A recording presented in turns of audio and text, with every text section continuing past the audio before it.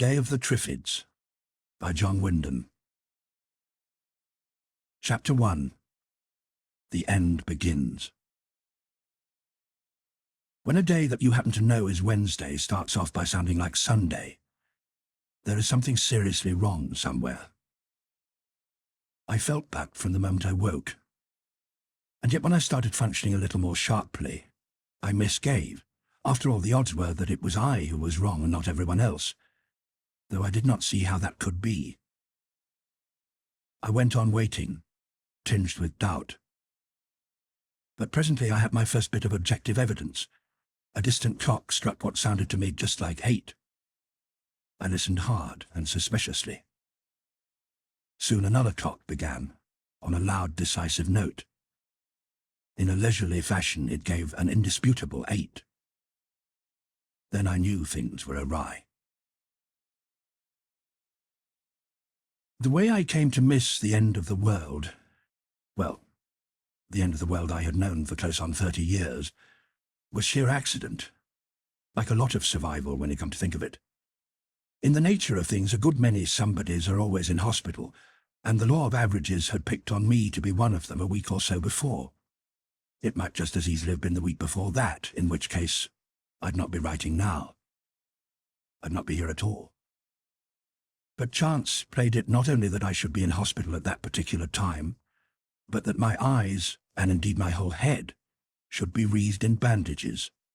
And that's why I have to be grateful to whoever orders these averages. At the time, however, I was only peevish, wondering what in thunder went on, for I'd been in this place long enough to know that next to the matron, the clock is the most sacred thing in a hospital. Without a clock, the place simply couldn't latch. Each second there's someone consulting it on births, deaths, doses, meals, lights, talking, working, sleeping, resting, visiting, dressing, washing. And hitherto it had decreed that someone should begin to wash and tidy me up at exactly 3 minutes after 7 a.m. That was one of the best reasons I had for appreciating a private room. In a public ward, the messy proceeding would have taken place a whole unnecessary hour earlier. But here, today, clocks of varying reliability were continuing to strike 8 in all directions, and still nobody had shown up. Much as I disliked the sponging process, and useless as it had been to suggest that the help of a guiding hand as far as the bathroom could eliminate it, its failure to occur was highly disconcerting. Besides, it was normally a close forerunner of breakfast, and I was feeling hungry. Probably I would have been aggrieved about it any morning, but today, this Wednesday the 8th of May, was an occasion of particular personal importance. I was doubly anxious to get all the fuss and routine over, because that was the day they were going to take off my bandages. I groped around a bit to find the bell push and let them have a full 5 seconds clatter just to show when I was thinking of them. While I was waiting for the pretty short-tempered response that such appeal ought to bring, I went on listening. The day outside, I realized now, was sounding even more wrong than I had thought. The noises it made, or failed to make, were more like Sunday than Sunday itself. And I'd come round again to being absolutely assured that it was Wednesday, whatever else had happened to it. Why the founders of St. Mary's Hospital chose to erect their institution at a main road crossing upon a valuable office site, and thus expose their patients' nerves to constant laceration, is a foible that I never properly understood. But for those fortunate enough to be suffering from complaints unaffected by the wear and tear of continuous traffic, it did have the advantage that one could lie abed and still not be out of touch, so to speak, with the flow of life. Customarily, the westbound buses thundered along, trying to beat the lights at the corner. As often as not, a pig squeal of brakes and a salvo of shots from the silencer would tell that they hadn't. Then the released cross-traffic would rev and roar as it started up the incline. And every now and then there would be an interlude, a good grinding bump followed by a general stoppage, exceedingly tantalizing to one in my condition, where the extent of the contretemps had to be judged entirely by the degree of profanity resulting. Certainly, neither by day nor during most of the night was there any chance of a St. Mary's patient being under the impression that the common round had stopped just because he personally was on the shelf for the moment. But this morning was different. Disturbingly, because mysteriously different. No wheels rumbled, no buses roared, no sound of a car of any kind, in fact, was to be heard. No brakes, no horns, not even the clopping of the few rare horses that still occasionally passed, nor, as there should be at such an hour, the composite tramp of work-bound feet. The more I listened, the queerer it seemed, and the less I cared for it. In what I reckoned to be 10 minutes of careful listening, I heard 5 sets of shuffling, hesitating footsteps, 3 voices bawling unintelligibly in the distance, and the hysterical sobs of a woman. There was not the cooing of a pigeon, nor the chirp of a sparrow. Nothing but the humming of wires in the wind. A nasty, empty feeling began to crawl up inside me. It was the same sensation I used to have sometimes as a child when I got to fancying that horrors were lurking in the shadowy corners of the bedroom, when I daren't put a foot out for fear that something should reach from under the bed and grab my ankle, daren't even reach for the switch lest the movement should cause something to leap at me. I had to fight down the feeling just as I had to when I was a kid in the dark. And it was no easier. It's surprising how much you don't grow out of when it comes to the test. The elemental fears were still marching along with me, waiting their chance, and pretty nearly getting it, just because my eyes were bandaged and the traffic had stopped. When I had pulled myself together a bit, I tried the reasonable approach. Why does traffic stop? Well, usually because the road is closed for repairs, perfectly simple. Any time now they'd be along with pneumatic drills as another touch of oral variety for the long-suffering patients. But the trouble with the reasonable line was that it went further. It pointed out that there was not even the distant hum of traffic, nor the whistle of a train, nor the hoot of a tugboat. Just nothing, until the clocks began chiming 8:15. The temptation to take a peep, not more than a peep, of course, just enough to get some idea of what on earth could be happening, was immense. But I restrained it. For one thing, a peep was a far less simple matter than it sounded. It wasn't just a case of lifting a blindfold. There were lots of pads and bandages.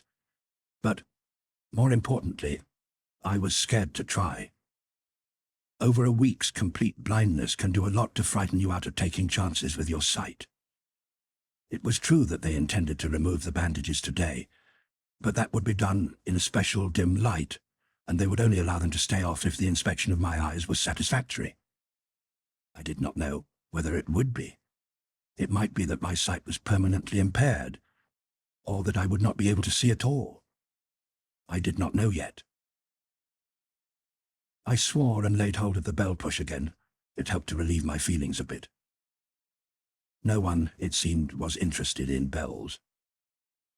I began to get as much annoyed as worried. It's humiliating to be dependent anyway, but it's a still poorer pass to have no one to depend on. My patience was whittling down. Something, I decided, had got to be done about it. If I were to bawl down the passage and generally raise hell, somebody ought to show up, if only to tell me what they thought of me. I turned back the sheet and got out of bed. I'd never seen the room I was in, and though I had a fairly good idea by ear of the position of the door, it wasn't all that easy to find. There seemed to be several puzzling and unnecessary obstacles, but I got across at the cost of a stubbed toe and minor damage to my shin. I shot my head out into the passage. "Hey!" I shouted. "I want some breakfast. Room 48. For a moment, nothing happened. Then came voices, all shouting together. It sounded like hundreds of them, and not a word coming through clearly. It was as though I'd put on a record of crowd noises, and an ill-disposed crowd at that. I had a nightmarish flash wondering whether I'd been transferred to a mental home while I was sleeping, and this was not St. Mary's Hospital at all. Those voices simply didn't sound normal to me. I closed the door hurriedly on the Babel and groped my way back to bed. At that moment, bed seemed to be the one safe, comforting thing in my whole baffling environment. As if to underline that, there came a sound which checked me in the act of pulling up the sheets. From the street below rose a scream, wildly distraught and contagiously terrifying. It came 3 times, and when it had died away, it seemed still to tingle in the air. I shuddered. I could feel the sweat prickle my forehead under the bandages. I knew now that something fearful and horrible was happening. I could not stand my isolation and helplessness any longer. I had to know what was going on around me. I put my hands up to my bandages. Then, with my fingers on the safety pins, I stopped. Suppose the treatment had not been successful. Suppose that when I took the bandages off, I were to find that I still could not see. That would be worse still, 100 times worse. I lacked the courage to be alone and find out that they had not saved my sight. And even if they had, would it be safe yet to keep my eyes uncovered? I dropped my hands and lay back.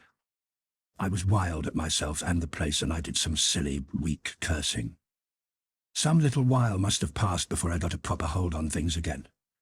But after a bit, I found myself churning round in my mind once more after a possible explanation. I did not find it. But I did become absolutely convinced that, come all the paradoxes of hell, it was Wednesday. But the previous day had been notable, and I could swear that no more than a single night had passed since then. You'll find it in the records that on Tuesday the 7th of May, the Earth's orbit passed through a cloud of comet debris. You can even believe it if you like. Millions did. Maybe it was so. I can't prove anything either way. I was in no state to see what happened, but I do have my own ideas. All that I actually know of the occasion is that I had to spend the evening in my bed listening to eyewitness accounts of what was constantly claimed to be the most remarkable celestial spectacle on record. And yet, until the thing actually began, nobody had ever heard a word about this supposed comet, or its debris. Why they broadcast it, considering that everyone who could walk, hobble, or be carried was either out of doors or at windows enjoying the greatest free firework display ever, I don't know. That they did, and it helped to impress on me still more heavily what it meant to be sightless. I got round to feeling that if the treatment had not been successful, I'd rather end the whole thing than go on that way. It was reported in the news bulletins during the day that mysterious bright green flashes had been seen in the Californian skies the previous night. However, such a lot of things did happen in California that no one could be expected to get greatly worked up over that. But as further reports came in, this comet debris motif made its appearance, and it stuck. Accounts arrived from all over the Pacific of a night made brilliant by green meteors said to be sometimes in such numerous showers that the whole sky appeared to be wheeling about us. And so it was, when you come to think of it. As the night line moved westward, the brilliance of the display was in no way decreased. Occasional green flashes became visible even before darkness fell. The announcer giving an account of the phenomenon in the 6 o'clock news advised everyone that it was an amazing scene, and one not to be missed. He mentioned also that it seemed to be interfering seriously with shortwave reception at long distances, but that the medium waves on which there would be a running commentary were unaffected, as, at present, was television. He need not have troubled with the advice. By the way everyone in the hospital got excited about it, it seemed to me that there was not the least likelihood of anybody missing it. Except myself. And as if the radio's comments were not enough, the nurse who brought me my supper had to tell me all about it. "The sky's simply full of shooting stars," she said. "All bright green, they make people's faces look frightfully ghastly. Everybody's out there watching them, and sometimes it's almost as light as day, only all the wrong colour. Every now and then there's a big one so bright that it hurts to look at it. It's a marvellous sight. They say there's never been anything like it before. Such a pity you can't see it, isn't it?" "It is," I agreed, somewhat shortly. "We've drawn back the curtains in the ward so they can all see it," she went on. "If only you hadn't those bandages, you'd have a wonderful view of it from here." "Oh," I said. "But it must be better still outside, though. They say thousands of people are out in the parks and on the heath watching it all, and on all the flat roofs you can see people standing and looking up." "How long do they expect it to go on?" I asked patiently. "I don't know, but they say it's not so bright now as it was in other places. Still, even if you had your bandages off today, I don't expect they'd have let you watch it. They'll have to take things gently at first, and some of the flashes are very bright. They're— "Ooh!" "Why, ooh?" I inquired. "That was such a brilliant one then. It made the whole room look green. What a pity you couldn't see it." "Isn't it?" I agreed.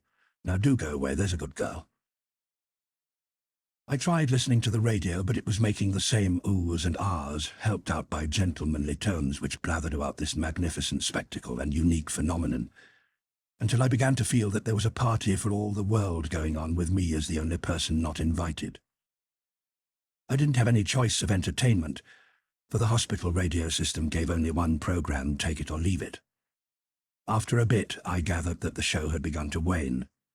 The announcer advised everyone who had not yet seen it to hurry up and do so, or regret all his life that he had missed it. The general idea seemed to be to convince me that I was passing up the very thing I was born for. In the end, I got sick of it and switched off. The last thing I heard was that the display was diminishing fast now, and that we'd probably be out of the debris area in a few hours. There could be no doubt in my mind that all this had taken place the previous evening. For one thing, I should have been a great deal hungrier even than I was, had it been longer ago. Very well. What was this, then? Had the whole hospital, the whole city made such a night of it that they'd not pulled round yet?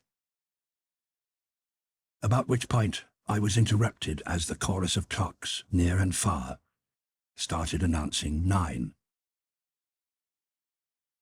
For the third time I played hell with the bell. As I lay waiting, I could hear a sort of murmurousness beyond the door. It seemed composed of whimperings, slitherings, and shufflings, punctuated occasionally by a raised voice in the distance. But still, no one came to my room. By this time I was slipping back.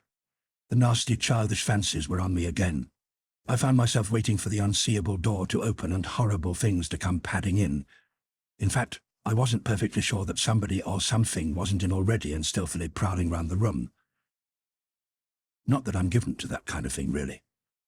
It was those damned bandages over my eyes, the medley of voices that had shouted back at me down the corridor. But I certainly was getting the willies. And once you get 'em, they grow. Already they were past the stage where you can shoo them off by whistling or singing at yourself. It came at last to the straight question. Was I more scared of endangering my sight by taking off the bandages, or of staying in the dark with the willies growing every minute? If it had been a day or two earlier, I don't know what I'd have done. Very likely the same in the end. But this day I could at least tell myself, well, hang it, there can't be a lot of harm if I use common sense. After all, the bandages are due to come off today. I'll risk it. There's one thing I put to my credit. I was not far enough gone to tear them off wildly. I had the sense and the self-control to get out of bed and pull the blind down before I started on the safety pins. Once I had the coverings off, and had found out that I could see in the dimness, I felt a relief that I'd never known before. Nevertheless, the first thing I did after assuring myself that there were indeed no malicious persons or things lurking under the bed or elsewhere, was to slip a chair back under the door handle. I could and did begin to get a better grip on myself then. I made myself take a whole hour, gradually getting used to full daylight. At the end of it, I knew that thanks to swift first aid, followed by good doctoring, my eyes were as good as ever. But still, no one came. On the lower shelf of the bedside table, I discovered a pair of dark glasses thoughtfully put ready against my need of them. Cautiously, I put them on before I went right close to the window. The lower part of it was not made to open, so that the view was restricted. Squinting down and sideways, I could see one or two people who appeared to be wandering in an odd, kind of aimless way farther up the street. But what struck me most, and at once, was the sharpness, the clear definition of everything, even the distant housetops view across the opposite roofs. And then I noticed that no chimney, large or small, was smoking. I found my clothes hung tidily in a cupboard.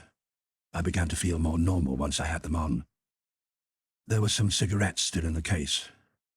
I lit one and started to get into the state of mind where, though everything was still undeniably queer, I could no longer understand why I had been quite so near panic.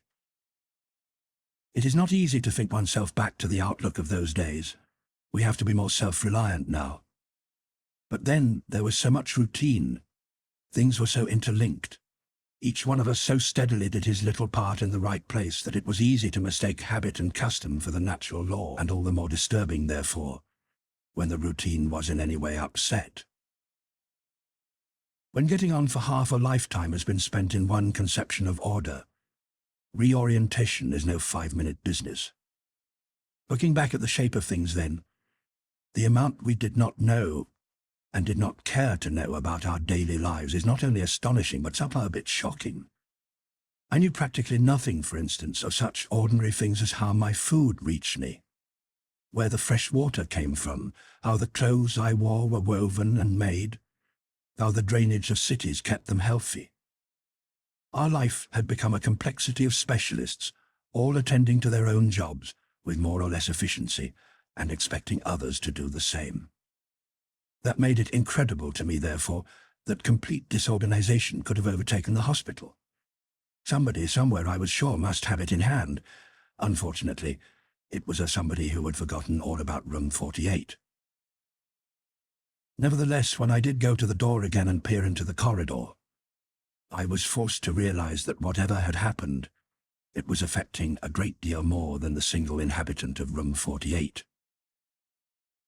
Just then, there was no one in sight, though in the distance I could hear a pervasive murmur of voices.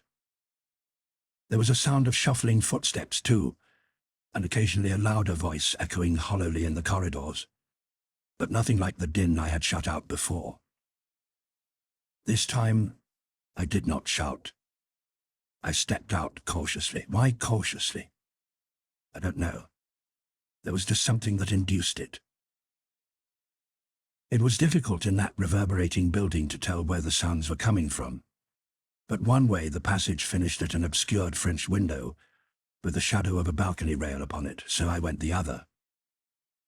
Rounding a corner, I found myself out of the private room wing, and on a broader corridor. When I first looked along it, I thought it empty. Then as I moved forward, I saw a figure come out of a shadow.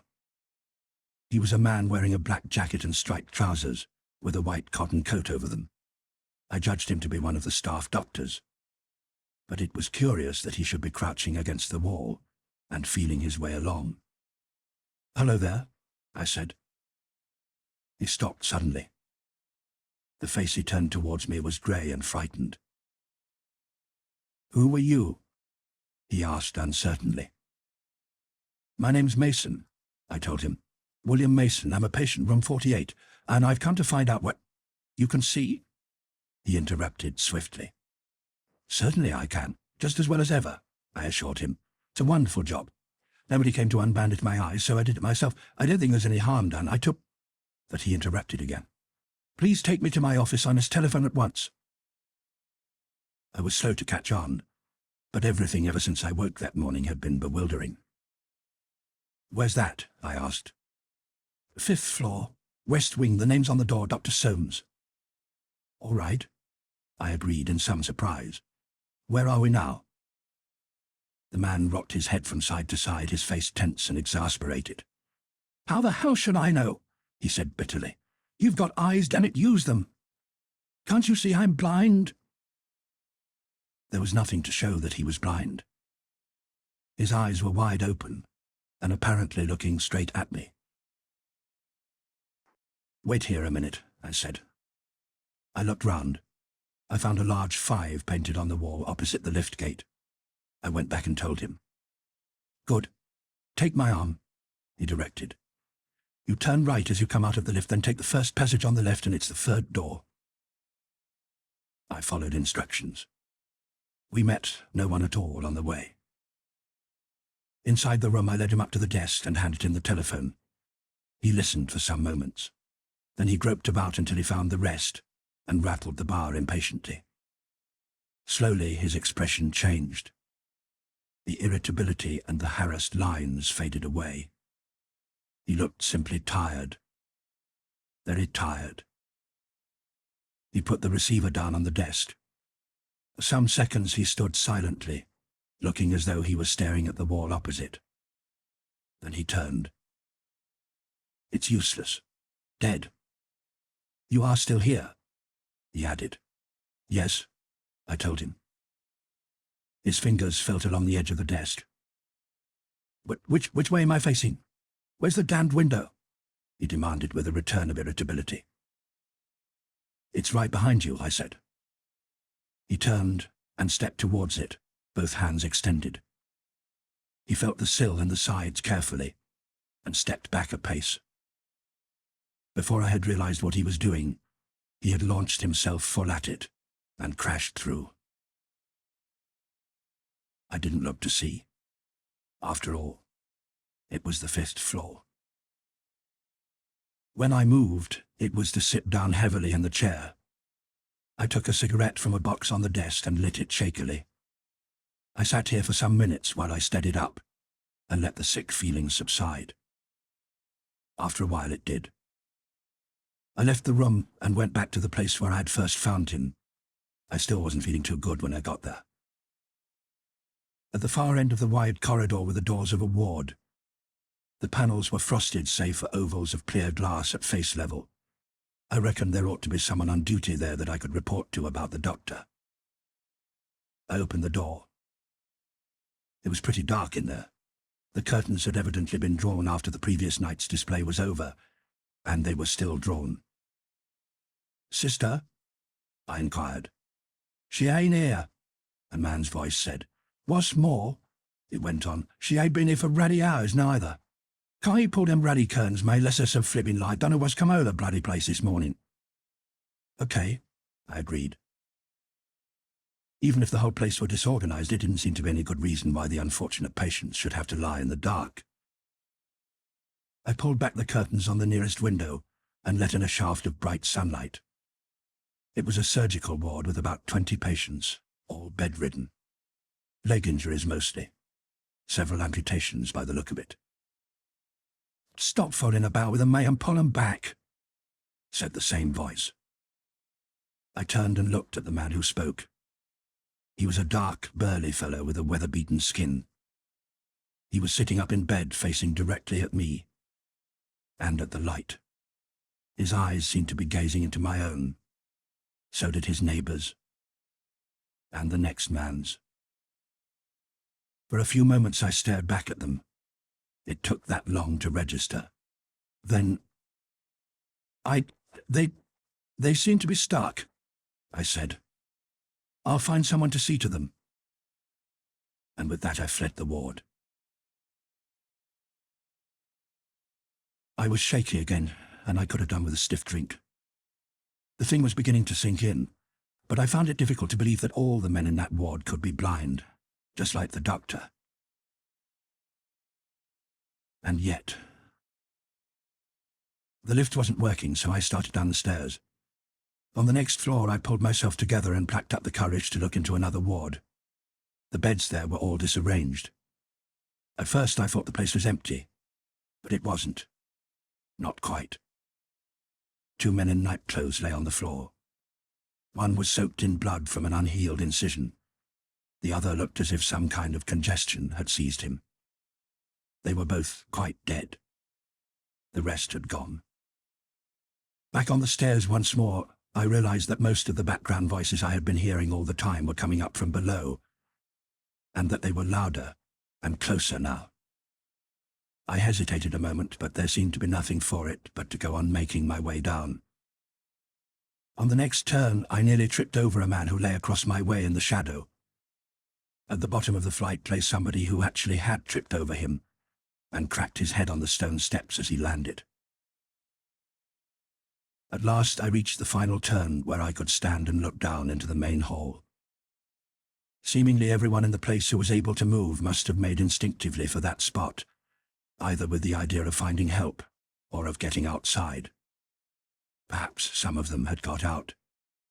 One of the main entrance doors was wide open, but most of them couldn't find it. There was a tight-packed mob of men and women, nearly all of them in their hospital nightclothes, milling slowly and helplessly around. The motion pressed those on the outskirts cruelly against marble corners or ornamental projections. Some of them were crushed breathlessly against the walls. Now and then one would trip. If the press of bodies allowed him to fall, there was little chance that it would let him come up again. The place looked... well, you'll have seen some of Dore's pictures of sinners in hell. But Dore couldn't include the sounds, sobbing, the murmurous moaning, and occasionally a forlorn cry. A minute or two of it was all I could stand. I fled back up the stairs. There was the feeling that I ought to do something about it. Lead them out into the street, perhaps, and at least put an end to that dreadful slow milling. But a glance had been enough to show that I could not hope to make my way to the door to guide them down there. Besides, if I did get them outside, what then? I sat down on a step for a while to get over it, with my head and my hands and that awful conglomerate sound in my ears all the time.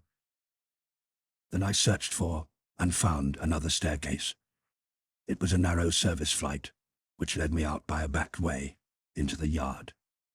Maybe I'm not telling this part too well. The whole thing was so unexpected and shocking that for a time I deliberately tried not to remember the details. Just then I was feeling much as though it were a nightmare from which I was desperately but vainly seeking the relief of waking myself. As I stepped out into the yard, I still half refused to believe what I had seen. But one thing I was perfectly certain about. Reality or nightmare. I needed a drink, as I had seldom needed one before. There was nobody in sight in the little side street outside the yard gates, but almost opposite stood a pub. I can recall its name now. The Alamein Arms. There was a board bearing a reputed likeness of Viscount Montgomery hanging from an iron bracket, and below one of the doors stood open. I made straight for it. Stepping into the public bar gave me for the moment a comforting sense of normality. It was prosaically and familiarly like dozens of others. But although there was no one in that part, there was certainly something going on in the saloon bar round the corner. I heard heavy breathing. A cork left its bottle with a pop. A pause. Then a voice remarked, "Gin. Lasse, Howard gin." There followed a shattering crash. The voice gave a sozzled chuckle. "That's mirror. Or sugar mirrors, anyway." Another cork popped. "Stan gin again," complained the voice, offended. "The Howard gin."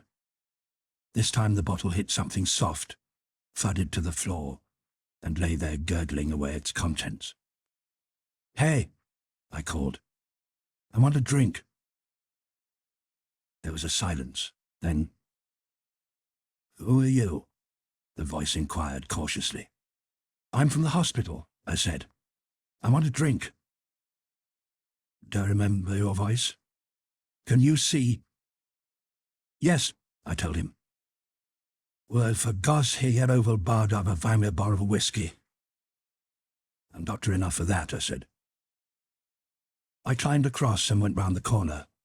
A large-bellied, red-faced man with a greying walrus moustache stood there, clad only in trousers and a collarless shirt. He was fairly drunk. He seemed undecided whether to open the bottle he held in his hand or to use it as a weapon. "If you're a doctor, what are you?" he demanded suspiciously. "I was a patient, but I need a drink as much as any doctor," I said. "That's gin again you've got there," I added. "Oh, is it? Buy gin," he said, and slung it away. It went through the window with a lively crash. "Give me that corkscrew," I told him. I took down a bottle of whiskey from the shelf, opened it, and handed it to him with a glass. For myself, I chose a stiff brandy with very little soda. And then another. After that, my hand wasn't shaking so much. I looked at my companion. He was taking his whiskey neat out of the bottle. "You'll get drunk," I said. He paused and turned his head towards me. I could have sworn that his eyes really saw me. "Get drunk. I'm drunk," he said scornfully. He was so perfectly right that I didn't comment. He brooded a moment before he announced, "Very drunker. Very much drunker." He leaned closer. "To know what?" "I'm blind. That's why I am. blind the bat. Everybody's blind the bat. Except you. What had you blinds about? I don't know, I told him. Sam, bloody comet got it. The swat done it. Green shooting flowers and now everybody's blind as a bat. Did you see green shoes first? No, I admitted. They what? Proves it. You didn't see 'em? You aren't blind. Everybody else saw 'em. He waved an expressive arm. All blinds bats. Bugger comets, I say. I poured myself a third brandy, wondering whether there might not be something in what he was saying. Everyone blind? I repeated. That's it. Probably everyone in the world. Except you, he added, as an afterthought. How do you know? I asked. Sees it. Listen, he said. We stood side by side leaning on the bar of the dingy pub and listened. There was nothing to be heard. Nothing but the rustle of a dirty newspaper blown down the empty street. Such a quietness held everything as cannot have been known in those parts for 1,000 years and more. See what I mean? It's obvious, said the man. Yes, I said slowly. Yes, I see what you mean. I decided that I must get along. I did not know where to, but I must find out more about what was happening. Are you the landlord? I asked him. Well, if I am, he demanded defensively. Only that I've got to pay someone for 3 double brandies. Forget it. But look here, forget it, I tell you. Do you know why? 'Cause what's the good of marriage to a dead man? That's what I am. It's good how. Just a few more drinks. He looked a pretty robust specimen for his age, and I said so. What's the girl in blinds a bat? He demanded aggressively. That's what my wife said. And she was right. At least she's more guts than I have. Was she found as the kids were blind too? What did she do? Took 'em into our bed with her and turned on the gas. That's what she done. And I hadn't the guts to sit with 'em. She's got pluck, my wife. More than I have. But I will have soon. I'm going back up there soon. When I'm drunk enough. What was there to say? What I did say served no purpose save to spoil his temper. In the end, he groped his way to the stairs and disappeared up them, bottle in hand. I didn't try to stop him or follow him. I watched him go. Then I knocked back the last of my brandy and went out into the silent street.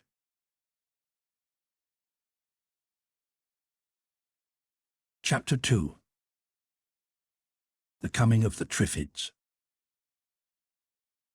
This is a personal record. It involves a great deal that has vanished forever, but I can't tell it in any other way than by using the words we used to use for those vanished things. So they have to stand. But even to make the setting intelligible, I find that I shall have to go back farther than the point at which I started. When I was a child, we lived, my father, my mother, and myself, in a southern suburb of London. We had a small house which my father supported by conscientious daily attendance at his desk in Inland Revenue Department, and a small garden at which he worked rather harder during the summer. There was not a lot to distinguish us from the 10 or 12 million other people who used to live in and around London in those days. My father was one of those persons who could add a column of figures, even of the ridiculous coinage then in use locally, with a flick of the eye, so that it was natural for him to have in mind that I should become an accountant. As a result, my inability to make any column of figures reach the same total twice caused me to be something of a mystery as well as a disappointment to him.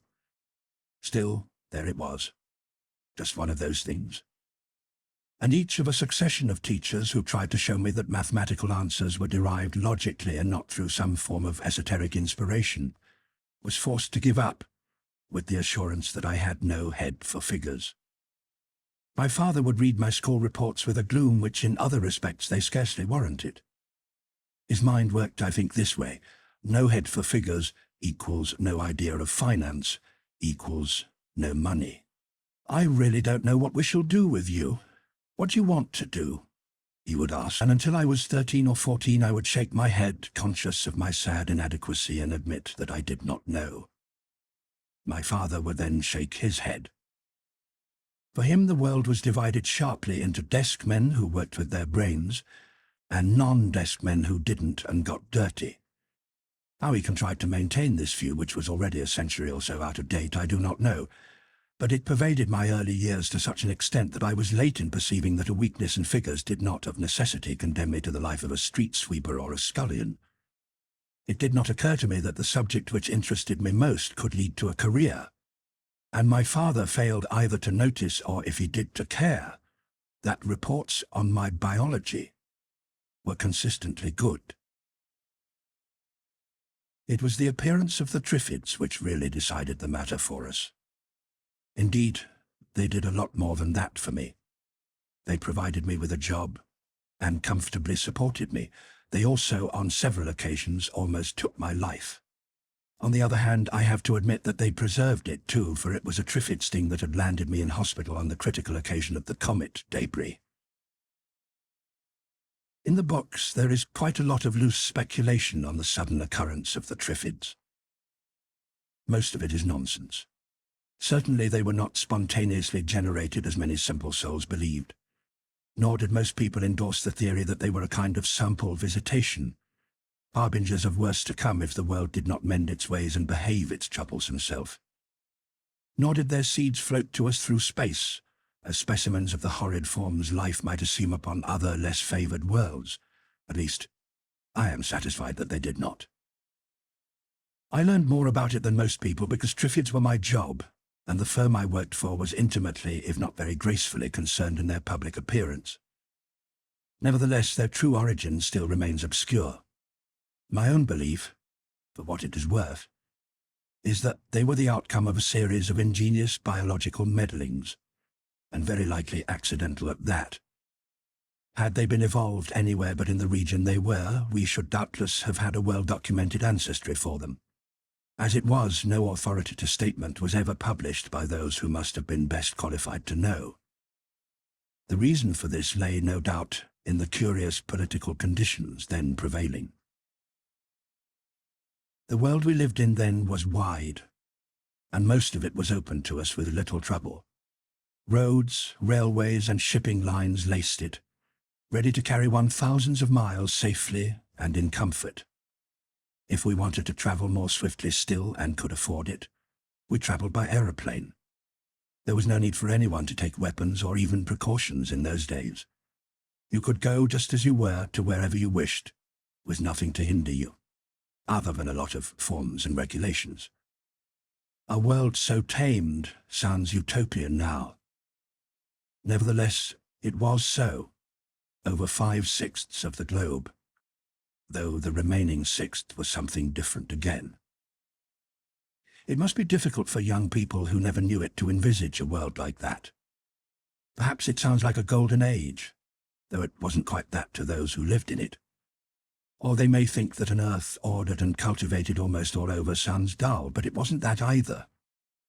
It was rather an exciting place, for a biologist anyway. Every year we were pushing the northern limit of growth for food plants a little further back. New fields were growing quick crops on what had historically been simply tundra or barren land. Every season, too, stretches of desert, both old and recent, were reclaimed and made to grow grass or food. Food was then our most pressing problem, and the progress of the regeneration schemes and the advance of the cultivation lines on the maps was followed with almost as much attention as an earlier generation had paid to battlefronts.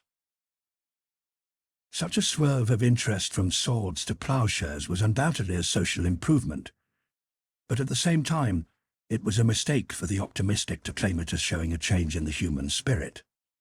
The human spirit continued much as before, 95% of it wanting to live in peace, and the other 5% considering its chances if it should risk starting anything. It was chiefly because no one's chances looked too good that the lull continued. Meanwhile, with something like 25 million new mouths bawling for food every year, the supply problem became steadily worse.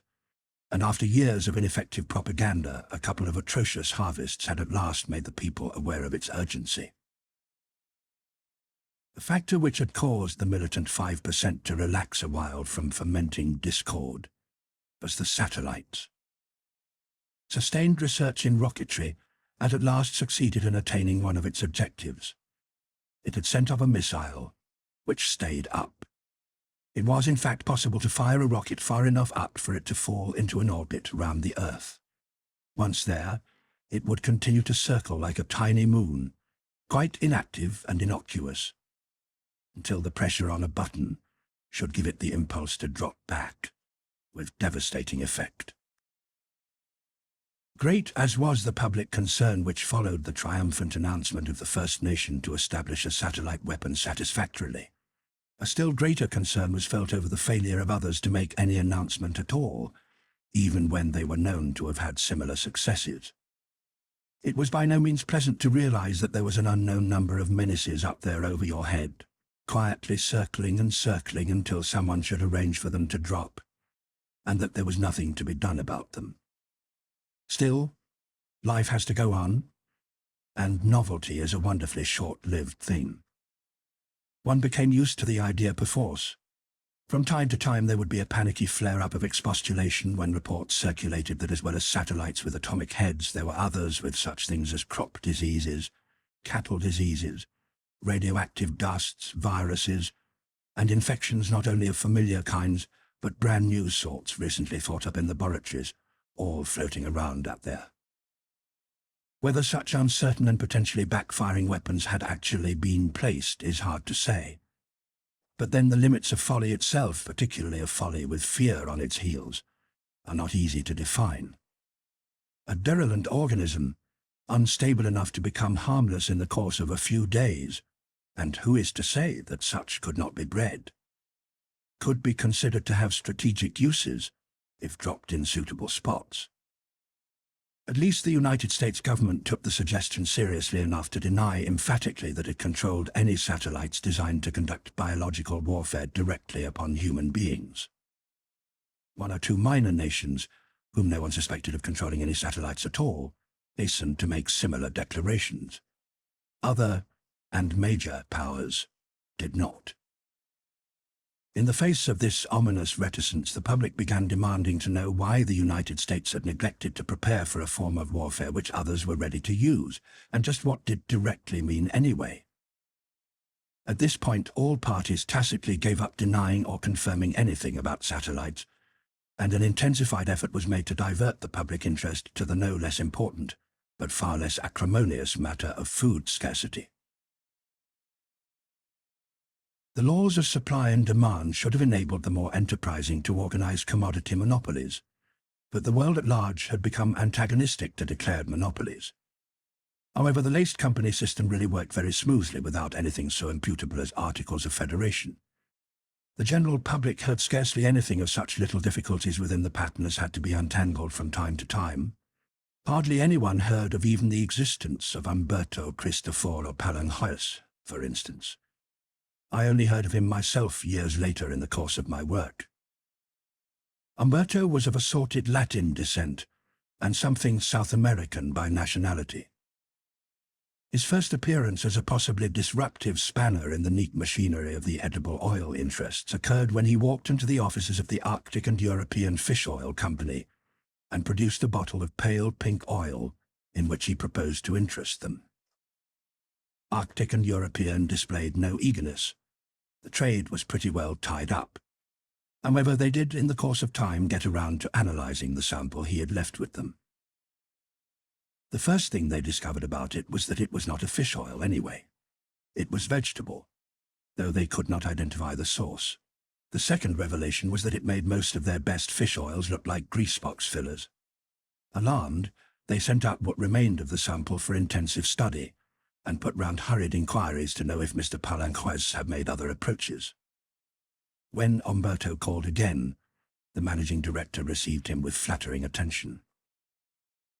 "That is a very remarkable oil you brought us, Mr. Palanquez," he said.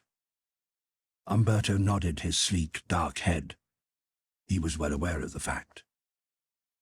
"I have never seen anything quite like it," the managing director admitted. Umberto nodded again. "No," he said, politely. Then, seemingly as an afterthought, he added, "But I think you will, senor. A very great deal of it." He appeared to ponder. "It will, I think, come on the market 7, maybe 8 years from now." He smiled. The managing director thought that unlikely. He said with a frank air, "It is better than our fish oils." "So I am told, senor," agreed Umberto. "You are proposing to market it yourself, Mr. Palanquez?" Umberto smiled again. "Would I be showing it to you if I did?" "We might reinforce one of our own oils synthetically," observed the managing director reflectively. "With some of the vitamins, but it would be costly to synthesize all of them, even if you could," Umberto said gently. "Besides," he added, "I am told that this oil would easily undersell your best fish oils anyway." Said the managing director. "Well, I suppose you have a proposition, Mr. Palanquez. Shall we come to it?" Umberto explained. "There are 2 ways of dealing with such an unfortunate matter. The usual one is to prevent it happening, or at least to delay it until the capital sunk in present equipment has been paid off. That is, of course, the desirable way." The managing director nodded. He knew plenty about that. "But this time I am so sorry for you because, you see, it is not possible." The managing director had his doubts. His inclination was to say, "You'd be surprised," but he resisted it and contented himself with a non-committal, "Oh?" "The other way," suggested Umberto, "is to produce the thing yourself before the trouble starts." "Ah," said the managing director. "I think," Umberto told him, "I think that I might be able to supply you with seeds of this plant in maybe 6 months' time. If you were to plant them, you could begin production of oil in 5 years, or it might be 6 for full yield." "Just nicely in time, in fact," observed the managing director. Umberto nodded. "The other way would be simpler," remarked the managing director. "If it were possible at all," Umberto agreed. "But unfortunately, your competitors are not approachable or suppressible." He made the statement with a confidence which caused the managing director to study him thoughtfully for some moments. "I see," he said at last. I wonder, you don't happen to be a Soviet citizen, Mr. Palanquez?" "No," said Umberto. "On the whole, my life has been lucky, but I have very varied connections." That brings us to considering the other 1/6 of the world, that part which one could not visit with such facility as the rest. Indeed, permits to visit the Union of Soviet Socialist Republics were almost unobtainable, and the movements of those who did achieve them were strictly circumscribed. It had deliberately organized itself into a land of mystery. Little of what went on behind the veiling secrecy which was almost pathological in the region was known to the rest of the world. What was usually suspect. Yet behind the curious propaganda which distributed the laughable while concealing all likely to be of the least importance, achievements undoubtedly went on in many fields. One was biology. Russia, who shared with the rest of the world the problem of increasing food supplies, was known to have been intensively concerned with attempts to reclaim desert, steppe, and the northern tundra. In the days when information was still exchanged, she had reported some successes. Later, however, a cleavage of methods and views had caused biology there, under a man called Lysenko, to take a different course. It, too, then succumbed to the endemic secrecy. The lines it had taken were unknown and thought to be unsound, but it was anybody's guess whether very successful, very silly, or very queer things were happening there, if not all three at once. "Sunflowers," said the managing director, speaking absent-mindedly out of his own reflections. "I happen to know they were having another shot at improving the yield of sunflower seed oil, but it isn't that." "No," agreed Umberto. "It is not that." The managing director doodled. "Seeds, you said. Do you mean that it's some new species? Because if it is merely some improved strain more easily processed, I understand that it is the new species. Something quite new. Then you haven't actually seen it yourself. It may in fact be some modified kind of sunflower." "I have seen a picture, senor. I do not say there is no sunflower there at all. I do not say there is no turnip there. I do not say there is no nettle, or even no orchid there. But I do say that if they were all fathers to it, they would none of them know their child. I do not think it would please them greatly either." "I see. Now, what was this figure you had in mind for getting us the seeds of this thing?" Umberto named a sum which stopped the managing director's doodling quite abruptly. It made him take off his glasses to regard the speaker more closely. Umberto was unabashed. "Consider, senor," he said, ticking off points on his fingers. "It is difficult. And it is dangerous, very dangerous. I do not fear, but I do not go to danger to amuse myself. There is another man, a Russian. I shall have to bring him away, and he must be paid well. There will be others that he must pay first. Also, I must buy an aeroplane, a jet aeroplane, very fast. All these things cost money. And I tell you, it is not easy. You must have seeds that are good. Many of the seeds of this plant are infertile. To make sure, I have to bring you seeds that have been sorted. They are valuable. And in Russia, everything is a state secret and guarded. Certainly, it will not be easy." "And I believe that, but all the same, is it so much, senor? What will you say in a few years when these Russians are selling their oil all over the world and your company is finished?" "It will need thinking over, Mr. Palanquez. But of course, senor," Umberto agreed with a smile. "I can wait a little while, but I'm afraid I cannot reduce my price." Nor did he. The discoverer and the inventor are the bane of business. A little sand in the works is comparatively a mere nothing. You just replace the damaged parts and go on. But the appearance of a new process, a new substance when you are all organized and ticking nicely, is the very devil. Sometimes it is worse than that. It just cannot be allowed to occur. Too much is at stake. If you can't use legal methods, you must try others. For Umberto had understated the case.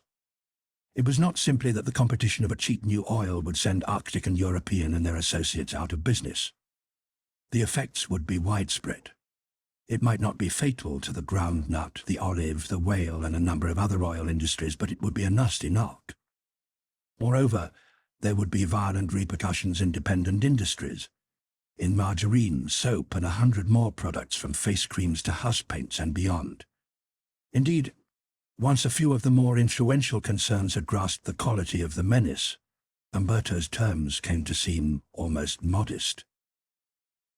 He got his agreement, for his samples were convincing if the rest was somewhat vague.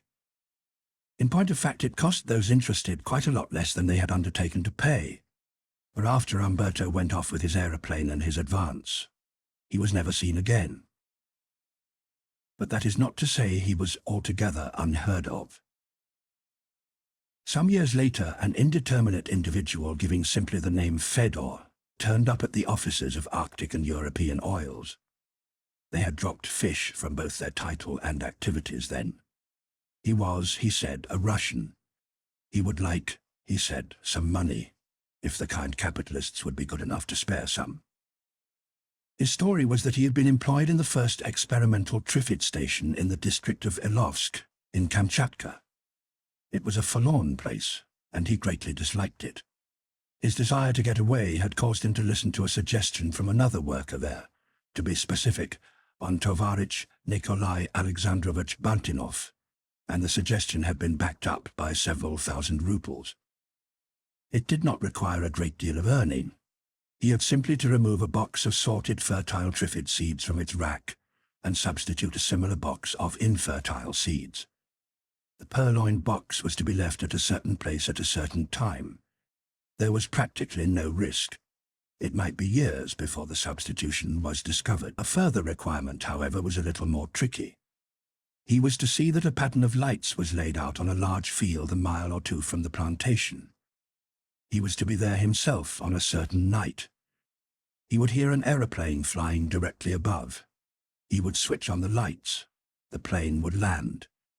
The best thing he could do then would be to get away from the neighborhood as soon as possible before anyone should arrive to investigate.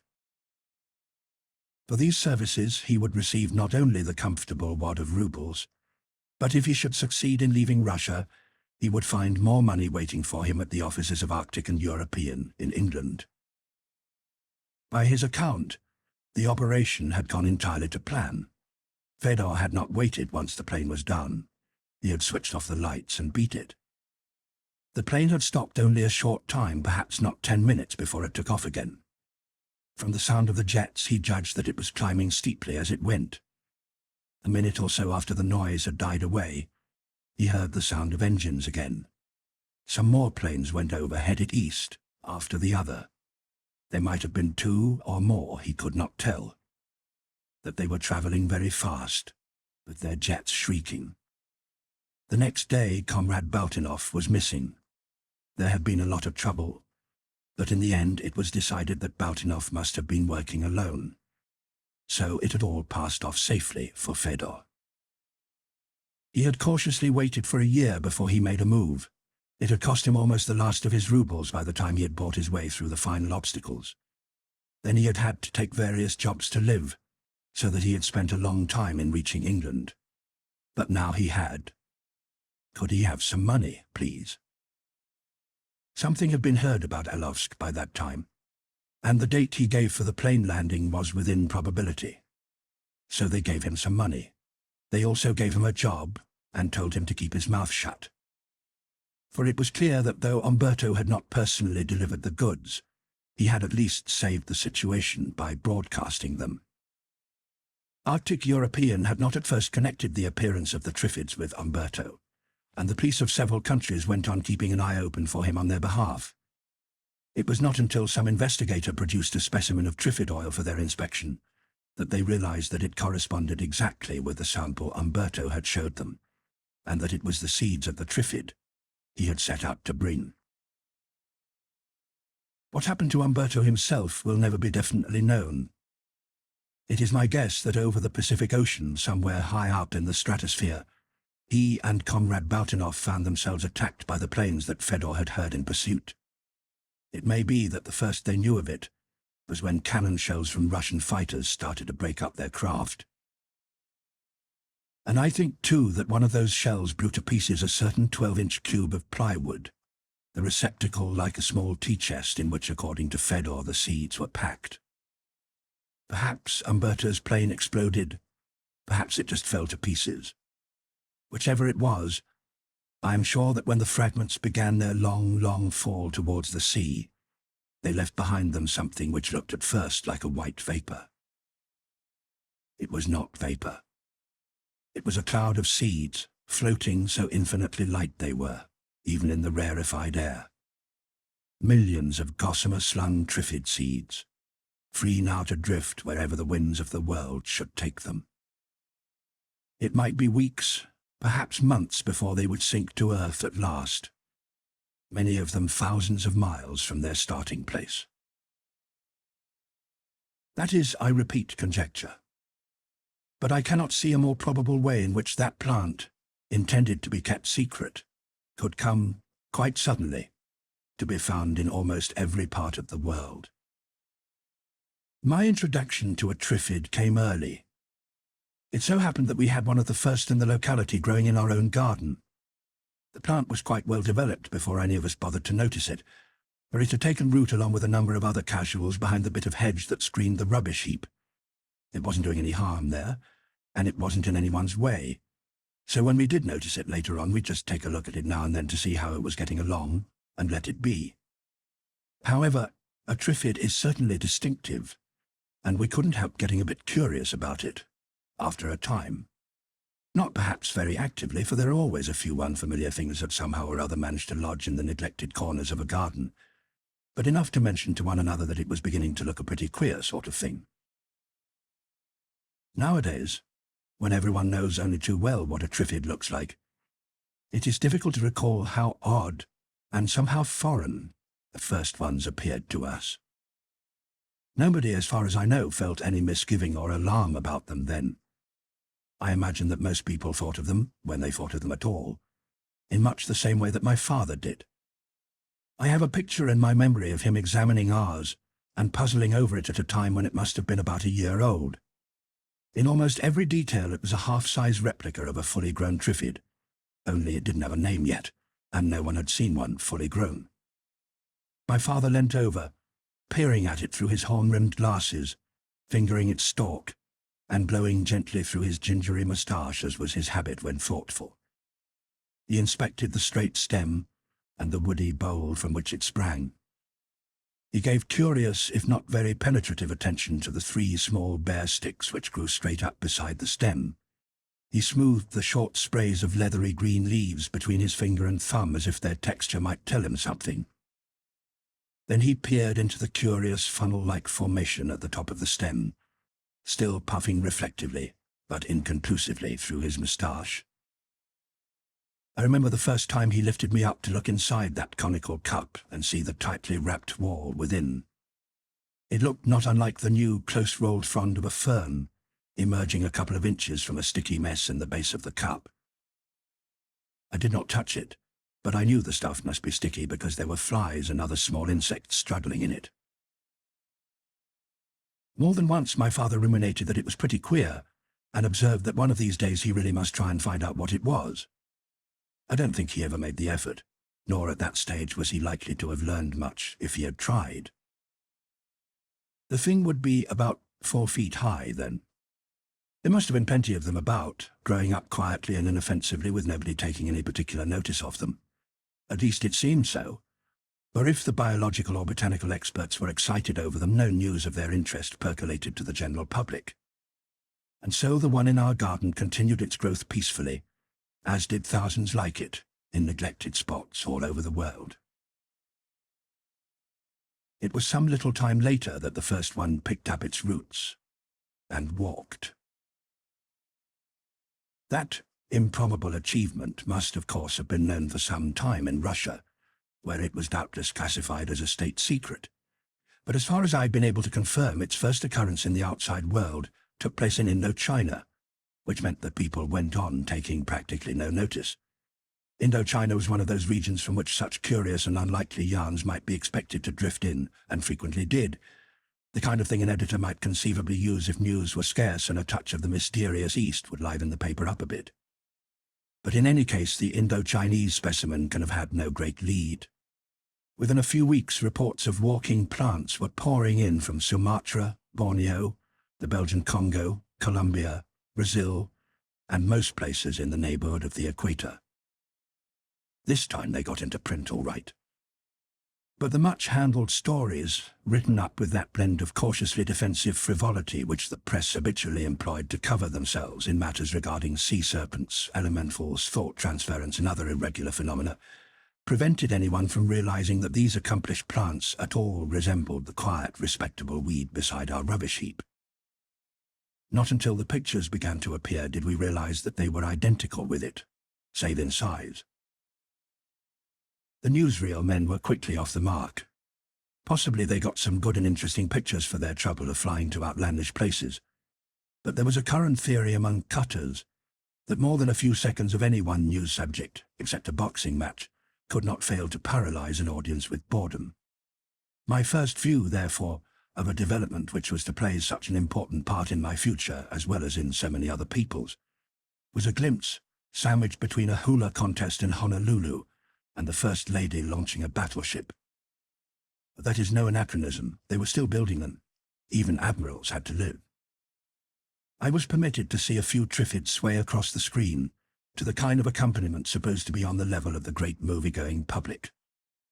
And now, folks, get a load of what our cameraman found in Ecuador. Vegetables on vacation. You've only seen this kind of thing after a party, but down in sunny Ecuador they see it any time, and no hangover to follow. Monster plants on the march. Say, that's given me a big idea. Maybe if we can educate our potatoes right, we can fix it so they'll walk right into the pot. How'd that be, Mama? For the short time the scene was on, I stared at it fascinated. There was our mysterious rubbish heap plant grown to a height of 7 feet or more. There was no mistaking it. And it was walking. The bowl, which I now saw for the first time, was shaggy with little rootlet hairs. It would have been almost spherical but for 3 bluntly tapered projections extending from the lower part. Supported on these, the main body was lifted about a foot clear of the ground. When it walked, it moved rather like a man on crutches. 2 of the blunt legs slid forward, then the whole thing lurched as the rear one drew almost level with them, then the 2 in front slid forward again. At each step, the long stem whipped violently back and forth. It gave one a kind of seasick feeling to watch it. As a method of progress, it looked both strenuous and clumsy, faintly reminiscent of young elephants at play. One felt that if it were to go on lurching for long in that fashion, it would be bound to strip all its leaves if it did not actually break its stem. Nevertheless, ungainly though it looked, it was contriving to cover the ground at something like an average walking pace. That was about all I had time to see before the battleship launching began. It was not a lot, but it was enough to incite an investigating spirit in a boy. For if that thing in Ecuador could do a trick like that, why not the one in our garden? Admittedly, ours was a good deal smaller, but it did look the same. About 10 minutes after I got home, I was digging round our Triffid, carefully loosening the earth near it to encourage it to walk. Unfortunately, there was an aspect of this self-propelled plant discovery which the newsreel people had either not experienced or had chosen for some reason of their own not to reveal. There was no warning either. I was bending down, intent on clearing the earth without harming the plant, when something from nowhere hit me one terrific slam and knocked me out. I woke up to find myself in bed, with my mother, my father, and the doctor watching me anxiously. My head felt as if it was split open. I was aching all over, and as I later discovered, one side of my face was decorated with a blotchy red raised wheal. The insistent questions as to how I came to be lying unconscious in the garden were quite useless. I had no faintest idea what it was that had hit me. And some little time passed before I learned that I must have been one of the first persons in England to be stung by a Triffid, and get away with it. The Triffid was, of course, immature. But before I had fully recovered, my father had found out what had undoubtedly happened to me, and by the time I went into the garden again, he had wreaked stern vengeance on our Triffid, and disposed of the remains on a bonfire. Now that walking plants were established facts, the press lost its former tepidity and bathed them in publicity. So a name had to be found for them. Already they were botanists wallowing after their custom in polysyllabic dog Latin and Greek to produce variants on ambulans and pseudopodia. But what the newspapers and the public wanted was something easy on the tongue and not too heavy on the headlines for general use. If you could see the papers of that time, you would find them referring to trichots, tricusps, trigenates, trigons, trilogs, tridentates, trinites, tripedals, tripeds, trichits, tripods, tripits, and a number of other mysterious things not even beginning with tree, though almost all centered on the feature of that active 3-pronged root. There was argument, public, private, and bar parlour, with heated championship of one term or another on near-scientific, quasi-etymological, and a number of other grounds, but gradually one term began to dominate this philological gymkhana. In its first form it was not quite acceptable, but common usage modified the original long first I, and custom quickly wrote in a second F, to leave no doubt about it, and so emerged the standard term. A catchy little name originating in some newspaper office as a handy label for an oddity, but destined one day to be associated with pain, fear, and misery. Triffid. The first wave of public interest soon ebbed away. Triffids were admittedly a bit weird, but that was, after all, just because they were novelties. People had felt the same about novelties of other days, about kangaroos, giant lizards, black swans. And when you came to think of it, were Triffids all that much queerer than mudfish, ostriches, tadpoles, and 100 other things? The bat was an animal that had learned to fly. Well, here was a plant that had learned to walk. What of that? But there were features of it to be less casually dismissed. On its origins, the Russians, true to type, lay low and said nothing. Even those who had heard of Umberto did not yet connect him with it. Its sudden appearance, and even more its wide distribution, prompted very puzzled speculation.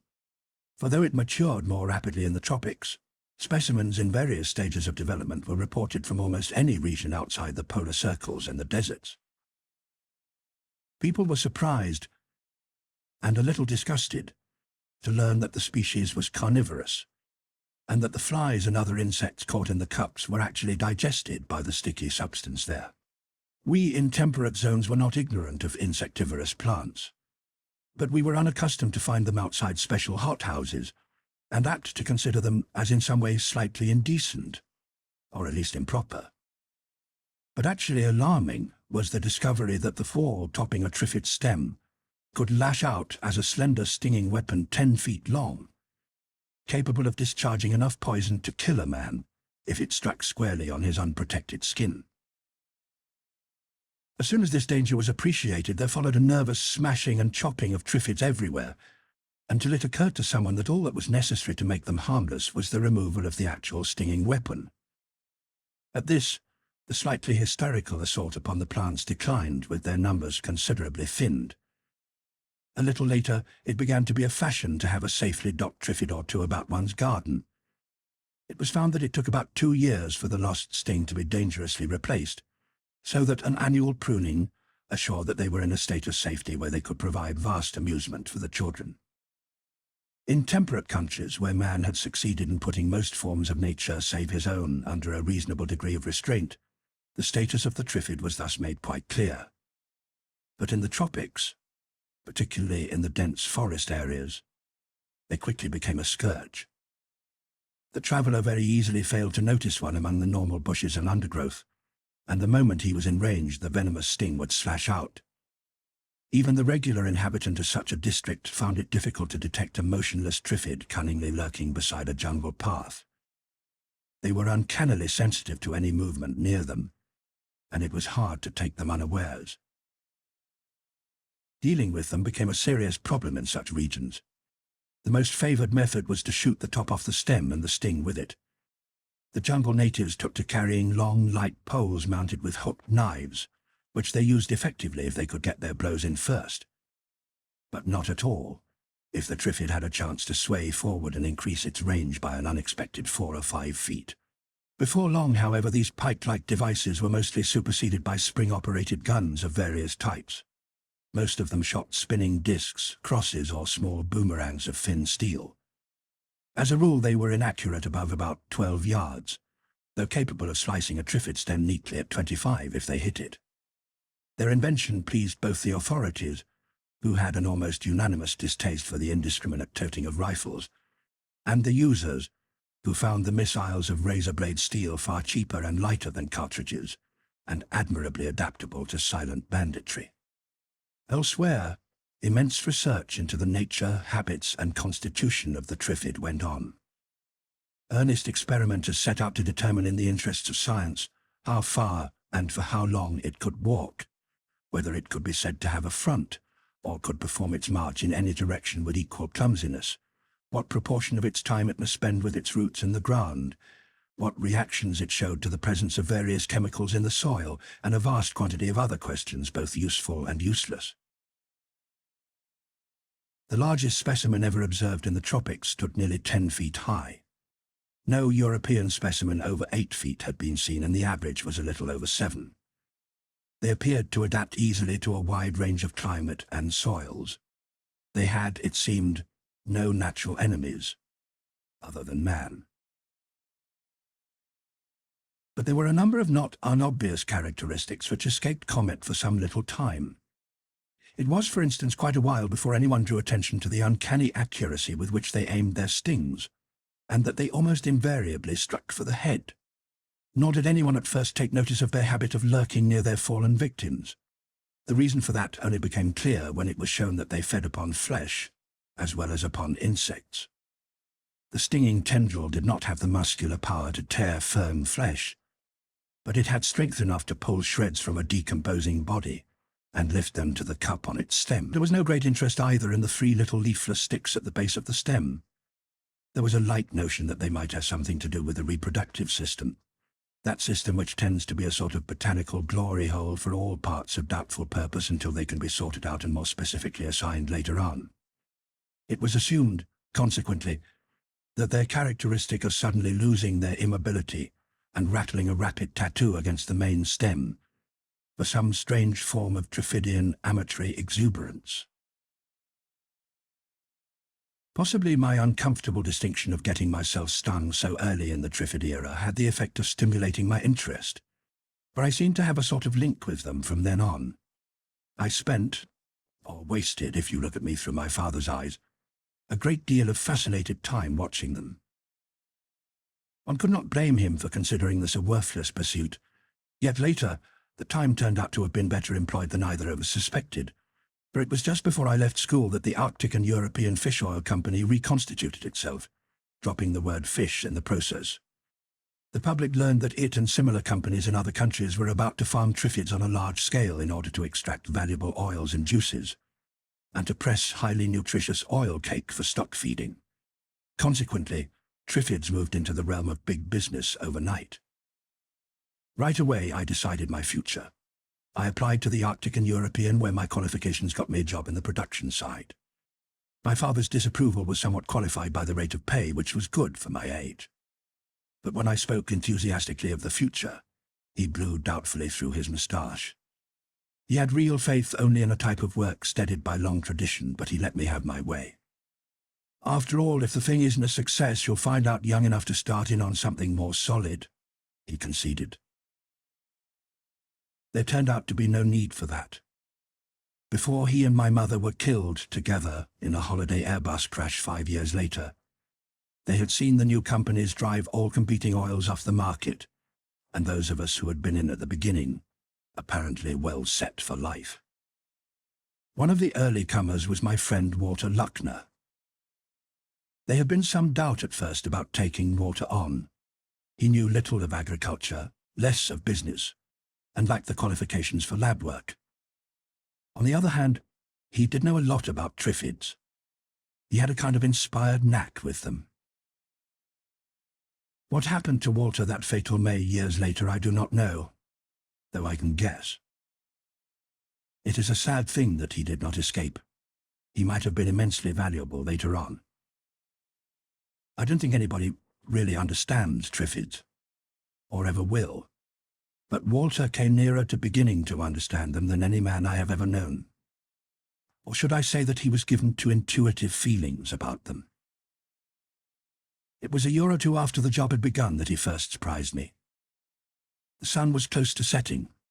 We had knocked off for the day and were looking with a sense of satisfaction at 3 new fields of nearly fully grown triffids. In those days we didn't simply corral them as we did later. They were arranged across the fields roughly in rows. At least the steel stakes to which each was tethered by a chain were in rows, though the plants themselves had no sense of tidy regimentation.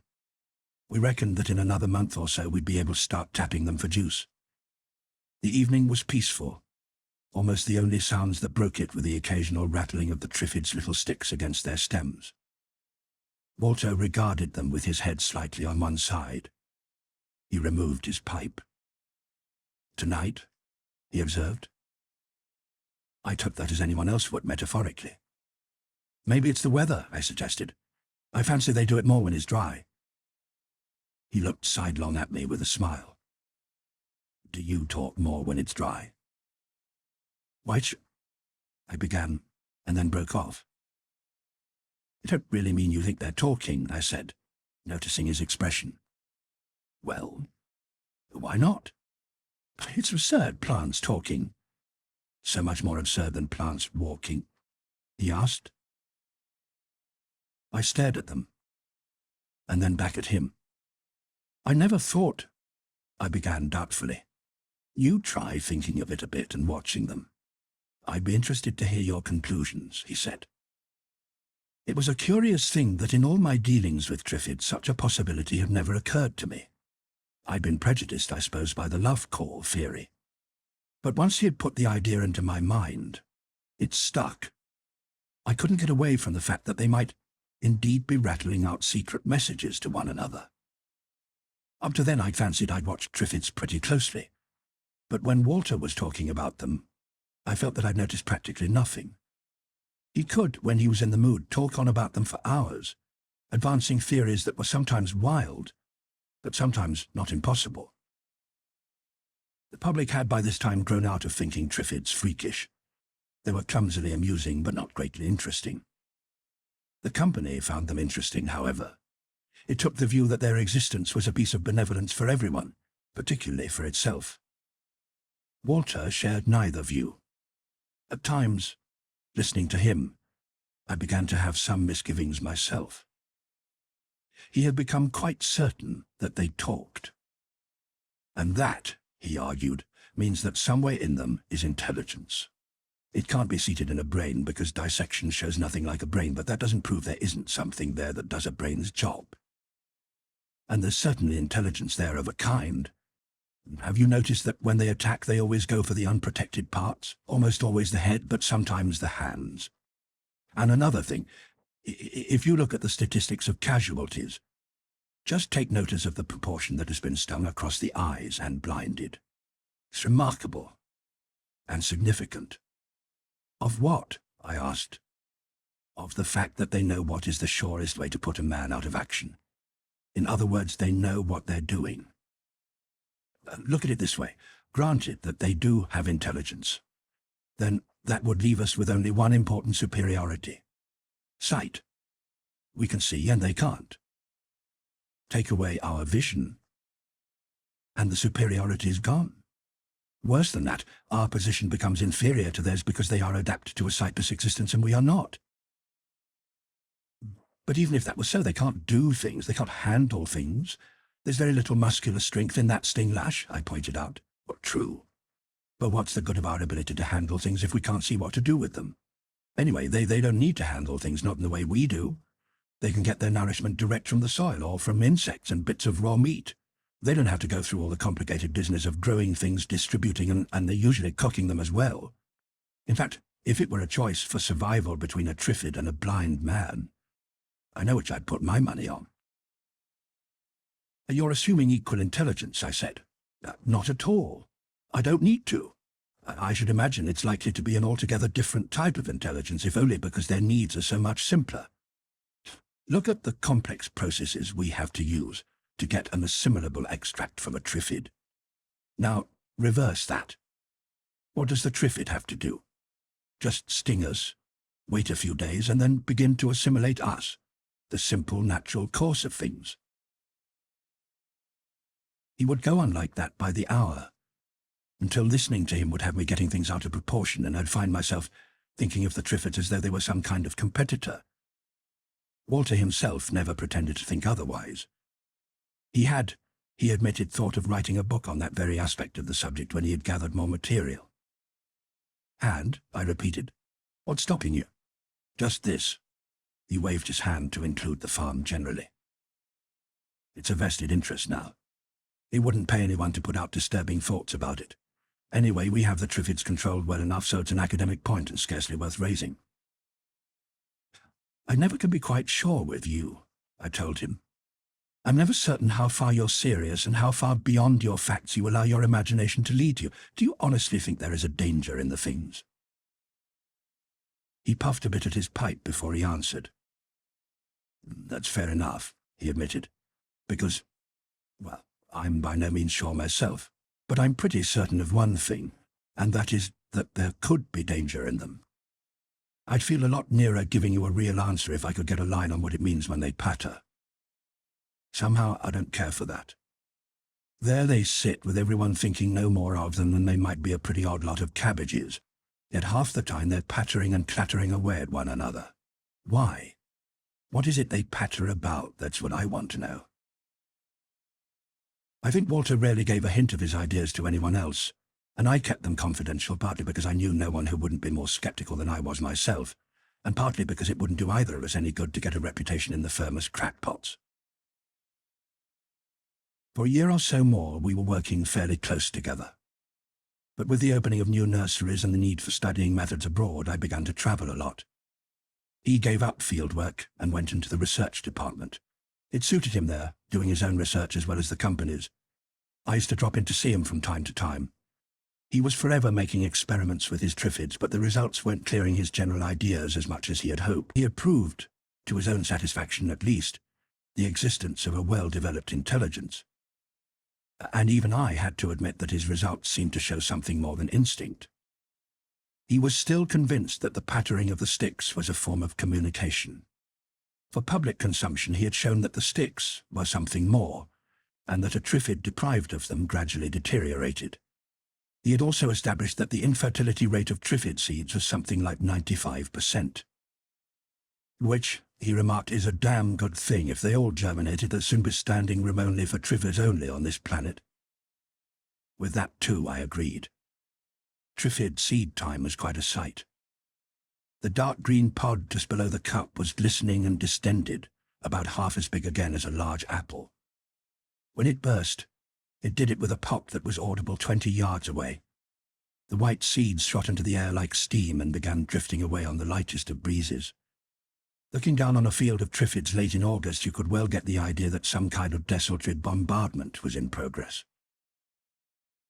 It was Walter's discovery again that the quality of the extracts was improved if the plants retained their stings. In consequence, the practice of docking was discontinued on farms throughout the trade, and we had to wear protective devices when working among the plants. At the time of the accident that had landed me in hospital, I was actually with Walter. We were examining some specimens which were showing unusual deviations. Both of us were wearing wire mesh masks. I did not see exactly what happened. All I know is that as I bent forward, a sting slashed viciously at my face and smacked against the wire of the mask. 99 times in 100 it would not have mattered. That was what the masks were for. But this one came with such force that some of the little poison sacs were burst open, and a few drops from them went into my eyes. Walter got me back into his lab and administered the antidote in a few seconds. It was entirely due to his quick work that they had the chance of saving my sight at all. But even so, it had meant over a week in bed, in the dark. While I lay there, I had quite decided that when, and if, I had my sight back, I was going to apply for a transfer to another side of the business. And if that did not go through, I'd quit the job altogether. I had built up a considerable resistance to Triffid poison since my first sting in the garden. I could take, and had taken, without very much harm, stings which would have laid an inexperienced man out very cold indeed. But an old saying about a pitcher and a well kept on recurring to me. I was taking my warning. I spent, I remember, a good many of my enforcedly dark hours deciding what kind of job I would try for if they would not give me that transfer. Considering what was just around the corner for us all, I could scarcely have found a contemplation more idle.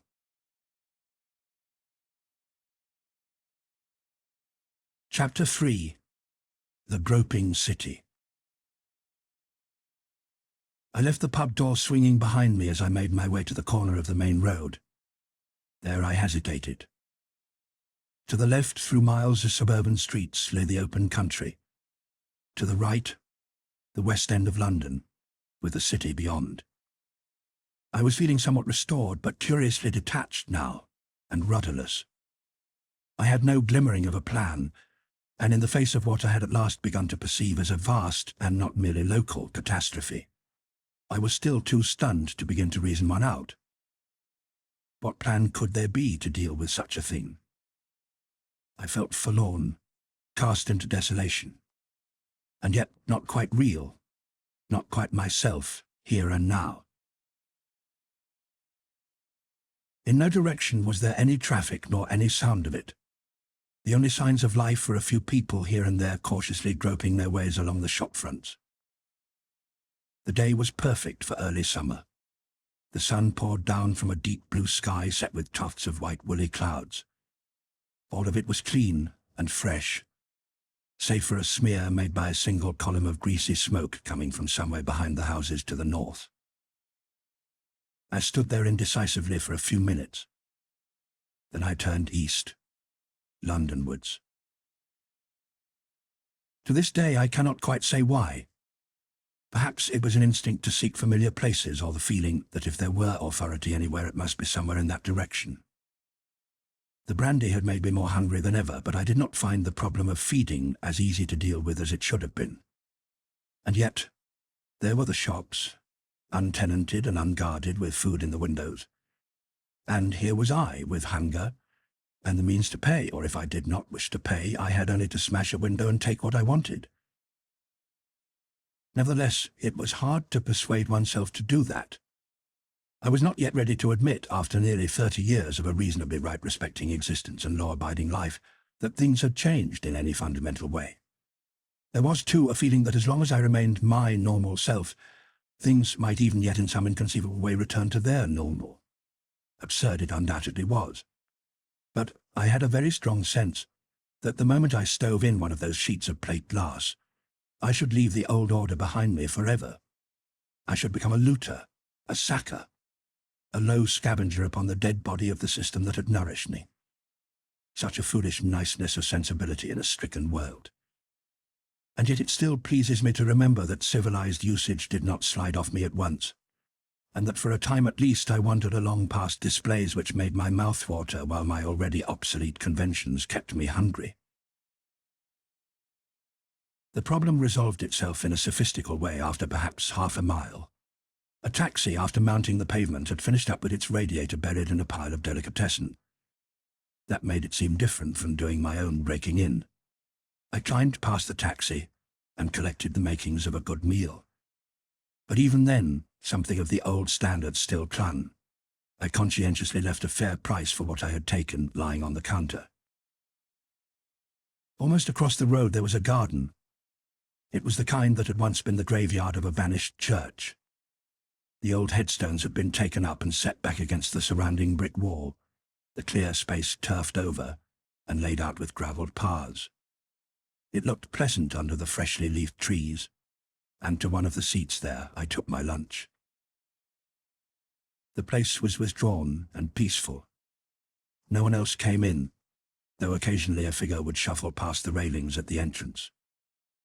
I threw some crumbs to a few sparrows, the first birds I had seen that day, and felt all the better for watching their perky indifference to calamity. When I had finished eating, I lit a cigarette. While I sat there smoking it, wondering where I should go and what I should do, the quiet was broken by the sound of a piano played somewhere in a block of apartments that overlooked the garden. Presently a girl's voice began to sing. The song was Byron's ballad, "So we'll go no more a-roving so late into the night, though the heart be still as loving, and the moon be still as bright. Though the sword outwears its sheath, and the soul wears out the breast, and the heart must pause to breathe, and love itself have rest. Though the night was made for loving, and the day returns too soon, yet we'll go no more a-roving by the light of the moon." I listened, looking up at the pattern that the tender young leaves and the branches made against the fresh blue sky. The song finished. The notes of the piano died away. Then there was a sound of sobbing. No passion. Softly, helplessly, forlorn, heartbroken. Who she was, whether it was the singer or another weeping her hopes away, I do not know. But to listen longer was more than I could endure. I went quietly back into the street, seeing it only mistily for a while. Even Hyde Park Corner, when I reached it, was almost deserted. A few derelict cars and lorries stood about on the roads. Very little, it seemed, had gone out of control when it was in motion. One bus had run across the path and come to rest in the Green Park. A runaway horse with shafts still attached to it lay beside the artillery memorial against which it had cracked its skull. The only moving things were a few men, and a lesser number of women feeling their way carefully with hands and feet where there were railings, and actively outstretched arms where there were not. Also, and rather unexpectedly, there were one or two cats, apparently intact visually, and treating the whole situation with that self-possession common to cats. They had poor luck prowling through the eerie quietness. The sparrows were few, and the pigeons had vanished. Still magnetically drawn towards the old centre of things, I crossed in the direction of Piccadilly. I was just about to start along it when I noticed a sharp new sound, a steady tapping not far away, and coming closer. Looking up Part Lane, I discovered its source. A man, more neatly dressed than any other I had seen that morning, was walking rapidly towards me, hitting the wall beside him with a white stick. As he caught the sound of my steps, he stopped, listening alertly. "It's all right," I told him. "Come on." I felt relieved to see him. He was, so to speak, normally blind. His dark glasses were much less disturbing than the staring but useless eyes of the others. "Stand still, then," he said. "I've already been bumped into by God knows how many fools today. What the devil happened? Why is it so quiet? I know it isn't night. I can feel the sunlight. What's gone wrong with everything?" I told him as much as I knew. When I had finished, he said nothing for almost a minute. Then he gave a short, bitter laugh. "There's one thing," he said. "They'll be needing all their damn patronage for themselves now." With that he straightened up, a little defiantly. "Thank you. Good luck," he said to me, and set off westwards wearing an exaggerated air of independence. The sound of his briskly confident tapping gradually died away behind me as I made my way up Piccadilly. There were more people to be seen now, and I walked among the scatter of stranded vehicles in the road. Out there I was much less disturbing to the people feeling their way along the fronts of the buildings, for every time they had a step close by they would stop and brace themselves against a possible collision. Such collisions were taking place every now and then all down the street, but there was one that I found significant.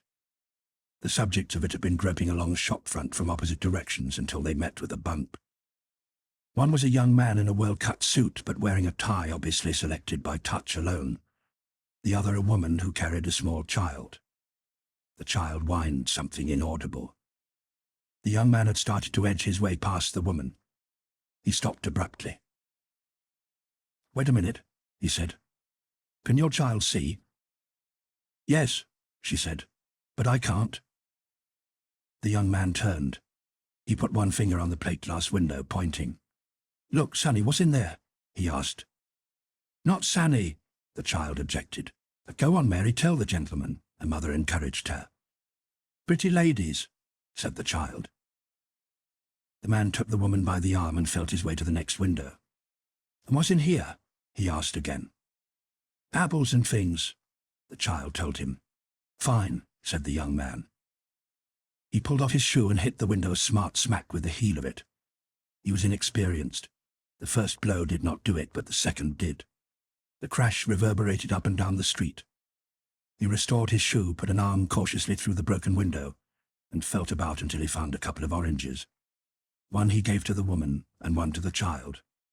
He felt about again, found one for himself, and began to peel it. The woman fingered hers. "But," she began. "What's the matter? Don't like oranges?" he asked. "But it isn't right," she said. "We didn't ought to take 'em, not like this." "How else are you going to get food?" he inquired. "I suppose—" "But I don't know," she admitted doubtfully. "Very well, that's the answer. Eat it up now and we'll go and find something more substantial." She still held the orange in her hand, head bent down as though she were looking at it. "All the same, don't seem right," she said again, but there was less conviction in her tone. Presently she put the child down and began to peel the orange. Piccadilly Circus was the most populous place I had found so far. It seemed crowded after the rest, though there were probably less than 100 people there all told. Mostly they were wearing queer, ill-assorted clothes, and were prowling restlessly around as though still semi-dazed. Occasionally a mishap would bring an outburst of profanity and futile rage. rather alarming to hear because it was itself the product of fright and childish in temper. But with one exception, there was little talk and little noise. It seemed as though their blindness had shut people into themselves. The exception had found himself a position out on one of the traffic islands.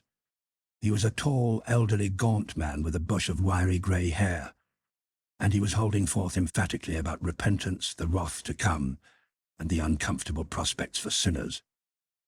Nobody was paying him any attention. For most of them, the day of wrath had already arrived.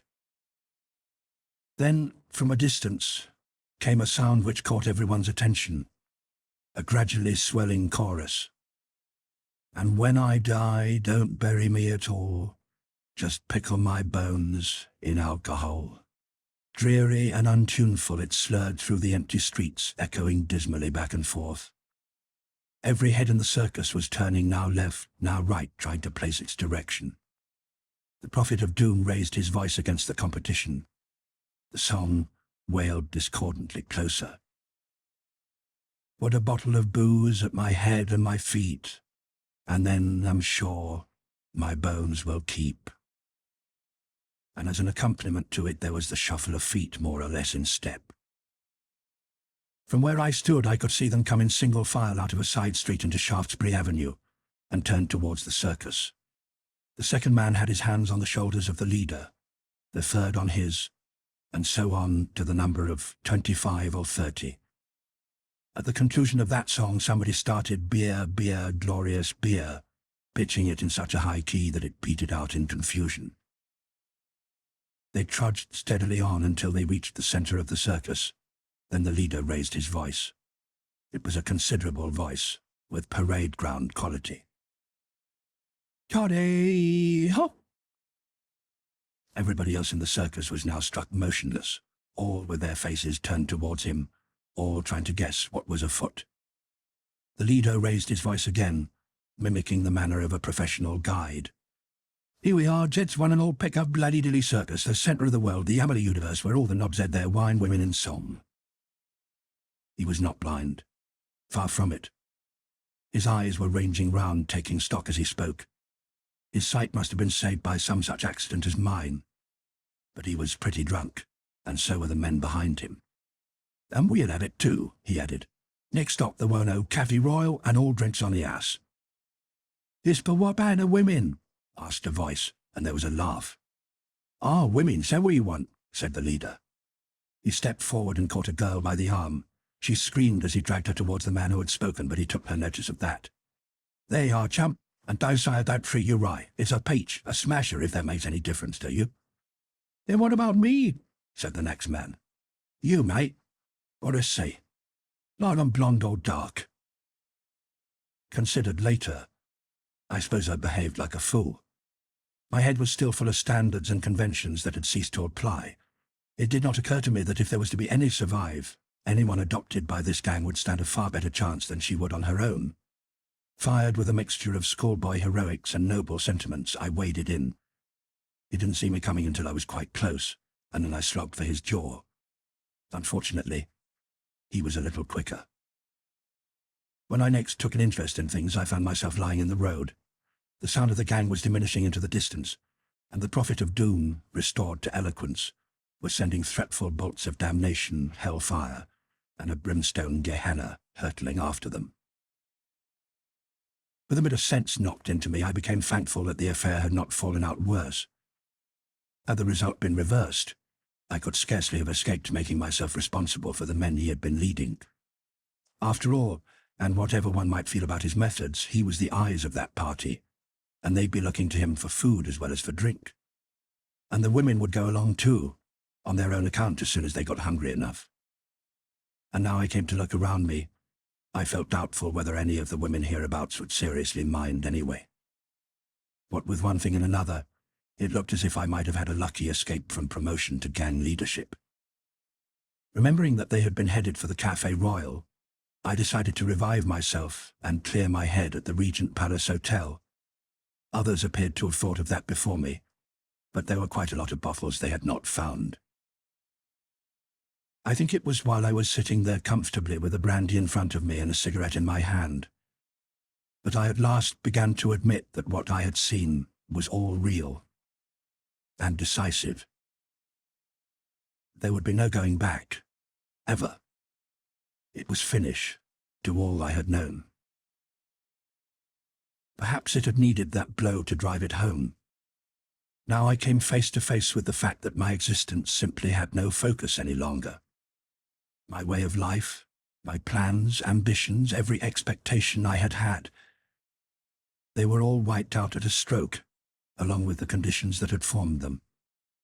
I suppose that had I had any relatives or close attachments to mourn, I should have felt suicidally derelict at that moment. But what had seemed at times a rather empty existence turned out now to be lucky. My mother and father were dead. My one attempt to marry had miscarried some years before, and there was no particular person dependent on me. And, curiously, what I found that I did feel, with a consciousness that it was against what I ought to be feeling, was release. It wasn't just the brandy, for it persisted. I think it may have come from the sense of facing something quite fresh and new to me. All the old problems, the stale ones, both personal and general, had been solved by one mighty slash. Heaven alone knew as yet what others might arise, and it looked as though there would be plenty of them. But they would be new. I was emerging as my own master, and no longer a cog. It might well be a world full of horrors and dangers that I should have to face, but I could take my own steps to deal with it. I would no longer be shafted hither and thither by forces and interests that I neither understood nor cared about. No, it wasn't altogether the brandy. For even now, years afterwards, I can still feel something of it, though possibly the brandy did oversimplify things a little just then.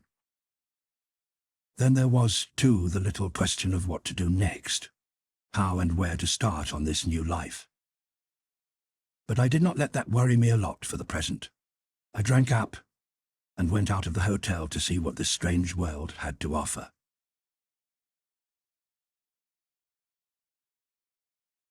Chapter 4. Shadows Before. In order to give a reasonable berth to the Café Royal mob, I struck up a side street into Soho, intending to cut back to Regent Street higher up. Perhaps hunger was driving more people out of their homes. Whatever the reason, I found that the parts I now entered were more populous than any I'd seen since I left the hospital. Constant collisions took place on the pavements and in the narrow streets, and the confusion of those who were trying to get along was made worse by knots of people clustering in front of the now frequently broken shop windows. None of those who crowded there seemed to be quite sure what kind of shot they were facing. Some in the front sought to find out by groping for any recognizable objects, others taking the risk of disemboweling themselves on standing splinters of glass more enterprisingly climbed inside. I felt that I ought to be showing these people where to find food. But should I? If I were to lead them to a food shop still intact, there would be a crowd which would not only have swept the place bare in 5 minutes, but have crushed a number of its weaker members in the process. Soon, anyway, all the food would be gone. Then what was to be done with the thousands clamoring for more? One might collect a small party and keep it alive somehow for an uncertain length of time. But who was to be taken? And who left? No obviously right course presented itself, however I tried to look at it. What was going on was a grim business without chivalry, with no give and all take about it. A man bumping into another and feeling that he carried a parcel would snatch it and duck away on the chance that it contained something to eat, while the loser clutched furiously at the air or hit out indiscriminately. Once I had to step hurriedly aside to avoid being knocked down by an elderly man who darted into the roadway with no care for possible obstacles. His expression was vastly cunning, and he clutched avariciously to his chest 2 cans of red paint. On a corner, my way was blocked by a group almost weeping with frustration over a bewildered child who could see, but was just too young to understand what they wanted of it. I began to become uneasy. Fighting with my civilized urge to be of some help to these people was an instinct that told me to keep clear. They were already fast losing ordinary restraints.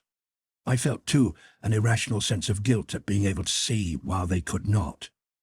It gave me an odd feeling that I was hiding from them, even while I moved among them. Later on, I found how right the instinct was.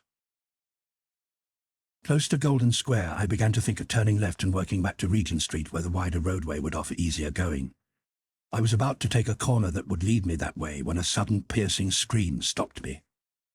It stopped everyone else, too. All along the street they stood still, turning their heads this way and that, apprehensively trying to guess what was happening. The alarm coming on top of their distress and nervous tension started a number of the women whimpering. The men's nerves weren't in any too good a state either. They showed it mostly in short curses at being startled. For it was an ominous sound, one of the kind of things they had been subconsciously expecting. They waited for it to come again. It did, frightened, and dying into a gasp, but less alarming now that one was ready for it. This time I was able to place it. A few steps took me to an alley entrance. As I turned the corner, a cry that was half a gasp came again. The cause of it was a few yards down the alley. A girl was crouched on the ground while a burly man laid into her with a thin brass rod. The back of her dress was torn, and the flesh beneath showed red wheals. As I came closer, I saw why she did not run away. Her hands were tied together behind her back, and a cord tethered them to the man's left wrist. I reached the pair as his arm was raised for another stroke. It was easy to snatch the rod from his unexpecting hand and bring it down with some force upon his shoulder. He promptly lashed a heavy boot out in my direction, but I had dodged back quickly, and his radius of action was limited by the cord on his wrist. He made another striking kick at the air while I was feeling in my pocket for a knife. Finding nothing there, he turned and kicked the girl for good measure instead. Then he swore at her and pulled on the cord to bring her to her feet. I slapped him on the side of his head, just hard enough to stop him and make it sing for a bit. Somehow I could not bring myself to lay out a blind man, even this type. While he was steadying himself from that, I stooped swiftly and cut the cord which joined them. A slight shove on his chest sent him staggering back, and half turned him so that he lost his bearings. With his freed left hand he let out a fine raking swing. It missed me, but ultimately reached the brick wall. After that he lost interest in pretty well everything but the pain of his cracked knuckles. I helped the girl up, loosed her hands, and led her away down the alley while he was still blistering the air behind us. As we turned into the street, she began to come up out of her daze. She turned a smeary, tear-stained face and looked up at me. "But you can see," she said, incredulously. "Certainly I can," I told her. "Oh, thank God. Thank God, I thought I was the only one," she said, and burst into tears again. I looked around us. A few yards away there was a pub with a gramophone playing, glasses smashing and a high old time being had by all. A few yards beyond that was a smaller pub, still intact. A good heave with my shoulder broke in the door to the saloon bar. I half carried the girl in and put her in a chair. Then I dismembered another chair and put two of its legs through the handles of the swing doors for the discouragement of further visitors before I turned my attention to the restoratives at the bar. There was no hurry. She sipped at and snuffled over the first drink. I gave her time to get sorted out, twiddling the stem of my glass and listening to the gramophone in the other pub churning out the currently popular, if rather lugubrious ditty. "My love's locked up in a frigid air and my heart's in a deep freeze pack. She's gone with a guy I'd not know where, but she wrote that she'd never come back. Now she don't care for me no more, I'm just a one-man frozen store, and it ain't nice to be on ice with my love locked up in a frigid air and my heart in a deep freeze pack." While I sat, I stole an occasional covert look at the girl. Her clothes, or the remnants of them, were good quality. Her voice was good, too. Probably not stage or movie acquired, for it had not deteriorated under stress. She was blonde, but quite a number of shades sub-platinum. It seemed likely that beneath the smudges and smears she was good-looking. Her height was 3 or 4 inches less than mine. Her build slim, but not thin. She looked as if she had strength if it were necessary, but strength which, in her approximately 24 years, had most likely not been applied to anything more important than hitting balls, dancing, and probably restraining horses. Her well-shaped hands were smooth, and the fingernails that were still unbroken showed a length more decorative than practical. The drink gradually did good work. By the end of it, she was sufficiently recovered for habit of mind to assert itself. "God, I must look awful," she remarked. It did not seem that anyone but me was likely to be in a position to notice that, but I left it. She got up and walked over to a mirror. "I certainly do," she confirmed. "Where?" "Oh, you might try through there," I suggested. 20 minutes or so passed before she came back. Considering the limited facilities there must have been, she'd made a good job.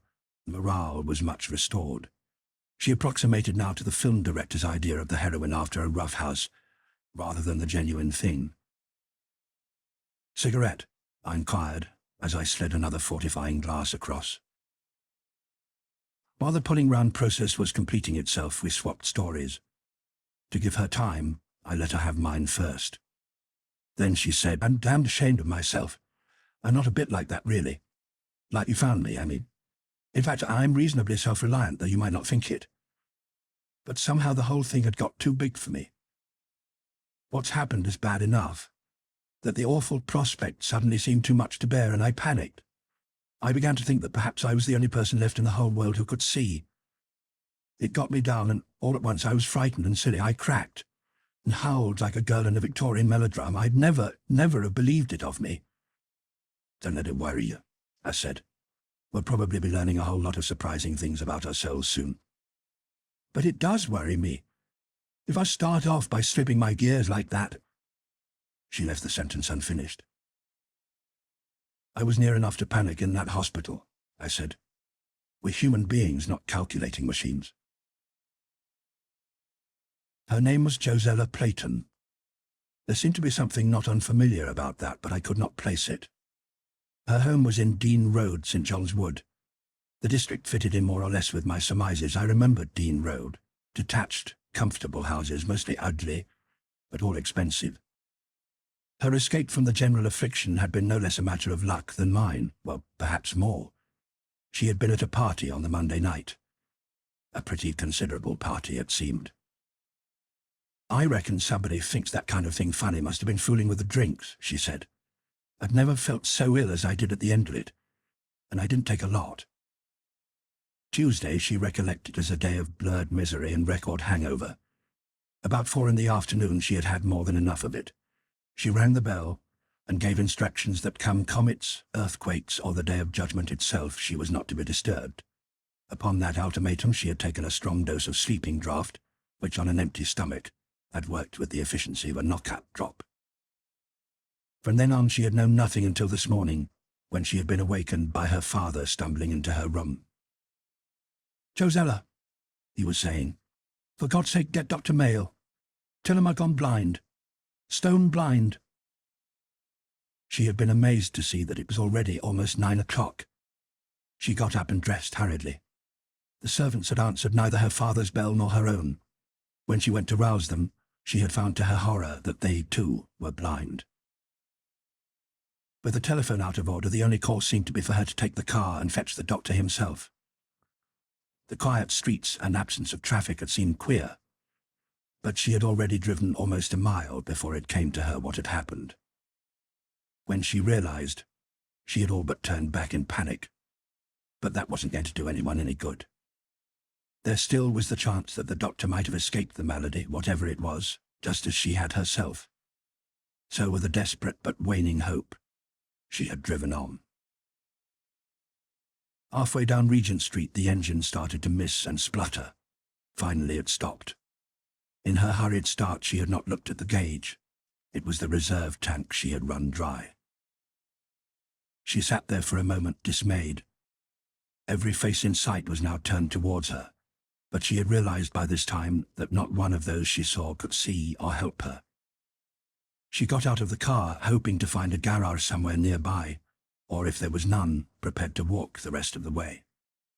As she slammed the door behind her, a voice called, "Hey, just a minute, mate." She turned and saw a man groping towards her.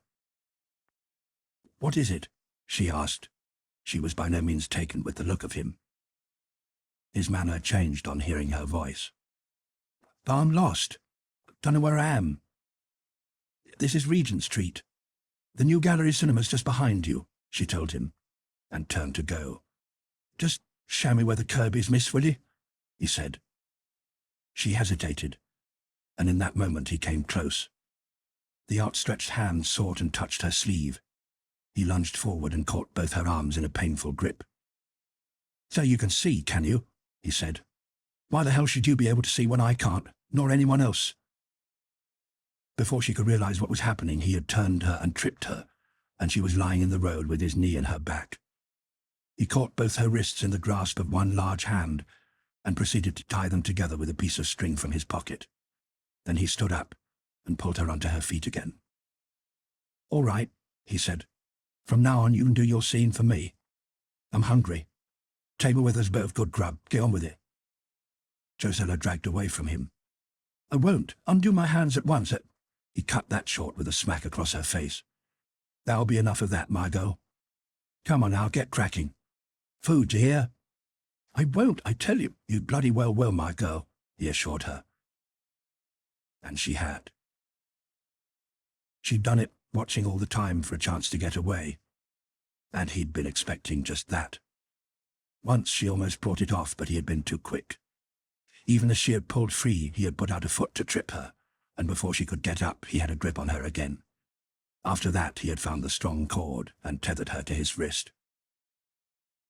She had led him first to a cafe and directed him to a refrigerator. The machine was no longer working, but it was stored with food that was still fresh. The next call was a bar where he wanted Irish whiskey. She could see it, perched up on a shelf beyond his reach. "If you'd untie my hands," she suggested. "What, and have you crowned me with a bottle? I wasn't born yesterday, Margot. No, I'll have the scotch. Which is it?" She told him what was in the various bottles as he laid his hand on them. "I think I must have been dazed," she explained. "I can see now half a dozen ways I could have outwitted him. Probably I'd have killed him later on if you hadn't come along. But you can't change and turn brutal all at once. At least I can't. I didn't seem to be able to think properly at first. I had a sort of feeling that things like that didn't happen nowadays, and that somebody would come along and stop it soon." There had been a row in that bar before they left. Another party of men and women discovered the open door and came in. Incautiously, her captor instructed her to tell them what was in the bottle they found. At that, they all stopped talking and turned their sightless eyes towards her.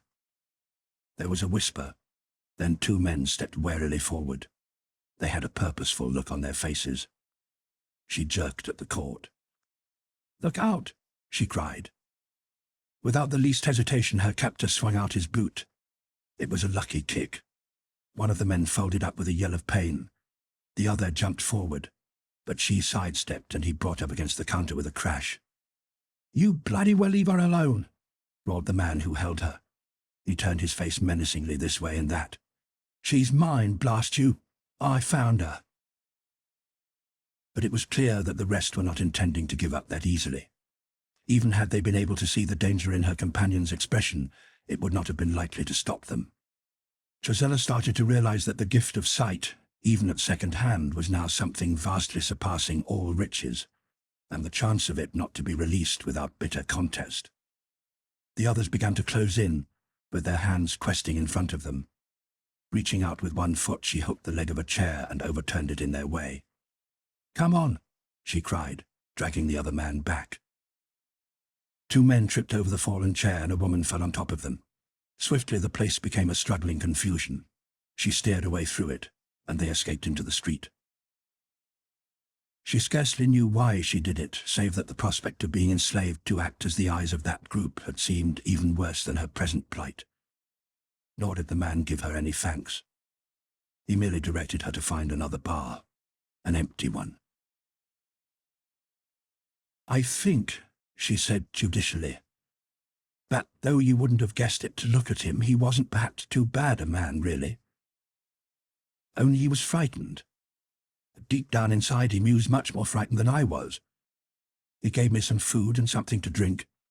He only started beating me like that because he was drunk, and I wouldn't go into his house with him. I don't know what would have happened if you hadn't come along." She paused.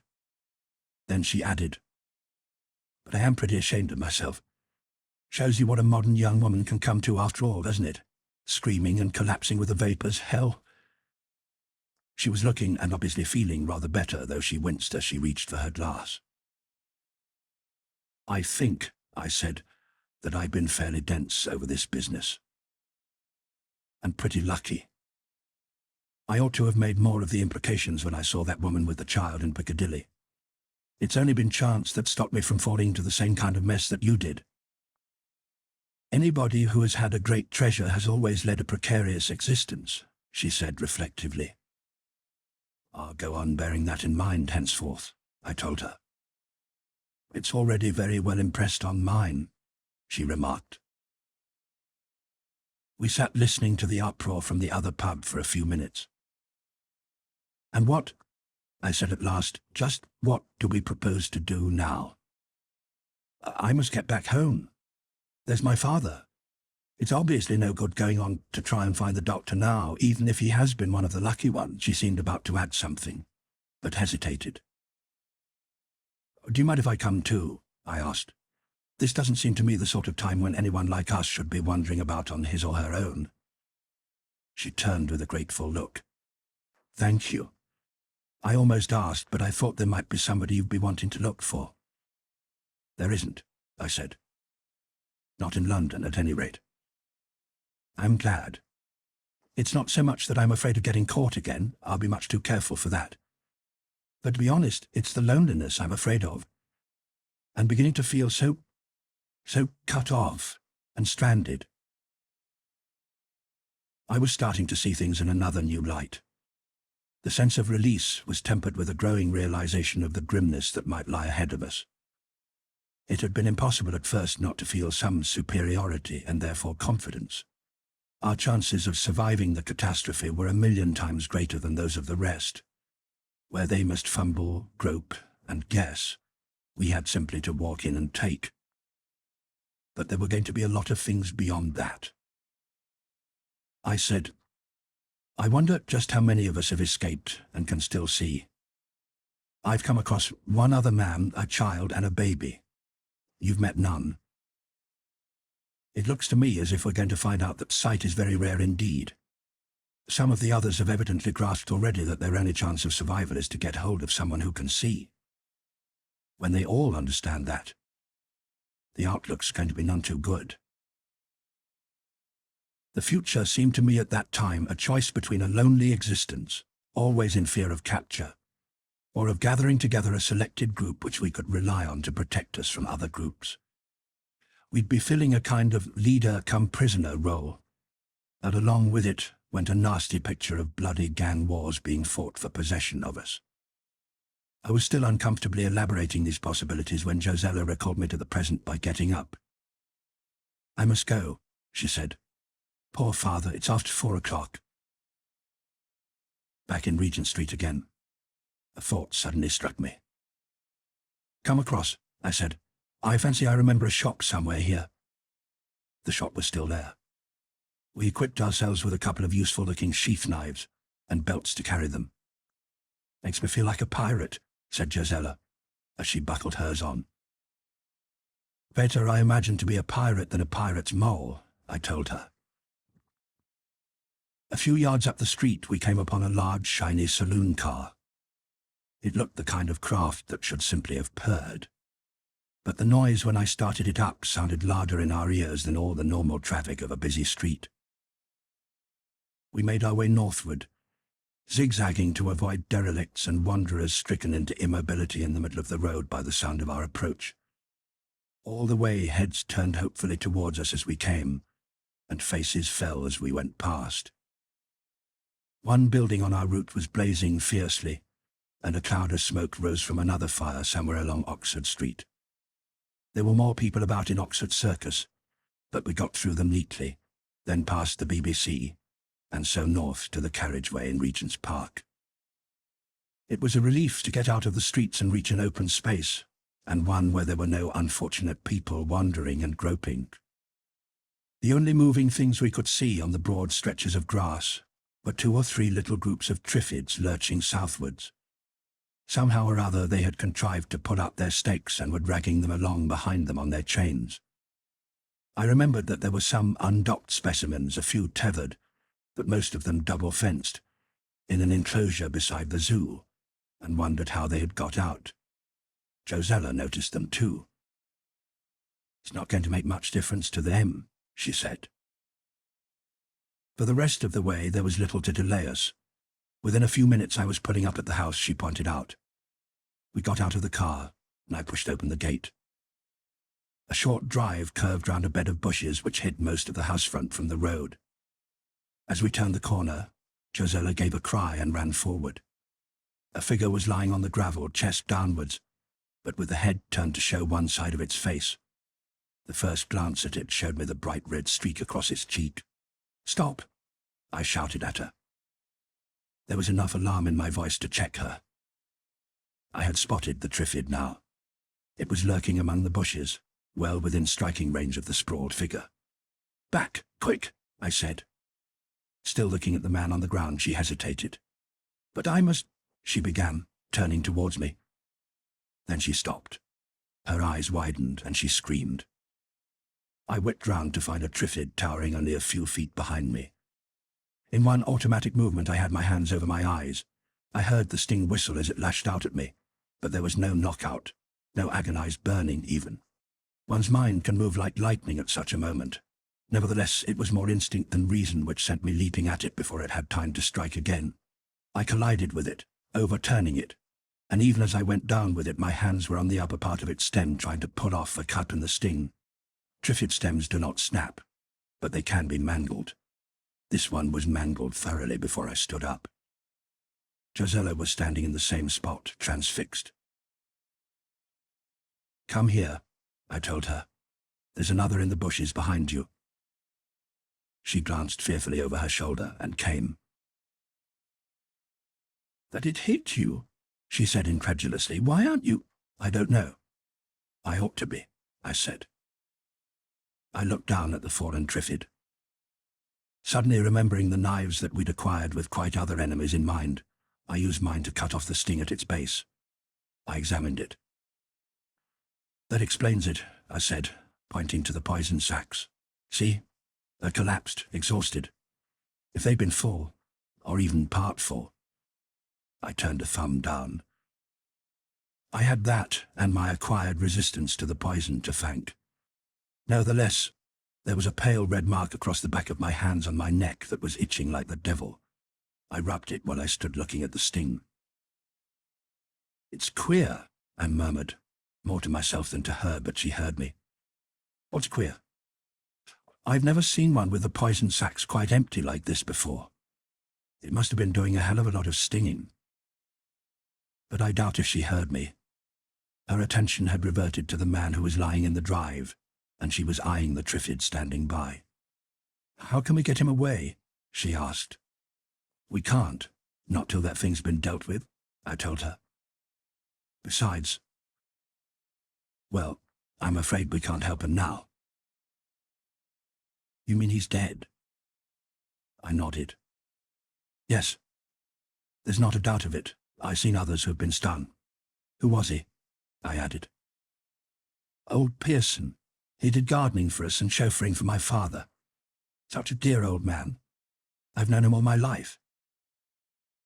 "I'm sorry," I began, wishing I could think of something more adequate, but she cut me short.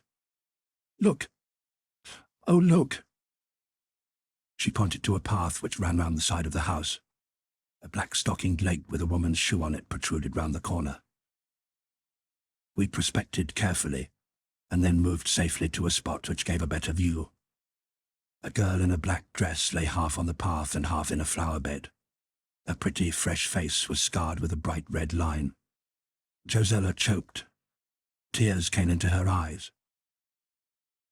Oh, it's Annie." "Poor little Annie," she said. I tried to console her a little. "They can scarcely have known it, either of them," I told her. "When it's strong enough to kill, it's mercifully quick." We did not see any other Triffid in hiding there. Possibly it was the same one that had attacked them both. Together we crossed the path and got into the house by the side door. Gisela called. There was no answer. She called again. We both listened in the complete silence that wrapped the house. She turned to look at me. Neither of us said anything. Quietly, she led the way along a passage to a baize-covered door. As she opened it, there was a swish, and something slapped across door and frame an inch or so above her head. Hurriedly, she pulled the door shut again and turned wide-eyed to me. "There's one in the hall," she said. She spoke in a frightened half-whisper, as though it might be listening. We went back to the outer door and into the garden once more. Keeping to the grass for silence, we made our way round the house until we could look into the lounge hall. The French window which led from the garden was open, and the glass of one side was shattered. A trail of muddy blobs led over the step and across the carpet. At the end of it, a Triffid stood in the middle of the room. The top of its stem almost brushed the ceiling, and it was swaying ever so slightly. Close beside its damp, shaggy bowl lay the body of an elderly man clad in a bright silk dressing gown. I took hold of Gisela's arm. I was afraid she might rush in there. "Is it your father?" I asked, though I knew it must be. "Yes," she said, and put her hands over her face. She was trembling slightly. I stood still, keeping an eye on the Triffid inside, lest it should move our way. Then I thought of a handkerchief and handed her mine. There wasn't much anyone could do. After a little while, she took more control of herself. Remembering the people we had seen that day, I said, "You know, I think I would rather that had happened to me than be like those others." "Yes," she said, after a pause. She looked up into the sky. It was a soft, depthless blue with a few little clouds floating like white feathers. "Oh yes," she repeated with more conviction. "Poor Daddy. He couldn't have stood blindness. He loved all this too much." She glanced inside the room again. "What shall we do? I can't leave." At that moment I caught the reflection of movement in the remaining window pane. I looked behind us quickly to see a Triffid break clear of the bushes and start across the lawn. It was lurching on a line that led straight towards us. I could hear the leathery leaves rustling as the stem whipped back and forth. There was no time for delay. I had no idea how many more there might be round the place. I grabbed Gisela's arm again and ran her back by the way we had come. As we scrambled safely into the car, she burst into real tears at last. She would be the better for having her cry out. I lit a cigarette and considered the next move. Naturally, she was not going to care for the idea of leaving her father as we had found him. She would wish that he should have a proper burial, and by the looks of it, that would be a matter of the pair of us digging the grave and effecting the whole business. And before that could even be attempted, it would be necessary to fetch the means to deal with the Triffids that were already there, and keep off any more that might appear. On the whole, I would be in favor of dropping the whole thing. But then, it was not my father. The more I considered this new aspect of things, the less I liked it. I had no idea how many Triffids there might be in London. Every park had a few at least. Usually they kept some docked ones that were allowed to roam about as they would. Often there were others with stings intact, either staked or safely behind wire netting. Thinking of those we had seen crossing Regent's Park, I wondered just how many they had been in the habit of keeping in the pens by the zoo, and how many had escaped. There'd be a number in private gardens too. You'd expect all those to be safely docked, but you never can tell what fool carelessness may go on. And then there were several nurseries of the things, and experimental stations a little further out. While I sat there pondering, I was aware of something nudging at the back of my mind, some association of ideas that didn't quite join up. I sought it for a moment or two, then suddenly it came. I could almost hear Walter's voice speaking, saying, "I tell you, a Triffid's in a damn sight better position to survive than a blind man." Of course, he had been talking about a man who had been blinded by a Triffid sting. All the same, it was a jolt, more than a jolt. It scared me a bit. I fought back. No, it had just arisen out of general speculation. Nevertheless, It seemed a bit uncanny now. "Take away our sight," he had said, "and our superiority to them is gone." Of course, coincidences are happening all the time, but it's just now and then you happen to notice them. A crunch on the gravel brought me back to the present. A Triffid came swaying down the drive towards the gate. I leant across and screwed up the window. Drive on, said Josella hysterically. "We're all right here," I told her. "I want to see what it does." Simultaneously, I realized that one of my questions was solved. Being accustomed to Triffids, I had forgotten how most people felt about an undocked one. I suddenly understood that there would be no question of coming back here. Josella's feeling about an armed Triffid was the general idea. Get well away from it, and stay away. The thing paused by the gatepost. One could have sworn that it was listening. We sat perfectly still and quiet, Josella staring at it with horror. I expected it to lash out at the car, but it didn't. Probably the muffling of our voices inside had misled it into thinking we were out of range. The little bare stalks began abruptly to clatter against its stem. It swayed, lumbered clumsily off to the right, and disappeared into the next driveway. Josella gave a sigh of relief. "Oh, let's get away before it comes back," she implored. I started the car, turned it round, and we drove off Londonwards again. Chapter 5. A Light in the Night. Josella began to recover her self-possession. With the deliberate and obvious intention of taking her mind off what lay behind us, she asked, "Where are we going now?" "Clerkenwell first," I told her. "After that we'll see about getting you some more clothes. Bond Street for them if you like, but Clerkenwell first." "But why Clark? Good heavens!" she might well exclaim. We had turned a corner to see the street 70 yards ahead of us filled with people. They were coming towards us at a stumbling run, with their arms outstretched before them. A mingled crying and screaming came from them. Even as we turned into sight of them, a woman at the front tripped and fell. Others tumbled over her, and she disappeared beneath a kicking, struggling heap. Beyond the mob we had a glimpse of the cause of it all. 3 dark-leaved stalks swaying over the panic-stricken heads. I accelerated and swung off into a by-road. Josella turned a terrified face. "Did you see what that was?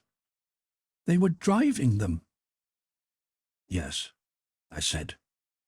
"That's why we're going to Clerkenwell. There's a place there that makes the best Triffid guns and masks in the world." We worked back again and picked up our intended route, but we did not find the clear run I had hoped for. Near King's Cross Station there were many more people on the streets. Even with a hand on the horn, it was increasingly difficult to get along. In front of the station itself, it became impossible. Why there should have been such crowds in that place, I don't know. All the people in the district seemed to have converged upon it. We could not get through the people, and a glance behind showed that it would be almost as hopeless to try to go back. Those we had passed had already closed in on our track. "Get out quick," I said. "I think they're after us." "But," Josella began. "Hurry," I said shortly. I blew a final blast on the horn and slipped out after her, leaving the engine running. We were not many seconds too soon. A man found the handle of the rear door. He pulled it open and poured inside. We were all but pushed over by the pressure of others making for the car. There was a shout of anger when somebody opened the front door and found the seats there empty too. By that time we had ourselves safely become members of the crowd. Somebody grabbed the man who had opened the rear door, under the impression that it was he who had just got out. Around that, the confusion began to thrive. I took a firm grip of Josella's hand, and we started to worm our way out as unobviously as possible. Clear of the crowd at last, we kept on foot for a while, looking out for a suitable car. After a mile or so we found it, a station wagon, likely to be more useful than an ordinary body for the plan that was beginning to form vaguely in my mind.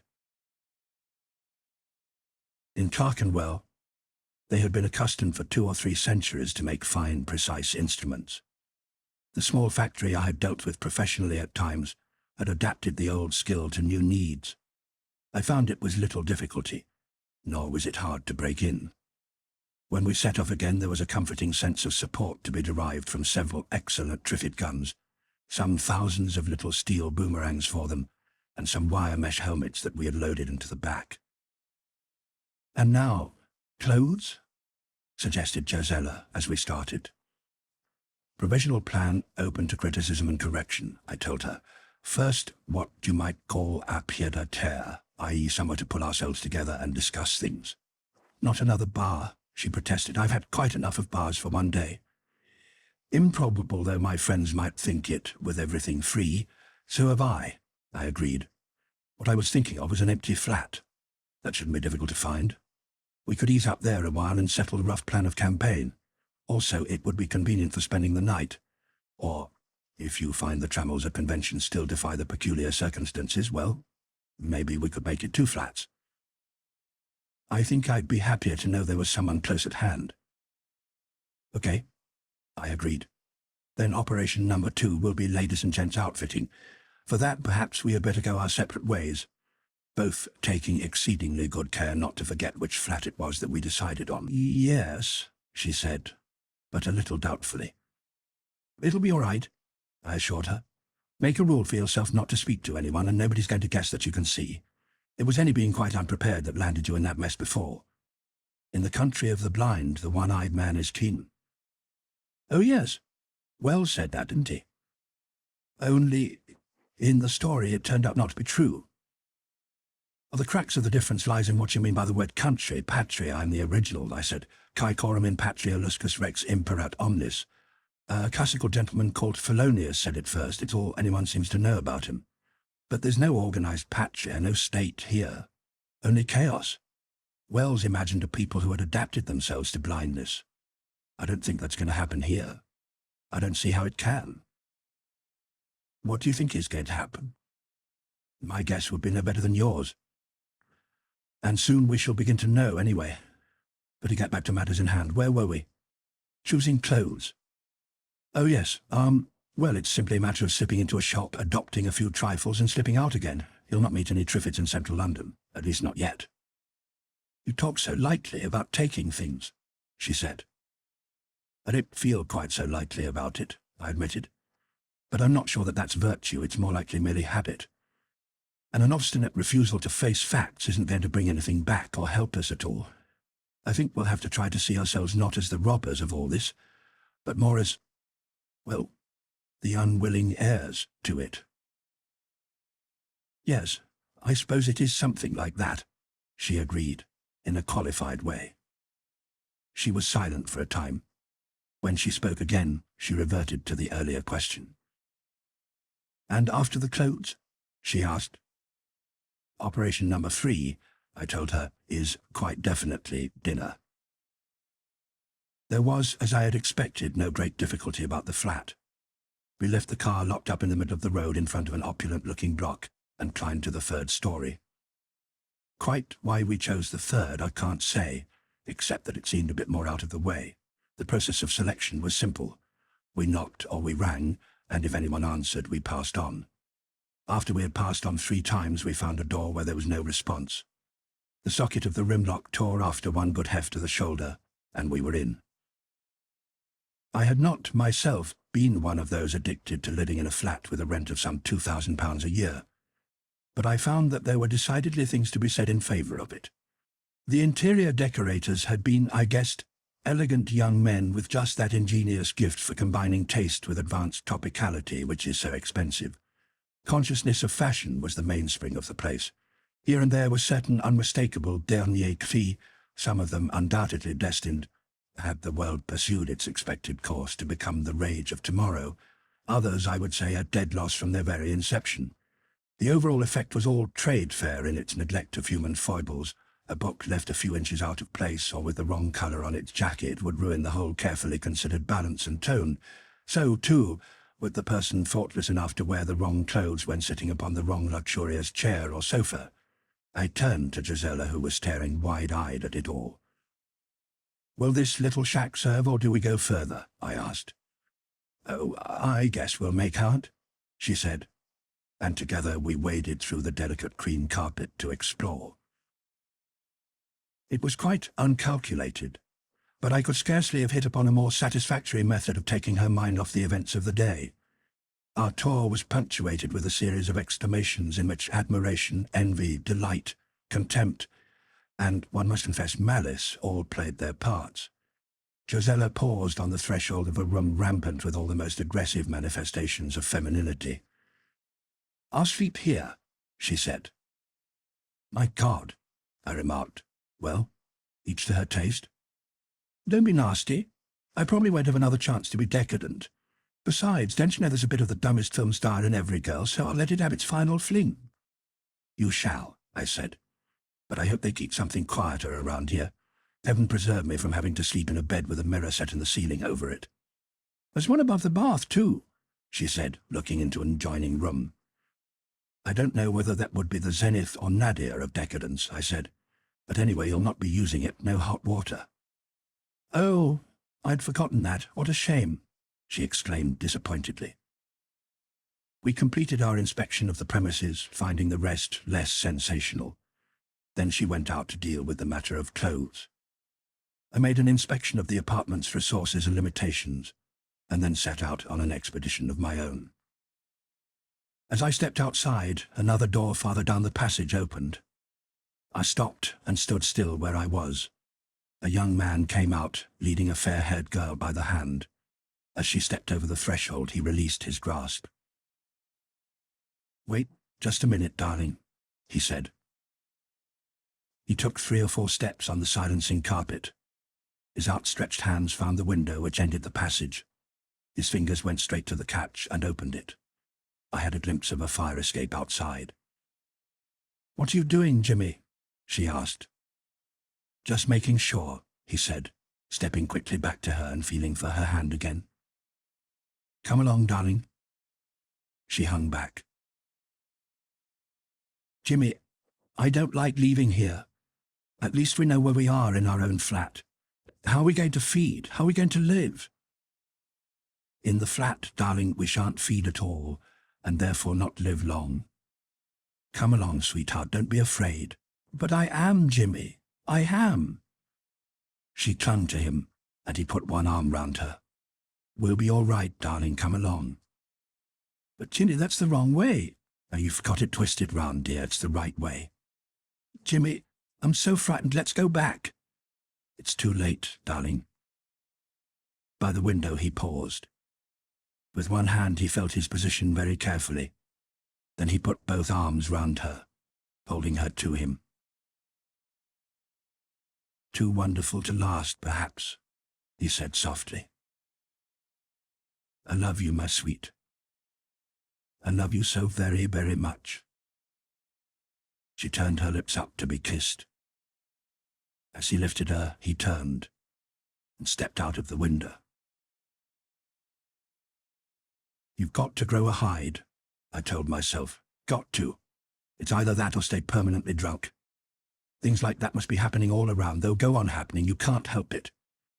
Suppose you'd given them food to keep them alive for another few days. What after that? You've got to learn to take it and come to terms with it. There's nothing else but the alcoholic funk hole. If you don't fight to live your own life in spite of it, there won't be any survival. Only those who can make their minds tough enough to stick it are going to get through." It took me longer than I had expected to collect what I wanted. Something like 2 hours had passed before I got back. I dropped 1 or 2 things from my armful in negotiating the door. Josella's voice called with a trace of nervousness from that over-feminine room. "Only me," I reassured her as I advanced down the passage with the load. I dumped the things in the kitchen and went back for those I'd dropped. Outside her door, I paused. "You can't come in," she said. "That wasn't quite my intended angle," I protested. "What I want to know is, can you cook?" "Boiled egg standard," said her muffled voice. I was afraid of that. "There's an awful lot of things we're going to have to learn," I told her. I went back to the kitchen. I erected the oil stove I had brought on top of the useless electric cooker and got busy.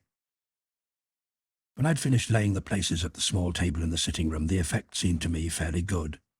I fetched a few candles and candlesticks to complete it and set them ready. Of Josella there was still no visible sign, though there had been sounds of running water some little time ago. I called her. "Just coming," she answered. I wandered across to the window and looked out. Quite consciously, I began saying goodbye to it all. The sun was low. Towers, spires, facades of Portland stone were white or pink against the dimming sky.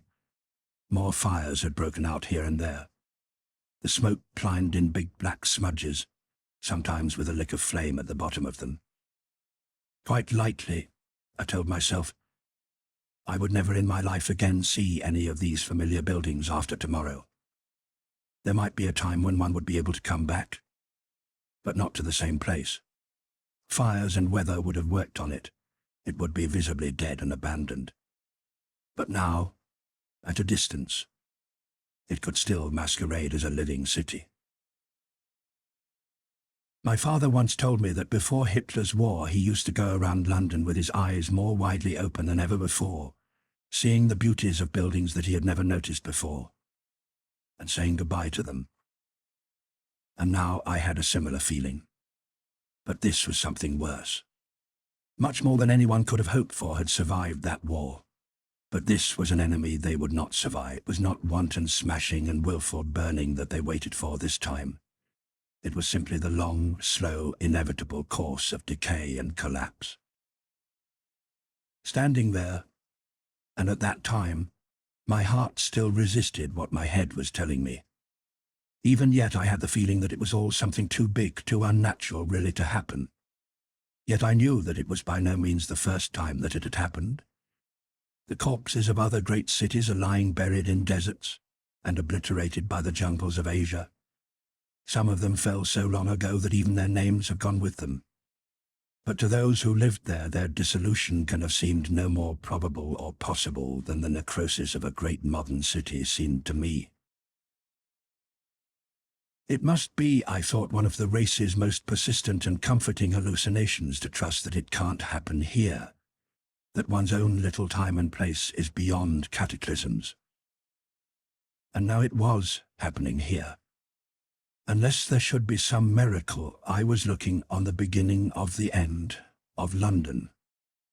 And very likely it seemed there were other men, not unlike me, who were looking on the beginning of the end of New York, Paris, San Francisco, Buenos Aires, Bombay, and all the rest of the cities that were destined to go the way of those others under the jungles. I was still looking out when a sound of movement came from behind me. I turned and saw that Gisela had come into the room. She was wearing a long, pretty frock of palest blue georgette with a little jacket of white fur. In a pendant on a simple chain, a few blue-white diamonds flashed. The stones that gleamed in her ear clips were smaller but as fine in color. Her hair and her face might have been fresh from a beauty parlor. She crossed the floor with a flicker of silver slippers and a glimpse of gossamer stockings. As I went on staring without speaking, her mouth lost its little smile. "Don't you like it?" she asked, with childish half-disappointment. "It's lovely. You're beautiful," I told her. I just wasn't expecting anything like this." Something more was needed. I knew that it was a display which had little or nothing to do with me. I added, "You're saying goodbye." A different look came into her eyes. "So you do understand. I hoped you would. I think I do. I'm glad you've done it. It would be a lovely thing to remember," I said. I stretched out my hand to her and led her to the window. I was saying goodbye too, to all this. What went on in her mind as we stood there side by side is her secret.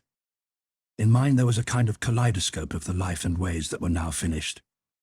Or perhaps it was more like flipping through a huge volume of photographs with one all-comprehensive "Do you remember?" We looked for a long time, lost in our thoughts. Then she sighed.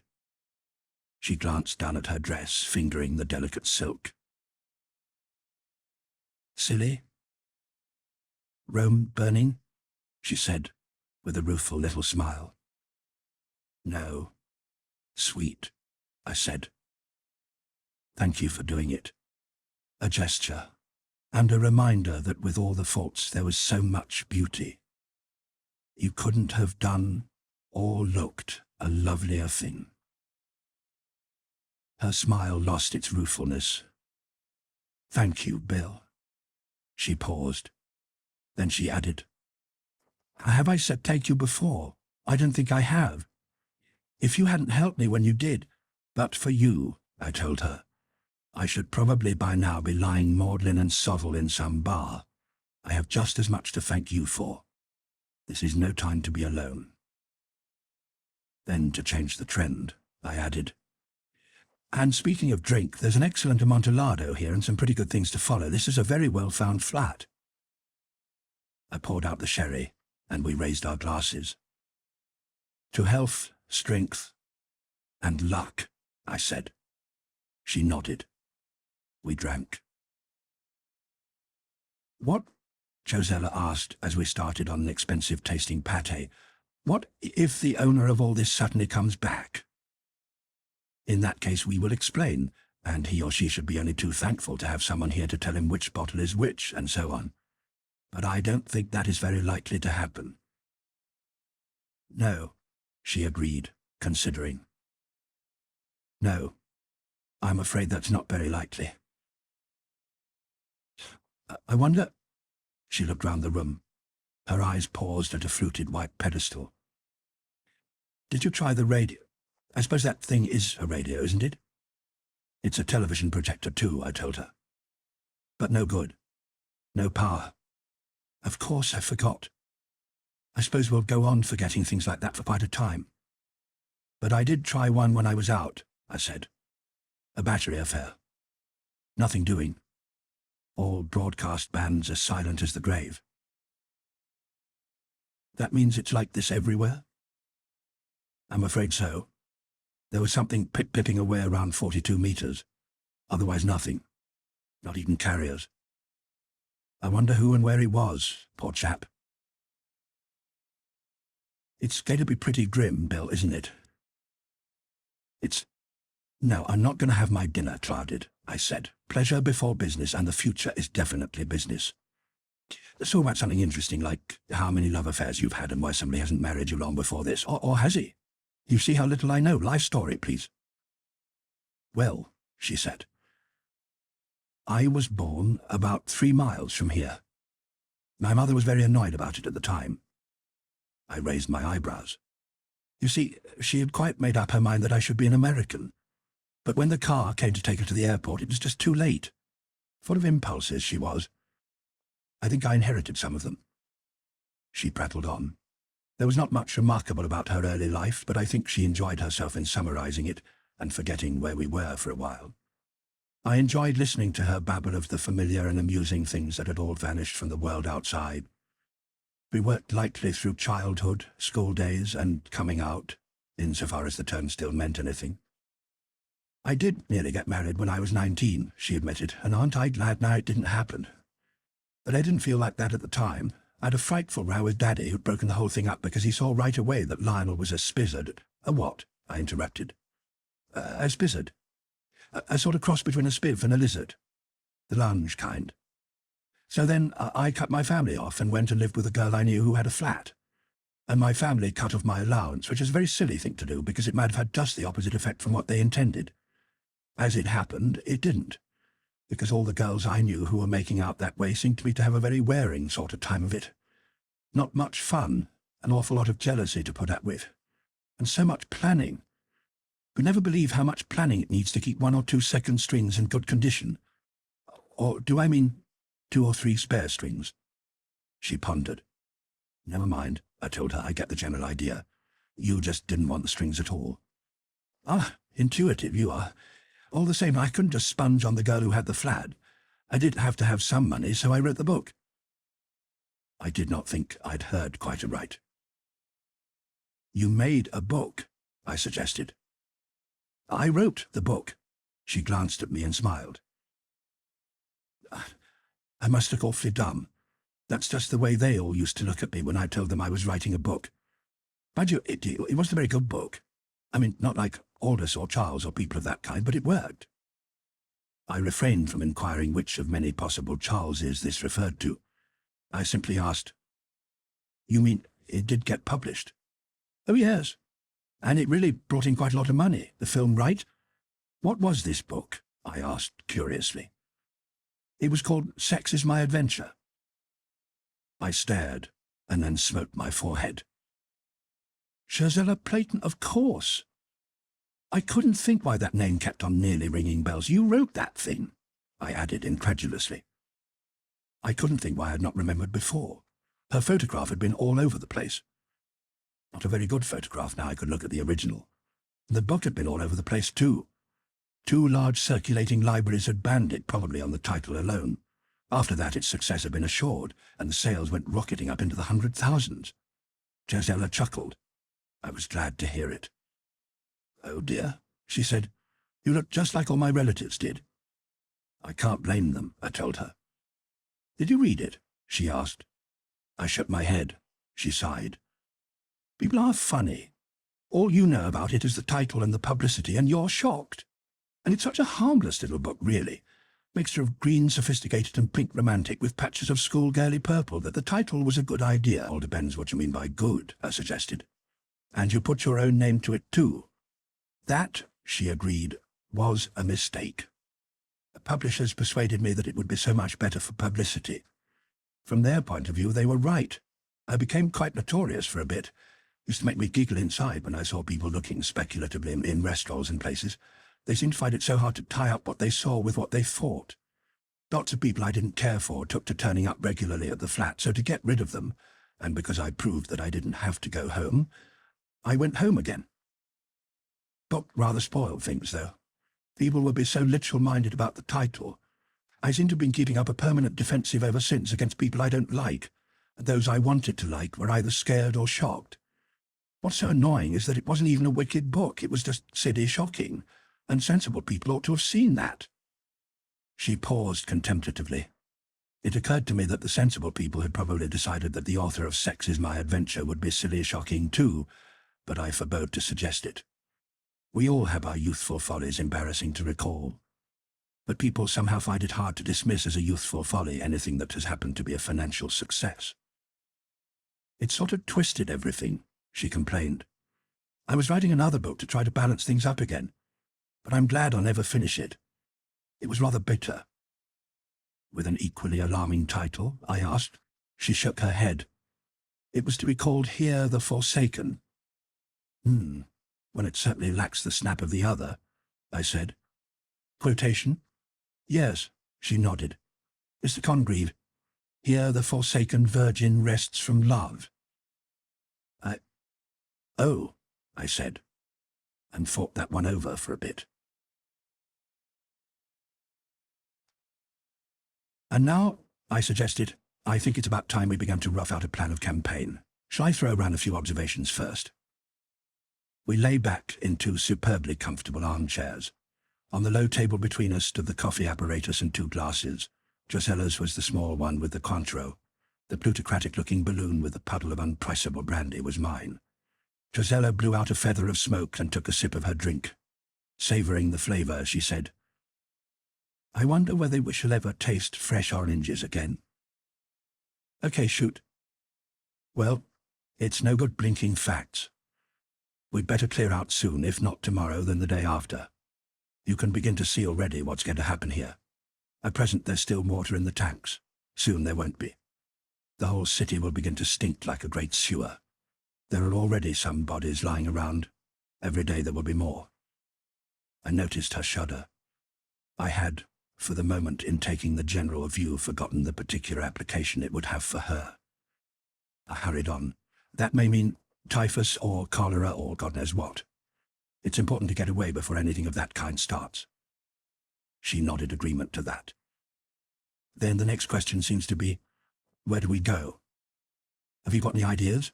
I asked her. "Well, I suppose roughly somewhere out of the way.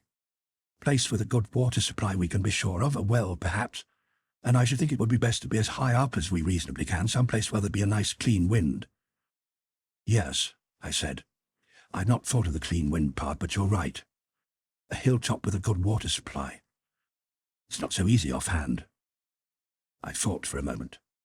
Lake District? No, too far. Wales, perhaps. Or maybe Exmoor or Dartmoor.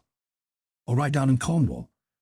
Around Land's End we'd have the prevailing southwest wind coming in untainted over the Atlantic. That too is a long way. We should be dependent on towns when it became safe to visit them again. What about the Sussex Downs? Gisela suggested. I know a lovely old farmhouse on the north side, looking right across towards Polborough. It's not on the top of hills, but it's well up the side. There's a wind pump for water, and I think they make their own electricity. It's all been converted and modernized. Desirable residence, in fact.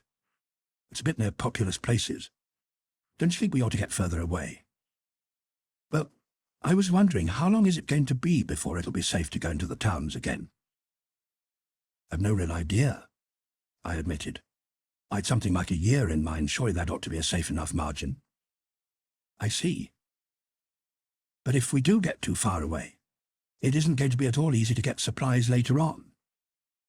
That is a point, certainly, I agreed. We dropped the matter of our final destination for the moment and got down to working out details for our removal. In the morning we decided we would first of all acquire a lorry, a capacious lorry, and between us we made a list of the essentials we would put into it. If we could finish the stocking up, we would start on our way the next evening. If not, and the list was growing to a length which made this appear much the more likely, we would risk another night in London and get away the following day. It was close on midnight when we had finished adding our own secondary wants to the list of musts. The result resembled a department store catalogue. But if it had done no more than serve to take our minds off ourselves for the evening, it would have been worth the trouble. Gisela yawned and stood up. Sleepy, she said, and silk sheets waiting on an ecstatic bed. She seemed to float across the thick carpet. With her hand on the doorknob she stopped and turned to regard herself solemnly in a long mirror. Some things were fun, she said, and kissed her hand to her reflection. Good night, you vain, sweet vision, I said. She turned with a small smile and then vanished through the door like a mist drifting away. I poured out a final drop of the superb brandy, warmed it in my hands and sipped it.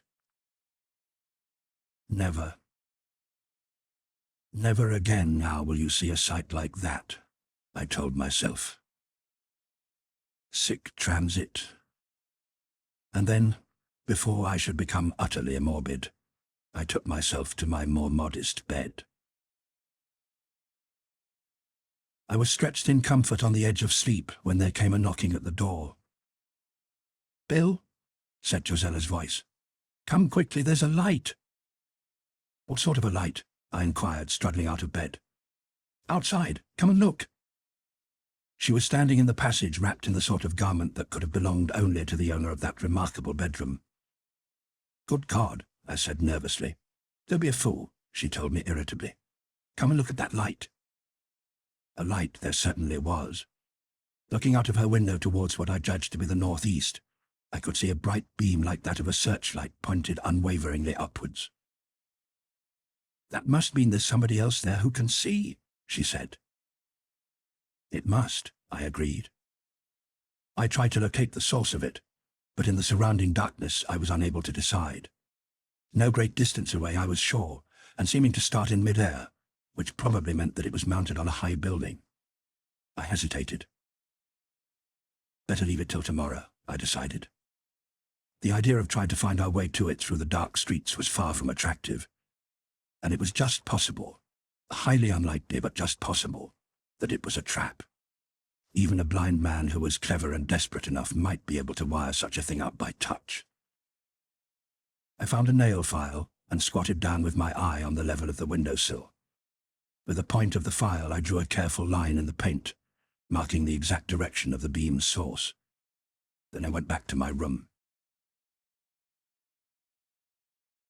I lay awake for an hour or more. Night magnified the quiet of the city, making the sounds which broke it the more desolate. From time to time voices rose from the street, edgy and brittle with hysteria. Once there came a freezing scream which seemed to revel horribly in its release from sanity. Somewhere not far away a sobbing went on endlessly, hopelessly. Twice I heard the sharp reports of single pistol shots. I gave heartfelt thanks to whatever it was that had brought Gisela and me together for companionship. Complete loneliness was the worst state I could imagine just then. Alone one would be nothing. Company meant purpose, and purpose helped to keep the morbid fears at bay. I tried to shut out the sounds by thinking of all the things I must do the next day, the day after, and the days after that, by guessing what the beam of light might mean and how it might affect us. But the sobbing in the background went on and on, and on, reminding me of the things I had seen that day, and would see tomorrow. The opening of the door brought me sitting up in sudden alarm. It was Gisela, carrying a lighted candle. Her eyes were wide and dark, and she had been crying. "I can't sleep," she said. "I'm frightened. Horribly frightened. Can you hear them? All those poor people. I can't stand it." She came like a child for comfort, and not sure that her need of it was much greater than mine. She fell asleep before I did, with her head resting on my shoulder. Still, the memories of the day would not leave me in peace. But in the end, one does sleep. My last recollection was of the sweet, sad voice of the girl who had sung, "So we'll go no more a-roving."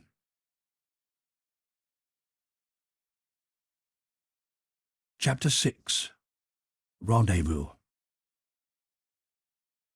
When I awoke, I could hear Gisela already moving around in the kitchen. My watch said nearly 7 o'clock. By the time I had shaved uncomfortably in cold water and dressed myself, there was a smell of toast and coffee drifting through the apartment. I found her holding a pan over the oil stove. She had an air of self-possession which was hard to associate with the frightened figure of the night before. Her manner was practical, too. "Canned milk, I'm afraid. The fridge stopped. Everything else is all right there," she said. It was difficult for a moment to believe that the expediently dressed form before me had been the ballroom vision of the previous evening. She had chosen a dark blue skiing suit with white-topped socks rolled above sturdy shoes. On a dark leather belt she wore a finely made hunting knife to replace the mediocre weapon I had found the day before. I have no idea how I expected to find her dressed, nor whether I had given the matter any thought, but the practicality of her choice was by no means the only impression I received as I saw her. "Will I do you think?" she said. "Eminently," I assured her. I looked down at myself. I wish I'd had as much forethought. "Gents' lounge suiting isn't quite the rig for the job," I added. "You could do better," she agreed, with a candid glance at my crumpled suit.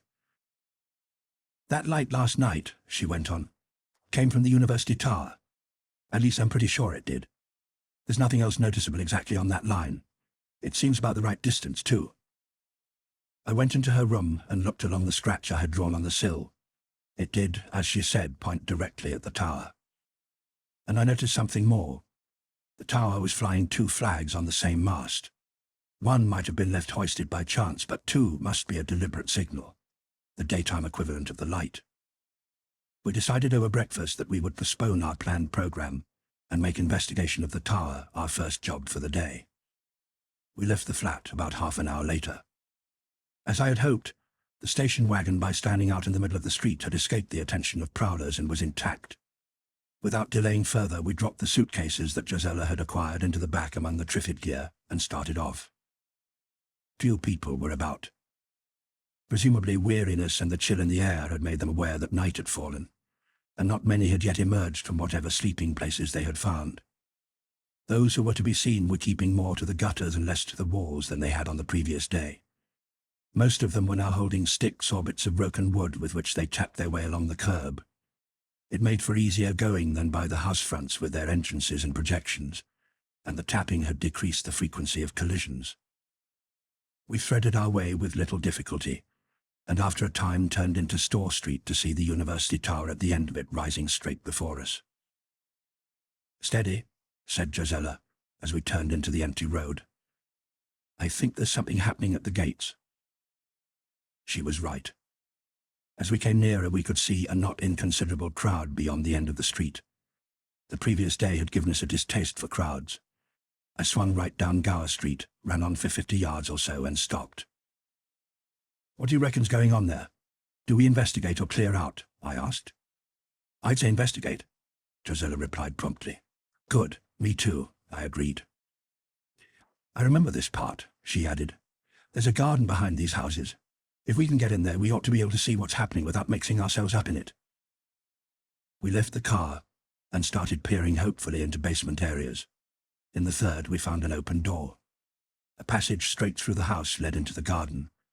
The place was common to a dozen or so houses, and curiously laid out, being for the most part at the level of the basements, and thus below that of the surrounding streets.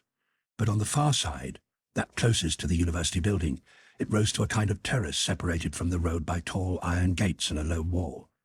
We could hear the sound of the crowd beyond it as a kind of composite murmur. We crossed the lawn, made our way up a sloped gravel path, and found a place behind a screen of bushes whence we could watch. The crowd that stood in the road outside the university gates must have numbered several hundred men and women. It was larger than the sound of it had led us to expect, and for the first time I realized how much quieter and more inactive a crowd of blind people is than a comparably sized crowd of the sighted. It is natural, of course, for they must depend almost entirely on their ears to know what is happening, so that the quietness of each is to the advantage of all. But it had not been obvious to me until that moment. Whatever was going on was right at the front. We managed to find a slightly higher mound which gave us a view of the gates across the heads of the crowd. A man and a cat was talking volubly through the bars. He did not appear to be making a lot of headway, for the part taken in the conversation by the man on the other side of the gates consisted almost entirely of negative headshakes. "What is it?" Josella asked in a whisper. I helped her up beside me. The talkative man turned so that we had a glimpse of his profile. He was, I judged, about 30, with a straight, narrow nose and rather bony features. What showed of his hair was dark, but it was the intensity of his manner that was more noticeable than his appearance. As the colloquy through the gates continued to get nowhere, his voice became louder and more emphatic, though without visible effect on the other. There could be no doubt that the man beyond the gates was able to see. He was doing so watchfully, through horn-rimmed glasses. A few yards behind him stood a little knot of 3 more men about whom there was equally little doubt. They, too, were regarding the crowd and its spokesman with careful attention. The man on the outside grew more heated. His voice rose as if he were talking as much for the benefit of the crowd as for those behind the railings. "Now listen to me," he said angrily. "These people here have got just as much bloody right to live as you have, haven't they? It's not their fault they're blind, is it? It's nobody's fault. But it's going to be your fault if they starve, and you know it." His voice was a curious mixture of the rough and the educated, so that it was hard to place him, as though neither style seemed quite natural to him somehow. "I've been showing them where to get food. I've been doing what I can for them, but Christ, there's only one of me and there's thousands of them. You could be showing them where to get food too, but are you? Hell? What are you doing about it? Damn all, that's what.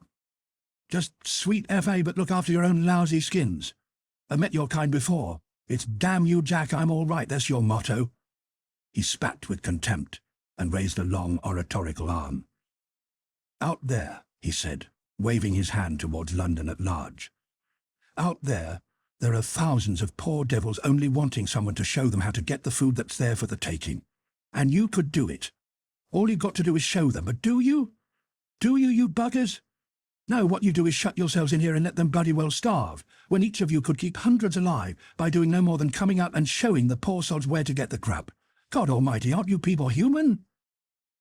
The man's voice was violent. He had a case to put, and he was putting it passionately. I felt Josella's hand unconsciously touching my arm, and I put my hand over hers. The man on the far side of the gate said something that was inaudible where we stood. "How long?" shouted the man on our side. "How in hell would I know how long the food's going to last? What I do know is that if bastards like you don't muck in and help, there ain't going to be many left alive by the time they come in to clear this bloody mess up." He stood glaring for a moment. "Activities, you're scared. Scared to show 'em where the food is. And why? Because the more these poor devils get to eat, the less there's going to be for your lot. That's the way of it, isn't it? That's the truth if you had the guts to admit it." Again, we failed to hear the answer of the other man, but whatever it was, it did nothing to mollify the speaker. He stared back grimly through the bars for a moment.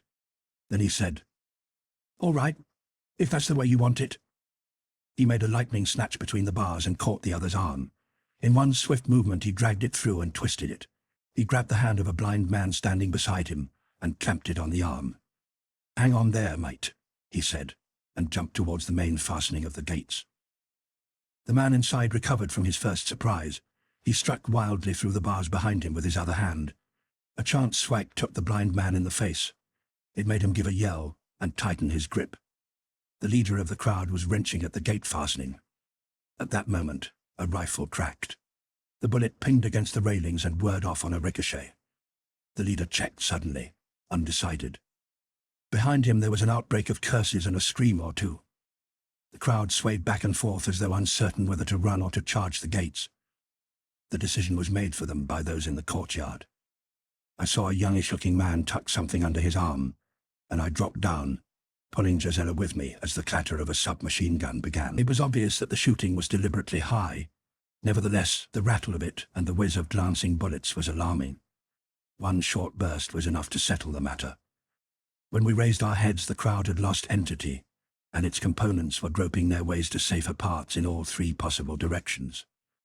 The leader paused only to shout something unintelligible. Then he turned away too. He made his way northwards up Mallet Street, doing his best to rally his following behind him. I sat where we were and looked at Gisela. She looked thoughtfully back at me, and then down at the ground before her. It was some minutes before either of us spoke. "Well?" I asked, at last. She raised her head to look across the road, and then at the last stragglers from the crowd pathetically fumbling their ways. "He was right," she said. "You know he was right, don't you?" I nodded. "Yes, he was right. And yet he was quite wrong, too. You see, there is no they to come to clear up this mess. I'm quite sure of that now. It won't be cleared up. We could do as he says. We could show some, though only some of these people, where there is food. We could do that for a few days, maybe for a few weeks. But after that, what? It seems so awful, so callous. If we face it squarely, there's a simple choice, I said. Either we can set out to save what can be saved from the wreck, and that has to include ourselves. Or we can devote ourselves to stretching the lives of these people a little longer. That is the most objective view I can take. But I can see, too, that the more obviously humane course is also probably the road to suicide. Should we spend our time in prolonging misery when we believe that there is no chance of saving the people in the end? Would that be the best use to make of ourselves? She nodded slowly. Put like that, there doesn't seem to be much choice, does there? And even if we could save a few, which are we going to choose? And who are we to choose? And how long could we do it anyway? There's nothing easy about this, I said. I've no idea what proportion of semi-disabled persons it may be possible for us to support when we come to the end of handy supplies, but I don't imagine it could be very high. You've made up your mind, she said, glancing at me. There might or might not have been a tinge of disapproval in her voice. My dear, I said, I don't like this any more than you do. I've put the alternatives boldly before you. Do we help those who have survived the catastrophe to rebuild some kind of life? Or do we make a moral gesture which, on the face of it, can scarcely be more than a gesture? The people across the road there evidently intend to survive. She dug her fingers into the earth and let the soil trickle out of her hand. I suppose you're right, she said. But you're right when you say I don't like it. Our likes and dislikes as decisive factors have now pretty well disappeared, I suggested. Maybe. But I can't help feeling that there must be something wrong about anything that starts with shooting. He shot to miss, and it's very likely he saved fighting, I pointed out. The crowd had all gone now. I climbed over the wall and helped Gisela down on the other side. A man at the gate opened it to let us in. How many of you? He asked. Just 2 of us. We saw your signal last night, I told him. Okay, come along, we'll find the colonel, he said, leading us across the forecourt. The man whom he called the colonel had set himself up in a small room not far from the entrance and intended, seemingly, for the porters. He was a chubby man just turned 50 or thereabout. His hair was plentiful but well trimmed and grey. His moustache matched it, and looked as if no single hair would dare to break the ranks. His complexion was so pink, healthy and fresh that it might have belonged to a much younger man. His mind, I discovered later, had never ceased to do so. He was sitting behind a table with quantities of paper arranged on it in mathematically exact blocks, and an unsoiled sheet of pink blotting paper placed squarely before him. As we came in, he turned upon us, one after the other, an intense, steady look, and held it a little longer than was necessary. I recognized the technique. It is intended to convey that the user is a percipient judge accustomed to taking summarily the measure of his man. The receiver should feel that he now faces a reliable type with no nonsense about him, or, alternatively, that he has been seen through and had all his weaknesses noted. The right response is to return it in kind, and to be considered a useful fella. I did. The colonel picked up his pen. Your names, please? We gave them. And addresses? In the present circumstances, I fear they won't be very useful, I said. But if you really feel he must have them. We gave them too. He murmured something about system, organization, and relatives and wrote them down. Age, occupation, and all the rest of it followed. He bent his searching look upon us again, scribbled a note upon each piece of paper, and put them in a file. Need good men. Nasty business, this. Plenty to do here, though. Plenty. Mr. Beadley'll tell you what's wanted. We came out into the hall again. Gisela giggled. You forgot to ask for references in triplicate, but I gather we've got the job, she said. Michael Beadley, when we discovered him, turned out to be in decided contrast. He was lean, tall, broad-shouldered, and slightly stooping, with something of the air of an athlete run to books. In repose, his face took on an expression of mild gloom from the darkness of his large eyes, but it was seldom that one had a glimpse of it in repose. The occasional streaks of grey in his hair helped very little in judging his age. He might have been anything between 35 and 50. His obvious weariness just then made an estimate still more difficult. By his looks, he must have been up all night. Nevertheless, he greeted us cheerfully and waved an introductory hand towards a young woman who took down our names again as we gave them. Sandra Telmont, he explained. Sandra's our professional remembrancer. Continuity is her usual work, so we regard it as particularly thoughtful of Providence to contrive her presence here just now. The young woman nodded to me and looked harder at Gisela. We've met before, she said thoughtfully. She glanced down at the pad on her knee. Presently a faint smile passed across her pleasant though unexotic countenance. Oh, yes, of course, she said in recollection. What did I tell you? The thing clings like a flypaper, Gisela observed to me. What's this about? Inquired Michael Beadley. I explained. He turned a more careful scrutiny on Gisela. She sighed. Please forget it, she suggested. I'm a bit tired of living it down. That appeared to surprise him agreeably. All right, he said, and dismissed the matter with a nod. He turned back to the table. Now to get on with things. You've seen Jack? If that is the colonel who's playing at civil service, we have, I told him. He grinned. I've got to know how we stand, can't get anywhere without knowing your ration strength, he said in a fair imitation of the colonel's manner. It's quite true, though, he went on. I better give you just a rough idea of how things do stand. Up to the present, there are about 35 of us, all sorts. We hope and expect that some more will come in during the day. Out of those here now, 28 can see. The others are wives or husbands, and there are 2 or 3 children who cannot. At the moment, the general idea is that we move away from here sometime tomorrow if we can be ready in time, to be on the safe side, you understand. I nodded. We decided to get away this evening for the same reason, I told him. What have you for transport? I explained the present position of the station wagon. We were going to stock up today, I added. So far, we'd practically nothing except a quantity of anti-Triffid gear. He raised his eyebrows. The girl, Sandra, also looked at me curiously. That's a queer thing to make your first essential, he remarked. I told them the reasons. Possibly I made a bad job of it, for they neither of them looked much impressed. He nodded casually and went on. Well, if you're coming in with us, here's what I suggest.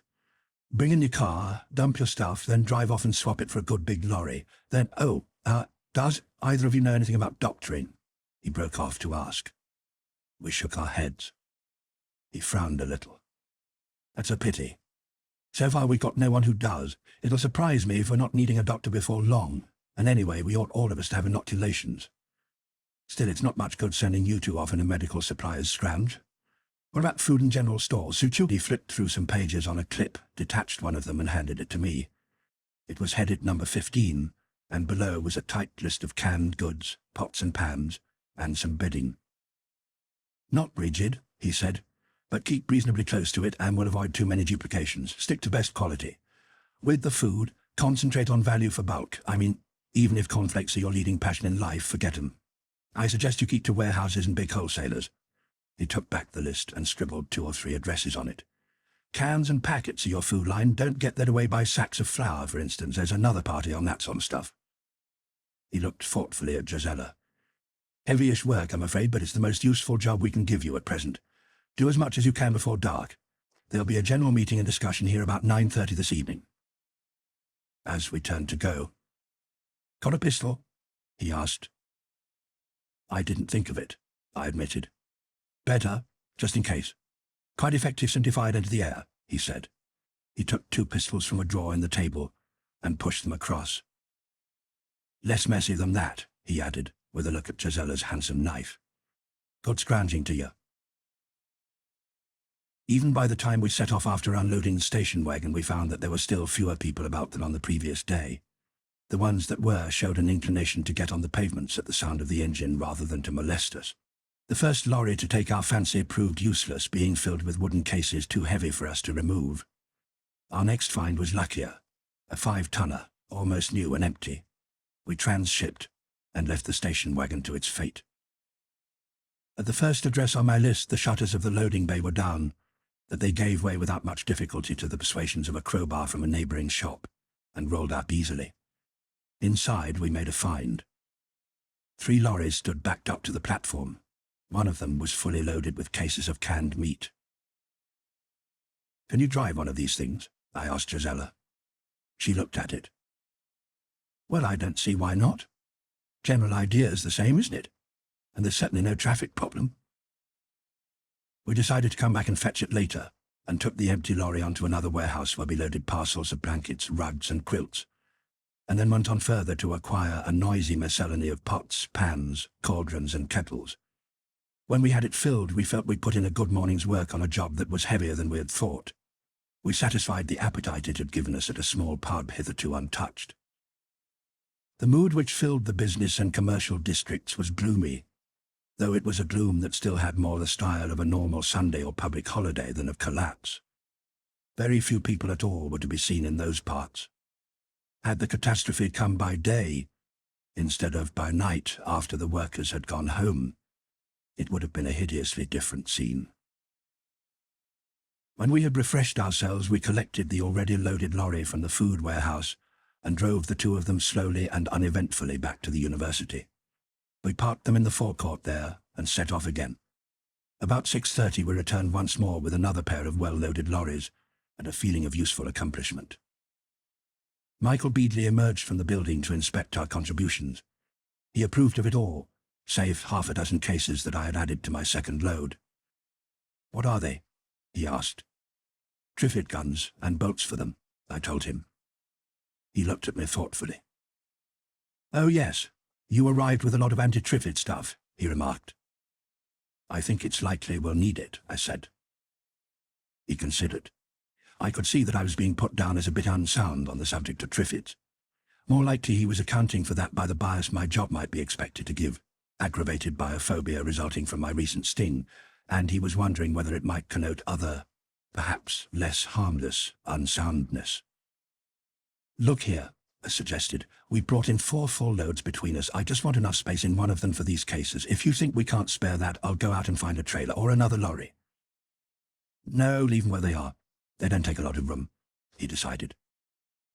We went into the building and had some tea at an improvised canteen that a pleasant-faced, middle-aged woman had competently set up there.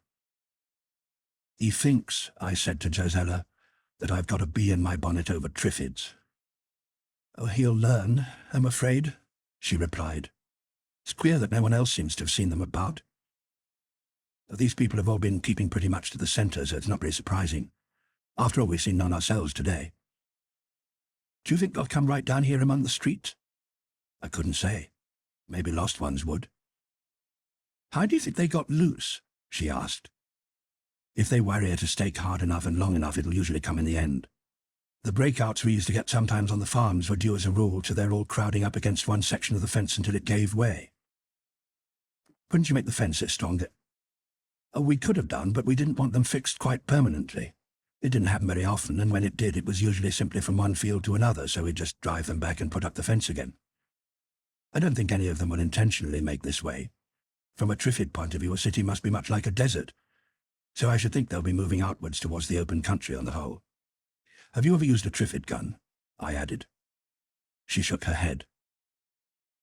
"After I'd done something about these clothes, I was thinking of putting in a bit of practice if you'd like to try," I suggested.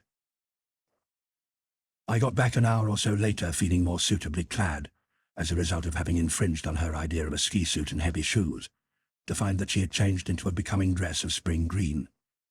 We took a couple of the Triffid guns and went out into the garden of Russell Square close by. We had spent about half an hour snipping the topmost shoots off convenient bushes when a young woman in a brick-red lumber jacket and an elegant pair of green trousers strolled across the grass and levelled a small camera at us. "Who are you? The press?" inquired Josella.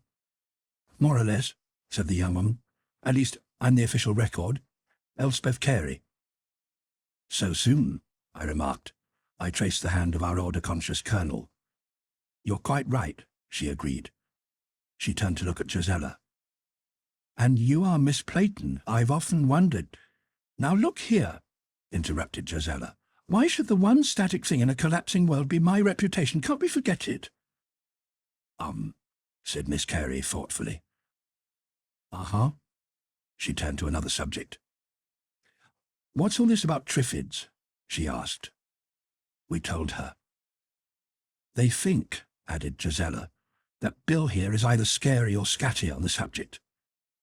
Miss Carey turned a straight look at me. Her face was interesting rather than good-looking, with a complexion browned by stronger suns than ours. Her eyes were steady, observant, and dark brown. "Are you?" she asked. "Well, I think they're troublesome enough to be taken seriously when they get out of hand," I told her. She nodded. "True enough. I've been in places where they're out of hand. Quite nasty. But in England? Well, it's hard to imagine that here." "There'll not be a lot to stop them here now," I said. Her reply, if she had been about to make one, was forestalled by the sound of an engine overhead. We looked up, and presently saw a helicopter come drifting across the roof of the British Museum. "That'll be Ivan," said Miss Carey. "He thought he might manage to find one, and was going to get a picture of him landing. See you later." And she hurried off across the grass. Trezella lay down, clasped her hands behind her head, and gazed up into the depths of the sky. When the helicopter's engine ceased, it sounded very much quieter than before we had heard it. "I can't believe it," she said. "I try, but I still can't really believe. It can't all be going. This is some kind of dream. Tomorrow this garden will be full of noise. The red buses will be roaring along over there. Crowds of people will be scurrying along the pavements. The traffic lights will be flashing. A world doesn't just end like this. It can't. It isn't possible. I was feeling like that too. The houses, the trees, the absurdly grandiose hotels on the other side of the square were all too normal, too ready to come to life at a touch. And yet, I said, I suppose that if they had been able to think at all, the dinosaurs would have thought much the same thing. It just does happen from time to time, you see. But why to us? It's like reading in the papers about the astonishing things that have happened to other people, but always to other people. There's nothing special about us. Isn't there always a why me? Whether it's the soldier who's untouched when all his pals are killed, or the fellow who gets run in for fiddling his accounts. Just plain blind chance, I'd say. Chance that it happened, or chance that it happened now? Now, I mean, that was bound to happen sometime in some way. It's an unnatural thought that one type of creature should dominate perpetually. I don't see why. Why is a heck of a question. But it is an inescapable conclusion that life has to be dynamic and not static. Change is bound to come one way or another. And I don't think it's quite done with us this time, but it has had a damn good try. Then you don't think it really is the end? Of people, I mean. It might be. But, well, I don't think so. This time. It could be the end. I had no doubt of that. But there would be other little groups like ours. I saw an empty world with a few scattered communities trying to fight their way back to control of it. I had to believe that some, at least, of them would succeed. No, I repeated. It need not be the end. We're still very adaptable, and we've a flying start compared with our ancestors. As long as there are any of us left sound and healthy, we've got a chance, a thundering good chance. Triffids made no answer. She lay facing upwards with a faraway look in her eyes. I thought perhaps I could guess something of what was passing in her mind, but I said nothing. She did not speak for a little while, then she said, "You know, one of the most shocking things about it is to realize how easily we have lost a world that seemed so safe and certain." She was quite right. It was that simplicity that seemed somehow to be the nucleus of the shock. From very familiarity, one forgets all the forces which keep the balance and thinks of security as normal. It is not. I don't think it had ever before occurred to me that man's supremacy is not primarily due to his brain, as most of the books would have one think. It is due to the brain's capacity to make use of the information conveyed to it by a narrow band of visible light rays. His civilization, all that he has achieved or might achieve, hangs upon his ability to perceive that range of vibrations from red to violet. Without that, he is lost. I saw for a moment the true tenuousness of his hold on his power, the miracles that he had wrought with such a fragile instrument. Triffids had been pursuing her own line of thought. It's going to be a very queer sort of world, what's left of it. I don't think we're going to like it a lot, she said reflectively. It seemed to me an odd view to take, rather as if one should protest that one did not like the idea of dying or being born. I preferred the notion of finding out first how it would be, and then doing what one could about the parts of it one disliked most, but I let it pass. From time to time we had heard the sound of lorries driving up to the far side of the building. It was evident that most of the foraging parties must have returned by this hour. I looked at my watch and reached for the Triffid guns lying on the grass beside me. "If we're going to get any supper before we hear what other people feel about all this, it's time I went in," I said. Chapter 7. Conference. I fancy all of us had expected the meeting to be simply a kind of briefing talk. Just times, course instructions, the day's objective, that kind of thing. Certainly I had no expectation of the food for thought that we received. It was held in a small lecture theatre lit for the occasion by an arrangement of car headlamps and batteries. When we went in, some half-dozen men and 2 women who appeared to have constituted themselves a committee were conferring behind the lecturer's desk. To our surprise, we found nearly 100 people seated in the body of the hall. Young women predominated at a ratio of about 4 to 1. I had not realized, until Josella pointed it out to me, how few of them were able to see. Michael Beadley dominated the consulting group by his height. I recognized the colonel beside him. The other faces were new to me, save that of Elspeth Carey, who had now exchanged her camera for a notebook, presumably for the benefit of posterity. Most of their interest was centered round an elderly man of ugly but benign aspect, who wore gold-rimmed spectacles and fine white hair trimmed to a rather political length. They all had an air of being a little worried about him. The other woman in the party was little more than a girl, perhaps 22 or 3. She did not appear happy at finding herself where she was. She cast occasional looks of nervous uncertainty at the audience. Sandra Telmont came in, carrying a sheet of foolscap. She studied it a moment, then briskly broke the group up and sorted it into chairs. With a wave of her hand, she directed Michael to the desk, and the meeting began. He stood there a little bent, watching the audience from somber eyes as he waited for the murmuring to die down. When he spoke, it was in a pleasant, practiced voice, and with a fireside manner. "Many of us here," he began, "must still be feeling numbed under this catastrophe. The world we knew has ended in a flash. Some of us may be feeling that it is the end of everything. It is not. But to all of you I will say at once that it can be the end of everything, if we let it. Stupendous as this disaster is, there is still a margin of survival. It may be worth remembering just now that we are not unique in looking upon vast calamity. Whatever the myths that have grown up about it, there can be no doubt that somewhere far back in our history there was a great flood. Those who survived that must have looked upon a disaster comparable in scale with this, and in some ways more formidable. But they cannot have despaired.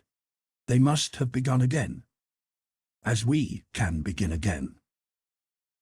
Self-pity and a sense of high tragedy are going to build nothing at all.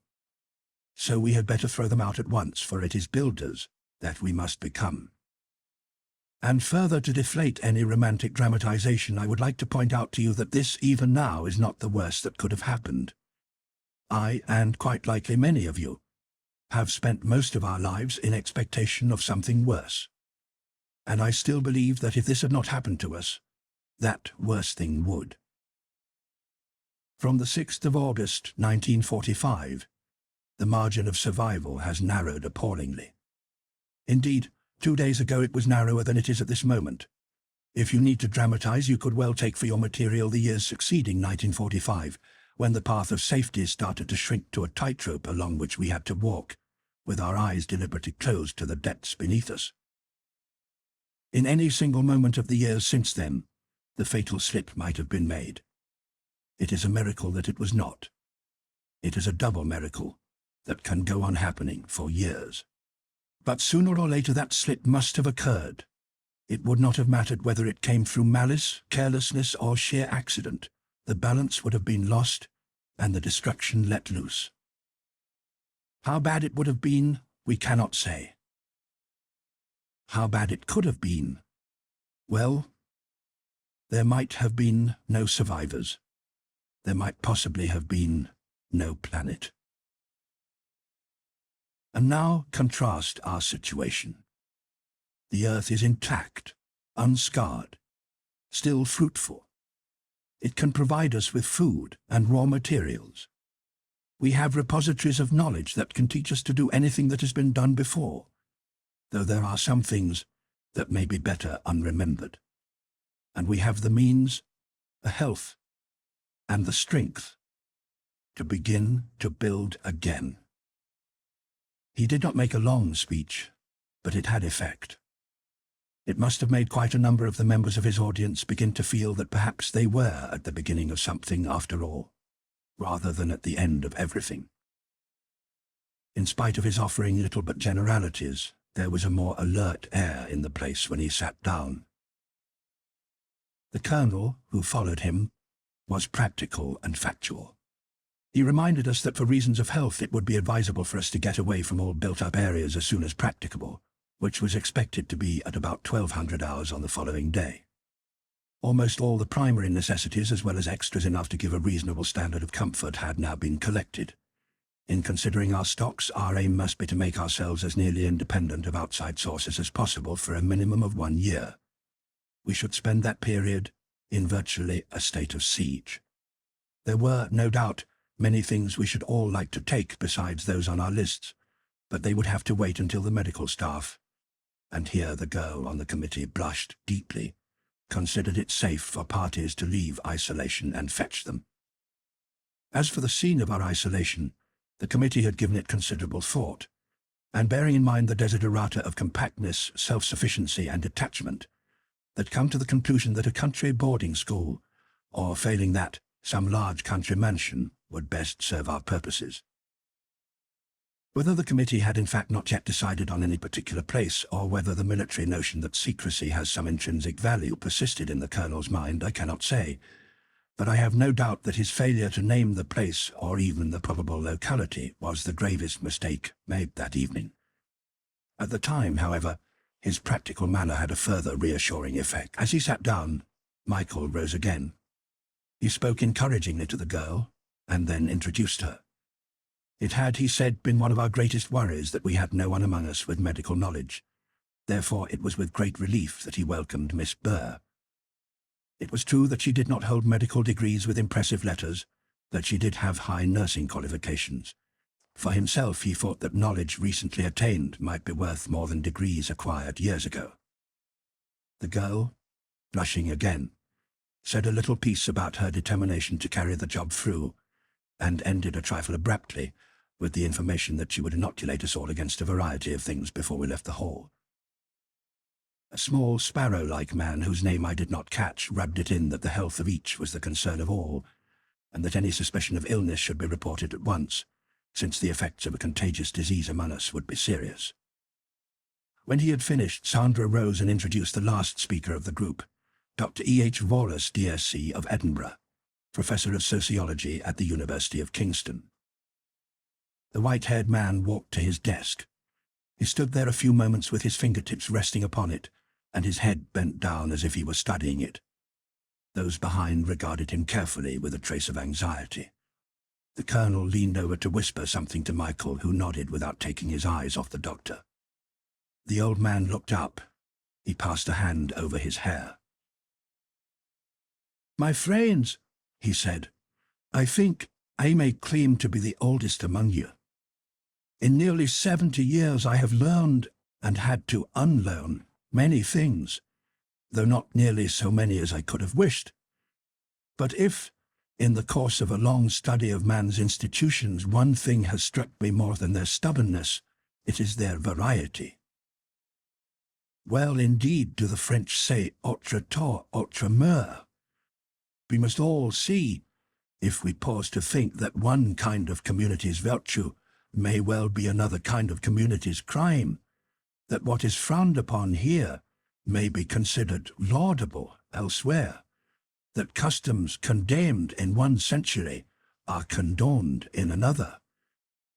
And we must also see that in each community and each period there is a widespread belief in the moral rightness of its own customs.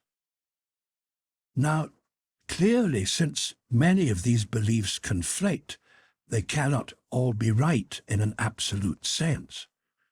The most judgment one can pass on them, if one has to pass judgments at all, is to say that they have at some period been right for those communities that hold them. It may be that they still are, but it frequently is found that they are not, and that the communities who continue to follow them blindly without heed to changed circumstances do so to their own disadvantage, perhaps to their ultimate destruction. The audience did not perceive where the introduction might be leading. It fidgeted. Most of it was accustomed when it encountered this kind of thing to turn the radio off at once. Now it felt trapped. The speaker decided to make himself clearer. "Thus," he continued, "you would not expect to find the same manners, customs, and forms in a penurious Indian village living on the edge of starvation as you would in, say, Mayfair. Similarly, the people in a warm country where life is easy are going to differ quite a deal from the people of an overcrowded, hard-working country as to the nature of the principal virtues. In other words, different environments set different standards. I point this out to you because the world we knew is gone. Finished. The conditions which framed and taught us our standards have gone with it. Our needs are now different, and our aims must be different. If you want an example, I would suggest to you that we have all spent the day indulging with perfectly easy consciences in what 2 days ago would have been housebreaking and faifed. With the old pattern broken, we have now to find out what mode of life is best suited to the new. We have not simply to start building again, we have to start thinking again, which is much more difficult and far more distasteful. Man remains physically adaptable to a remarkable degree, but it is the custom of each community to form the minds of its young in a mold, introducing a binding agent, prejudice. The result is a remarkably tough substance capable of withstanding successfully even the pressure of many innate tendencies and instincts. In this way, it has been possible to produce a man who, against all his basic sense of self-preservation, will voluntarily risk death for an ideal, but also in this way is produced the dolt who is sure of everything and knows what is right. In the time now ahead of us, a great many of these prejudices we have been taught will have to go, or be radically altered. We can accept and retain only one primary prejudice, and that is that the race is worth preserving. To that consideration, all else will for a time at least be subordinate. We must look at all we do, with the question in mind, is this going to help our race survive, or will it hinder us? If it will help, we must do it, whether or not it conflicts with the ideas in which we were brought up. If not, we must avoid it even though the omission may clash with our previous notions of duty and even of justice. It will not be easy. Old prejudices die hard. The simple rely on a bolstering mass of maxim and precept. So do the timid, so do the mentally lazy, and so do all of us, more than we imagine. Now that the organization has gone, our ready reckoners for conduct within it no longer give the right answers. We must have the moral courage to think and to plan for ourselves. He paused to survey his audience thoughtfully. Then he said, "There is one thing to be made quite clear to you before you decide to join our community. It is that those of us who start on this task will all have our parts to play. The men must work. The women must have babies. Unless you can agree to that, there can be no place for you in our community."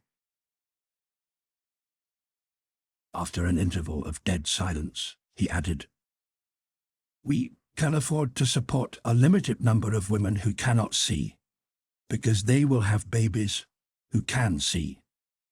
We cannot afford to support men who cannot see. In our new world, then, babies become very much more important than husbands." For some seconds after he stopped speaking, silence continued, then isolated murmurs grew quickly into a general buzz. I looked at Gisela. To my astonishment, she was grinning impishly. "What do you find funny about this?" I asked, a trifle shortly. People's expressions, mostly, she replied. I had to admit it as a reason. I looked round the place and then across at Michael. His eyes were moving from one section to another of the audience as he tried to sum up the reaction. Michael's looking a bit anxious, I observed. He should worry, said Gisela. If Brigham Young could bring it off in the middle of the 19th century, this ought to be a pushover. What a crude young woman you are at times, I said. Were you in on this before? Not exactly, but I'm not quite dumb, you know. Besides, while you were away, someone drove in a bus with most of these blind girls on board. They all came from some institution. I said to myself, why collect them from there when you could gather up thousands in a few streets round here? The answer obviously was that A, being blind before this happened, they'd all been trained to do work of some kind, and B, they were all girls. The deduction wasn't terribly difficult. I said. Depends on one's outlook, I suppose. I must say it wouldn't have struck me. Shh, she told me, as a quietness came over the hall. A tall, dark, purposeful-looking youngish woman had risen. While she waited, she appeared to have a mouth not made to a lid. Are we to understand, she inquired, using a kind of carbon-steel voice, are we to understand that the last speaker is advocating free love? And she sat down with spine-jarring decision. Dr. Wallace smoothed back his hair as he regarded her. I think the questioner must be aware that I never mentioned love, free, bought, or bartered. Will she please make her question clearer? The woman stood up again. I think the speaker understood me. I am asking if he suggests the abolition of the marriage law. The laws we knew have been abolished by circumstances. It now falls to us to make laws suitable to the conditions and to enforce them if necessary. There is still God's law and the law of decency. Madam, Solomon had 300, or was it 500 wives, and God did not apparently hold that against him. A Mohammedan preserves rigid respectability with 3 wives. These are matters of local custom. Just what our laws in these matters and in others will be is for us all to decide later for the greatest benefit of the community. This committee, after discussion, has decided that if we are to build a new state of things and avoid a relapse into barbarism, which is an appreciable danger, we must have certain undertakings from those who wish to join us. Not one of us is going to recapture the conditions we have lost. What we offer is a busy life and the best conditions we can contrive, and the happiness which will come of achievement against odds. In return, we ask willingness and fruitfulness. There is no compulsion. The choice is yours. Those to whom our offer does not appeal are at perfect liberty to go elsewhere and start a separate community on such lines as they prefer. But I would ask you to consider very carefully whether or not you do hold a warrant from God to deprive any woman of the happiness of carrying out her natural functions. The discussion which followed was a rambling affair, descending frequently to points of detail and hypotheses on which there could as yet be no answers. But there was no move to cut it short. The longer it went on, the less strangeness the idea would have. Josella and I moved over to the table where Nurse Burr had set up her paraphernalia. We took several shots in our arms, and then sat down again to listen to the wrangling. How many of them will decide to come, do you think? I asked her. She glanced round. Nearly all of them, by the morning, she said. I felt doubtful. There was a lot of objecting and questioning going on. Josella said, If you were a woman who was going to spend an hour or two before you went to sleep tonight considering whether you would choose babies and an organization to look after you, or adherence to a principle which might quite likely mean no babies and no one to look after you, you'd not really be very doubtful, you know. And after all, most women want babies anyway. The husband's just what Dr. Vorus might call the local means to the end. It's rather cynical of you. If you really think that cynical, you must be a very sentimental character. And we met real women, not those in the magazine movie make-believe world. Oh, I said. She sat pensively a while, and gradually acquired a frown. At last she said, "The thing worries me is how many will they expect? I like babies, all right, but there are limits." After the debate had gone on raggedly for an hour or so, it was wound up. Michael asked that the names of all those willing to join in his plan should be left in his office by 10 o'clock the next morning. The colonel requested all who could drive a lorry to report to him by 700 hours, and the meeting broke up. Josella and I wandered out of doors. The evening was mild. The light on the tower was again stabbing hopefully into the sky. The moon had just risen clear of the museum roof. We found a low wall and sat on it, looking into the shadows of the square garden and listening to the faint sound of the wind in the branches of the trees there. We smoked a cigarette each, almost in silence. When I reached the end of mine, I threw it away and drew a breath. "Josella," I said. "Hmm?" she replied, scarcely emerging from her thought. "Josella," I said again. Those babies I'd be sort of terribly proud and happy if they could be mine as well as yours." She sat quite still for a moment, saying nothing. Then she turned her head. The moonlight was glinting on her fair hair, but her face and eyes were in shadow. I waited with a hammered and slightly sick feeling inside me. She said with surprising calm, "Thank you, Bill, dear. I think I would too." I sighed. The hammering did not ease up much, and I saw that my hand was trembling as it reached for hers. I didn't have any words for the moment. Josella, however, did. She said, "But it isn't quite as easy as that now." I was jolted. "What do you mean?" I asked. She said, consideringly, "I think that if I were those people in there," she nodded in the direction of the tower, "I think that I should make a rule. I should divide us up into lots. I should say every man who marries a sighted girl must take on 2 blind girls as well. I'm pretty sure that's what I should do." I stared at her face in the shadow. "You don't mean that," I protested. "I'm afraid I do, Bill. But look here, don't you think they may have had some idea like that in their minds from what they've been saying?" "Not unlikely," I conceded. "But if they make the rule, that's one thing. I don't see—" "You mean you don't love me enough to take on 2 other women as well?" I swallowed. I also objected. "Look here, this is all crazy. It's unnatural. What you're suggesting—" She put up a hand to stop me. "Just listen to me, Bill. I know it sounds a bit startling at first, but there's nothing crazy about it. It's all quite clear. And it's not very easy. All this," she waved her hand around, "it's done something to me. It's like suddenly seeing everything differently.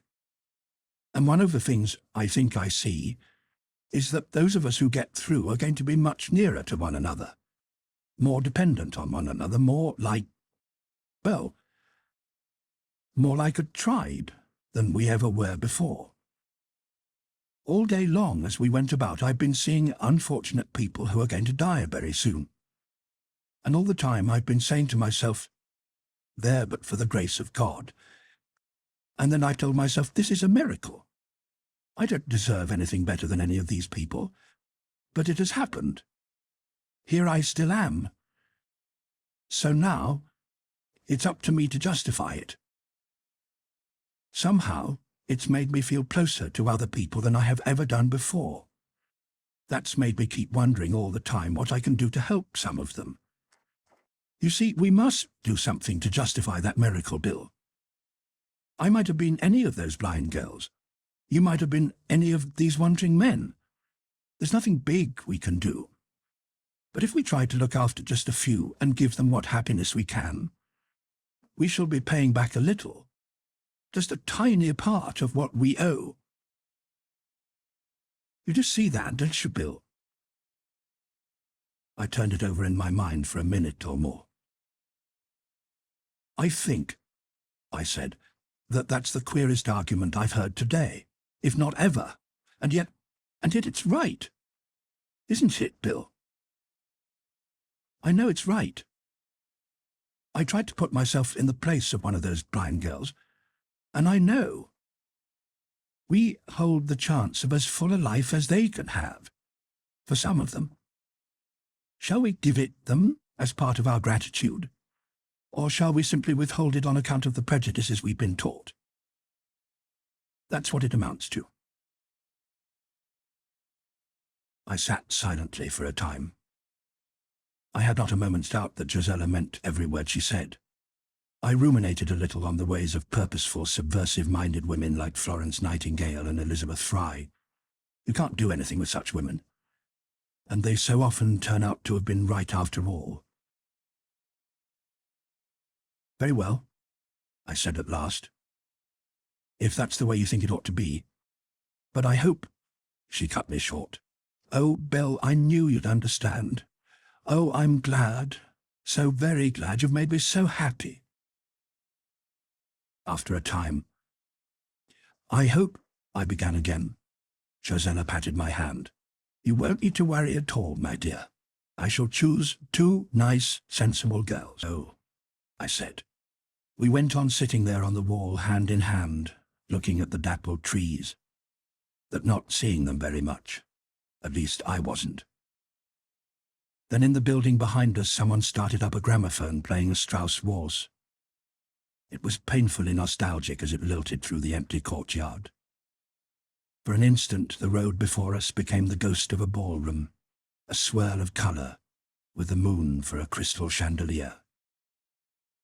Gisella slid off the wall. With her arms outstretched, her wrists and fingers rippling, her body swaying, she danced, light as a thistledown in a big circle in the moonlight. She came round to me, her eyes shining and her arms beckoning. And we danced, on the brink of an unknown future, to an echo from a vanished past.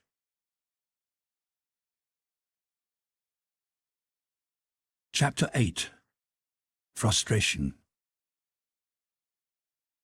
I was walking through an unknown deserted city where a bell rang dismally, and a sepulchral disembodied voice called in the emptiness, "The beast is loose. Beware. The beast is loose." When I woke to find that a bell really was ringing.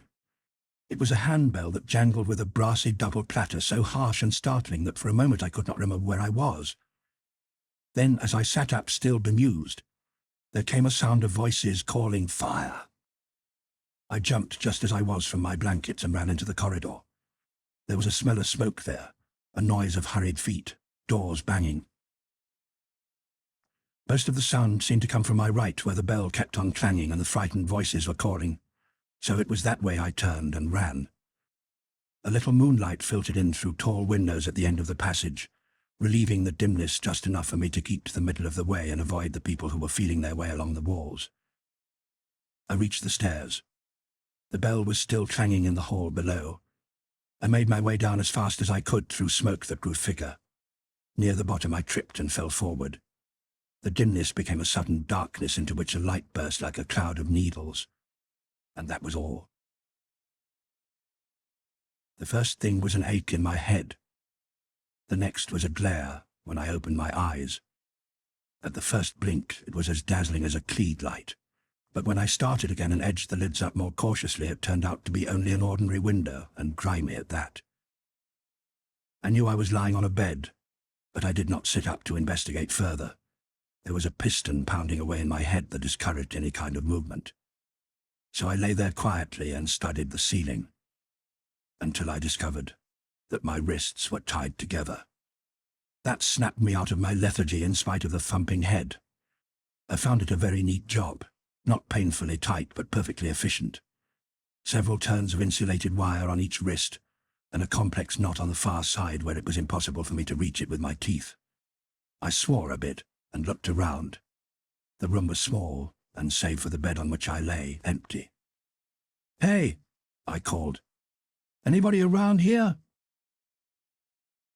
After half a minute or so there was a shuffle of feet outside. The door was opened and a head appeared. It was a small head with a tweed cap at the top of it.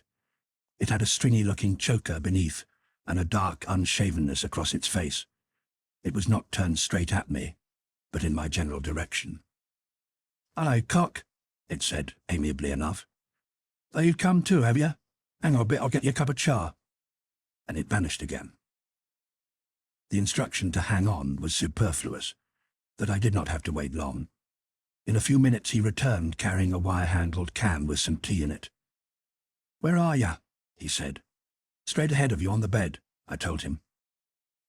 He groped forward with his left hand until he found the foot of the bed. Then he felt his way around it and held out the can. "Here you are, chum. It'll taste a bit funny like, 'cause old Charlie put a shot of rum in it, but I reckon you'll not mind that." I took it from him, holding it with some difficulty between my bound hands. It was strong and sweet, and the rum hadn't been stinted. The taste might be queer, but it worked like the elixir of life itself. "Thanks," I said.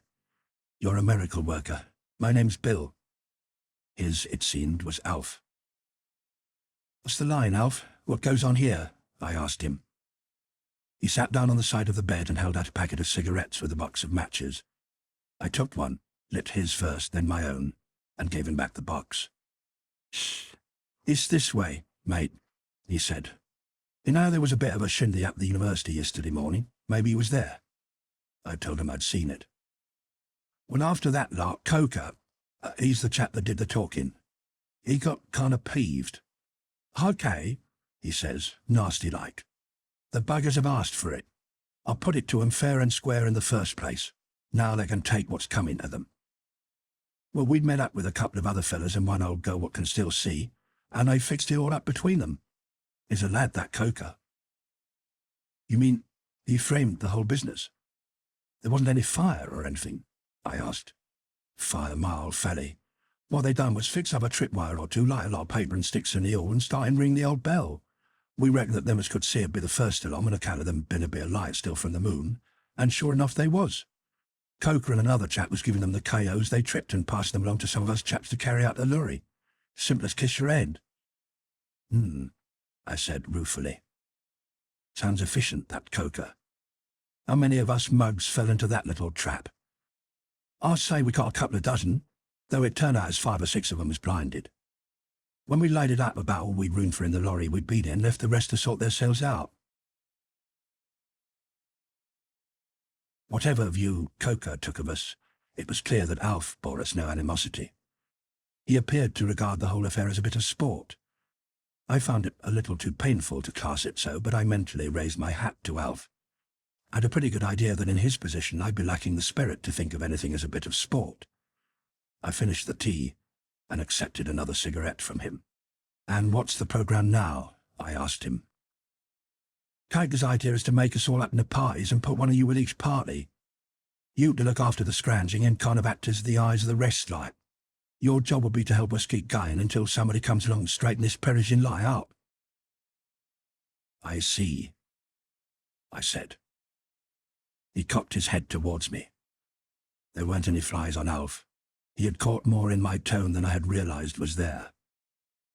"You reckon that's going to be a long time?" he said. "I don't know. What's Coker say?" Coker, it seemed, had not been committing himself to details. Alf had his own opinion, though.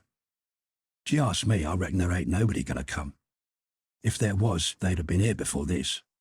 Different if we was in some little town in the country, but London?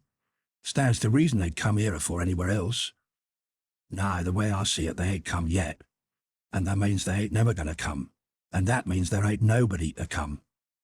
Cold blimey, who'd have ever thought it could happen like this?" I didn't say anything. Alf wasn't the sort to be jollied with facile encouragements. Reckon that's the way you see it too, he said, after a bit. Doesn't look so good, I admitted. But there still is a chance, people from somewhere abroad. He shook his head. They'd have come before this. They'd have had loudspeaker cars round the streets telling us what to do before this. Nah, chum, we've had it. There ain't nobody nowhere to come, that's the fact of it. We were silent for a while then. Oh well, 'tweren't a bad old life while it lasted, he said. We talked a little about the kind of life it had been for him. He'd had various jobs, each of which seemed to have included some interesting undercover work. He summed it up. One way and another I didn't do so bad. What was your racket? I told him. He wasn't impressed. Triffids, huh? Nasty damn things, I reckon. Not natural, as you might say. We left it at that. Alf went away, leaving me to my cogitations and a packet of his cigarettes. I surveyed the outlook, and thought little of it. I wondered how the others would be taking it, particularly what would be Josella's view. I got off the bed and went across to the window. The prospect was poor. An interior well with sheer white-tiled sides for 4 stories below me, and a glass skylight at the bottom. There wasn't much to be done that way. Alf had locked the door after him, but I tried it just in case. Nothing in the room gave me inspiration. It had the look of belonging in a third-rate hotel, except that everything save the bed had been thrown out. I sat down again on the bed and pondered. I could perhaps tackle Alf successfully even with my hands tied, providing he had no knife, but probably he had a knife, and that would be unpleasant. It would be no good a blind man threatening me with a knife. He would have to use it to disable me. Besides, there would be the difficulty of discovering what others I would have to pass before I could find my way out of the building. Moreover, I did not wish Alf any harm. It seemed wiser to wait for an opportunity. One was bound to come to a sighted man among the sightless. An hour later, Alf came back with a plate of food, a spoon, and more tea. "Bit rough like," he apologized. "That they said no knife or fork, so there it is." While I was tackling it, I asked about the others. He couldn't tell me much and didn't know any names, but I found out that there had been women as well as men among those that had been brought here. After that, I was left alone for some hours, which I spent doing my best to sleep off the headache. When Alf reappeared with more food and the inevitable can of tea, he was accompanied by the man he had called Coker. He looked more tired now than when I had seen him before. Under his arm he carried a bundle of papers. He gave me a searching look. "You know the idea?" he asked. "What Alf's told me," I admitted. "All right then." He dropped his papers on the bed, picked up the top one and unfolded it. It was a street plan of Greater London. He pointed to an area covering part of Hampstead and Swiss Cottage, heavily outlined in blue pencil. "That's your beat," he said. "Your party works inside that area and not in anyone else's area. You can't have each lot going after the same pickings. Your job is to find the food in that area and see that your party gets it. That, and anything else they need. Got that?" "All what?" I said, looking at him. "All they'll get hungry. And if they do, it'll be just too bad for you.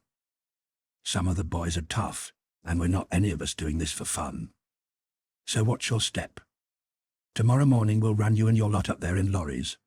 After that it'll be your job to keep 'em going until somebody comes along to tidy things up." "And if nobody does come?" I asked. "Somebody's got to come," he said grimly. "Anyway, there's your job, and mind you keep to your area." I stopped him as he was on the point of leaving. "Have you got a Miss Playton here?" I asked. "I don't know any of your names," he said. "Fair-haired, about 5'6" or 7, grey-blue eyes," I persisted. "There's a girl about that size and blonde, but I haven't looked at her eyes. Got something more important to do," he said as he left. I studied the map. I was not greatly taken with the district allotted to me. Some of it was a salubrious enough suburb indeed, but in the circumstances a location that included docks and warehouses would have had more to offer. It was doubtful whether there would be any sizable storage depots in this part. Still, can't all have a prize, as Alf would doubtless express it, and anyway I had no intention of staying there any longer than was strictly necessary. When Alf showed up again, I asked him if he would take a note to Gisela. He shook his head. "Sorry, mate. Not allowed." I promised him it should be harmless, but he remained firm. I couldn't altogether blame him. He had no reason to trust me and would not be able to read the note to know that it was as harmless as I claimed. Anyway, I'd neither pencil nor paper, so I gave that up. After pressing, he did consent to let her know that I was here, and to find out the district to which she was being sent.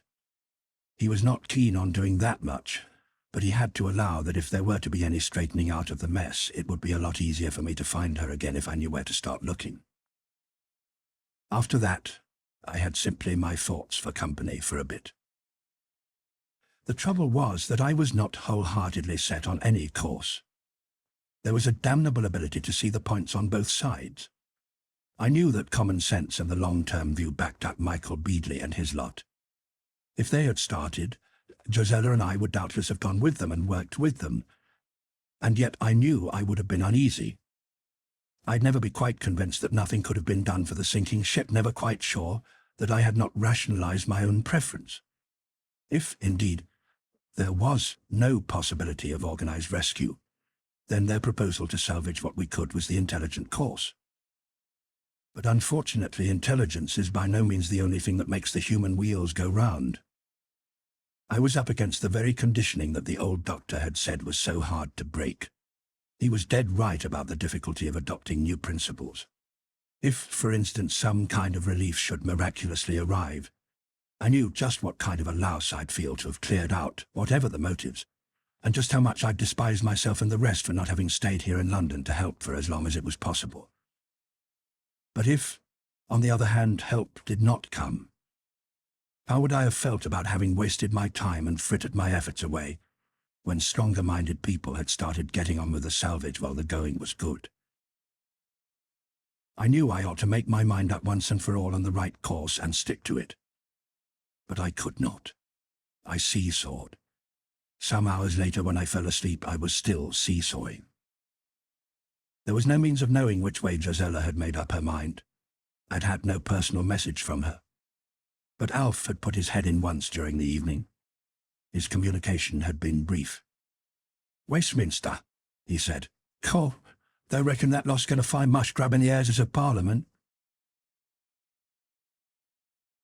I was woken by Alf coming in early the following morning.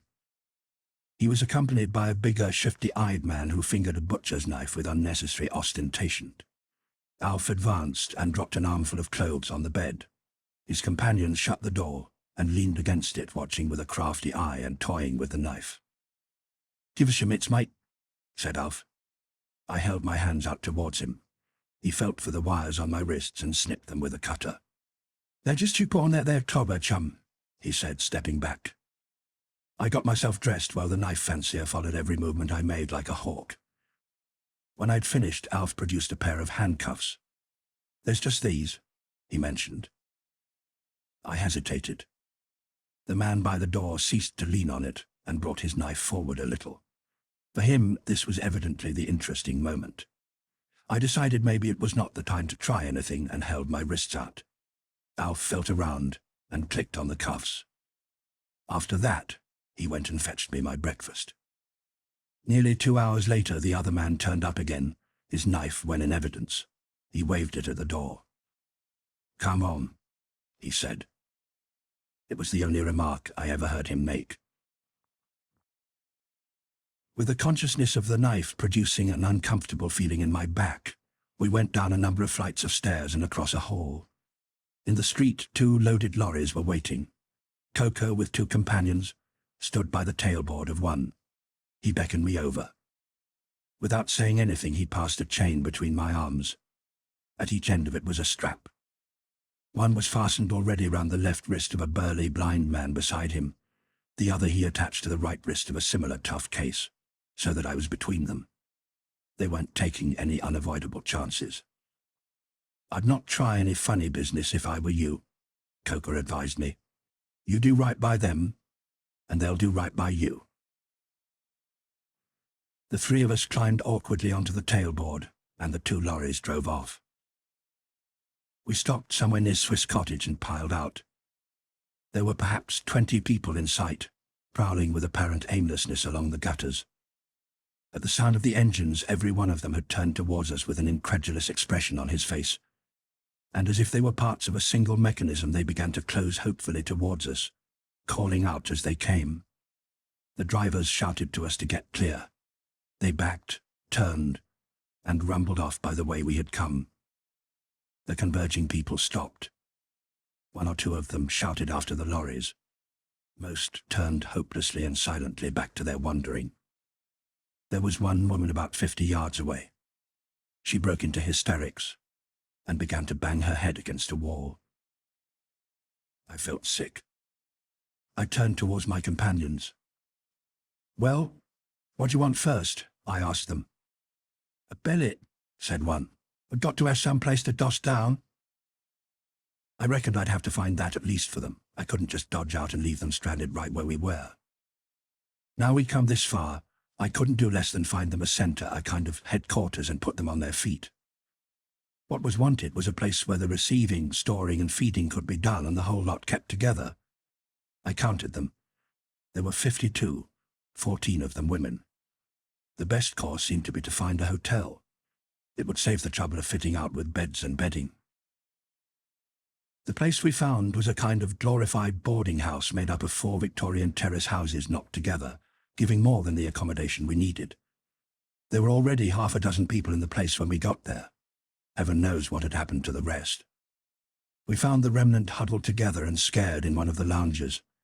An old man, an elderly woman who turned out to have been the manageress, a middle-aged man, and 3 girls. The manageress had the spirit to pull herself together and hand out some quite high-sounding threats, but the ice, even of her most severe boarding-house manner, was thin. The old man tried to back her up by blustering a bit. The rest did nothing but keep their faces turned nervously towards us. I explained that we were moving in. If they did not like it, they could go. If, on the other hand, they preferred to stay and share equally what there was, they were free to do so. They were not pleased. The way they reacted suggested that somewhere in the place they had a cache of stores that they were not anxious to share. When they grasped that the intention was to build up bigger stores, their attitude modified perceptibly, and they prepared to make the best of it. I decided I'd have to stay on a day or two just to get the party set up. I guessed Josella would be feeling much the same about her lot. Ingenious man, Coker. The trick is called holding the baby. But after that, I'd dodge out and join her. During the next couple of days we worked systematically, tackling the bigger stores nearby, mostly chain stores and not very big at that. Nearly everywhere there had been others before us. The fronts of the shops were in a bad way. The windows were broken in, the floors were littered with half-open cans and spilt packages which had disappointed the finders, and now lay in a sticky, stinking mass among the fragments of window glass. But as a rule, the loss was small and the damage superficial, and we'd find the larger cases in and behind the shop untouched. It was far from easy for blind men to carry and maneuver heavy cases out of the place and load them onto hand carts. Then there was the job of getting them back to the billet and stowing them, but practice began to give them a knack with it. The most hampering factor was the necessity for my presence. Little or nothing could go on unless I was there to direct. It was impossible to use more than one working party at a time, though we could have made up a dozen. Nor could much go on back at the hotel while I was out with foraging squads. Moreover, such time as I had to spend investigating and prospecting the district was pretty much wasted for everyone else. 2 sighted men could have got through a lot more than twice the work. Once we had started, I was too busy during the day to spend much thought beyond the actual work in hand, and too tired at night to do anything but sleep the moment I lay down. Now and again I'd say to myself, by tomorrow night I'll have them pretty well fixed up, enough to keep them going for a bit anyway. Then I'll light out of this and find Josella. That sounded all right, but every day it was tomorrow that I'd be able to do it, and each day it became more difficult. Some of them had begun to learn a bit, but still practically nothing from foraging to can opening could go on without my being around. It seemed, the way things were going, that I became less instead of more dispensable. None of it was their fault. That was what made it difficult. Some of them were trying so damned hard. I just had to watch them, making it more and more impossible for me to play the skunk and walk out on them. A dozen times a day I cursed the man Coker for contriving me into the situation. But that didn't help to solve it. It just left me wondering how it could end. I had my first inkling of that, though I scarcely recognized it as such, on the 4th morning. Or maybe it was the 5th, just as we were setting out. A woman called down the stairs that there were 2 sick out there. Pretty bad, she thought. My 2 watchdogs did not like it. Listen, I told them, I've had about enough of this chain gang stuff. We're bidding a lot better than we are now without it anyway. And have you sneaked off to join your old mob? Said someone. I'd not fool yourself, I said. I could have slugged this pair of amateur guerrillas any hour of the day or night. I've not done it because I've got nothing against them other than their being a pair of dim-witted nuisances. Here, one of my attachments began to expostulate. But, I went on, if they don't let me see what's wrong with these people, they can begin expecting to be slugged any minute from now. The 2 saw reason. But when we reached the room, they took good care to stand as far back as the chain allowed. The casualties turned out to be 2 men, one young, one middle-aged. Both had high temperatures and complained of agonized pain in the bowels. I didn't know much about such things then, but I did not need to know much to feel worried. I could think of nothing but to direct that they should be carried to an empty house nearby, and to tell one of the women to look after them as best she could. That was the beginning of a day of setbacks. The next, of a very different kind, happened around noon. We had cleared most of the food shops close to us, and I had decided to extend our range a little. From my recollections of the neighborhood, I reckoned we ought to find another shopping street above half a mile to the north, so I led my party that way. We found the shop there all right, but something else, too. As we turned the corner and came into view of them, I stopped. In front of a chain store grocery, a party of men were trundling out cases and loading them onto a lorry. Save for the differences in the vehicle, I might have been watching my own party at work. I halted my group of 20 or so, wondering what line we should take. My inclination was to withdraw and avoid possible trouble by finding a clear field elsewhere. There was no sense in coming into conflict when there was plenty scattered in various stores for those who were organized enough to take it. But it did not fall to me to make the decision. Even while I hesitated, a red-headed young man strode confidently out of the shop door. There was no doubt that he was able to see, or, a moment later, that he had seen us. He did not share my indecisions. He reached swiftly for his pocket. The next moment a bullet hit the wall beside me with a smack. There was a brief tableau, his men and mine turning their sightless eyes towards one another in an effort to understand what was going on. Then he fired again. I supposed he had aimed at me, but the bullet found the man on my left. He gave a grunt as though he was surprised, and folded up with a kind of sigh. I dodged back round the corner, dragging the other watchdog with me. "Quick," I said, "give me the key to these cuffs. I can't do a thing like this." He didn't do anything except give a knowing grin. He was a one-idea man. "Huh," he said. "Come off it, you don't fool me." "Oh, for God's sake, you damned clown," I said, pulling on the chain to drag the body of watchdog number 1 nearer so that we could get better cover. The goon started to argue. Heaven knows what subtleties his dim-wits were crediting me with. There was enough slack on the chain now for me to raise my arms. I did, and hammered both fists at his head so that it went back against the wall with a crack. That disposed of his argument. I found the key in his side pocket. "Listen," I told the rest. "Turn round, all of you, and keep going straight ahead. Don't separate or you'll have had it. Get moving now." I got one wristlet open, ridded myself of the chain, and scrambled over the wall into somebody's garden. I crouched there while I got rid of the other cuff. Then I moved across to peer cautiously over the far angle of the wall. The young man with the pistol had not come rushing after us as I had half expected. He was still with his party, giving them an instruction. And now I came to think of it. Why should he hurry? Since we had not fired back at him, he could reckon we were unarmed, and we wouldn't be able to get away fast. When he'd finished his directions, he walked out confidently into the road to a point where he had a view of my retreating group. and then began to follow them. At the corner, he stopped to look at the two prone watchdogs. Probably the chain suggested to him that one of them had been the eyes of our gang, for he put the pistol back in his pocket and began to follow the rest in a leisurely fashion. That wasn't what I had expected, and it took me a minute to see his scheme. Then it came to me that his most profitable course would be to follow them to our headquarters and see what pickings he could hijack there. He was, I had to admit, either much quicker than I at spotting chances, or he had previously given more thought to the possibilities that might arise than I had.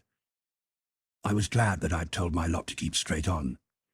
Most likely they'd get tired of it after a bit, but I reckoned they'd none of them be able to find the way back to the hotel and so lead him to it. As long as they kept together, I'd be able to collect them all later on without much difficulty. The immediate question was what to do about a man who carried a pistol and didn't mind using it. In some parts of the world, one might go into the first house in sight and pick up a convenient firearm. Hampstead was not like that. It was a highly respectable suburb, unfortunately. There might possibly be a sporting gun to be found somewhere, but I would have to hunt for it. The only thing I could think of was to keep him in sight and hope that some opportunity would offer a chance to deal with him. I broke a branch off a tree, scrambled back over the wall, and began to tap my way along the curb, looking, I hoped, indistinguishable from the hundreds of blind men one had seen wandering the streets in the same way. The road ran straight for some distance. The red-headed young man was perhaps 50 yards ahead of me, and my party another 50 ahead of him. We continued like that for something over half a mile. To my relief, none of the front party showed any tendency to turn into the road which led to our base. I was beginning to wonder how long it would be before they decided that they had gone far enough, when an unexpected diversion occurred. One man who had been lagging behind the rest finally stopped. He dropped his stick and doubled up with his arms over his belly. Then he sagged to the ground and lay there, rolling with pain. The others did not stop for him. They must have heard his moans, but probably they had no idea he was one of themselves. The young man looked towards him and hesitated. He altered his course and bore across towards the contorted figure. He stopped a few feet away from him and stood gazing down.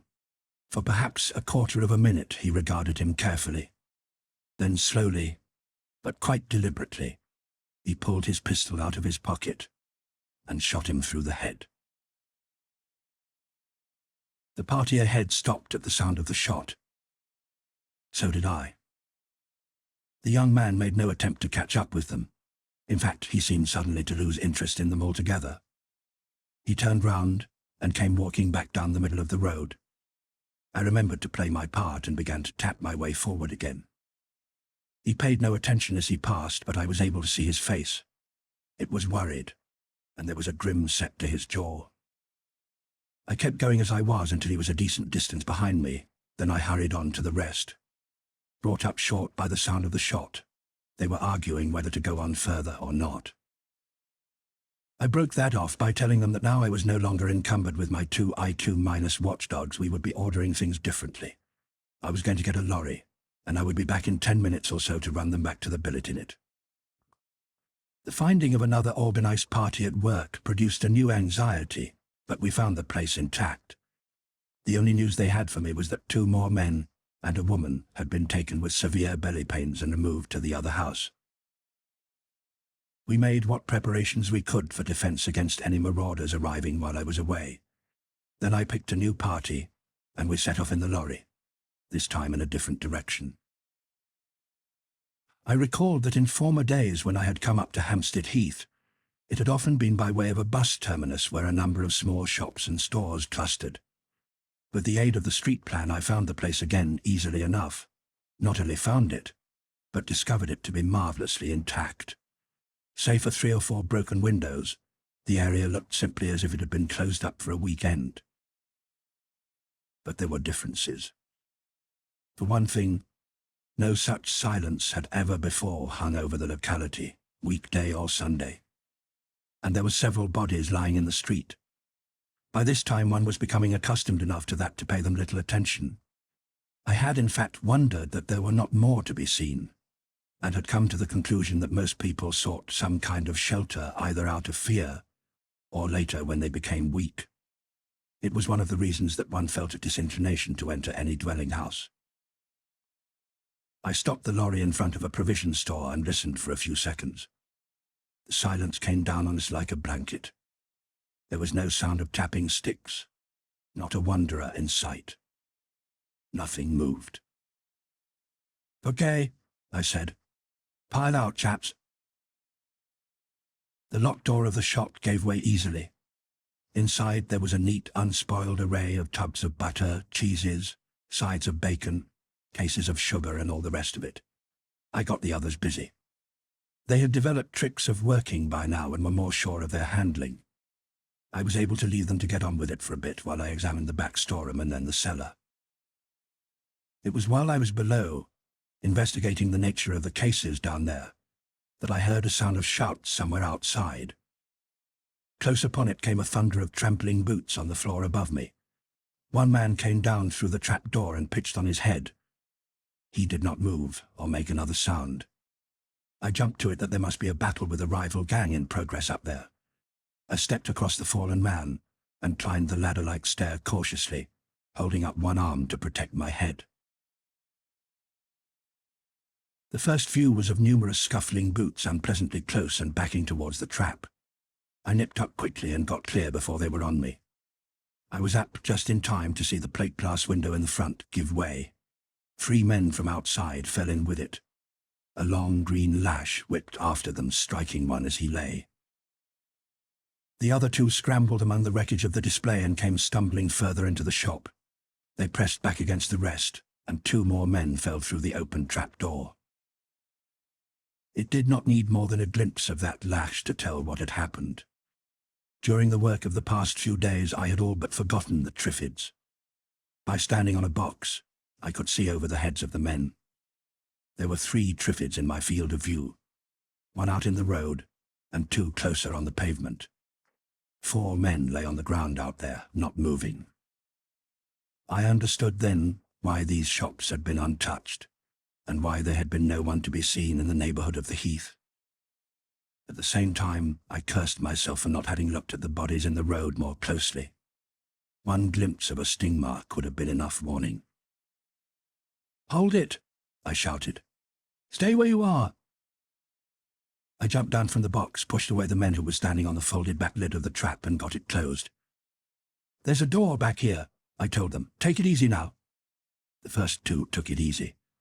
Then a Triffid sent its sting whistling into the room through the broken window. One man gave a scream as he fell. The rest came on in panic and swept me before them. There was a jam in the doorway. Behind us, stings swished twice again before we were clear. In the back room, I looked round panting. There were 7 of us there. "Hold it," I said again. "We're all right in here." I went back to the door. The rear part of the shop was out of the Triffids' range, as long as they stayed outside. I was able to reach the trapdoor in safety and raise it.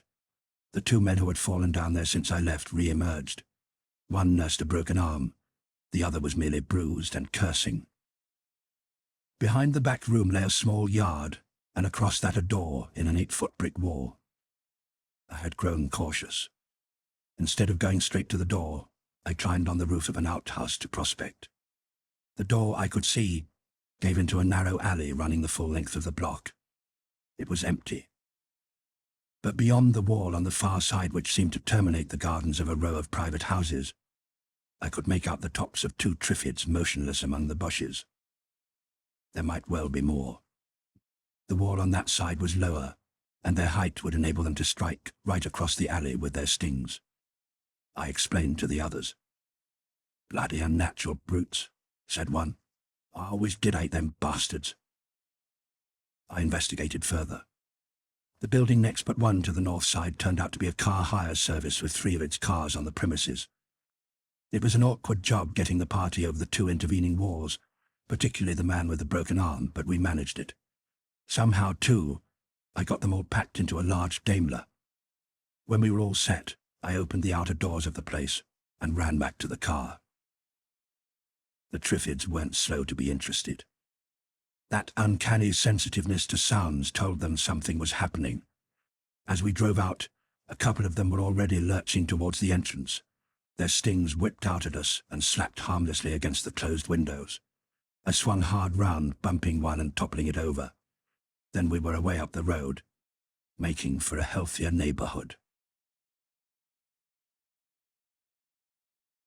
The evening that followed was the worst I had spent since the calamity occurred.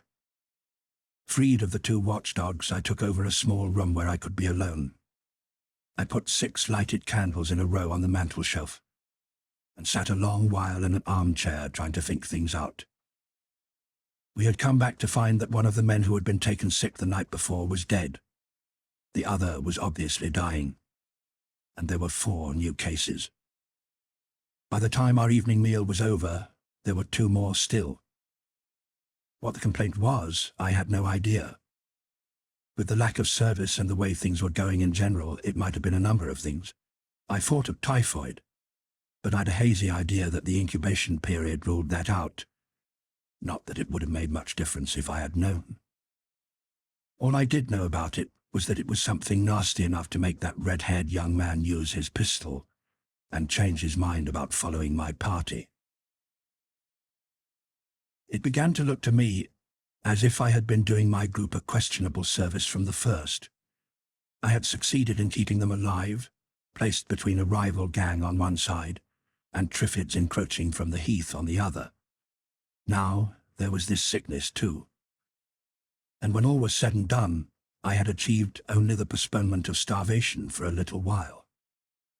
As things were now, I did not see my way. And then there was Josella on my mind. The same sort of things, maybe worse, were as likely to be happening in her district.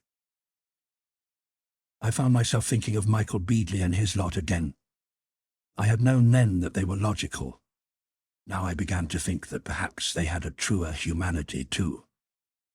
They had seen that it was hopeless to try to save any but a very few. To give an empty hope to the rest was little better than cruelty. Besides, there were ourselves. If there were purpose in anything at all, what had we been preserved for? Not simply to waste ourselves on a forlorn task, surely. I decided that tomorrow I would go in search of Josella, and we would settle it together. The latch of the door moved with a click. The door itself opened slowly. "Who's that?" I said. "Oh, it is you," said a girl's voice. She came in, closing the door behind her. "What do you want?" I asked. She was tall and slim. Under 20, I guessed. Her hair waved slightly, chestnut-colored it was. She was quiet, but one had to notice her. It was the texture of her, as well as the line. She had placed my position by my movement and voice. Her gold-brown eyes were looking just over my left shoulder. Otherwise, I'd have been sure she was studying me. She did not answer at once. It was an uncertainty which did not seem to suit the rest of her. I went on waiting for her to speak. A lump got into my throat somehow. You see, she was young, and she was beautiful. There should have been all life, maybe a wonderful life, before her. And isn't there something a little sad about youth and beauty in any circumstances? "You're going to go away from here," she said. It was half question, half statement, in a quiet voice, a little unsteadily. I'd never said that, I countered. "No," she admitted. "But that's what the others are saying. And they're right, aren't they?" I did not say anything to that. She went on. You can't leave them like this. They need you." "I'm doing no good here," I told her. "All the hopes are false. But suppose they turned out not to be false? They can't. Not now. We'd have known by this time. But if they did, after all, and you had simply walked out, do you think I haven't thought of that? I'm not doing any good, I tell you. I've been like the drugs they inject to keep the patient going a little longer, no curative value, just putting it off." She did not reply for some seconds. Then she said, unsteadily, "Life is very precious, even like this."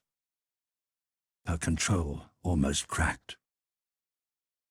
I could not say anything. She recovered herself. "You can keep us going. There's always a chance, just a chance that something may happen, even now." I had already said what I thought about that. I did not repeat it. "So difficult," she said, as though to herself. "If I could only see you, then, of course, if I could. Are you young? You sound young." "I'm under 30, I told her, "and very ordinary." "I'm 18. It was my birthday, the day the comet came." I could not think of anything to say to that would not seem cruel. The pause drew out. I saw that she was clenching her hands together. Then she dropped them to her sides, the knuckles quite white. She made as if to speak, but did not. "What is it?" I asked.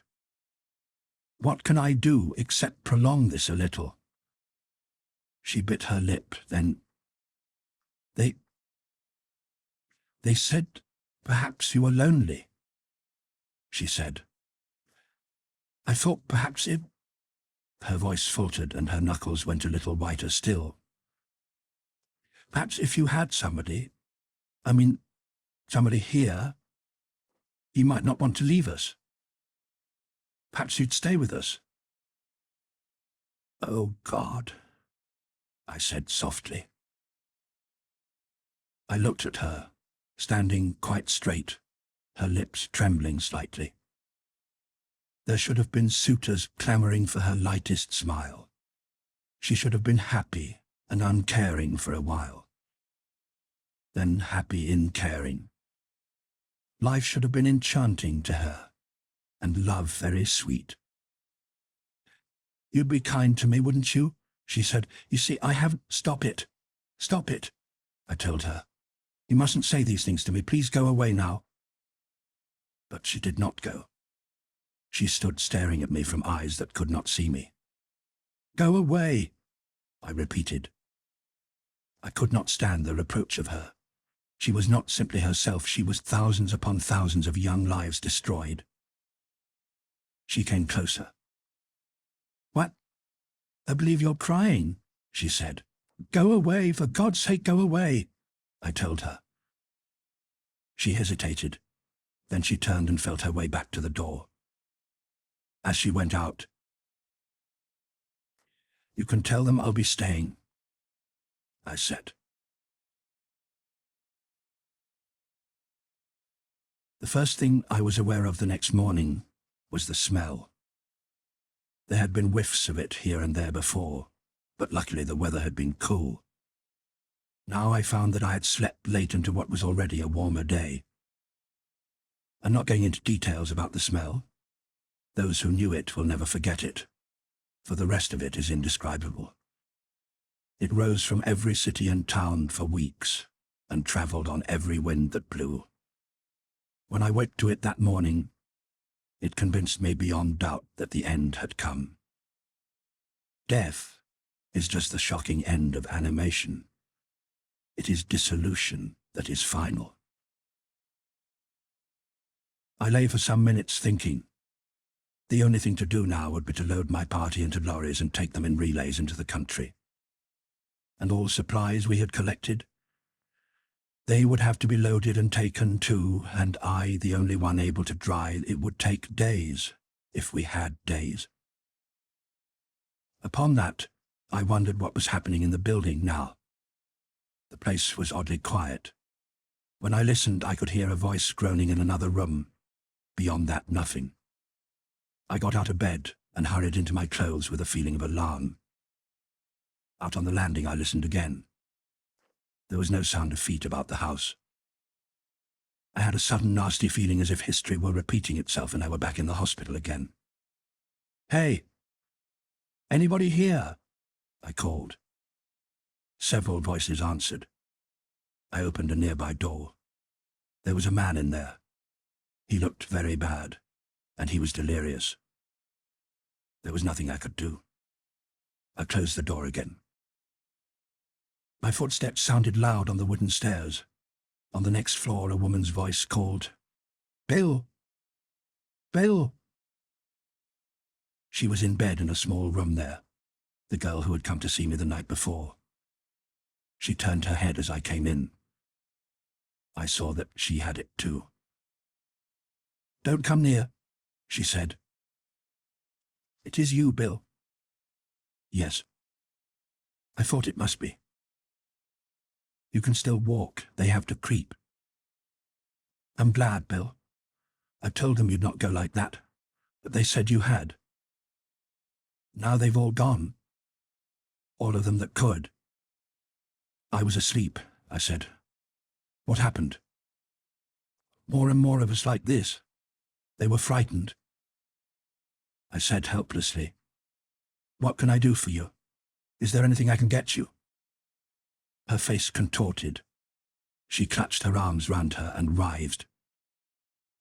The spasm passed and left her with sweat trickling down her forehead.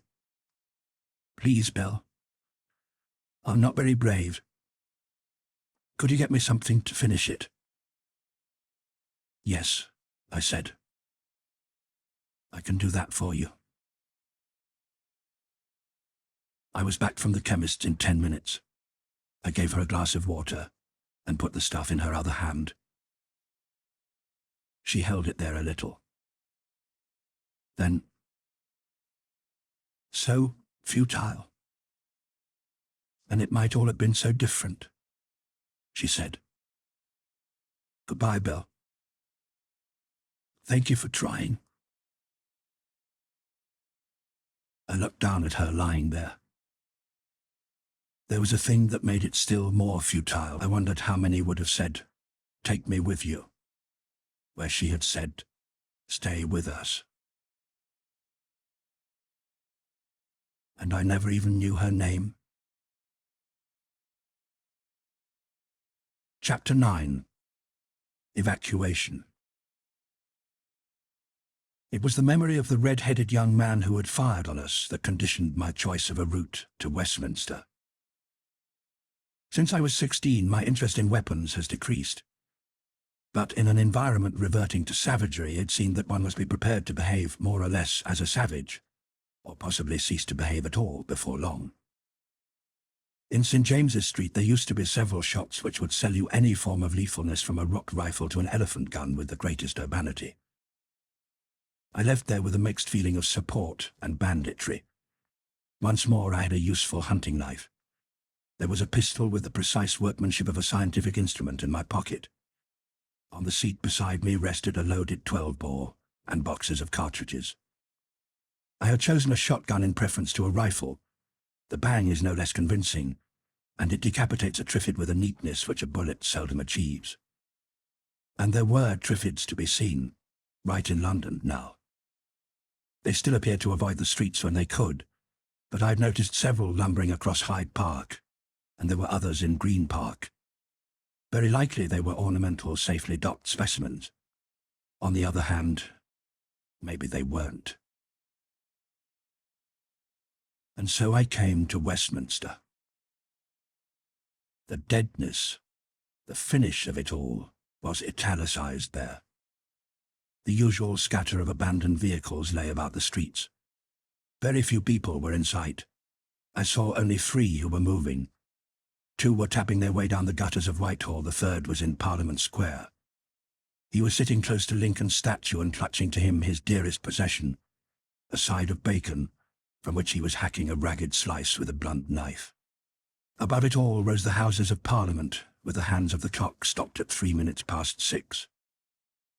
It was difficult to believe that all that meant nothing anymore, that now it was just a pretentious confection in uncertain stone which could decay in peace.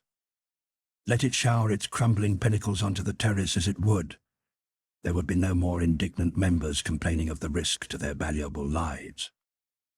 Into those holes which had in their days set world echoes to good intentions and sad expediencies, The roofs could in due course fall. There would be none to stop them, and none to care. Alongside, the Thames flowed imperturbably on. So it would flow until the day the embankments crumbled, and the water spread out, and Westminster became once more an island in a marsh. Marvellously clear-fretted in the unsmoked air, the Abbey rose, silver-grey. It stood detached by the serenity of age from the ephemeral growths around it. It was solid on a foundation of centuries, destined perhaps for centuries yet to preserve within it the monuments to those whose work was now all destroyed. I did not loiter there. In years to come I expect some will go to look at the old Abbey with romantic melancholy, but romance of that kind is an alloy of tragedy with retrospect. I was too close. Moreover, I was beginning to experience something new, the fear of being alone. I had not been alone since I walked from the hospital along Piccadilly, and then there had been bewildering novelty in all I saw.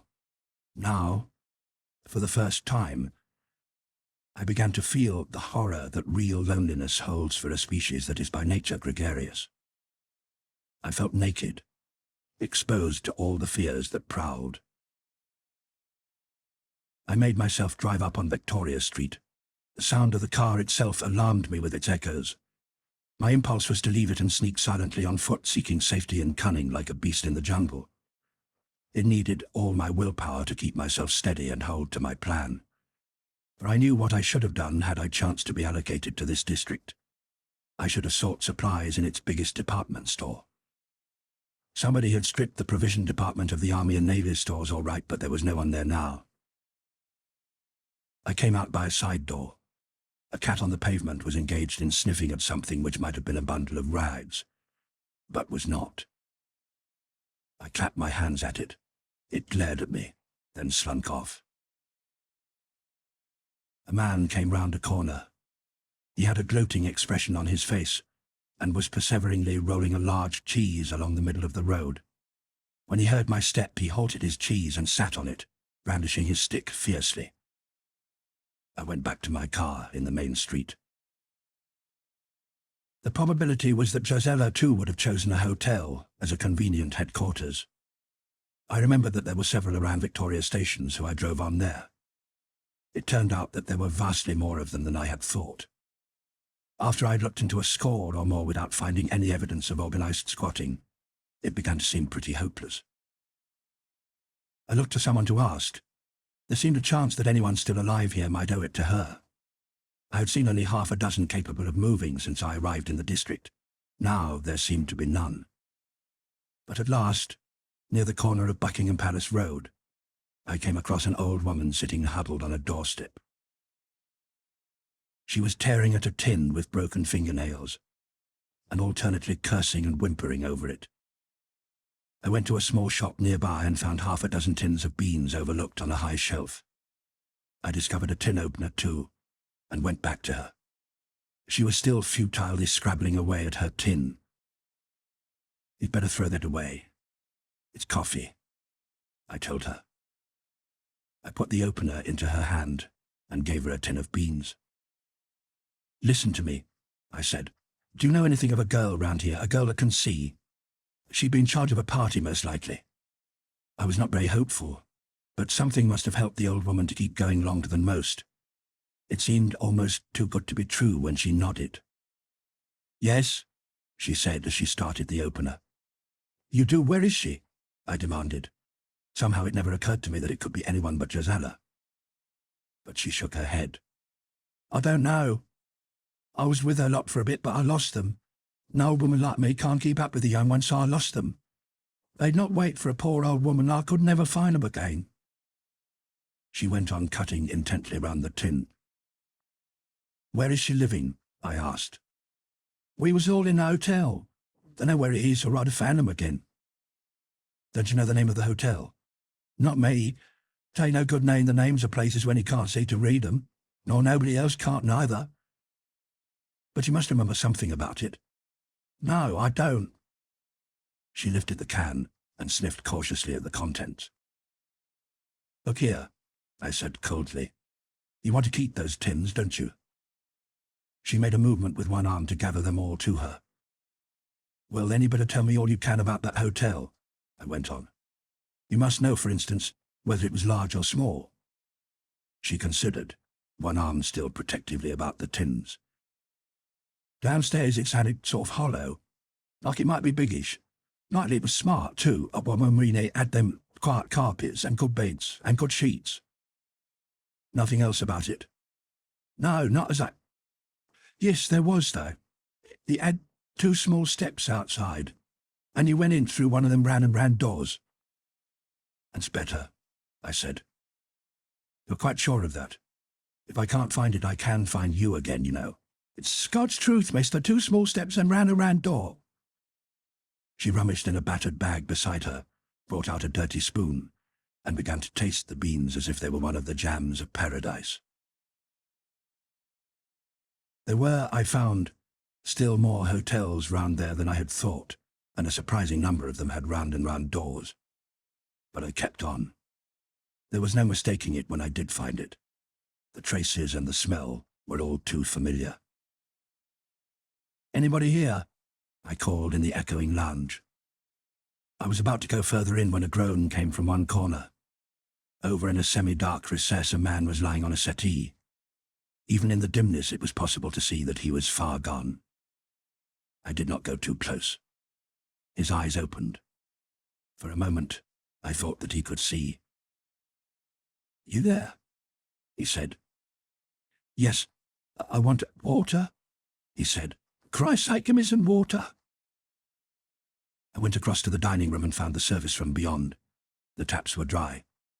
I squirted a couple of siphons into a big jug and took it back with a cup. I put them down where he could reach them. "Thanks, mate," he said. "Oh, I can manage. You keep clear of me." He dipped the cup into the jug and then drained it. "Cold," he said.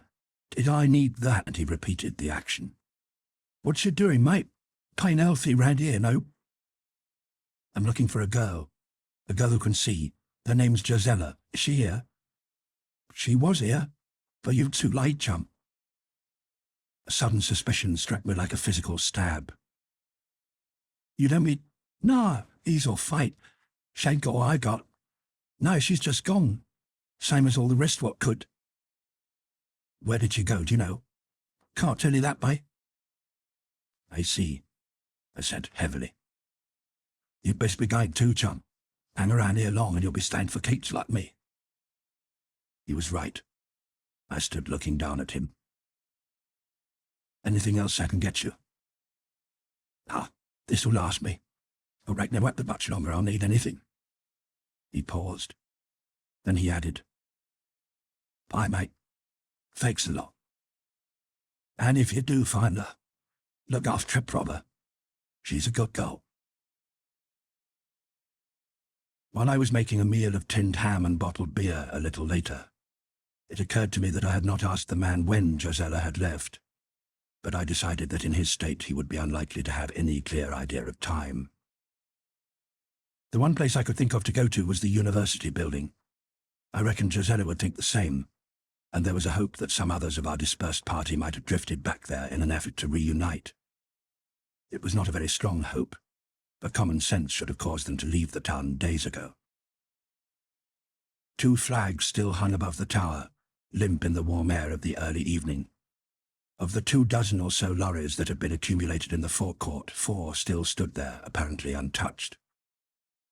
I parked the car beside them and went into the building. My footsteps clattered in the silence. "Hello? Hello there?" I called. "Is there anyone here?" My voice echoed away down corridors and up wells, diminishing to the parody of a whisper, and then to silence. I went to the doors of the other wing and called again. Once more the echoes died away unbroken, settling softly as dust. Only then as I turned back did I notice that an inscription had been chalked on the wall inside the outer door. In large letters it gave simply an address. Tynesham Manor, Tynesham, near Devizes, Wilts. That was something at least. I looked at it, and thought. In another hour or less it would be dusk. Devises, I guessed, at 100 miles distant, probably more. I went outside again and examined the lorries. One of them was the last that I had driven in, the one in which I had stowed my despised anti-Triffid gear. I recalled that the rest of its load was a useful assortment of food and supplies. It would be much better to arrive with that than empty-handed in a car. Nevertheless, if there were no urgent reason for it, I did not fancy driving anything, much less a large, heavily loaded lorry by night along roads which might reasonably be expected to produce a number of hazards. If I were to pile it up, and the odds were that I should, I would lose a lot more time in finding another and transferring the load than I would by spending the night here. An early start in the morning offered much better prospects. I moved my boxes of cartridges from the car to the cab of the lorry in readiness. The gun I kept with me. I found the room from which I had rushed to the fake fire alarm exactly as I had left it. My clothes on a chair, even the cigarette case and lighter where I had placed them beside my improvised bed. It was still too early to think of sleep. I lit a cigarette, put the case in my pocket, and decided to go out. Before I went into the Russell Square garden, I looked it over carefully. I had already begun to be suspicious of open spaces. Sure enough, I spotted one Triffid. It was in the northwest corner, standing perfectly still, but considerably taller than the bushes that surrounded it. I went closer and blew the top of it to bits with a single shot. The noise in the silent square could scarcely have been more alarming if I had let off a howitzer. When I was sure that there were no others lurking, I went into the garden and sat with my back against a tree. I stayed there perhaps 20 minutes. The sun was low, and half the square was thrown into shadow. Soon I would have to go in. While there was light, I could sustain myself. In the dark, things could steal quietly upon me. Already I was on my way back to the primitive. Before long, perhaps, I should be spending the hours of darkness in fear as my remote ancestors must have done, watching ever distrustfully the night outside their cave. I delayed to take one more look around the square as if it were a page of history I would learn before it was turned. And as I stood there, I heard the gritting of footsteps on the road, a slight sound, but as loud in the silence as a grinding millstone. I turned with my gun ready. Crusoe was no more startled at the sight of a footprint than I at the sound of a footfall, for it had not the hesitancy of a blind man's. I caught a glimpse in the dim light of the moving fire. As it left the road and entered the garden, I saw that it was a man. Evidently he had seen me before I heard him, for he was coming straight towards me. "You don't need to shoot," he said, holding empty hands wide apart. I did not know him until he came within a few yards. Simultaneously, he recognized me. "Oh, it's you, is it?" he said. I kept the gun raised. "Hello, Coker. What are you after? Wanting me to go on another of your little parties?" I asked him. "No, you can put the thing down. Makes too much noise anyway. That's how I found you." "No," he repeated. "I've had enough. I'm getting the hell out of here." "So am I," I said, and lowered the gun. "What happened to your bunch?" he asked. I told him. He nodded. "Same with mine. Same with the rest, I expect. Still, we tried." "The wrong way," I said. He nodded again. "Yes," he admitted. "I reckon your lot did have the right idea from the start. And it didn't look right. And it didn't sound right a week ago." 6 days ago, I corrected him. "A week," said he. "No, I'm sure." "Oh, well, what the hell's it matter anyway?" I said. "In the circumstances," I went on, "what do you say to declaring an amnesty and starting over again?" He agreed. "I got it wrong," he repeated.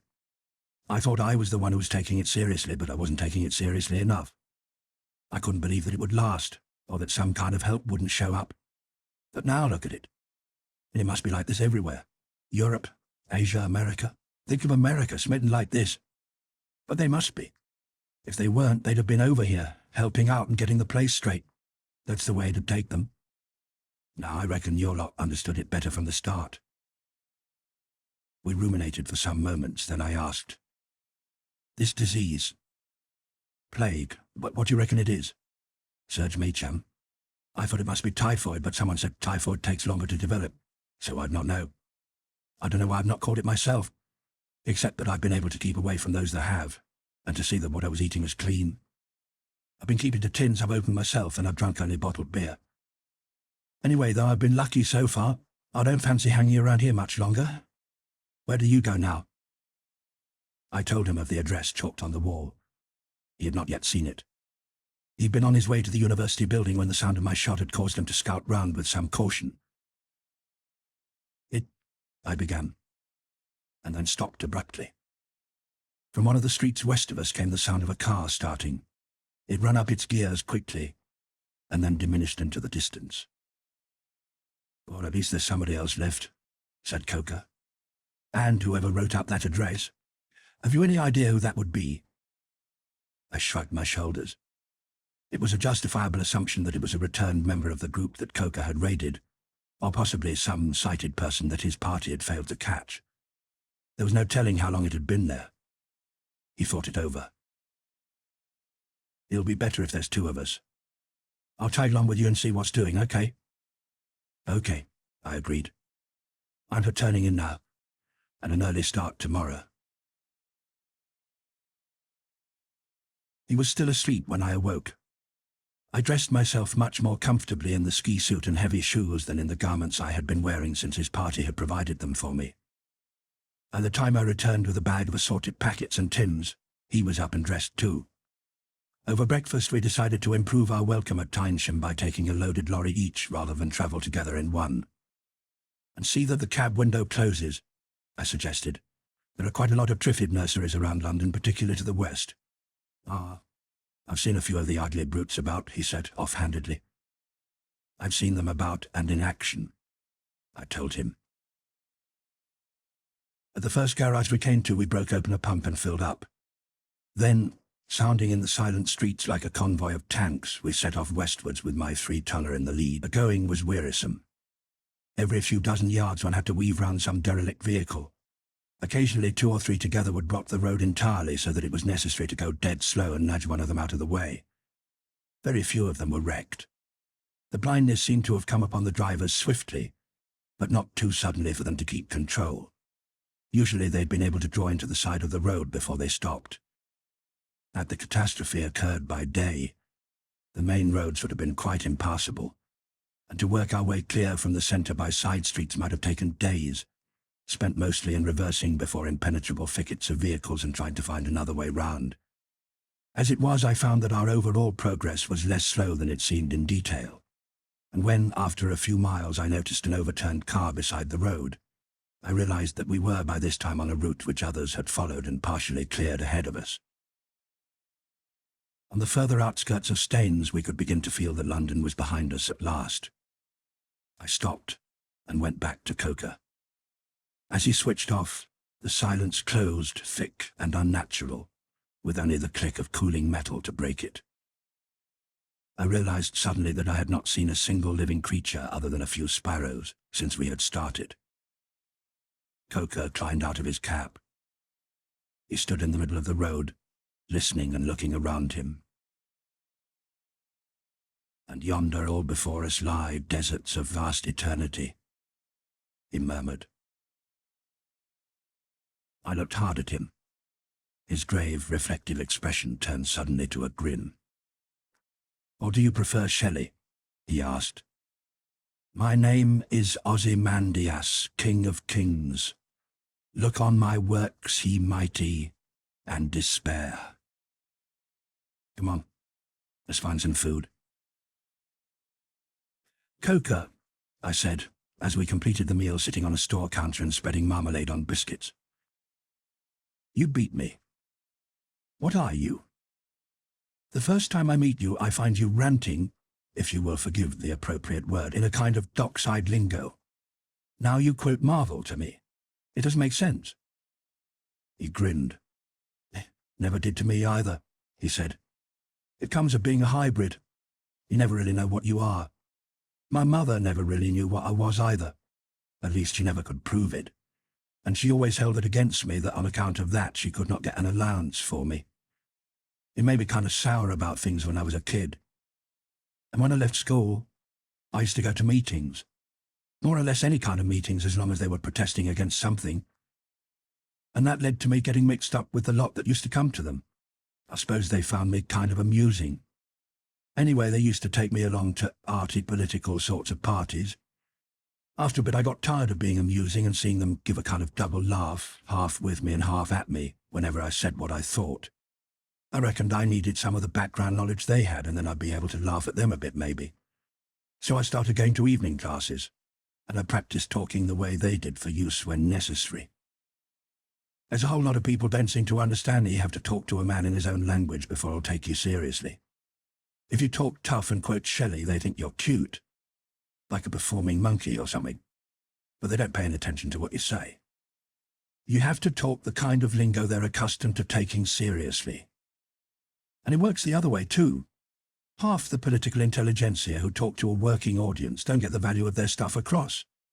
Not so much because they're over their audience's heads, as because most of the chaps are listening to the voice and not to the words, so they knock a big discount off what they do here because it's all a bit fancy and not like ordinary normal talk. So I reckon the thing to do was to make myself bilingual and use the right one in the right place, and occasionally the wrong one in the wrong place, unexpectedly. Surprising how that jolts them. Wonderful thing, the English caste system. Since then I made out quite nicely in the orating business. Not what you'd call a steady job, but full of interest and variety. Wilfred Coker. Meetings addressed. Subject, no object, that's me. How do you mean, subject, no object, I inquired. Well, I kind of supply the spoken word just like a printer supplies the printed word. He doesn't have to believe everything he prints. I left that for a moment. Has it happened you're not like the rest? I asked. You weren't in hospital, were you? Me? No. It just so happened that I was addressing a meeting that was protesting over police partiality in a little matter of a strike. We began about 6 o'clock, and about 1:30 the police themselves arrived to break it up. I found a handy trap door and went down into the cellar. They came down too to have a look, but they didn't find me where I'd gone to earth in a pile of shavings. They went on tramping around up above for a bit, then it was quiet. But I stayed put. I wasn't walking out into any nice little trap. It was quite comfortable there, so I went to sleep. In the morning, when I took a careful nose around, I found all this had happened. He paused thoughtfully. Well, that racket's finished. Certainly doesn't look as if there's going to be much call for my particular gifts from now on, he added. I did not dispute it. We finished our meal. He slid himself off the counter. Come on, we'd better be shifting. Tomorrow to fresh fields and pastures new, if you'd care for a really hackneyed quotation this time. It's more than that, it's inaccurate, I said. It's woods, not fields. He frowned and thought. Well, bugger me, mate, so it is, he admitted. I began to feel the lightening of spirit that Coker was already showing. The sight of the open country gave one hope of a sort. It was true that the young green crops would never be harvested when they had ripened, nor the fruit from the trees gathered, that the countryside might never again look as trim and neat as it did that day. But for all that, it would go on, after its own fashion. It was not like the towns, sterile, stopped forever. It was a place one could work and tend, and still find a future. It made my existence of the previous week seem like that of a rat living on crumbs and ferreting in garbage heaps. As I looked out over the fields, I felt my spirits expanding. Places on our route, towns like Reading or Newbury, brought back the London mood for a while, but they were no more than dips in a graph of revival. There is an inability to sustain the tragic mood, a phoenix quality of the mind. It may be helpful or harmful, it is just a part of the will to survive. Yet also it has made it possible for us to engage in one weakening war after another. But it is a necessary part of our mechanism that we should be able to cry only for a time over even an ocean of spilt milk. The spectacular must soon become the commonplace if life is to be supportable. Under a blue sky where a few clouds sailed like celestial icebergs, the cities became a less oppressive memory, and the sense of living freshened us again like a clean wind. It does not perhaps excuse, but it does at least explain why from time to time I was surprised to find myself singing as I drove. At Hungerford we stopped for more food and fuel. The feeling of release continued to mount as we passed through miles of untouched country. It did not seem lonely yet, only sleeping and friendly. Even the sight of occasional little groups of Triffids swaying across a field, or of others resting with their roots dug into the soil, held no hostility to spoil my mood. They were, once again, the simple objects of my suspended professional interest.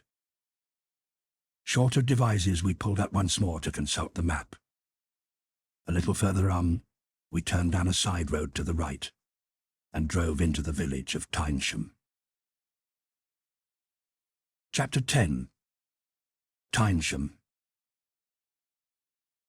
There was little likelihood of anyone missing the manor. Beyond the few cottages which constituted the village of Tynesham, the high wall of an estate ran beside the road. We followed it until we came to massive wrought-iron gates. Behind them stood a young woman on whose face the sober seriousness of responsibility had suppressed all human expression.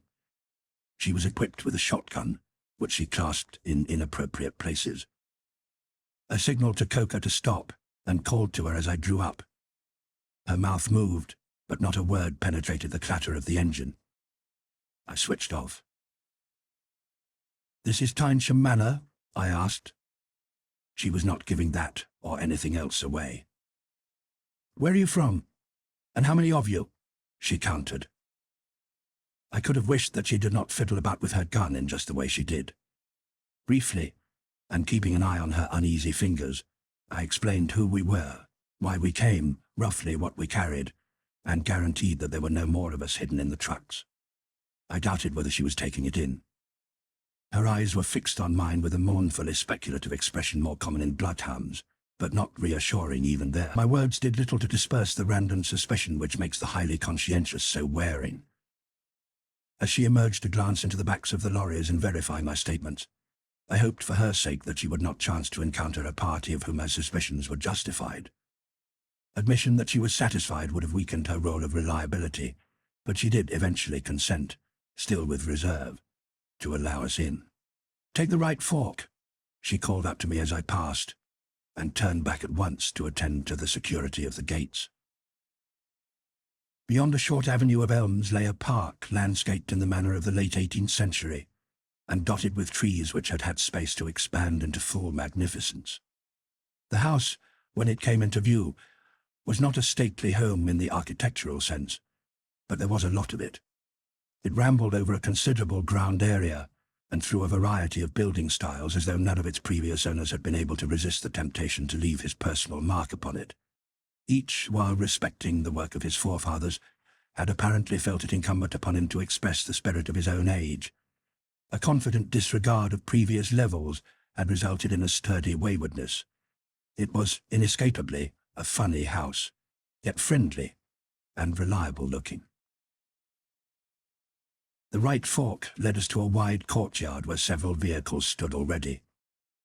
Coach houses and stables extended around it, seemingly over several acres. Coca drew up alongside me and climbed down. There was no one in sight. We made our way through the open rear door of the main building and down a long corridor.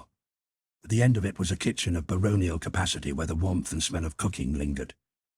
From beyond a door on the far side came a murmur of voices and a clatter of plates, but we had to negotiate a further dark passage and another door before we reached them. The place we entered had, I imagine, been the servants' hall in the days when staffs were sufficiently large for the term to be no misnomer. It was spacious enough to seat 100 or more at tables without crowding. The present occupants, seated on benches at 2 long trestles, I guessed to number between 50 and 60. And it was clear at a glance that they were blind. While they sat patiently, a few sighted persons were very busy. Over at a side table, 3 girls were industriously carving chickens. I went up to one of them. "We've just come," I said. What do we do? She paused, still clutching her fork, and pushed back a lock of hair with the crook of her wrist. It'll help if one of you takes charge of the veg and the other helps with the plates, she said. I took command of 2 large tubs of potato and cabbage. In the intervals of doling them out, I looked over the occupants of the hall. Josella was not amongst them, nor could I see any of the more notable characters among the group that had put forward its proposals at the university building, though I fancied I had seen the faces of some of the women before. The proportion of men was far higher than in the former group, and they were curiously assorted. A few of them might have been Londoners, or at least town-dwellers, but the majority wore a countryman's working clothes. An exception to either kind was a middle-aged clergyman, but what every one of the men had in common was blindness. The women were more diversified. Some were in town clothes quite unsuited to their surroundings, others were probably local. Among the latter group only one girl was sighted, but the former group comprised half a dozen or so who could see, and a number who, though blind, were not clumsy. Coker, too, had been taking stock of the place. "Rum sort of set up, this," he remarked sotto voce to me. "Have you seen her yet?" I shook my head, desolately aware that I had pinned more on the expectation of finding Josella there than I had admitted to myself. "Funny thing," he went on, "there's practically none of the lot I took along with you, except that girl's carving up at the end there." "She recognized you," I said. "I think so. I got a sort of dirty look from her." When the carrying and serving had been completed, we took our own plates and found places at the table. There was nothing to complain of in the cooking or the food, and living out of cold cans for a week sharpens the appreciation anyway. At the end of the meal there was a knocking on the table. The clergyman rose. He waited for silence before he spoke. "My friends, it is fitting that at the end of another day we should renew our thanks to God for his great mercy in preserving us in the midst of such disaster. I will ask you all to pray that he may look with compassion upon those who still wander alone in darkness, and that it may please him to guide their feet hither that we may succor them. Let us all beseech him that we may survive the trials and tribulations that lie ahead, in order that in his time and with his aid we may succeed in playing our part in the rebuilding of a better world, to his greater glory." He bowed his head. "Almighty and most merciful God." After the Amen, he led a hymn. When that was finished, the gathering sorted itself out into parties, each keeping touch with his neighbor, and 4 of the sighted girls led them out. I lit a cigarette. Coker took one from me absent-mindedly without making any comment. A girl came across to us. "Will you have to clear up?"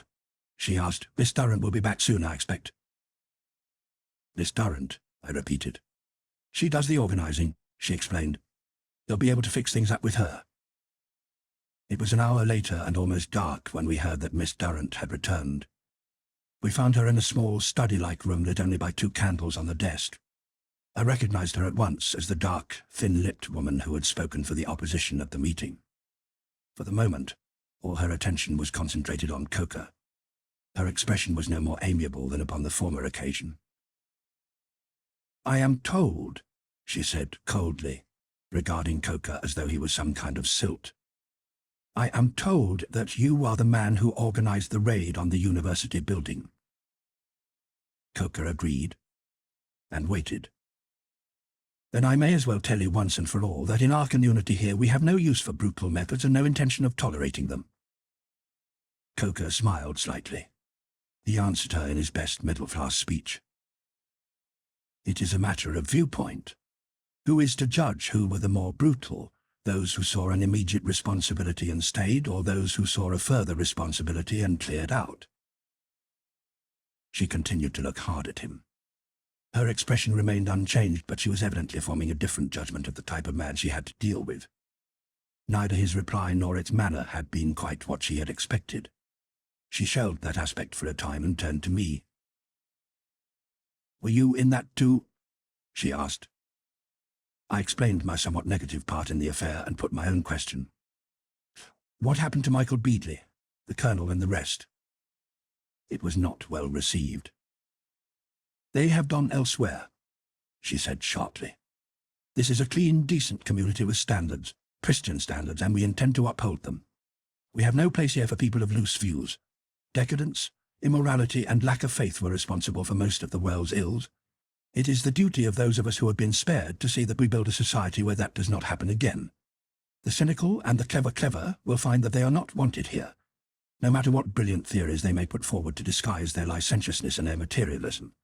We are a Christian community, and we intend to remain so." She looked at me challengingly. "So you split, did you?" I said. "Where did they go?" She replied stonily. "They moved on, and we stayed here. That is what matters. So long as they keep their influence away from here, they may work out their own damnation as they please.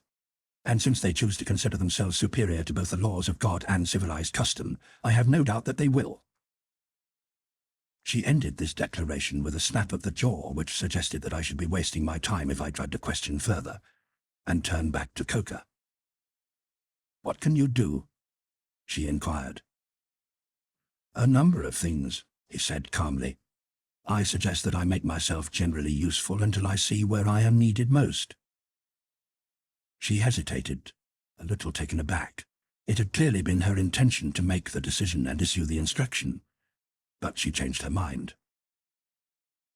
"All right, look round, and come and talk it over tomorrow evening," she said. But Coker was not to be dismissed quite so easily.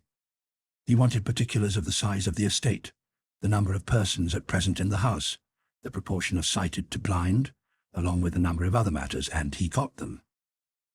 Before we left, I put in a question about Josella. Miss Durrant frowned. "I seem to know that name. Now, where... Oh, did she stand in the Conservative interest in the last election?" "I don't think so. She, did write a book once," I admitted. She began. Then I saw recollection dawn. Oh, that. Well, really, Mr. Mason, I can scarcely think she would be the sort of person to care for in the kind of community we are building here." In the corridor outside, Coker turned to me. There was just enough of the twilight left for me to see his grin. "A somewhat oppressive orthodoxy around these parts," he remarked. The grin disappeared as he added, "Rum type, you know. Pride and prejudice. She's wanting help. She knows she needs it badly, but nothing's going to make her admit it." He paused opposite an open door. It was almost too dark now to make out anything in the room, but when we had passed it before, there had been enough light to reveal it as a men's dormitory. "I'm going in to have a word with these chaps. See you later." I watched him stroll into the room and greet it collectively with a cheerful, "Whatcha, mates? How's it going?" and then made my own way back to the dining hall. The only light there came from 3 candles set close together on one table. Close beside them a girl peered exasperatedly at some mending. "Hello," she said. "Awful, isn't it? How on earth did they manage to do anything after dark in the old days?" "Not such old days either," I told her. "This is the future as well as the past, provided there's somebody to show us how to make candles." "I suppose so." She raised her head and regarded me. "You came from London today?" "Yes," I admitted. "It's bad there now." "It's finished," I said. "You must have seen some horrible sights there," she suggested. "I did," I said briefly. "How long have we been here?" She gave me the general picture of things without more encouragement. Coker's raid on the university building had netted all but half a dozen of the sighted. She and Miss Durrant had been 2 of those overlooked. During the following day, Miss Durrant had taken somewhat ineffective charge. There had been no question of their leaving right away, since only one among them had ever attempted to drive a lorry. During that day and most of the next, they had been in almost the same relationship to their party as I was to mine away in Hampstead. But during the later part of the second day, Michael Beadley and 2 others returned, and during the night, a few more had struggled back.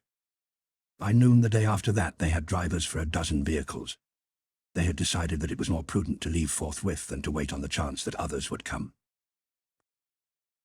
Tynesham Manor had been chosen as a tentative destination for little better reason than that it was known to the Colonel as a place which could offer the compact seclusion which was one of the qualities they sought. It had been an ill-assorted party, with its leaders well aware of the fact. The day after their arrival there had been a meeting, smaller but otherwise not unsimilar to that held earlier in the university building. Michael and his section had announced that there was much to be done, and that it was not their intention to waste their energies in pacifying a group which was shot through with petty prejudices and squabbles. The whole business was too big for that, and time too pressing. Florence Durrant agreed. What had happened to the world was warning enough. How anyone could be so blindly ungrateful for the miracle that had preserved them, as even to contemplate the perpetuation of the subversive theories which had been undermining the Christian faith for a century, she was unable to understand. For her part, she had no wish to live in a community where one section would be continually striving to pervert the simple faith of those who were not ashamed to show their gratitude to God by keeping his laws. She was no less able to see that the situation was serious. The proper course was to pay full heed to the warning God had given and turn at once to his teaching. The division of parties, though clear, left them very uneven. Miss Durrant had found her supporters to consist of 5 sighted girls, a dozen or so blind girls, a few middle-aged men and women also blind, and no sighted males whatever. In the circumstances there could be no doubt whatever that the section which would have to move must be Michael Beadley's. With the lorries still loaded, there was little to delay them, and in the early afternoon they had driven away, leaving Miss Durrant and her followers to sink or swim by their principles. Not until then had there been an opportunity to survey the potentialities of the manor and its neighbourhood. The main part of the house had been closed, but in the servants' quarters they found traces of recent occupation. Investigation of the kitchen garden later gave a pretty clear picture of what had happened to those who had been looking after the place. The bodies of a man, a woman, and a girl lay close together there in a scatter of spilled fruit. Nearby a couple of Triffids waited patiently with their roots dug in. Close to the model farm at the far end of the estate was a similar state of affairs. Whether the Triffids had found their way into the park through some open gate, or some undocked specimens already there had broken free, was not clear, but they were a menace to be dealt with quickly before they could do more damage. Miss Durrant had sent off one sighted girl to make a circuit of the wall, closing every door or gate, and herself had broken into the gunroom. Despite inexperience, she and another young woman had succeeded in blowing the top off every Triffid they could find, to the number of 26. No more had been seen within the enclosure, and it was hoped that no more existed there. The following day's investigation of the village had shown Triffids about in considerable numbers. The surviving inhabitants were either those who had shut themselves into their houses to exist for as long as they could on what stores they had there, or those who had been lucky enough to encounter no Triffids when they made brief foraging sorties. All who could be found had been collected and brought back to the manor. They were healthy, and most of them were strong. But for the present, at any rate, they were more of a burden than a help, for there was not one of them that could see. 4 more young women had arrived in the course of the day. 2 had come driving a loaded lorry by turns and bringing a blind girl with them. The other had been alone in a car. After a brief look round, she had announced that she found the setup lacking in appeal, and driven on. Of the several who continued to arrive over the next few days, only 2 had stayed. All but 2 of the arrivals had been women. Most of the men, it seemed, had been more forthright and ruthless in extricating themselves from Coker's group formations, and most of them had returned in time to join the original party. Of Josella, the girl could tell me nothing. Clearly she had never heard the name before, and my attempts at description roused no recollections. While we were still talking, the electric lights in the room suddenly went on. The girl looked up at them with the awed expression of one receiving a revelation. She blew out the candles, and as she went on with her mending, she looked up at the bulbs occasionally as if to make certain they were still there. A few minutes later, Coker strolled in. "That was you, I suppose?" I said, nodding at the lights. "Yes," he admitted. "They got their own plant here. We might as well use up the petrol as let it evaporate." "Do you mean to say we could have had lights all the time we'd been here?" asked the girl. "If you'd just taken the trouble to start the engine," Coker said, looking at her. "If you wanted light, why didn't you try to start it?" "I didn't know it was there. Besides, I don't know anything about engines or electricity." Coco went on looking at her thoughtfully. "So you just went on sitting in the dark," he remarked. "And how long do you think you're likely to survive if you just go on sitting in the dark when things need doing?" She was stunned by his tone. "It's not my fault if I'm not any good at things like that." "I'll differ there," Coco told her. "It's not only your fault, it's a self-created fault. Moreover, it's an affectation to consider yourself too spiritual to understand anything mechanical. It's a petty and a very silly form of vanity. Everyone starts by knowing nothing about anything, but God gives him, and even her, brains to find out with. Failure to use them is not a virtue to be praised. Even in women it is a gap to be deplored." She looked understandably annoyed. Coco himself had been looking annoyed from the time he came in. She said, "That's all very well, but different people's minds work on different lines. Men understand how machines and electricity work. Women just aren't much interested in that kind of thing as a rule. Don't hand me a mess of myth and affectation. I'm not taking it," said Coco. "You know perfectly well that women can and do, or rather did, handle the most complicated and delicate machines when they took the trouble to understand them. What generally happens is that they're too lazy to take the trouble unless they have to. Why should they bother when the tradition of appealing helplessness can be rationalized as a womanly virtue and the job just shoved off onto somebody else? Ordinarily, it's a pose that is not worth anyone's while to debunk. In fact, it's been fostered. Men have played up to it by stoutly repairing the poor darling's vacuum cleaner and capably replacing the blown fuse. The whole charade has been acceptable to both parties. Tough practicality complements spiritual delicacy and charming dependence, and he is the mug who gets his hands dirty." He lunged on, well started now. "Hitherto, we have been able to afford to amuse ourselves with that kind of mental laziness and parasitism. In spite of generations of talk about the equality of the sexes, there has been much too great a vested interest in dependence for women to dream of dropping it. They have made a minimum of necessary modifications to changing conditions, but they have always been the minimum and grudged at that." He paused. "You doubt that? Well, consider the fact that both the pert chit and the intellectual woman worked the highest sensibility gag in their different ways, but when a war came and brought with it a social obligation and sanction, both could be trained into competent engineers." "They weren't good engineers," she remarked. "Everybody says that." "Ah, the defensive mechanism in action. Let me point out that it was in nearly everybody's interest to say so all the same," he admitted. To some extent that was true. And why? Because nearly all of them not only had to learn hurriedly and without proper groundwork, but they also had to unlearn the habits carefully fostered for years of thinking such interests alien to them and too gross for their delicate natures. "I don't see why you have to come and pitch on me with all this," she said. "I'm not the only one who didn't start the wretched engine." Coco grinned. "You're quite right. It's unfair. It was simply finding the engine there ready to work and nobody doing a thing about it that started me off. Dumb futility gets me that way." "Then I think you might have said all that to Miss Durrant instead of me." "Don't worry, I shall. But it isn't just her affair, it's yours and everyone else's. I mean that, you know. Times have changed rather radically. You can't any longer say, 'Oh dear, I don't understand this kind of thing,' and leave it to somebody else to do it for you. Nobody's going to be muddle-headed enough to confuse ignorance with innocence now. It's too important. Nor is ignorance going to be cute or funny anymore. It's going to be dangerous, very dangerous. Unless all of us get around as soon as we can to understanding a lot of things in which we had no previous interest, neither we nor those who depend on us are going to get through this lot.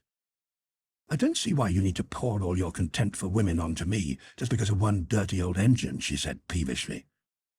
Coco raised his eyes. "Great God! And here have I been explaining that women have all the capacities if they only take the trouble to use them. You said we were parasites. That wasn't at all a nice thing to say. I'm not trying to say nice things, and what I did say was that in the world that has vanished, women had a vested interest in acting the part of parasites. And all that just because I don't happen to know anything about a smelly, noisy engine." "How?" said Coco. "Just drop that engine a minute, will you?" "Then why? The engine just happened to be a symbol. The point is, we'll all have to learn not simply what we like, but as much as we can about running a community and supporting it. The men can't just fill in a voting paper and hand the job to someone else, and it will no longer be considered that a woman has fulfilled all her social obligations when she has prevailed upon some man to support her and provide her with a niche where she can irresponsibly produce babies for somebody else to educate." "But I don't see what that has to do with engines." "Listen," said Coco patiently. "If you have a baby, Do you want him to grow up to be a savage or a civilized man? A civilized man, of course. Well then, you have to see to it that he has civilized surroundings to do it in. The standards he'll learn from us. We've all got to understand as much as we can and live as intelligently as we can in order to give him the most we can. It's going to mean hard work and more thinking for all of us. Changed conditions must mean changed outlooks. The girl gathered up her mending. She regarded Coca critically for a few moments. With views like yours, I should think you'd find Mr. Beadley's party more congenial, she said. Here we have no intention of changing our outlook, or of giving up our principles. That's why we separated from the other party. So if the ways of decent, respectable people are not good enough for you, I should think you'd better go somewhere else. And with a sound very like a sniff, she walked away.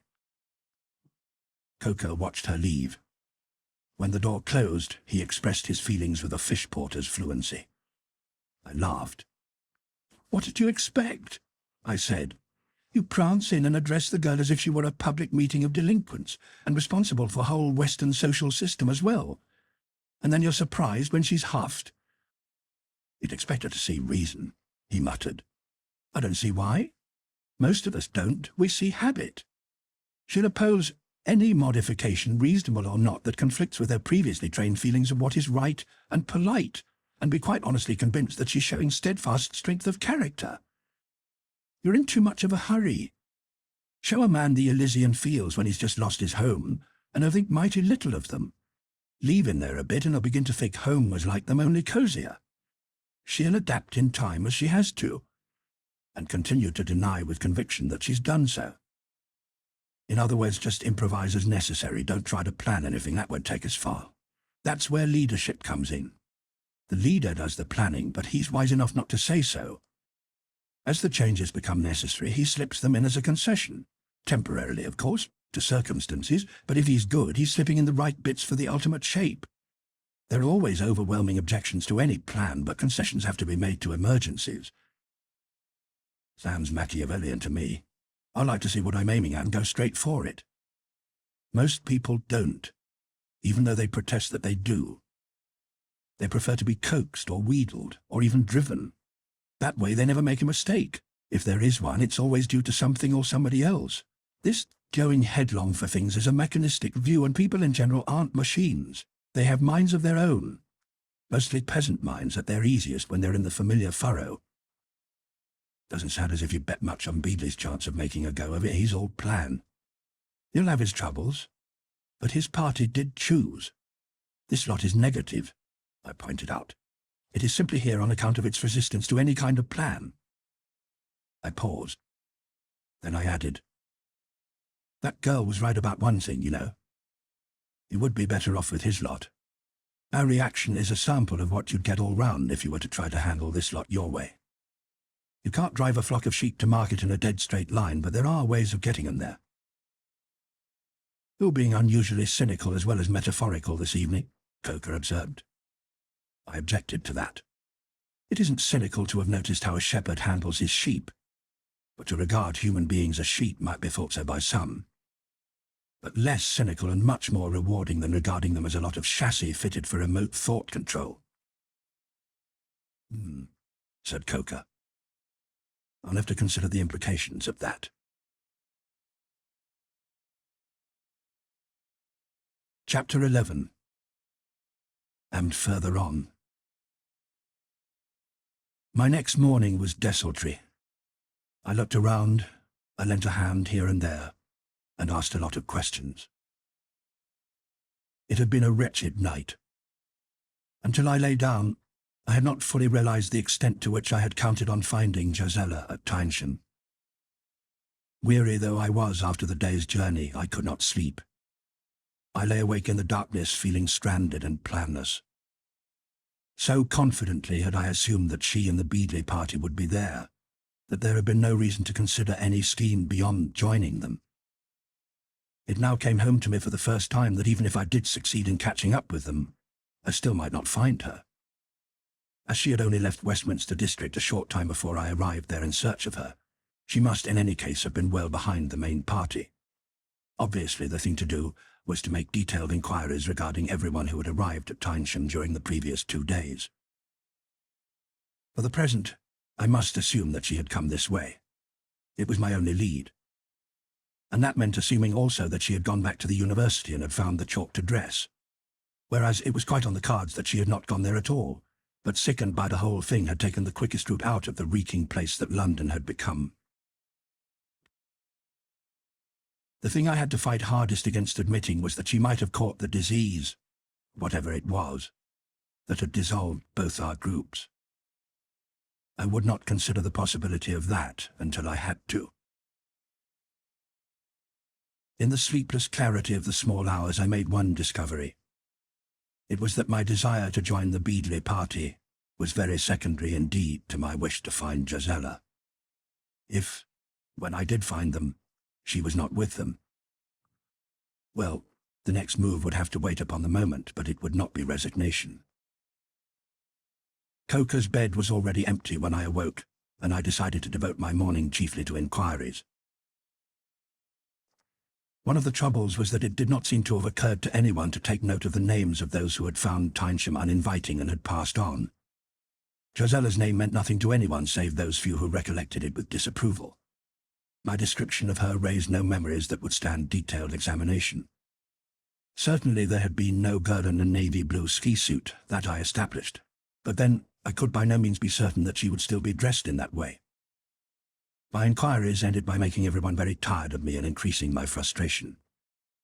There was a faint possibility that a girl who had come and gone a day before our arrival might have been she, but I could not feel it likely that Gisella could have left so slight an impression on anyone's mind, even allowing for prejudice. Coker reappeared again at the midday meal. He had been engaged on an extensive survey of the premises. He had taken a tally of the livestock and the number of blind among it, inspected the farm equipment and machinery, found out about the source of pure water supplies, looked into the stores of feed, both human and stock, discovered how many of the blind girls had been afflicted before the catastrophe, and arranged classes of the others for them to train as best they could. He had found most of the men plunged in gloom by a well-meant assurance for the vicar that there would be plenty of useful things for them to do, such as basket-making and weaving, and he had done his best to dispel it with more hopeful prospects. Encountering Miss Durrant, he had told her that unless it could somehow be contrived that the blind women should take part of the work off the shoulders of the sighted, the whole thing would break down within 10 days, and also that if the vicar's prayer for more blind people to join them should happen to be granted, the place would become entirely unworkable. He was embarking upon further observations, including the necessity for starting immediately to build up food reserves, and to begin the construction of devices which would enable blind men to do useful work, when she cut him short. He could see that she was a great deal more worried than she would admit, but the determination which had led her to sever relations with the other party caused her to blaze back at him unthankfully. She ended by letting him know that on her information neither he nor his views were likely to harmonize with the community. "The trouble about that woman is that she means to be boss," he said. "It's constitutional, quite apart from the lofty principles." "Slanderous," I said. "What you mean is that her principles are so impeccable that everything is her responsibility, and so it becomes her duty to guide others." "Much the same thing," he said. "But it sounds a lot better," I pointed out. He was thoughtful for a moment. "She's going to run this place into one hell of a mess unless she gets right down to the job of organizing it pretty quickly. Have you looked the outfit over?" I shook my head. I told him how my morning had been spent. "You don't seem to have got much change for it." "So, what?" he said. "I'm going on after the Michael Beadley crowd," I told him. "And if she's not with them?" "At present, I'm just hoping she is. She must be. Where else would she be?" He started to say something, then stopped. Then he went on. "I reckon I'll come along with you. It's likely that crowd won't be any more glad to see me than this one, considering everything, but I can live that down. I've watched one lot fall to bits, and I can see this one's going to do the same, more slowly and maybe more nastily. It's queer, isn't it? Decent intentions seem to be the most dangerous things around just now. The damned shame, because this place could be managed, in spite of the proportion of blind. Everything it needs is lying about for the taking and will be for a while yet. It's only organizing that's wanted. And willingness to be organized, I suggest. That too, he agreed. You know, the trouble is that in spite of all that's happened, this thing hasn't got home to these people yet. They don't want to turn to, and they'll be making it too final. At the back of their minds, they're all camping out, hanging on, waiting for something or other. True, but scarcely surprising, I admitted. It took plenty to convince us, and they've not seen what we have. And somehow, it does seem less final and less immediate out here in the country. Well, they've got to start realizing it soon if they're going to get through, Coker said, looking round the hall again. There's no miracle coming to save them. Give them time. They'll come to it as we did. You're always in such a hurry. Time's no longer money, you know. Money isn't important any longer, that time is. They ought to be thinking about the harvest, rigging a mill to grind flour, seeing about winter feed for the stock. I shook my head. Not as urgent as all that, Coker. There must be huge stocks of flour in the towns, and by the look of things, mighty few of us to use it. We can live on capital for a long while yet. Surely the immediate job is to teach the blind how to work before they really have to get down to it. All the same, unless something is done, the sighted ones here are going to crack up. It only needs that to happen to one or two of them, and the place will be a proper mess. I had to concede that. Later in the afternoon, I managed to find Miss Durrant. No one else seemed to know or care where Michael Beadley and his lot had gone, but I could not believe that they had not left behind some indications for those who might follow. Miss Durrant was not pleased. At first I thought she was going to refuse to tell me. It was not due solely to my implied preference for other company. The loss of even an uncongenial, able-bodied man was serious in the circumstances. Nevertheless, she preferred not to show the weakness of asking me to stay. In the end, she said curtly, "They were intending to make for somewhere near Beaminster in Dorset. I can tell you no more than that." I went back and told Coker. He looked around him. Then he shook his head, though with a touch of regret. "Okay," he said. "We'll check out of this dump tomorrow." Spoken like a pioneer, I told him. At least, more like a pioneer than an Englishman. 9 o'clock the next morning saw us already 12 miles or so on our road, and travelling as before in our 2 lorries. There had been a question whether we should not take a handier vehicle and leave the trucks for the benefit of the Tynessham people, but I was reluctant to abandon mine. I had personally collected the contents and knew what was in it. Apart from the case of anti-Triffid gear of which Michael Beadley had so disapproved, I had given myself slightly wider scope on the last load, and there was a selection of things made with consideration of what might be difficult to find outside a large town. Such things as a small lighting set, some pumps, cases of good tools. All these things would be available later for the taking, but there was going to be an interlude when it would be advisable to keep away from towns of any size. The Tynessham people had the means to fetch supplies from towns where there was no sign yet of the disease. A couple of loads would not make a great deal of difference to them either way, so, in the end, we went as we had come. The weather still held good. On the higher ground there was still little taint in the fresh air, though most villages had become unpleasant. Rarely we saw a still figure lying in a field or by the roadside. But just as in London, the main instinct seemed to have been to hide away in shelter of some kind. Most of the villages showed empty streets, and the countryside around them was as deserted as if the whole human race and most of its animals had been spirited away. Until we came to Steeple Honey. From our road, we had a view of the whole of Steeple Honey as we descended the hill. It clustered at the further end of a stone bridge which arched across a small sparkling river. It was a quiet little place, centred round a sleepy-looking church, and stippled off at its edges with whitewashed cottages. It did not look as if anything had occurred in a century or more to disturb the quiet life under its thatched roofs. But like other villages, it was now without stir or smoke. And then, when we were halfway down the hill, a movement caught my eye. On the left at the far end of the bridge, one house stood slightly aslant from the road so that it faced obliquely towards us. An inn sign hung from a bracket on its wall, and from the window immediately above that something white was being waved. As we came closer, I could see the man who was leaning out and frantically flagging us with a towel. I judged that he must be blind, otherwise he would have come out into the road to intercept us. He was waving too vigorously for a sick man. I signaled back to Coca and pulled up as we cleared the bridge. The man at the window dropped his towel. He shouted something which I could not hear above the noise of the engines and disappeared. We both switched off. It was so quiet that we could hear the clumping of the man's feet on the wooden stairs inside the house. The door opened, and he stepped out holding both hands before him. Like lightning, something whipped out of the hedge on his left and struck him. He gave a single high-pitched shout and dropped where he stood. I picked up my shotgun and climbed out of the cab. I circled the little until I could make out the Triffids skulking in the shadows of a bush. Then I blew the top off it. Coca was out of his truck too and standing close beside me. He looked at the man on the ground, and then at the shorn Triffid. It was... that... Damn it, it can't have been waiting for him, he said. It must just have happened. It couldn't have known he'd come out of that door. I mean, it couldn't.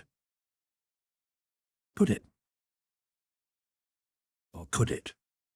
It was a remarkably neat piece of work, I said. Coca turned uneasy eyes on me. Too damn neat. You don't really believe. There's a kind of conspiracy not to believe things about Triffids, I said, and added, there might be more around here. We looked the adjacent cover over carefully and drew blank. I could do with a drink, suggested Coca. But for the dust on the counter, the small bar of the inn looked normal. We poured a whiskey each. Coca downed his in one. He turned a worried look on me. I didn't like that. Not at all, I didn't. You ought to know a lot more about these bloody things than most people, Bill. I mean, it wasn't... I mean, it must just have happened to be there, mustn't it? I think... I began. Then I stopped, listening to the staccato drumming outside. I walked over and opened the window. I let the already trimmed Triffid have the other barrel too, this time just above the bowl. The drumming stopped. The trouble about Triffids, I said as we poured another drink, is chiefly the things we don't know about them. I told him one or two of Walter's theories. He started. I don't seriously suggest that they're talking when they make that rattling noise. I never made up my mind, I admitted. I'll go so far as to say I'm sure it's a signal of some sort. But Walter considered it to be real talk, and he did know more about them than anyone else that I know. I ejected the 2 spent cartridge cases and reloaded. And he actually mentioned their advantage over a blind man. A number of years ago, that was, I pointed out. Still, it's a funny coincidence. Impulsive as ever, I said. Pretty nearly any stroke of fate can be made to look like a funny coincidence if you try hard enough and wait long enough. We drank up and turned to go. Coco glanced out of the window. Then he caught my arm and pointed. 2 Triffids had swayed round the corner and were making for the hedge which had been the hiding place of the first. I waited until they paused, and then decapitated both of them.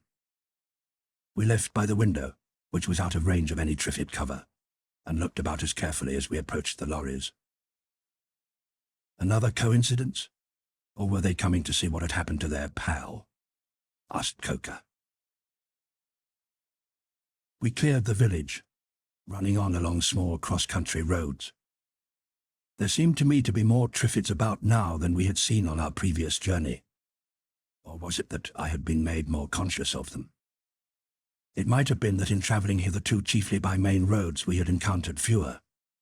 I knew from experience that they tended to avoid a hard surface, and thought that it perhaps caused them some discomfort in their limb-like routes. Now I began to be convinced that we were seeing more of them, and I started to get an idea that they were not entirely indifferent to us, though it was not possible to be sure whether those that we saw approaching across fields from time to time just happened to be coming in our direction. A more decisive incident occurred when one slashed at me from the hedgerow as I passed. Luckily, it was inexpert in its aim at a moving vehicle. It let fly a moment too soon and left its print in little dots of poison across the windscreen. I was past before it could strike again. But thenceforward, in spite of the warmth, I drove with the near side window closed. During the past week or more, I had given thought to the Triffids only when I encountered them. Those I had seen at Josella's home had worried me, as had the others that had attacked our group near Hampstead Heath. But most of the time there had been more immediate things to worry about. But looking back now over our trip, the state of things at Tynesham before Miss Durrant had taken steps to clear it up with shotguns, and the condition of the villages we had passed through, I began to wonder just how big a part the Triffids might have been playing in the disappearance of the inhabitants. In the next village, I drove slowly and looked carefully.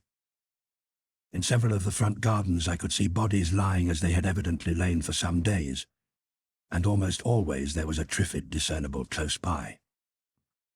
It looked as if the Triffids only ambushed in places where there was soft earth for them to dig their roots into while they waited. One seldom saw a body, and never a Triffid, in those parts where the house doors opened straight into the street. At a guess, I would say that what had happened in most of the villages was that the inhabitants emerging for food moved in comparative safety while they were in paved areas, but the moment they left them, or even passed close to a garden wall or fence, they stood in danger of the stings slashing out at them. Some would cry out as they were struck, and when they did not come back, those who remained would grow more afraid. Now and then another would be driven out by hunger. A few might be lucky enough to get back, but most would lose themselves and wander on until they dropped or came within range of a Triffid. Those who were left might perhaps guess what was happening. Where there was a garden, they might have heard the swish of the sting and known that they faced the alternatives of starvation in the house, or the same fate that had overtaken the others who had left it. Many would remain there, living on what food they had while they waited for help that was never going to come. Something like that must have been the predicament of the man in the inn at Steeple Honey. The likelihood that in the other villages we were passing through there might still be houses in which isolated groups had managed to keep going was not a pleasant thought. It raised again the same kind of question that we had faced in London, the feeling that one should, by all civilized standards, try to find them and do something for them, and the frustrating knowledge of the frittering decline which would overtake any such attempt as it had before. The same old question. What could one do with the best will in the world but prolong the anguish? Placate one's conscience for a while again, just to see the result of the effort wasted once more. It was not, I had to tell myself firmly, any good at all going into an earthquake area while the buildings were still falling. The rescue and the salvage had to be done when the tremors had stopped. But reason did not make it easy. The old doctor had been only too right when he stressed the difficulties of mental adaptation. The Triffids were a complication on an unexpected scale. There were, of course, very many nurseries besides our own company's plantations. They raised them for us, for private buyers, or for sale to any number of lesser trades where the derivatives were used, and the majority of them were for climatic reasons, situated in the south. Nevertheless, if what we had already seen was a fair sample of the way they had broken loose and distributed themselves, they must have been far more numerous than I had supposed. The prospect of more of them reaching maturity every day, and of the docked specimens steadily regrowing their stings, was far from reassuring. With only 2 more stops, one for food and the other for fuel, we made good time, and ran into Beaminster about 4:30 in the afternoon. We had come right into the centre of the town without having seen a sign to suggest the presence of the Beadley party. At first glimpse, the place was as void of life as any other we had seen that day. The main shopping street we entered was bare and empty save for a couple of lorries drawn up on one side. I had led the way down it for perhaps 20 yards when a man stepped out from behind one of the lorries and levelled a rifle. He fired deliberately over my head, and then lowered his aim.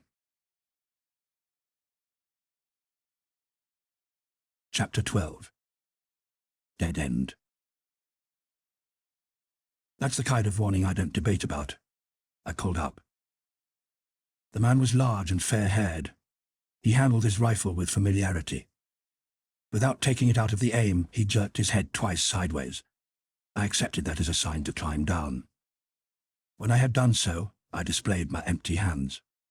Another man, accompanied by a girl, emerged from behind the stationary lorry as I approached it. Coker's voice called from behind me. "Better put out that rifle, chum, you're all in the open." The fair man's eyes left mine to search for Coker. I could have jumped in then if I'd wanted to, but I said, "He's right. Anyway, we're peaceful." The man lowered his rifle, not quite convinced.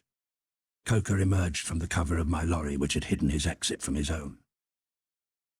"What's the big idea, dog eat dog?" he inquired. "Only two of you?" the second man asked. Coker looked at him. "What would you be expecting, a convention?" "Yes, just two of us." The trio visibly relaxed. The fair man explained, "We thought you might be a gang from a city. We'd been expecting them here raiding for food." "Oh," said Coker, "from which we assume that you've not taken a look at any city lately. If that's your only worry, you might as well forget it. What gangs there are more likely to be working the other way round, at present. In fact, doing, if I may say so, just what you are." "You don't think they'll come?" "I'm darn sure they won't." He regarded the three. "Do you belong to Beadley's lot?" he asked. The response was convincingly blank. "Did he?" said Coker. "That'd have been our first real stroke of luck in quite a time." "What is or are Beadley's lot?" inquired the fair man. I was feeling wilted and dry after some hours in the driving cab with the sun on it. I suggested that we might remove discussion from the middle of the street to some more congenial spot. We passed round their vans through a familiar litter of cases of biscuits, chests of tea, sides of bacon, sacks of sugar, blocks of salt and all the rest of it, to a small bar parlour next door. Over pint pots, Coker and I gave them a short resume of what we'd done and what we knew. Then it was their turn. They were, it seemed, the more active half of a party of 6, the other 2 women and a man being stationed at the house they had taken over for a base. Around the noon of Tuesday the 7th of May, the fair-haired man and the girl with him had been travelling westwards in his car. They'd been on their way to spend a 2 weeks' holiday in Cornwall, and making pretty good time until a double-decker bus emerged from a turning somewhere near Crewe Cairn. The car had made contact with it in a decisive way, and the last thing the fair-haired young man remembered was a horrified glimpse of the bus looking as tall as a cliff and heeling over right above them. He had wakened up in bed to find, much as I had, a mysterious silence all about him. Apart from soreness, a few cuts and a thumping head, there didn't appear to be a lot wrong with him. When, as he said, nobody kept on coming, he had investigated the place and found it to be a small cottage hospital. In one ward he had found the girl and 2 other women, one of whom was conscious but incapacitated by a leg and an arm in plaster. In another were 2 men, one of them his present companion, the other suffering from a broken leg, also in plaster. Altogether there had been 11 people in the place, 8 of whom were sighted. Of the blind, 2 were bedridden and seriously ill. Of the staff, there was no sign at all. His experience had been, to begin with, more baffling than mine. They had stayed in the little hospital doing what they could for the helpless, wondering what went on and hoping that someone would show up to help. They had no idea what was wrong with the 2 blind patients nor how to treat them. They could do nothing but feed and try to ease them. Both had died the next day. One man disappeared, and no one had seen him go. Those who were there for injuries suffered when the bus had overturned were local people. Once they were sufficiently recovered, they set out to find relatives. The party had dwindled down to 6, 2 of whom had broken limbs. By now they had realized that the breakdown was big enough to mean that they must fend for themselves for a time at least, but they were still far from grasping its full extent. They decided to leave the hospital and find some more convenient place, but they imagined that many more sighted people would exist in cities and that disorganization would have brought mob rule. Daily they were expecting the arrival of these mobs when the food stores in the towns should be finished, and had pictured them moving like a locust army across the countryside. Their chief concern, therefore, had been to gather supplies in preparation for a siege. With our assurances that that was the least likely thing to happen, they looked at one another, a little bleakly. They were an oddly assorted trio. The fair-haired man turned out to be a member of the stock exchange by the name of Stephen Brennell. His companion was a good-looking, well-built girl with an occasional superficial petulance but no real surprise over whatever life might hand her next. She had led one of those fringe careers, modeling dresses, selling them, putting in movie extra work, missing opportunities of going to Hollywood, hostessing for obscure clubs, and helping out these activities by such other means as offered themselves, the intended holiday in Cornwall being apparently one such. She had an utterly unshakable conviction that nothing serious could have happened to America, and that it was only a matter of holding out for a while until the Americans arrived to put everything in order. She was quite the least troubled person I had encountered since the catastrophe took place, though just occasionally she pined a little for the bright lights which she hoped the Americans would hurry up and restore. The third member, the dark young man, nursed a grudge.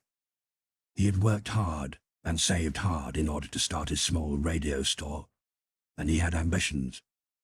"I got Ford," he told us, "and look at Lord Nuffield. He started with a bike shop no bigger than my radio store and see where he got to. That's the kind of thing I was going to do. And now look at the damn mess things are in. It ain't fair." Fate, as he saw it, didn't want any more Fords or Nuffields, that he didn't intend to take that lying down. This was only an interval sent to try him. One day would see him back in his radio store with his foot set firmly on the first rung to millionairedom. The most disappointing thing about them was to find that they knew nothing of the Michael Beadley party.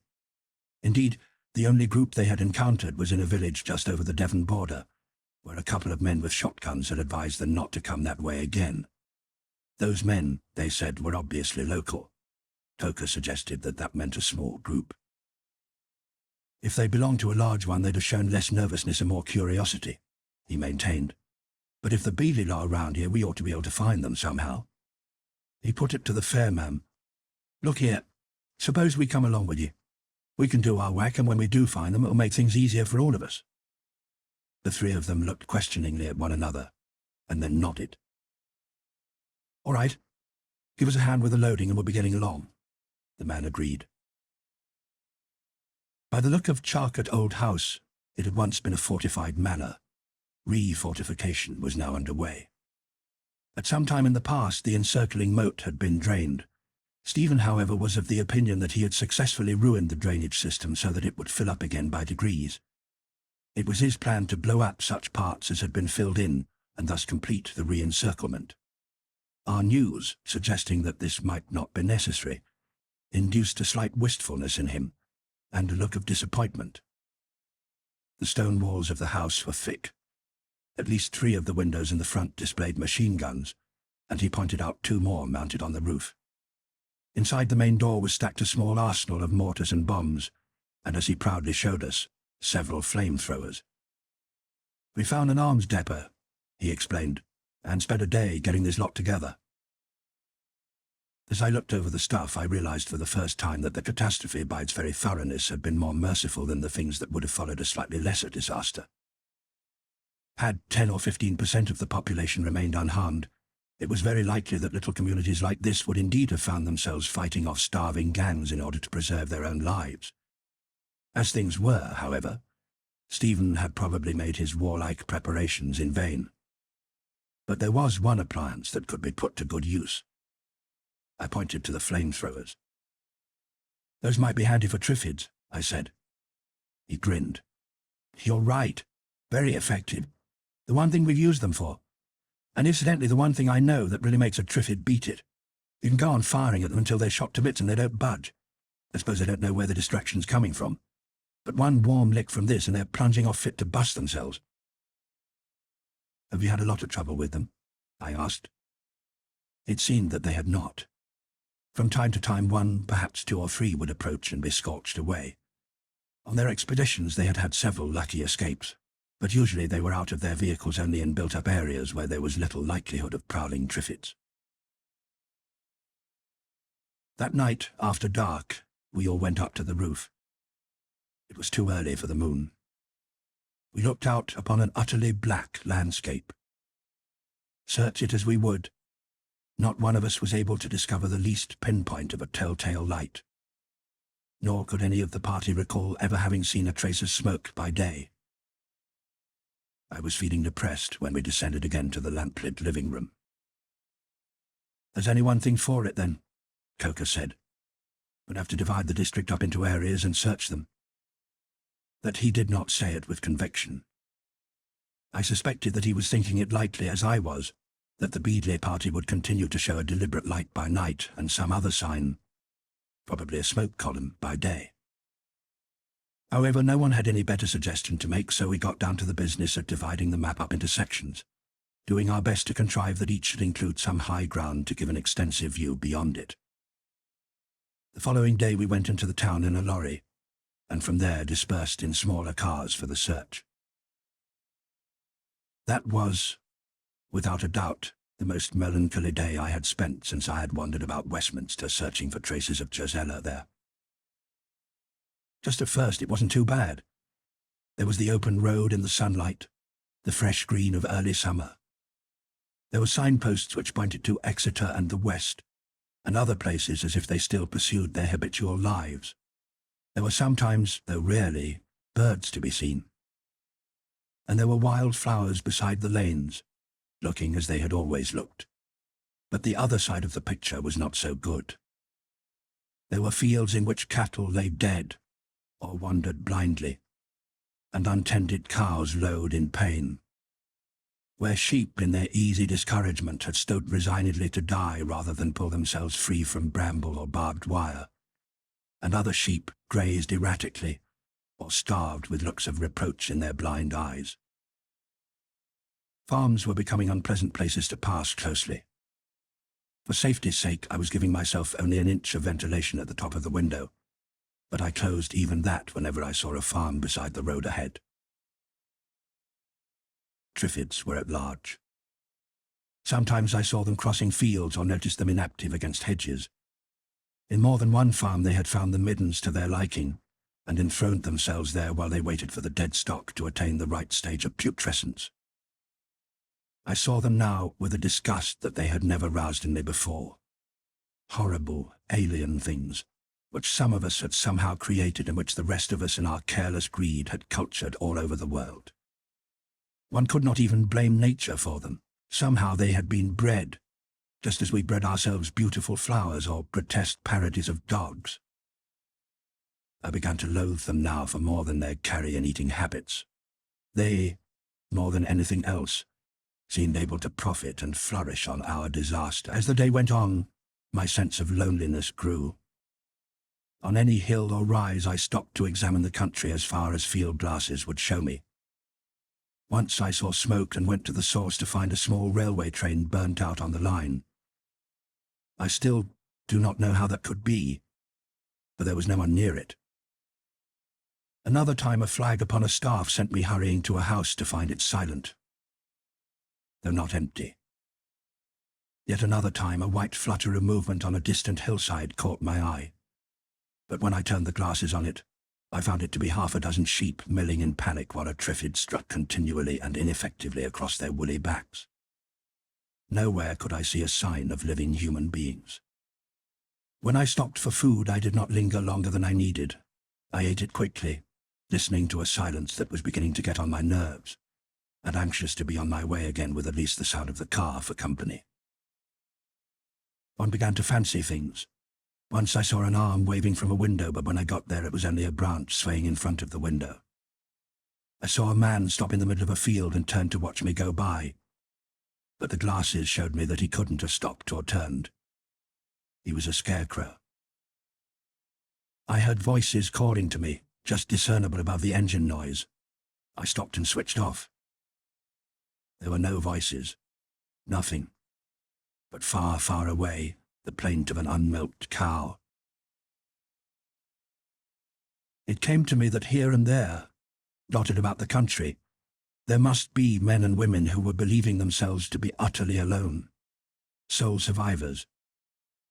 I felt as sorry for them as for anyone else in the disaster.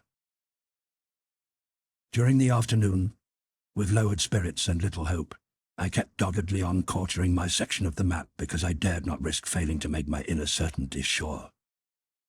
At last, however, I satisfied myself that if any sizable party did exist in the area I had been allotted, it was deliberately hiding. It had not been possible for me to cover every lane and by-road, but I was willing to swear that the sound of my by no means feeble horn had been heard in every acre of my sector. I finished up and drove back to the place where we had parked the lorry in the gloomiest mood I had yet known. I found that none of the others had shown up yet, so to pass the time, and because I needed it to keep out the spiritual cold, I turned into the nearby pub and poured myself a good brandy. Stephen was the next. The expedition seemed to have affected him as much as it had me, for he shook his head in answer to my questioning look and made straight for the bottle I had opened. 10 minutes later, the radio ambitionist joined us. He brought with him a dishevelled, wild-eyed young man who appeared not to have washed or shaved for several weeks. This person had been on the road. It was, it seemed, his only profession. One evening, he could not say for certain of what day, he had found a fine, comfortable barn in which to spend the night. Having done somewhat more than his usual quota of miles that day, he had fallen asleep almost as soon as he lay down. The next morning he had awakened in a nightmare, and he still seemed a little uncertain whether it was the world or himself that was crazy. We reckoned he was, a little anyway, but he still retained a clear knowledge of the use of beer. Another half-hour or so passed, and then Coker arrived. He was accompanied by an Alsatian puppy and an unbelievable old lady. She was dressed in what was obviously her best. Her cleanliness and precision were as notable as were the lack of them in our other recruit. She paused with a genteel hesitation on the threshold of the bar parlour. Coker performed the introduction. "This is Mrs. Fawcett, sole proprietor of Fawcett's Universal Stores, in a collection of about 10 cottages, 2 pubs and a church known as Chippington Durney. And Mrs. Fawcett can cook. Boy, can she cook." Mrs. Fawcett acknowledged us with dignity, advanced with confidence, seated herself with circumspection, and consented to be pressed to a glass of port, followed by another glass of port. In answer to our questions, she confessed to sleeping with unusual soundness during the fatal evening and the night that followed. Into the precise cause of this she did not enter, and we did not inquire. She had continued to sleep since nothing had occurred to awaken her through half the following day. When she awoke, she was feeling unwell, and so did not attempt to get up until mid-afternoon. It had seemed to her curious but providential that no one had required her in the shop. When she did get up and go to the door, she had seen one of them horrid Triffid things standing in her garden, and a man lying on the path just outside her gate. A beast, she could see his legs. She had been about to go out to him when she had seen the Triffid stir, and she had slammed the door to just in time. It had clearly been a nasty moment for her, and the recollection of it agitated her into pouring herself the 3rd glass of port. After that, she had settled down to wait until someone should come to remove both the Triffid and the man. They seemed a strangely long time in coming, but she had been able to live comfortably enough upon the contents of her shop. She had still been waiting, she explained as she poured herself a 4th glass of port with a nice absent-mindedness, when Coker, interested by the smoke from her fire, had shot the top off the Triffid and investigated. She had given Coker a meal, and he in return had given her advice. It had not been easy to make her understand the true state of things.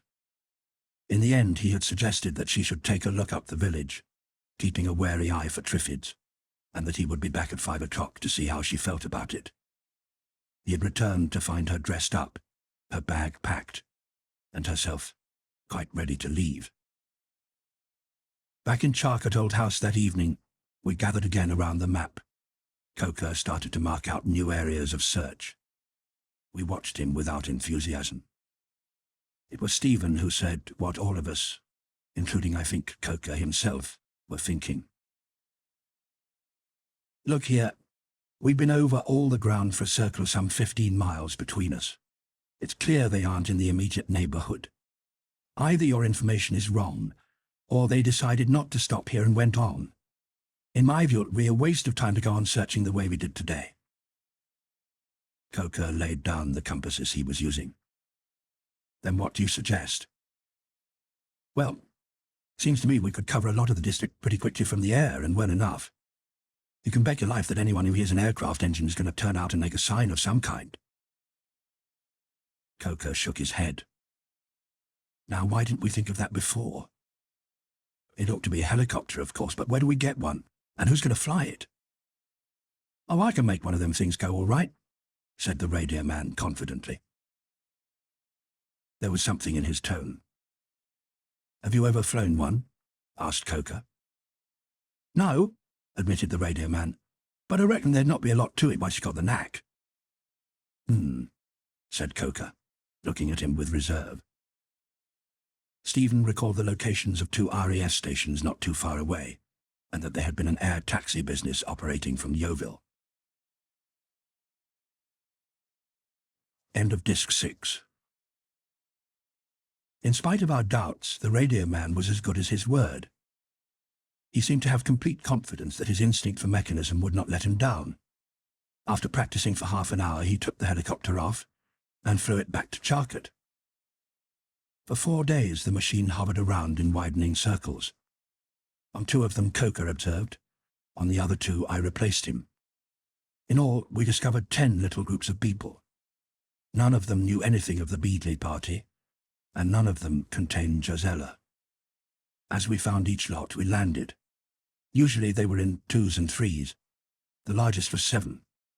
They would greet us in hopeful excitement, but soon when they found that we represented only a group similar to their own, and were not the spearhead of a rescue party on the grand scale, their interest would lapse. We could offer them little that they had not got already. Some of them became irrationally abusive and threatening in their disappointment, but most simply dropped back into despondency.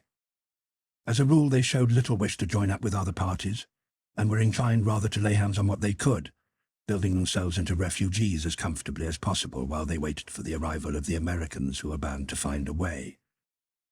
There seemed to be a widespread and fixed idea about this. Our suggestions that any surviving Americans would be likely to have their hands more than full at home was received as so much wet blanketry. The Americans, they assured us, would never have allowed such a thing to happen in their country. Nevertheless, and in spite of this macabre fixation on American fairy godmothers, we left each party with a map showing them the approximate positions of groups we had already discovered, in case they should change their minds and think about getting together for self-help. As a task, the flights were far from enjoyable, but at least they were to be preferred to lonely scouting on the ground. However, at the end of the fruitless 4th day, it was decided to abandon the search. At least, that was what the rest of them decided. I did not feel the same way about it. My quest was personal, theirs was not. Whoever they found now or eventually would be strangers to them. I was searching for Beadley's party as a means, not an end in itself. If I should find them and discover that Gisela was not with them, then I should go on searching. But I could not expect the rest to devote any more time to searching purely on my behalf. Curiously, I realized that in all this I had met no other person who was searching for someone else. Every one of them had been, save for the accident of Stephen and his girlfriend, snapped clean away from friends or relatives to link him with the past, and was beginning a new life with people who were strangers. Only I, as far as I could see, had promptly formed a new link, and that so briefly that I had scarcely been aware how important it was to me at the time. Once the decision to abandon the search had been taken, Coker said, "All right, then that brings us to thinking about what we're going to do for ourselves." "Which means laying in stalls against the winter and just going on as we are. What else should we do?" asked Stephen. "I've been thinking about that," Coker told him. "Maybe it'll be all right for a while, but what happens afterwards?" "If we do run short of stocks, well, there's plenty more lying around," said the radio man. "The Americans will be here before Christmas," said Stephen's girlfriend. "Listen," Coker told her patiently, "just put the Americans in the jam tomorrow pie in the sky department a while, will you? Try to imagine a world in which there aren't any Americans. Can you do that?" The girl stared at him. "But there must be," she said. Coker sighed sadly. He turned his attention to the radio man. There won't always be those stores. The way I see it, we've been given a flying start and a new kind of world. We're endowed with a capital of enough of everything to begin with. But that isn't going to last forever. We couldn't eat up all the stuff that's there for the taking, not in generations. If it would keep. But it isn't going to keep. A lot of it's going to go bad pretty rapidly. And not only food, everything is going, more slowly but quite surely, to drop in pieces. If we want fresh stuff to eat next year, we shall have to grow it ourselves.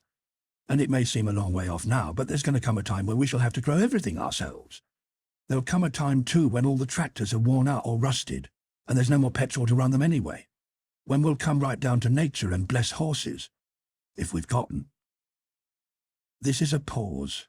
Just a heaven-sent pause while we get over the first shock and start to collect ourselves, but it's no more than a pause. Later, we'll have to plough. Still later, we'll have to learn how to make ploughshares. Later than that, we'll have to learn how to smelt iron to make the shares. What we are on now is a road that will take us back and back and back until we can, if we can, make good all that we wear out. Not until then shall we be able to stop ourselves on the trail that's leading down to savagery. But once we can do that, then maybe we'll begin to crawl slowly up again. He looked round the circle to see if we were following him. We can do that, if we will. The most valuable part of our flying start is knowledge. That's the shortcut to save us starting where our ancestors did. We've got it all there in the box if we take the trouble to find out about it. The rest were looking at Coca curiously. It was the first time they had heard him in one of his oratorical moods. Now, he went on, from my reading of history, the thing you have to use knowledge is leisure. Where everybody has to work hard just to get a living and there is no leisure to think, knowledge stagnates and people with it. The thinking has to be done largely by people who are not directly productive, by people who appear to be living almost entirely on the work of others, but are, in fact, a long-term investment. Learning grew up in the cities and in great institutions. It was the labour of the countryside that supported them. Do you agree with that? Stephen knitted his brows. More or less, but I don't see what you're getting at. It's this, the economic size. A community of our present size cannot hope to do more than exist and decline. If we stay here as we are now, just 10 of us now, the end is quite inevitably a gradual and useless fade-out. If there are children, we shall be able to spare only enough time from our labour to give them just a rudimentary education. One generation further and we shall have savages or clods. To hold our own, to make any use at all of the knowledge in the libraries, we must have the teacher, the doctor, and the leader. And we must be able to support them while they help us. Well, said Stephen, after a pause. I've been thinking of that place Bill and I saw at Tynesham. We told you about it. The woman who's tried to run it wanted help and she wanted it badly. She has about 50 or 60 people on her hands and a dozen or so of them able to see. That way, she can't do it. She knows she can't, but she wasn't going to admit it to us. She wasn't going to put herself in our debt by asking us to stay. But she'd be very glad if we were to go back there after all and ask to be admitted. Good Lord, I said. You don't think she deliberately put us on the wrong track? I don't know. I might be doing her an injustice, but it is an odd thing that we've not seen or heard a single sign of Beadley and Co., isn't it? Anyhow, whether she meant it or not, that's the way it works, because I've decided to go back there. For what my reasons, here they are. 2 main ones. First, unless that place is taken in hand, it's going to crash, which would be a waste and a shame for all those people there. The other is that it's much better situated than this. It has a farm, which should not take a lot of putting in order. It is practically self-contained but could be extended if necessary. This place would cost a lot more labour to start and to work. More important, it is big enough to afford time for teaching both the present blind there and the sighted children they'll have later on. I believe it can be done, and I'll do my best to do it, and if the haughty Miss Durrant can't take it, she can go and jump in the river. Now, the point is this. I think I could do it as it stands. But I know that if the lot of us were to go, we could get the place reorganised and running in a few weeks. Then we'd be living in a community that's going to grow and make a damn good attempt to hold its own. The alternative is to stay in a small party which is going to decline and get more desperately lonely as time goes on. So, how about it? There was some debate and inquiry for details, but not much doubt. Those of us who had been out on the search had a glimpse of the awful loneliness that might come. No one was attached to the present house. It had been chosen for its defensible qualities, and had little more to commend it. Most of them could feel the oppression of isolation growing round them already. The thought of wider and more varied company was in itself attractive. The end of an hour found the discussion dealing with questions of transport and details of the removal, and the decision to adopt Coker's suggestion had more or less made itself. Only Stephen's girlfriend was doubtful. "This place, Tynesham, is pretty much off the map," she asked, uneasily. "There you worry," Coker reassured her. "Smart and all the best American maps." It was sometime in the early hours of the following morning that I knew I was not going to Tynesham with the rest. Later, perhaps I would, but not yet. My first inclination had been to accompany them if only for the purpose of choking the truth out of Miss Durrant regarding the Beadley party's destination.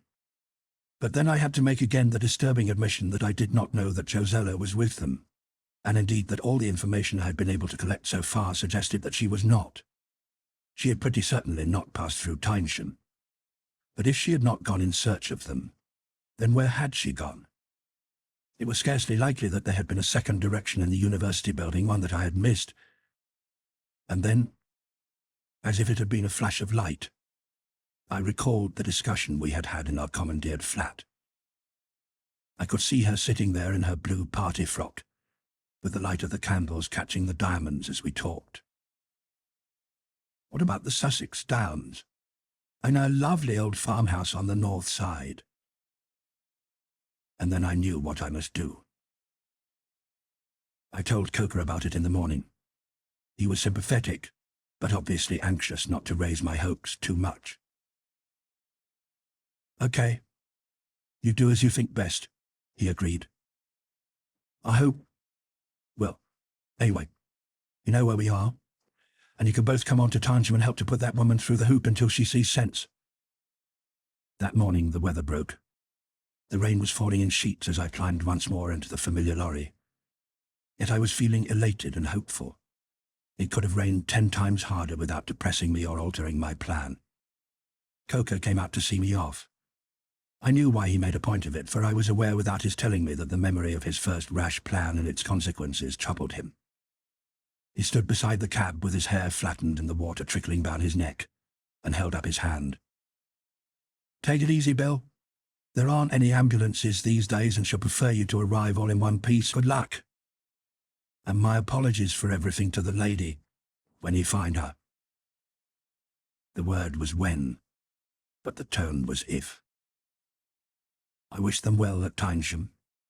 Then I let in the clutch and splashed away down the muddy drive. Chapter 13. Journey in Hope. The morning was infected with minor mishaps. First it was water in the carburetor. Then I contrived to travel a dozen miles north under the impression I was going east. And before I had that fully rectified, I was in trouble with the ignition system on a bleak upland road miles from anywhere. Either these delays or a natural reaction did a lot to spoil the hopeful mood in which I had started. By the time I had the trouble straightened out, it was 1 o'clock, and the day had cleared up. The sun came out. Everything looked bright and refreshed. But even that, and the fact that for the next 20 miles all went smoothly, did not shift the mood of depression that was closing over me again. Now I was really on my own. I could not shut out the sense of loneliness. It came upon me again as it had on that day when we had split up to search for Michael Beadley, only with double the force. Until then, I had always thought of loneliness as something negative, an absence of company, and of course something temporary. That day, I had learned that it was much more. It was something which could press and oppress, could distort the ordinary and play tricks with the mind, something which lurked inimically all around, stretching the nerves and twanging them with alarms, never letting one forget that there was no one to help, no one to care. It showed one as an atom adrift in vastness, and it waited all the time its chance to frighten, and frighten horribly. That was what loneliness was really trying to do, and that was what one must never let it do. To deprive a gregarious creature of companionship is to maim it, to outrage its nature. The prisoner and the Cenobite are aware that the herd exists beyond their exile. They are an aspect of it. But when the herd no longer exists, there is for the herd creature no longer entity. He is a part of no whole, a freak without a place. If he cannot hold on to his reason, then he is lost indeed, most utterly, most fearfully lost, so that he becomes no more than the twitch in the limb of a corpse. It needed far more resistance now than it had before. Only the strength of my hope that I would find companionship at my journey's end kept me from turning back to find relief from the strain in the presence of Coker and the others. The sights which I saw by the way had little or nothing to do with it. Horrible though some of them were, I was hardened to such things by now. The horror had left them just as the horror which broods over great battlefields fades into history. Nor did I any longer see these things as part of a vast, impressive tragedy. My struggle was all a personal conflict with the instincts of my kind. A continual defensive action was no victory possible. I knew in my very heart that I would not be able to sustain myself for long alone. To give myself occupation, I drove faster than I should. In some small town with a forgotten name, I rounded a corner and ran straight into a van which blocked the whole street. Luckily, my own tough lorry suffered no more than scratches, but the two vehicles managed to hitch themselves together with diabolical ingenuity, so that it was an awkward business single-handed and in a confined space to separate them. It was a problem which took me a full hour to solve, and did me good by turning my mind to practical matters. After that, I kept to a more cautious pace, except for a few minutes soon after I entered the new forest. The cause of that was a glimpse through the trees of a helicopter cruising at no great height. It was set to cross my course some way ahead. By ill luck, the trees there grew close to the sides of the road and must have hidden it almost completely from the air. I put on a spurt, but by the time I reached more open ground, the machine was no more than a speck floating away in the distance to the north. Nevertheless, even the sight of it seemed to give me some support. A few miles further on, I ran through a small village which was disposed neatly about a triangular green. At first sight, it was as charming in its mixture of thatched and red-tiled cottages with their flowering gardens as something out of a picture book. But I did not look too closely into the gardens as I passed. Too many of them showed the alien shape of a Triffid towering incongruously among the flowers. I was almost clear of the place when a small figure bounded out of one of the last garden gates and came running up the road towards me, waving both arms. I pulled up, looking around for Triffids in a way that was becoming instinctive, picked up my gun and climbed down. The child was dressed in a blue cotton frock, white socks, and sandals. She looked about 9 or 10 years old. A pretty little girl. I could see that, even though her dark brown curls were now uncared for, and her face dirtied with smeared tears. She pulled at my sleeve. "Please, please," she said urgently. "Please come and see what's happened to Tommy." I stood staring down at her. The awful loneliness of the day lifted. My mind seemed to break out of the case I had made for it. I wanted to pick her up and hold her to me. I could feel tears close behind my eyes. I held up my hand to her, and she took it. Together we walked back to the gate through which she had gone. "Tommy's there," she said, pointing. A little boy about 4 years of age lay on the diminutive patch of lawn between the flower beds. It was quite obvious at a glance why he was there. "The thing hit him," she said. "It hit him and he fell down, and he wanted to hit me when I tried to help him. Horrible thing." I looked up and saw the top of a Triffid rising above the fence that bordered the garden. "Put your hands over your ears, I'm going to make a bang," I said. She did so, and I blasted the top off the Triffid. "Horrible thing," she repeated. Is it dead now? I was about to assure her that it was when it began to rattle the little sticks against its stem just as the one at Steeple Honey had done. As then, I gave it the other barrel to shut it up. Yes, I said. It's dead now. We walked across to the little boy. The scarlet slash of the sting was vivid on his pale cheek. It must have happened some hours before. She knelt beside him. It isn't any good, I told her gently. She looked up, fresh tears in her eyes. Is Tommy dead too? I squatted down beside her and shook my head. I'm afraid he is. After a while she said, Poor Tommy. Will we bury him, like the puppies? Yes, I told her. In all the overwhelming disaster, that was the only grave I dug. And it was a very small one. She gathered a little bunch of flowers and laid them on top of it. Then we drove away. Susan was her name. A long time ago, as it seemed to her, something had happened to her father and mother so that they could not see. Her father had gone out to try and get some help, and he had not come back. Her mother went out later, giving the children strict instructions not to leave the house.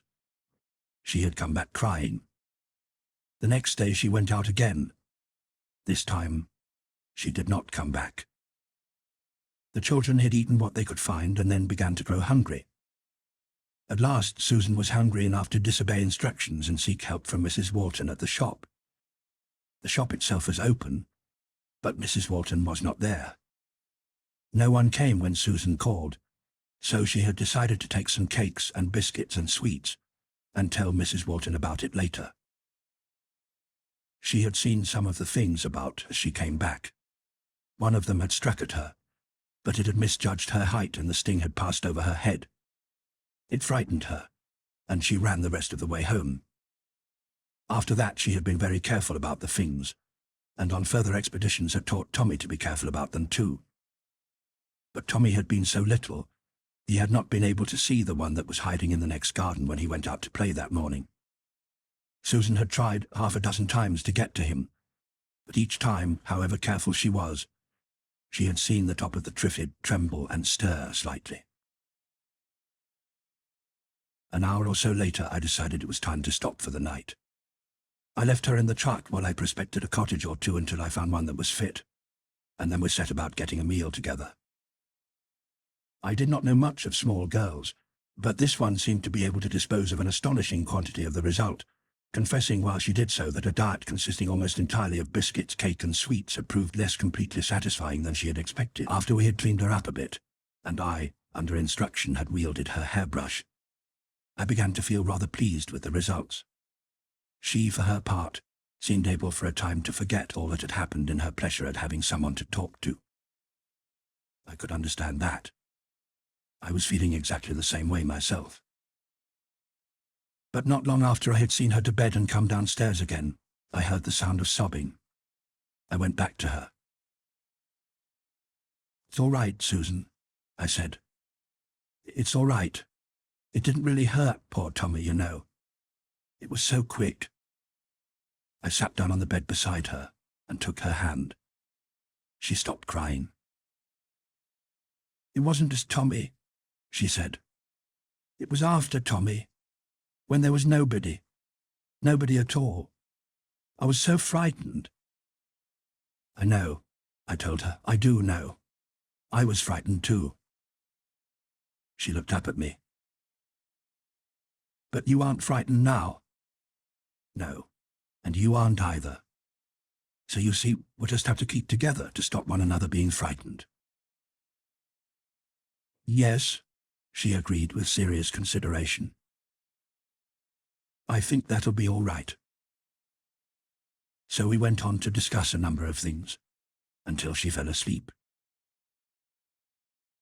Where are we going? Susan asked as we started off again the following morning. I said that we were looking for a lady. Where is she? Asked Susan. I wasn't sure of that. "When shall we find her?" asked Susan. I was pretty unsatisfactory about that too. "Is she a pretty lady?" asked Susan. "Yes," I said, glad to be more definite this time. It seemed for some reason to give Susan satisfaction. "Good," she remarked approvingly, and we passed to other subjects. Because of her, I tried to skirt the larger towns, but it was impossible to avoid many unpleasant sights in the country. After a while I gave up pretending that they did not exist.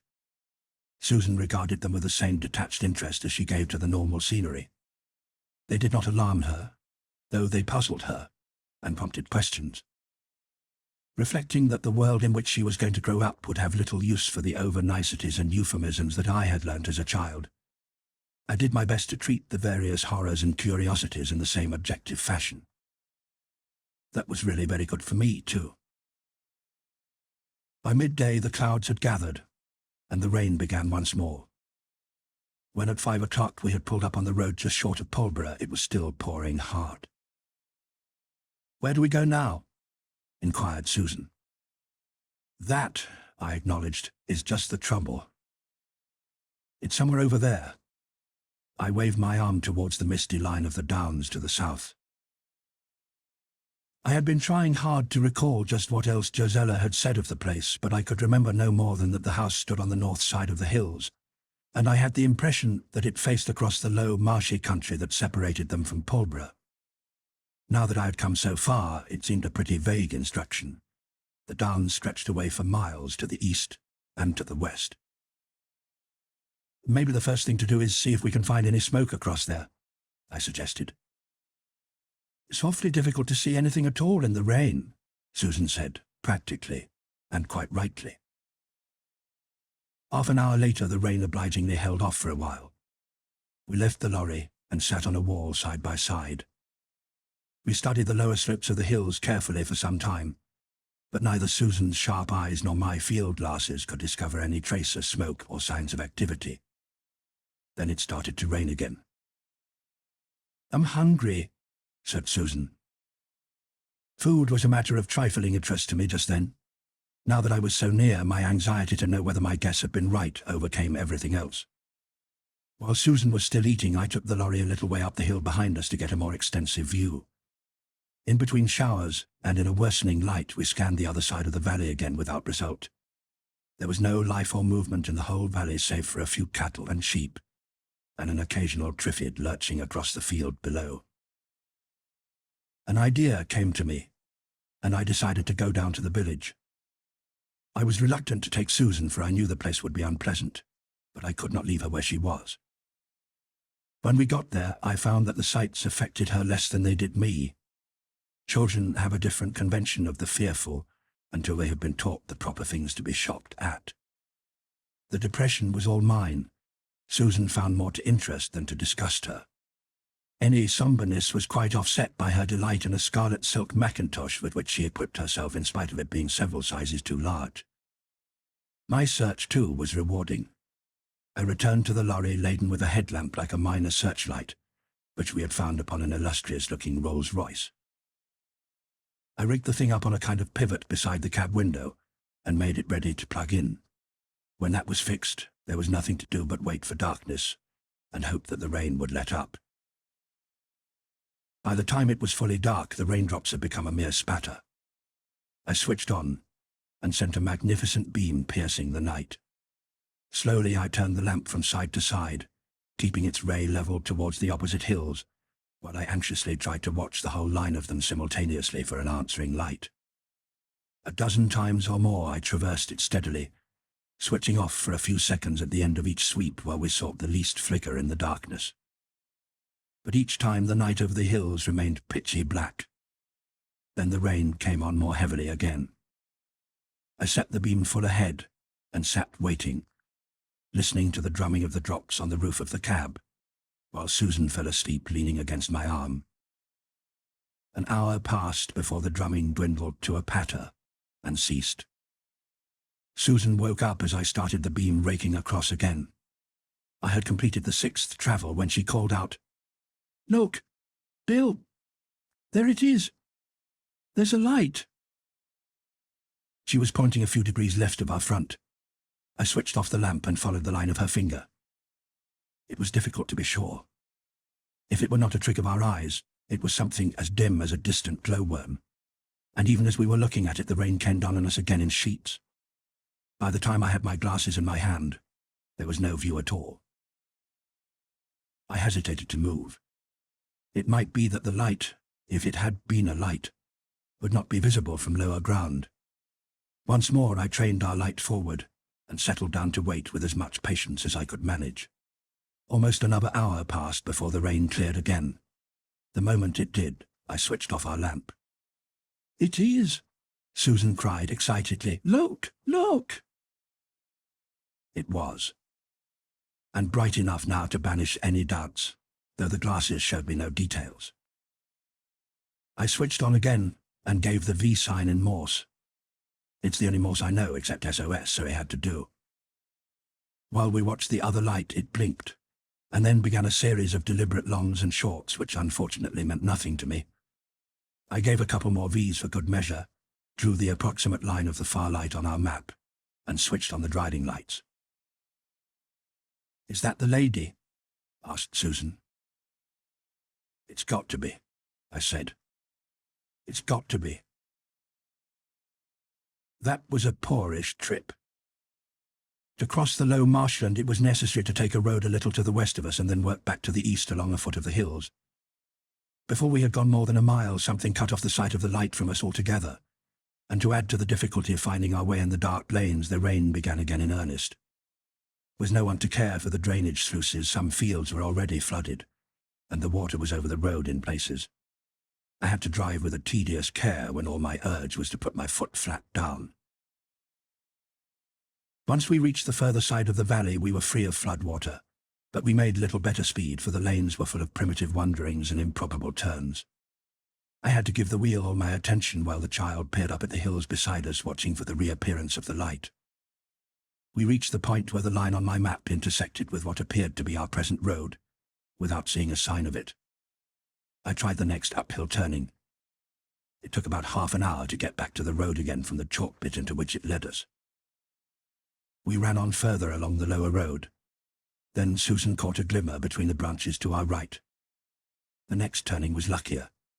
It took us back at a slant up the side of the hill, until we were able to see a small, brilliantly lit square of window half a mile or more along the slope. Even then, and with the map to help, it was not easy to find the lane that led to it. We lurched along, still climbing in low gear, that each time we caught sight of the window again it was a little closer. The lane had not been designed for ponderous lorries. In the narrower parts we had to push our way along it between bushes and brambles which scrabbled along the sides as though they were trying to pull us back. But at last there was a lantern waving in the road ahead. It moved on, swinging to show us the turn through a gate, and it was set stationary on the ground. I drove to within a yard or two of it, and stopped. As I opened the door, a flashlight shone suddenly into my eyes. I had a glimpse of a figure behind it in a raincoat shining with wetness. A slight break marred the intended calm of the voice that spoke. "Hello, Bill. You've been a long time." I jumped down. "Oh, Bill, I can't. Oh, my dear, I've been hoping so much." "Oh, Bill," said Josella. I had forgotten all about Susan until a voice came from above. "You are getting wet, you silly. Why don't you kiss her indoors?" it asked.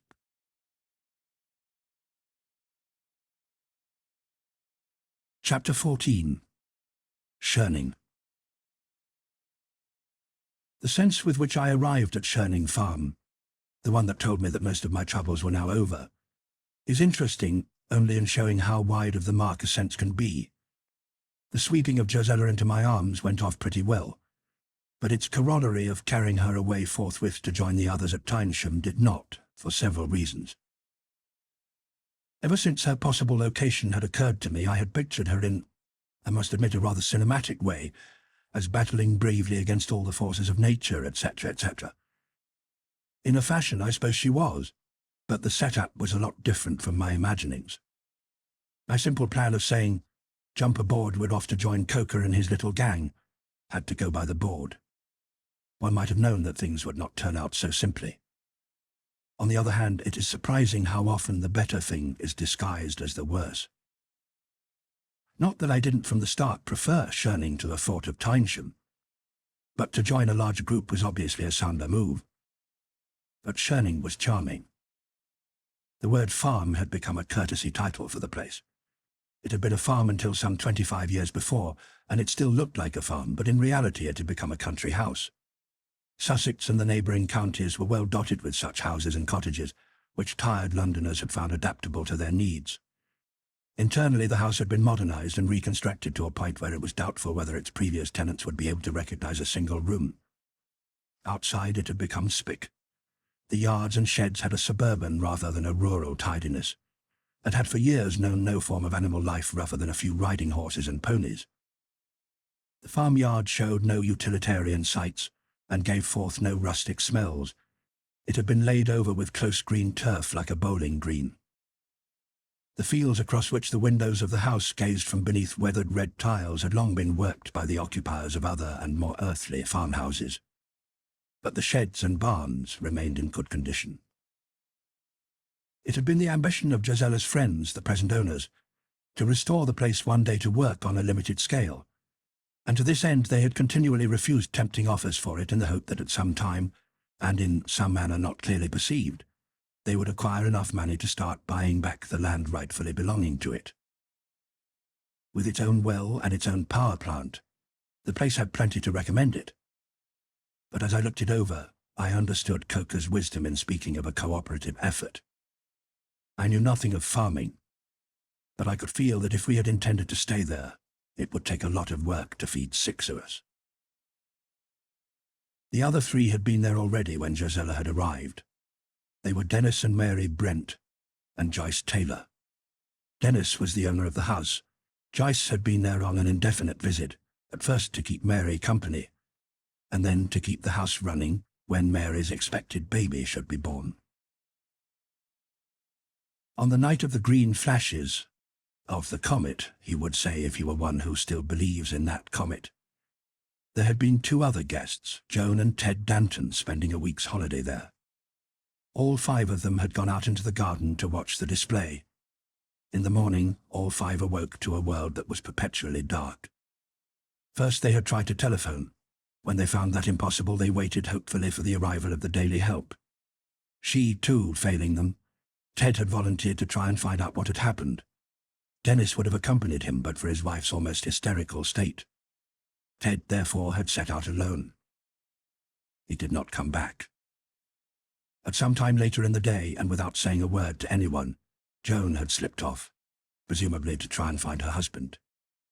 She, too, disappeared completely. Dennis had kept track of time by touching the hands of the clock. By late afternoon it was impossible to sit any longer doing nothing. He wanted to try to get down to the village.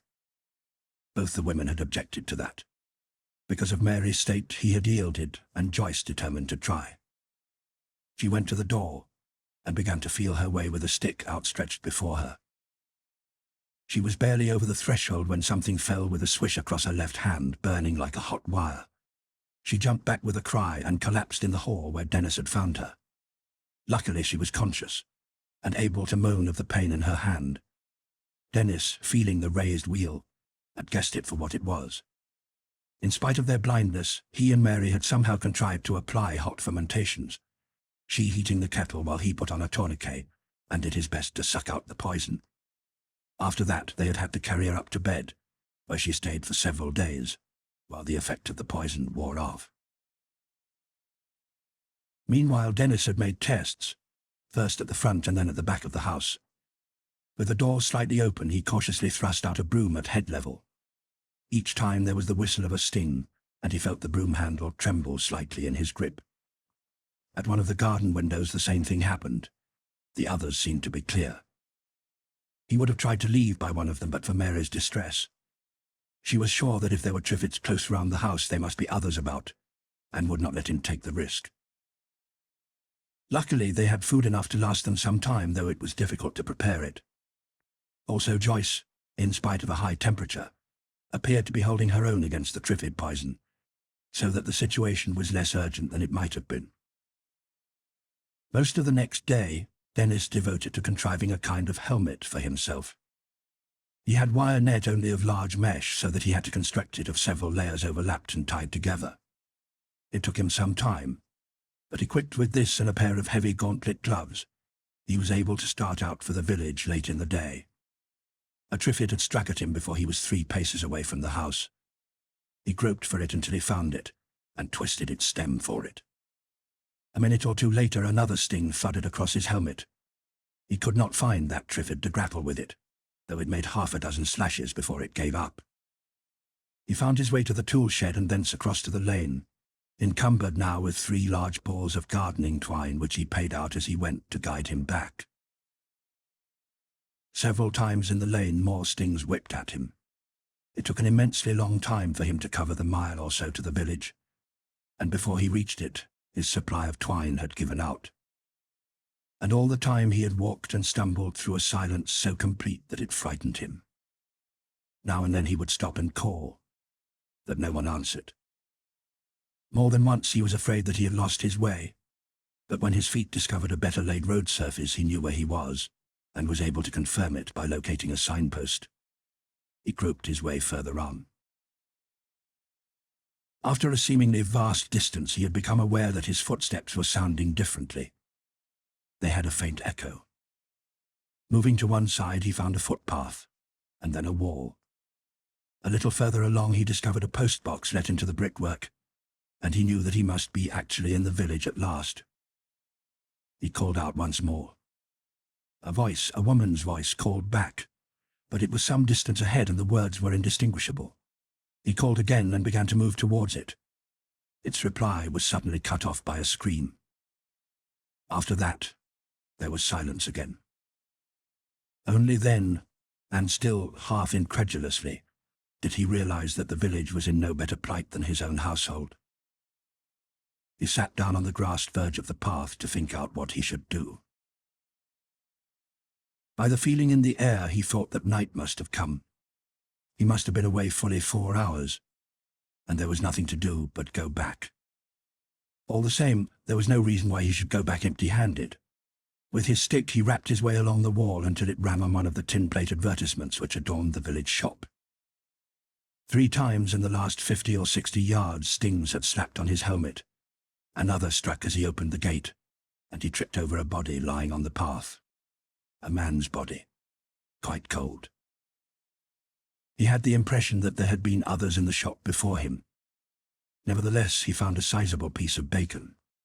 He dropped it, along with packets of butter or margarine, biscuits and sugar, into a sack, and added an assortment of tins which came from a shelf that, to the best of his recollection, was devoted to food. The sardine tins, at any rate, were unmistakable. Then he sought for and found a dozen or more balls of string, shouldered his sack and set off for home. He had missed his way once, and it had been hard to keep down panic while he retraced his steps and reorientated himself. But at last he knew that he was again in the familiar lane. By groping right across it, he managed to locate the twine of his outward journey and join it to the string. From there, the rest of the journey back had been comparatively easy. Twice more in the week that followed he had made the journey to the village shop again, and each time the Triffids round the house and on the way had seemed more numerous. There had been nothing for the isolated trio to do but wait in hope. And then, like a miracle, Josella had arrived. It was clear at once then that the notion of an immediate move to Tynesham was out. For one thing, Joyce Taylor was still in an extremely weak state. When I looked at her, I was surprised that she was alive at all. Dennis's promptness had saved her life, but their inability to give her the proper restoratives or even suitable food during the following week had slowed down her recovery. It would be folly to try to move her a long distance for a week or two yet. And then, too, Mary's confinement was close enough to make the journey inadvisable for her, so that the only course seemed to be for us all to remain where we were until these crises should have passed.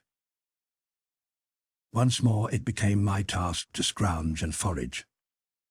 This time I had to work on a more elaborate scale to include not merely food but petrol for the lighting system, hens that were laying, 2 cows that had recently calved and still survived though their ribs were sticking out, medical necessities for Mary, and a surprising list of sundries. The area was more beset with Triffids than any other I had yet seen.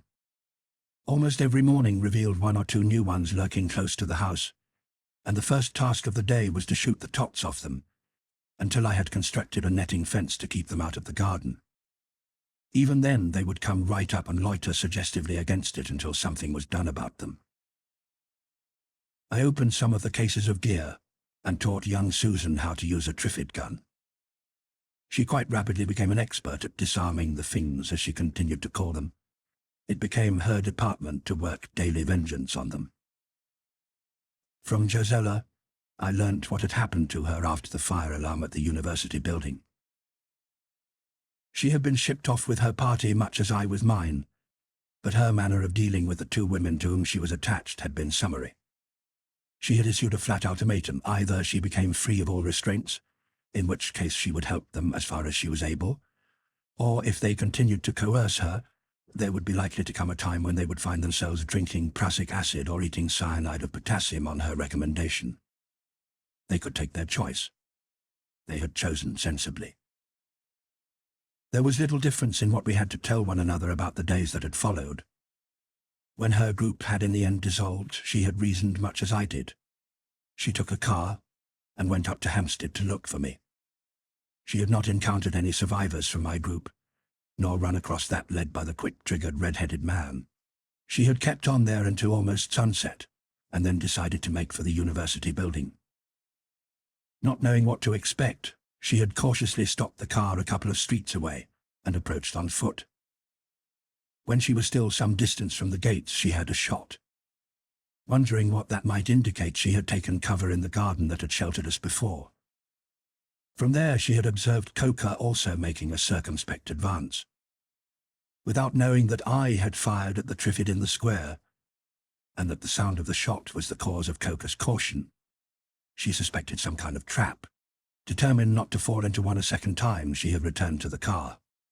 She had no idea where the rest had gone, if they had gone at all. The only place of refuge she could think of that would be known to anyone at all was the one she had mentioned almost casually to me. She had decided to make for it in the hope that I, if I was still in existence, would remember and try to find it. "I curled up and slept in the back of the car once I was clear of London," she said. "It was still quite early when I got here the next morning. The sound of the car brought Dennis to an upstairs window, warning me to look out for Triffids. Then I saw that there were half a dozen or more of them close around the house, for all the world as if they were waiting for someone to come out of it. Dennis and I shouted back and forth. The Triffids stirred, and one of them began to move towards me, so I nipped back into the car for safety. When it kept on coming, I started up the car and deliberately ran it down. But there were still the others, and I had no kind of weapon but my knife. It was Dennis who solved that difficulty. "If you have a can of petrol to spare, throw some of it their way and follow it up with a bit of burning rag," he suggested. "That ought to shift them." It did. Since then I'd been using a garden syringe. The wonder is that I'd not set the place on fire. With the aid of a cookbook, Josella had managed to produce meals of a kind, and had set about putting the place more or less to rights. Working, learning, and improvising had kept her too busy to worry about a future which lay beyond the next few weeks. She had seen no one else at all during those days, but certain that there must be others somewhere, she had scanned the whole valley for signs of smoke by day or lights by night. She had seen no smoke, and in all the miles within her view, there had not been a gleam of light until the evening I came. In a way, the worst affected of the original trio was Dennis. Joyce was still weak and in a semi-invalid state. Mary held herself withdrawn and seemed capable of finding endless mental occupation and compensation in the contemplation of prospective motherhood. But Dennis was like an animal in a trap. He did not curse in the futile way I had heard so many others do. He resented it with a vicious bitterness, as if it had forced him into a cage where he did not intend to stay. Already before I arrived, he had prevailed upon Gisela to find the Braille system in the encyclopedia and make an indented copy of the alphabet for him to learn. He spent dogged hours each day making notes in it and attempting to read them back. Most of the rest of the time he fretted over his own uselessness, though he scarcely mentioned it. He would keep on trying to do this or that with a grim persistence that was painful to watch, and it required all my self-control to stop me offering him help. One experience of the bitterness which unasked help could arouse in him was quite enough.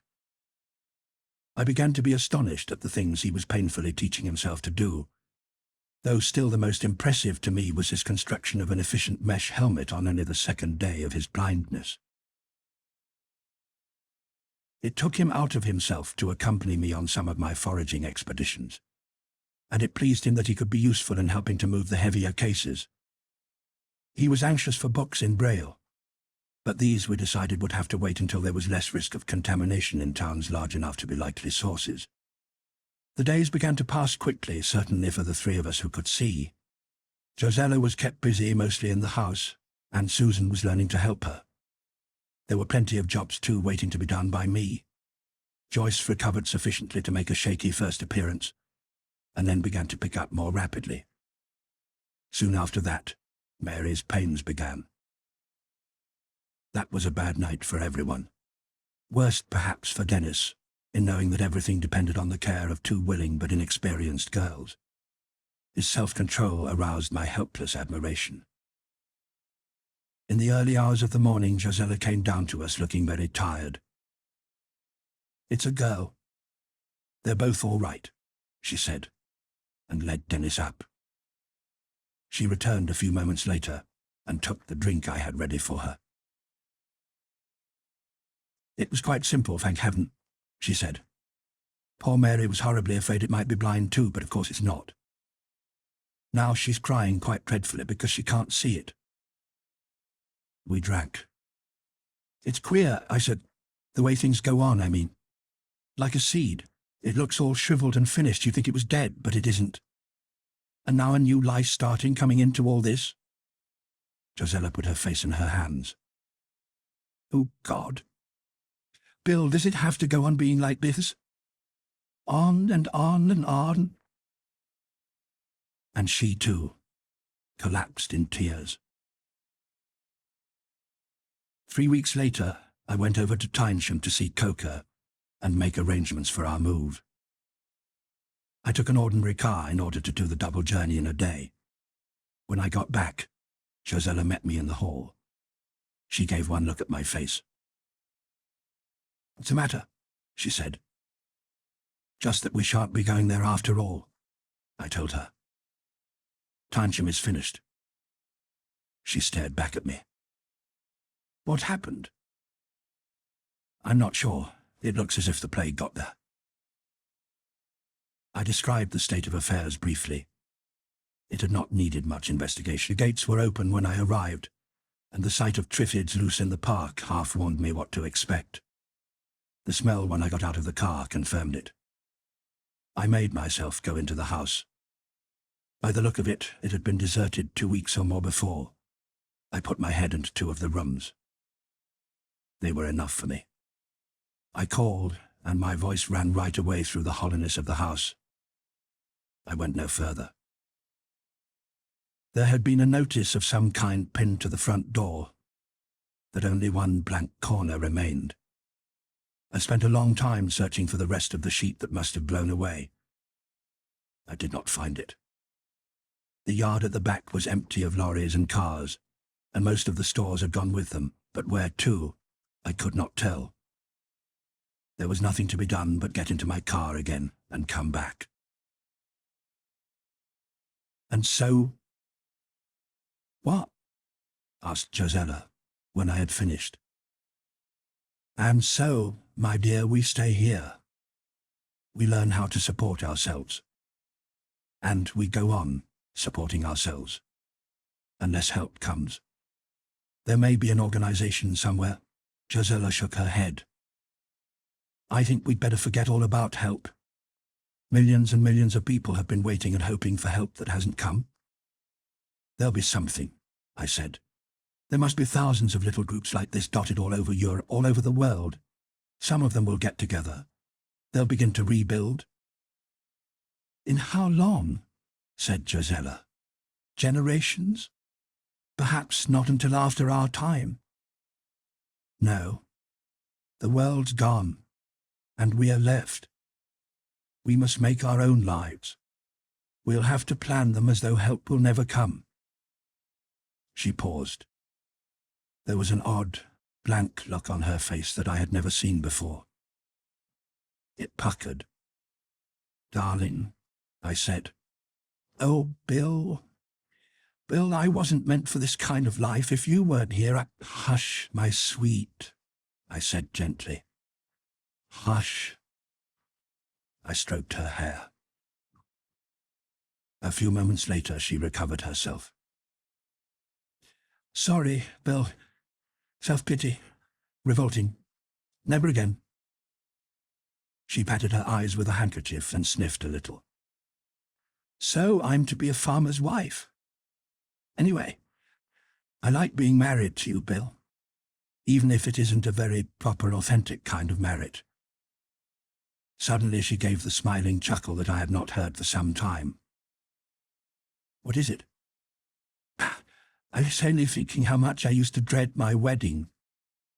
That was very maidenly and proper of you, if a little unexpected, I told her. Well, but it wasn't exactly that. It was my publishers, and the newspapers and the film people. What fun they would have had with it. There'd have been a new edition of my silly book, probably a new release of the film, and pictures in all the papers. I didn't think you'd have liked that much. I can think of another thing I'd have not liked much, I told her. Do you remember that night in the moonlight you made a condition? She looked at me. Well, maybe some things haven't fallen out so badly, she said. Chapter 15. World Narrowing. From then on I kept a journal. It is a mixture of diary, stock list, and commonplace book. In it there are notes of the places to which my expeditions took me, particulars of the supplies collected, estimates of quantities available, observations on the states of the premises, with memos on which should be cleared first to avoid deterioration. Foodstuffs, fuel, and seed were constant objects of search, but by no means the only ones. There are entries detailing loads of clothing, tools, household linen, harness, kitchenware, loads of stakes and wire, and more wire. Also books. I can see there that within a week of my return from Tynesham I had started on the work of erecting a wire fence to keep the Triffids out. Already we had barriers to hold them away from the garden and the immediate neighbourhood of the house. Now I began a more ambitious plan of making some 100 acres or so free from them. It involved a stout wire fence which took advantage of the natural features and standing barriers, and inside it a lighter fence to prevent either the stock or ourselves from coming inadvertently within sting range of the main fence. It was a heavy, tedious job, which took me a number of months to complete. At the same time I was endeavouring to learn the ABC of farming. It is not the kind of thing that is easily learnt from books. For one thing, it had never occurred to any writer on the subject that any potential farmer could be starting from absolute zero. I found, therefore, that all works began, as it were, in the middle, taking for granted both a basis and a vocabulary that I did not have. My specialized biological knowledge was all but useless to me in the face of practical problems. Much of the theory called for materials and substances which were either unavailable to me or unrecognizable by me if I could find them. I began to see quite soon that by the time I had dismissed the things that would shortly be unprocurable, such as chemical fertilizers, imported feeding stuffs, and all but the simpler kinds of machinery, there was going to be much expenditure of sweat for problematical returns.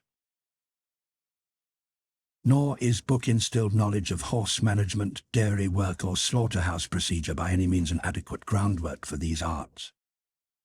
There are so many points where one cannot break off to consult the relative chapter. Moreover, the realities persistently present baffling dissimilarities from the simplicities of print. Luckily, there was plenty of time to make mistakes and to learn from them. The knowledge that several years could pass before we should be thrown anywhere near on our own resources saved us from desperation over our disappointments.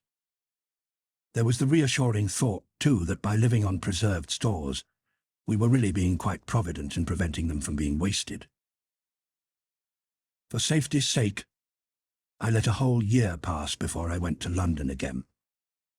It was the most profitable area for my forays, but it was the most depressing.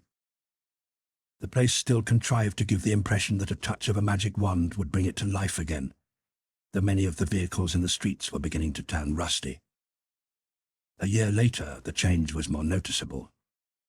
Large patches of plaster detached from house fronts had begun to litter the pavements. Dislodged tiles and chimney pots could be found in the streets. Grass and weeds had a good hold in the gutters and were choking the drains. Leaves had blocked downspouting so that more grass and even small bushes grew in cracks and in the silt in the roof gutterings. Almost every building was beginning to wear a green wig beneath which its roofs would damply rot. Through many a window one had glimpses of fallen ceilings, curves of peeling paper and walls glistening with damp. The gardens of the parks and squares were wildernesses creeping out across the bordering streets. Growing things seemed indeed to press out everywhere, rooting in the crevices between the paving stones, springing from cracks in concrete, finding lodgments even in the seats of the abandoned cars. On all sides they were encroaching to repossess themselves of the arid spaces that man had created. And curiously, as the living things took charge increasingly, the effect of the place became less oppressive.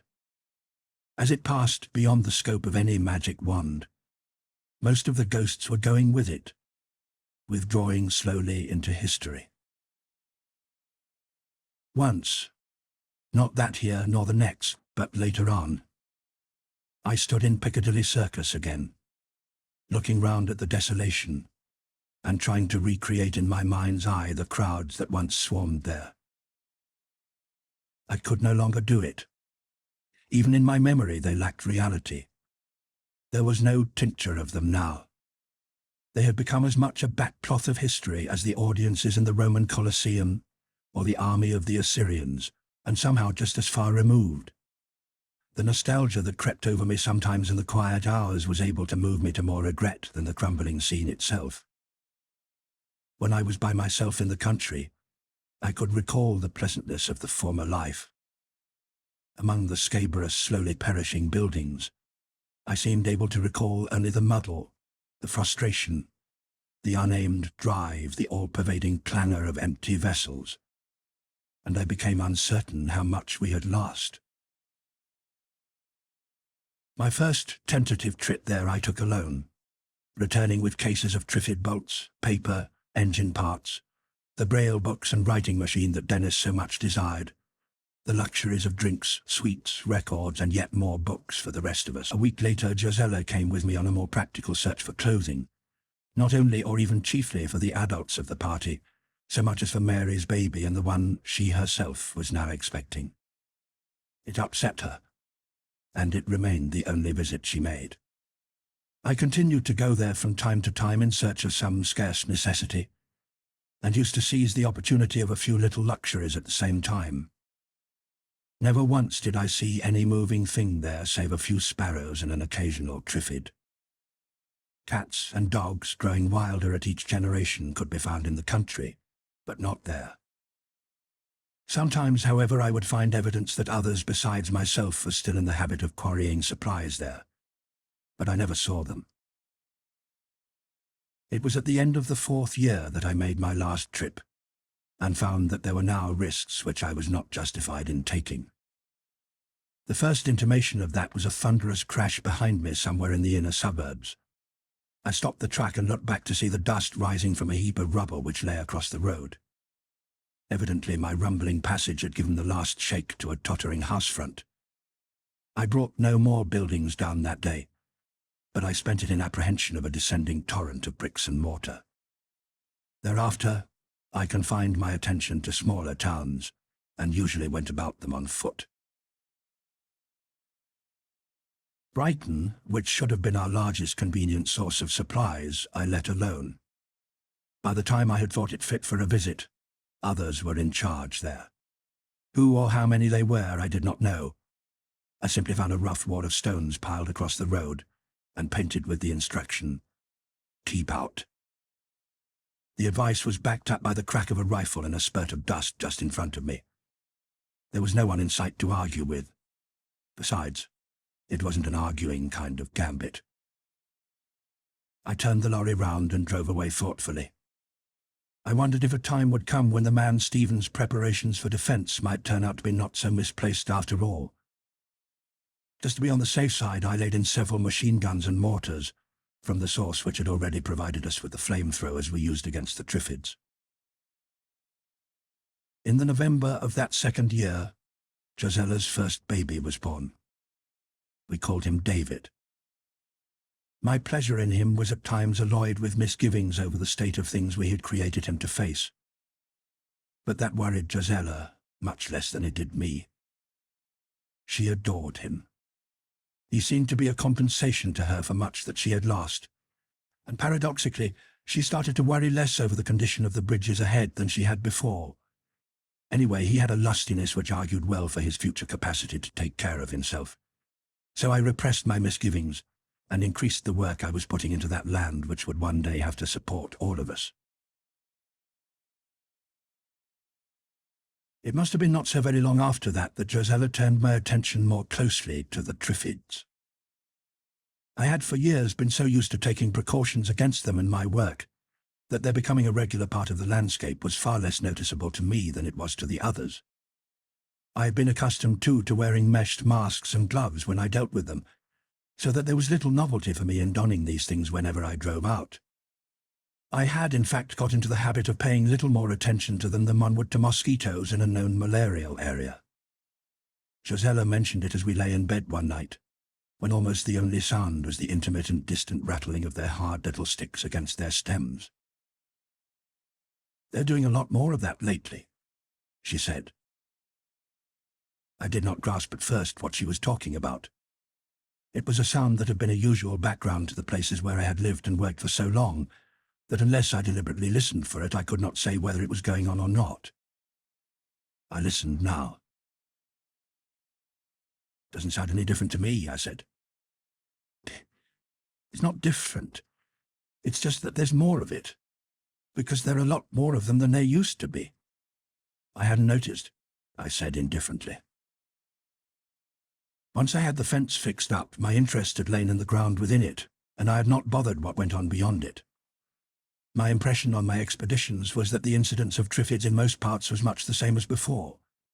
I recalled that their numbers locally had caught my attention when I had first arrived, and that I had supposed that there must have been several large Triffid nurseries in the district. "There certainly are. You take a look at them tomorrow," she said. I remembered in the morning, and looked out of the window as I was dressing. I saw that Josella was right. One could count over 100 of them behind the quite small stretch of fence visible from the window. I mentioned it at breakfast. Susan looked surprised.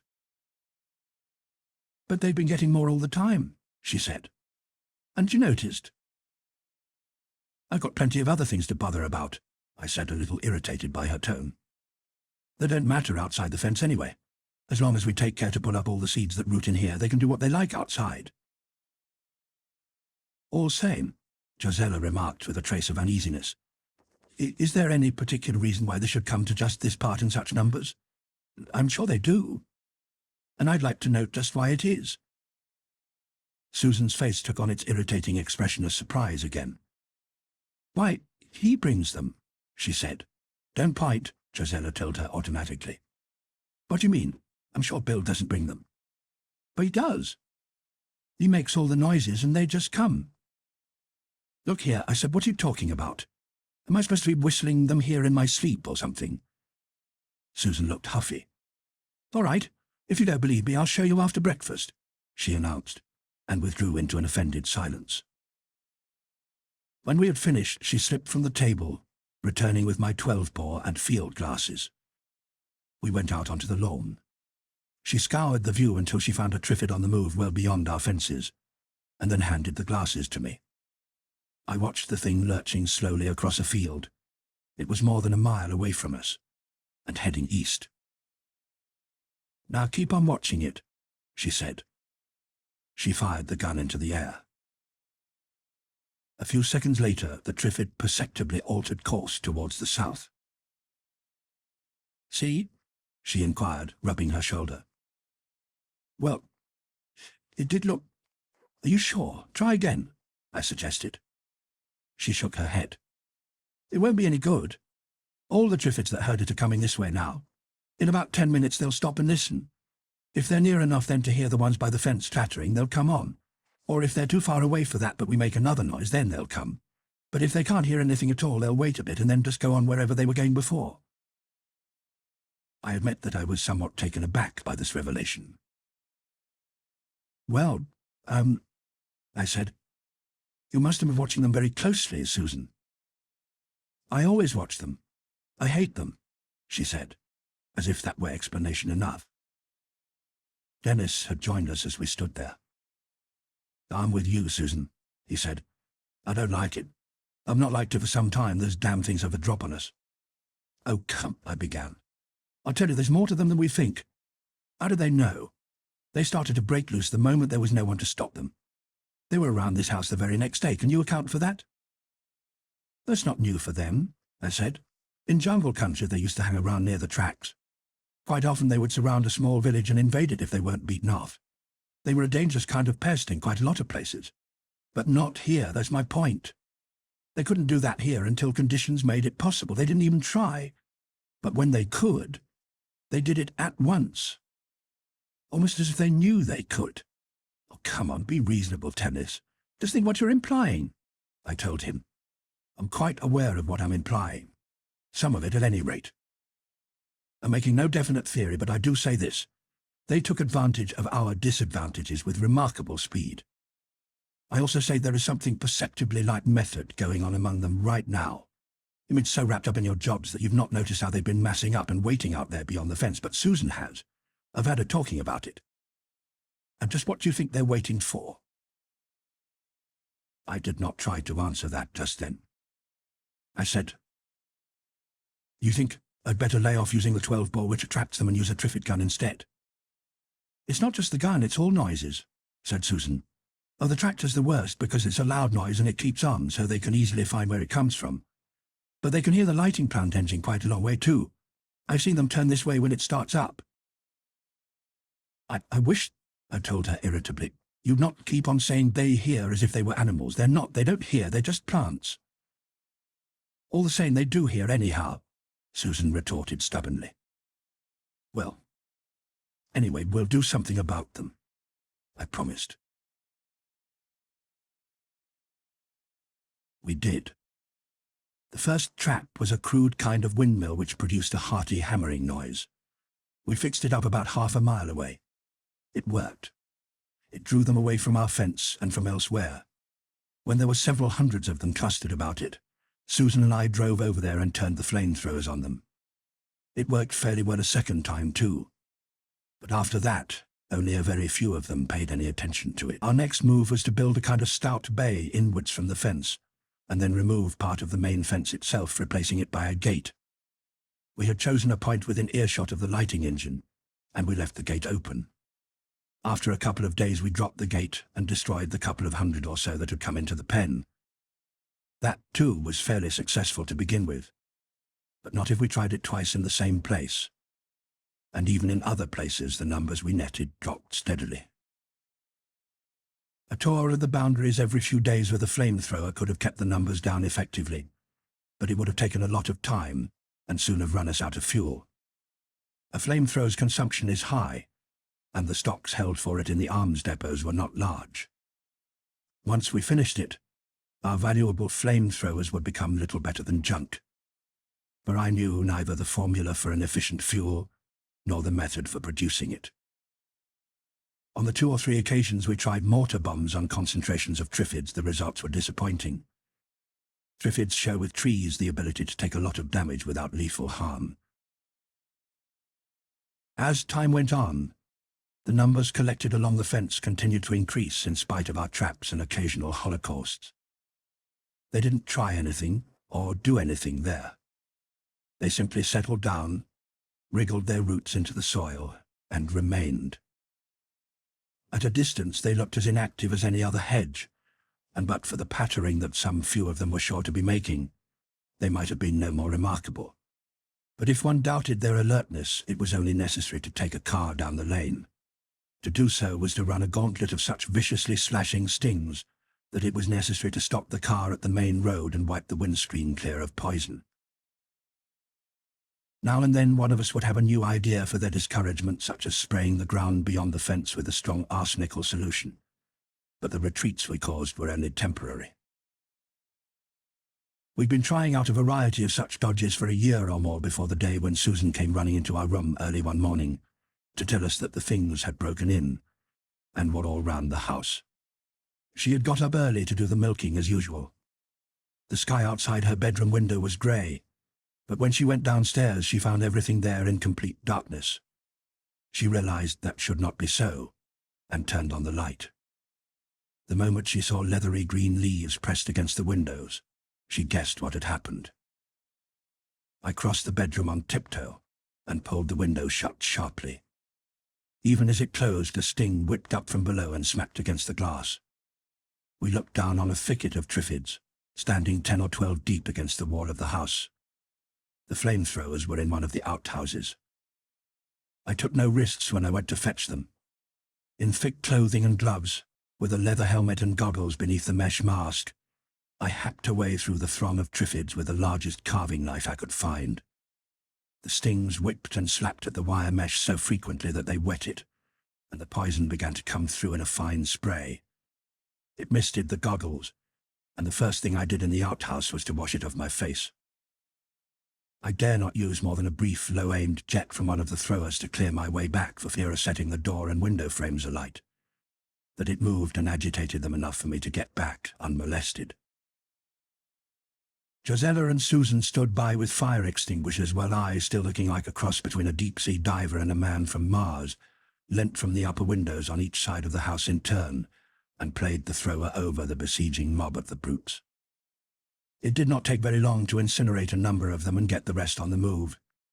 Susan, now dressed for the job, took the second thrower and started on the to her highly congenial task of hunting them down, while I set off across the fields to find the source of the trouble. That was not difficult. From the first rise I was able to see the spot where Triffids were still lurching into our enclosure in a stream of tossing stems and waving leaves. They fanned out a little on the nearer side, but all of them were bound in the direction of the house. It was simple to head them off. A jet in front stopped them, one to either side started them back on the way they had come. An occasional spurt over them and dripping among them hurried them up and turned back later comers. 20 yards or so away, a part of the fence was lying flat with the posts snapped off. I rigged it up temporarily there and then, and played the thrower back and forth, giving the things enough of a scorching to prevent more trouble for a few hours at least. Josella, Susan and I spent most of the day repairing the breach. 2 more days passed before Susan and I could be sure that we had searched every corner of the enclosure and accounted for the very last of the intruders. We followed that up with an inspection of the whole length of the fence and a reinforcement of all doubtful sections. 4 months later, they broke in again. This time a number of broken Triffids lay in the gap.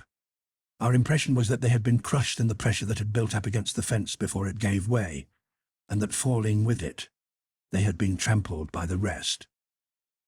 It was clear that we should have to take new defensive measures. No part of our fence was any stronger than that which had given way. Electrification seemed the most likely means of keeping them at a distance. To power it, I found an army generator mounted on a trailer and towed it home. Susan and I set to work on the wiring. Before we had completed it, the brutes were through again in another place. I believe that system would have been completely effective if we could have kept it in action all the time, or even most of the time. But against that there was the fuel consumption. Petrol was one of the most valuable of our stores. Food of some kind we could always hope to grow, but when petrol and diesel oil were no longer available, much more than our mere convenience would be gone with them. There would be no more expeditions, and consequently no more replenishments of supplies. The primitive life would start in earnest. So, from motives of conservation, the barrier wire was only charged for some minutes 2 or 3 times a day. It caused the Triffids to recoil a few yards, and thereby stopped them building up pressure against the fence. As an additional guard, we ran an alarm wire on the inner fence to enable us to deal with any breaks before they became serious. The weakness lay in the Triffids' apparent ability to learn, in at least a limited way, from experience. We found, for instance, that they grew accustomed to our practice of charging the wire for a while, night and morning. We began to notice that they were usually clear of the wire at our customary time for starting the engine, and they began to close in again soon after it had stopped. Whether they actually associated the charged condition of the wire with the sound of the engine was impossible to say then. But later, we had little doubt that they did. It was easy enough to make our running times erratic, but Susan, for whom they were continually a source of inimical study, soon began to maintain that the period for which the shock kept them clear was growing steadily shorter. Nevertheless, the electrified wire and occasional attacks upon them in the sections where they were densest kept us free of incursions for over a year, and of those that occurred later, we had warning enough to stop them being more than a minor nuisance. Within the safety of our compound, we continued to learn about agriculture, and life settled gradually into a routine. On a day in the summer of our 6th year, Josella and I went down to the coast together, travelling there in the half-tracked vehicle that I customarily used now that the roads were growing so bad. It was a holiday for her. Months had passed since she had been outside the fence. The care of the place and the babies had kept her far too tied to make more than a few necessary trips. But now we had reached the stage where we felt that Susan could safely be left in charge sometimes, and we had a feeling of release as we climbed up and ran over the tops of the hills. On the lower southern slopes, we stopped the car for a while and sat there. It was a perfect June day with only a few light clouds flecking a pure blue sky. The sun shone down on the beaches and the sea beyond just as brightly as it had in the days when those same beaches had been crowded with bathers and the sea dotted with little boats. We looked down on it in silence for some minutes. Josella said, "Don't you still feel sometimes that if you were to close your eyes for a bit you might open them again to find it all as it was, Bill?" "I do. Not often now," I told her. "But I've had to see so much more of it than you have. All the same, sometimes. And look at the gulls, just as they used to be." "There are many more birds this year," I agreed. "I'm glad of that." Viewed impressionistically from a distance, the little town was still the same jumble of small red-roofed houses and bungalows populated mostly by a comfortably retired middle class. But it was an impression that could not last more than a few minutes. Though the tiles still showed, the walls were barely visible. The tidy gardens had vanished under an unchecked growth of green, patched in colour here and there by the descendants of carefully cultivated flowers. Even the roads looked like strips of green carpet from this distance. When we reached them, we should find that the effect of soft verdure was illusory. They would be matted with coarse, tough weeds. "Only so few years ago," Josella said reflectively, "people were wailing about the way those bungalows were destroying the countryside. Now look at them." "The countryside is having its revenge, all right," I said. "Nature seemed about finished then. Who would have thought the old man had so much blood in him?" "It rather frightens me. It's as if everything were breaking out, rejoicing that we're finished and that it's free to go its own way. I wonder. Have we been just fooling ourselves since it happened? Do you think we really are finished with, Bill?" I'd had plenty more time when I was out on my foragings to wonder about that than she had.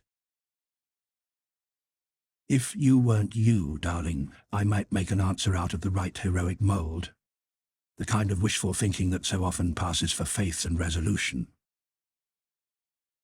But as I am me, I'll give you the honest answer. Not quite. And while there's life, there's hope. We looked on the scene before us for some seconds in silence. I think, I amplified, only think, mind you, that we have a narrow chance. So narrow that it's going to take a long, long time to get back. If it weren't for the Triffids, I'd say there was a very good chance indeed, though still taking a longish time. But the Triffids are a real factor. They are something that no rising civilization has had to fight before. Are they going to take the world off us? Or are we going to be able to stop them? The real problem is to find some simple way of dealing with them. We aren't so badly off. We can hold them away. But our grandchildren, what are they going to do about them? Are they going to have to spend all their lives in human reservations, only kept free of Triffids by unending toil? I'm quite sure there is a simple way. The trouble is that simple ways come out of such complicated research, and we haven't the resources. Surely we have all the resources there ever were, just for the taking, Gisela put in. Material, yes, but mental, no. What we need is a team of experts really out to deal with the Triffids for good and all. Something could be done, I'm sure. Something along the lines of a selective killer, perhaps. If we could produce the right hormones to create a state of imbalance in Triffids but not enough in other things, it must be possible if you have enough brain power turned onto the job. If you think that, why don't you try? She asked. Too many reasons. First, I'm not up to it. A very mediocre biochemist, and there's only one of me. There'd have to be a lab and equipment. More than that, there'd have to be time. And there are too many things which I have to do as it is. But even if I had the ability, then there would have to be the means of producing synthetic hormones in huge quantities. It would be a job for a regular factory. But before that, there must be the research team. People could be trained. Yes, when enough of them can be spared from the mere business of keeping alive. I've collected a mass of biochemical books in the hope that perhaps sometime there would be people who could make use of them. I shall teach David all I can, and he must hand it on. But unless there is leisure for work on it sometime, I can see nothing ahead but the reservations. Gisela frowned down on a group of 4 Triffids ambling across a field below us. They used to say that man's really serious rivals were the insects. It seems to me that the Triffids have something in common with some kinds of insects, though I know that biologically they're plants. What I mean is, they don't bother about their individuals, and their individuals don't bother about themselves. Separately, they have something which looks slightly like intelligence. Collectively, it looks a great deal more like it. They sort of work together for a purpose the way ants or bees do, yet you could say that not one of them is aware of any purpose or scheme, although he's part of it. It's all very queer. Probably impossible for us to understand anyway.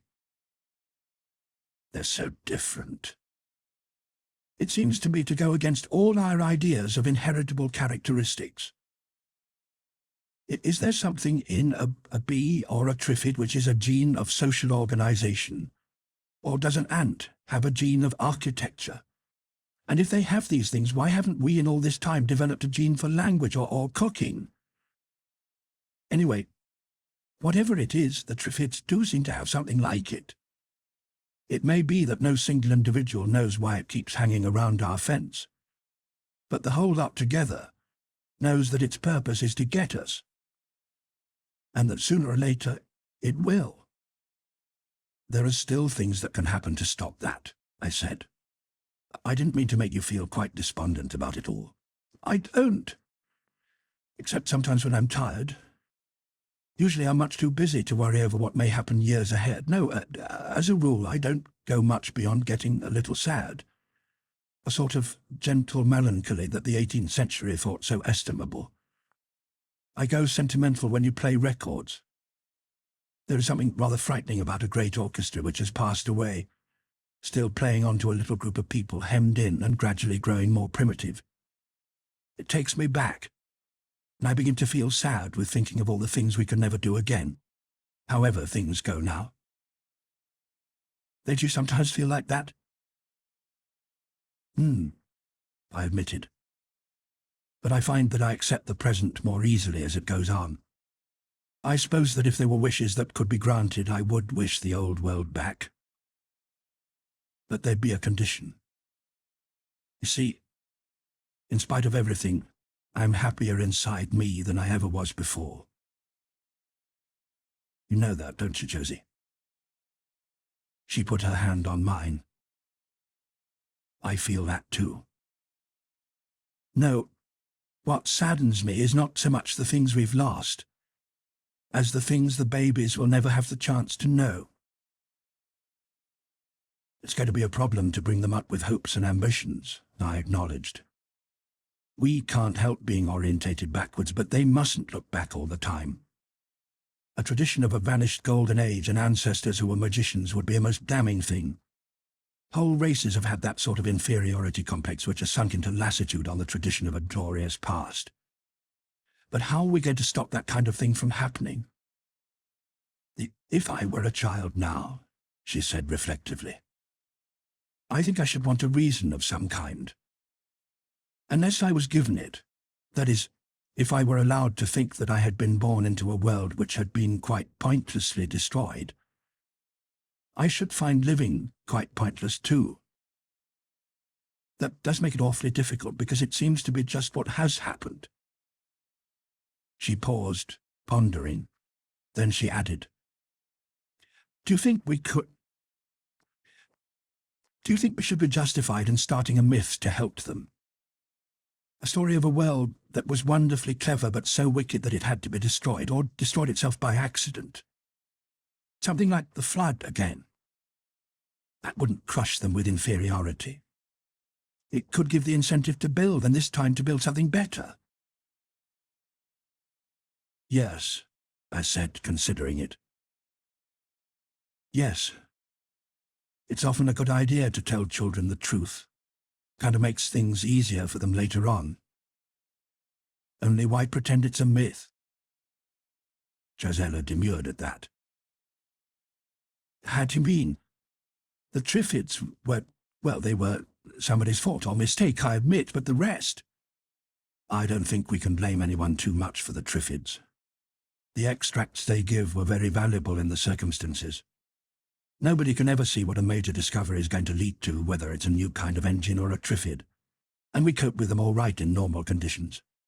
We benefited quite a lot from them as long as the conditions were to their disadvantage.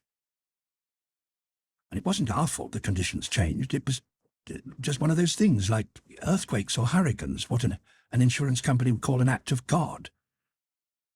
Maybe that's just what it was, a judgment. Certainly we never brought that comet. Didn't we, Josella? Are you quite sure of that? She turned to look at me. What do you mean, Bill? How could we? What I mean, my dear, is, was it a comet at all? You see, there's an old superstitious distrust of comets pretty well drained in. I know we were modern enough not to kneel down in the streets to pray to them, but all the same it's a phobia with centuries of standing. They've been portents and symbols of heavenly wrath and warnings that the end is at hand, and used in any amount of stories and prophecies. So when you get an astonishing celestial phenomenon, what more natural than to attribute it straight off to a comet? A denial would take time to get around, and time was just what there was not, and when utter disaster follows, it just confirms it for everyone that it must have been a comet. Josella was looking at me very hard. Bill, are you trying to tell me that you don't think it was a comet at all? Just exactly that, I agreed. But I don't understand. What else could it have been? I opened a vacuum-packed tin of cigarettes and lit one for each of us. You remember what Michael Beadley said about the tightrope we'd all been walking on for years? Yes, but, well, I think that what happened was that we came off it, and that a few of us just managed to survive the crash. I drew on my cigarette, looking out at the sea and at the infinite blue sky above it. Up there, I went on. Up there were, and maybe there still are, unknown numbers of satellite weapons circling round and round the Earth. Just a lot of dormant menaces touring around waiting for someone or something to set them off. What was in them? You don't know. I don't know. Top secret stuff. All we've heard is guesses. Fissile materials, radioactive dusts, bacteria, viruses. I suppose that one type happened to have been constructed especially to emit radiations that our eyes would not stand. Something that would burn out or at least damage the optic nerve. Gisela gripped my hand. Oh no, Bill. No, they couldn't. That'd be diabolical. Oh, I can't believe... No, Bill. My sweet, all the things up there were diabolical. Then suppose they were a mistake, or perhaps an accident. Maybe such an accident as actually encountering a shower of comet debris, if you like, which starts some of these things popping. Somebody starts talking about comets, it might not be politic to deny that, and there turned out to be so little time anyway. Well, naturally these things would have been intended to operate close to the ground, where the effect would be spread over a definitely calculable area.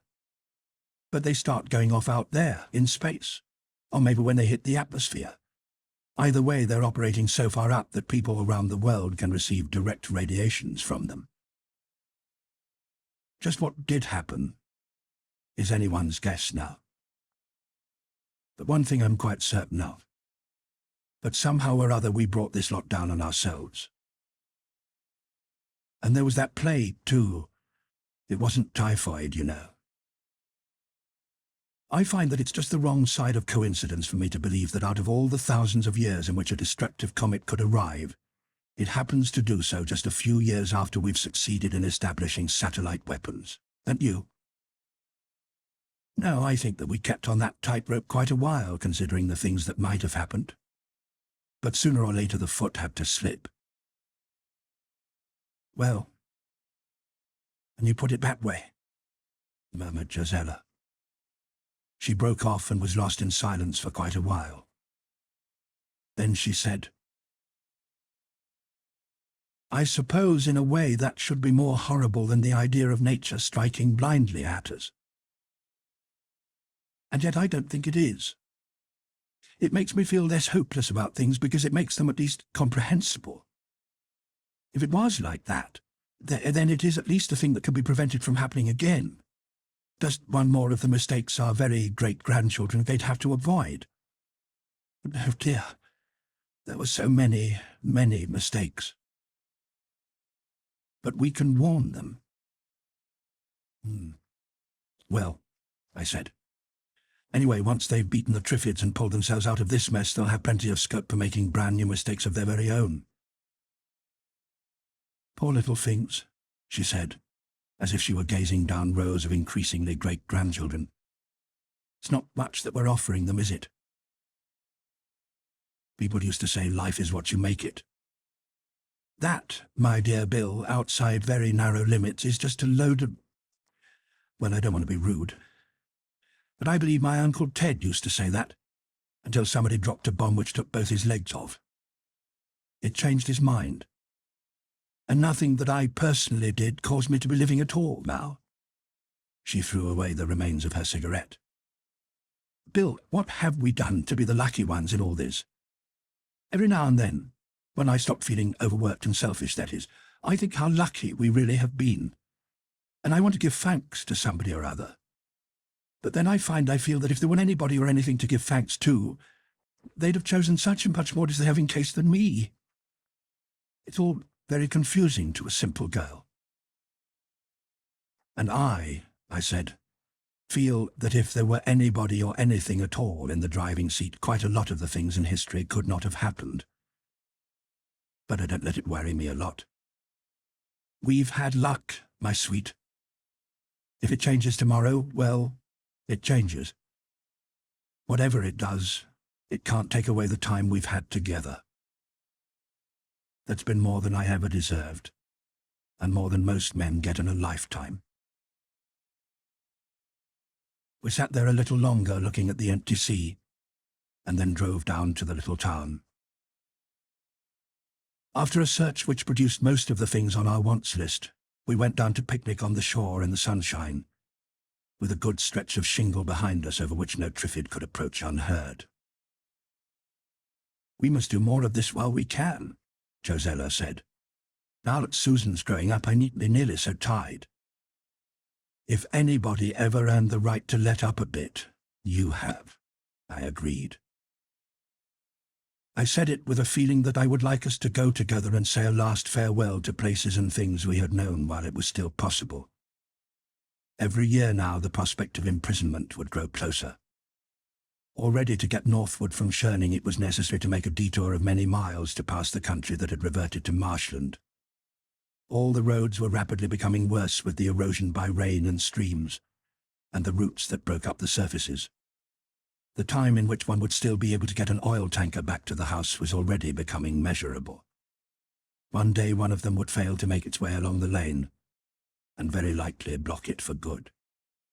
A half-track would continue to run over ground that was dry enough, but as time went on it would be increasingly difficult to find a route open enough even for that. "And we must have one real last fling," I said. "You shall dress up again, and we'll go to—" "Shh!" interrupted Josella, holding up one finger and turning her ear to the wind. I held my breath and strained my ears. There was a feeling, rather than a sound, of throbbing in the air. It was faint, but gradually swelling. It's a plane," Josella said. We looked to the west, shading our eyes with our hands. The humming was still little more than the buzzing of an insect. The sound increased so slowly that it could come from nothing but a helicopter. Any other kind of craft would have passed over us or out of hearing in the time it was taking. Josella saw it first. A dot, a little out from the coast and apparently coming our way parallel with the shore. We stood up and started to wave. As the dot grew larger, we waved more wildly, and not very sensibly shouted at the tops of our voices. The pilot could not have failed to see us there on the open beach had he come on, but that was what he did not do. A few miles short of us he turned abruptly north to pass inland. We went on waving madly, hoping that he might yet catch sight of us. But there was no indecision in the machine's course, no variation of the engine note. Deliberately and imperturbably, it droned away toward the hills. We lowered our arms and looked at one another. "If it can come once, it can come again," said Josella sturdily, but not very convincingly. But the sight of the machine had changed our day for us. It destroyed quite a lot of resignation we had carefully built up. We had been saying to ourselves that there must be other groups, but they wouldn't be in any better position than we were, more likely in a worse.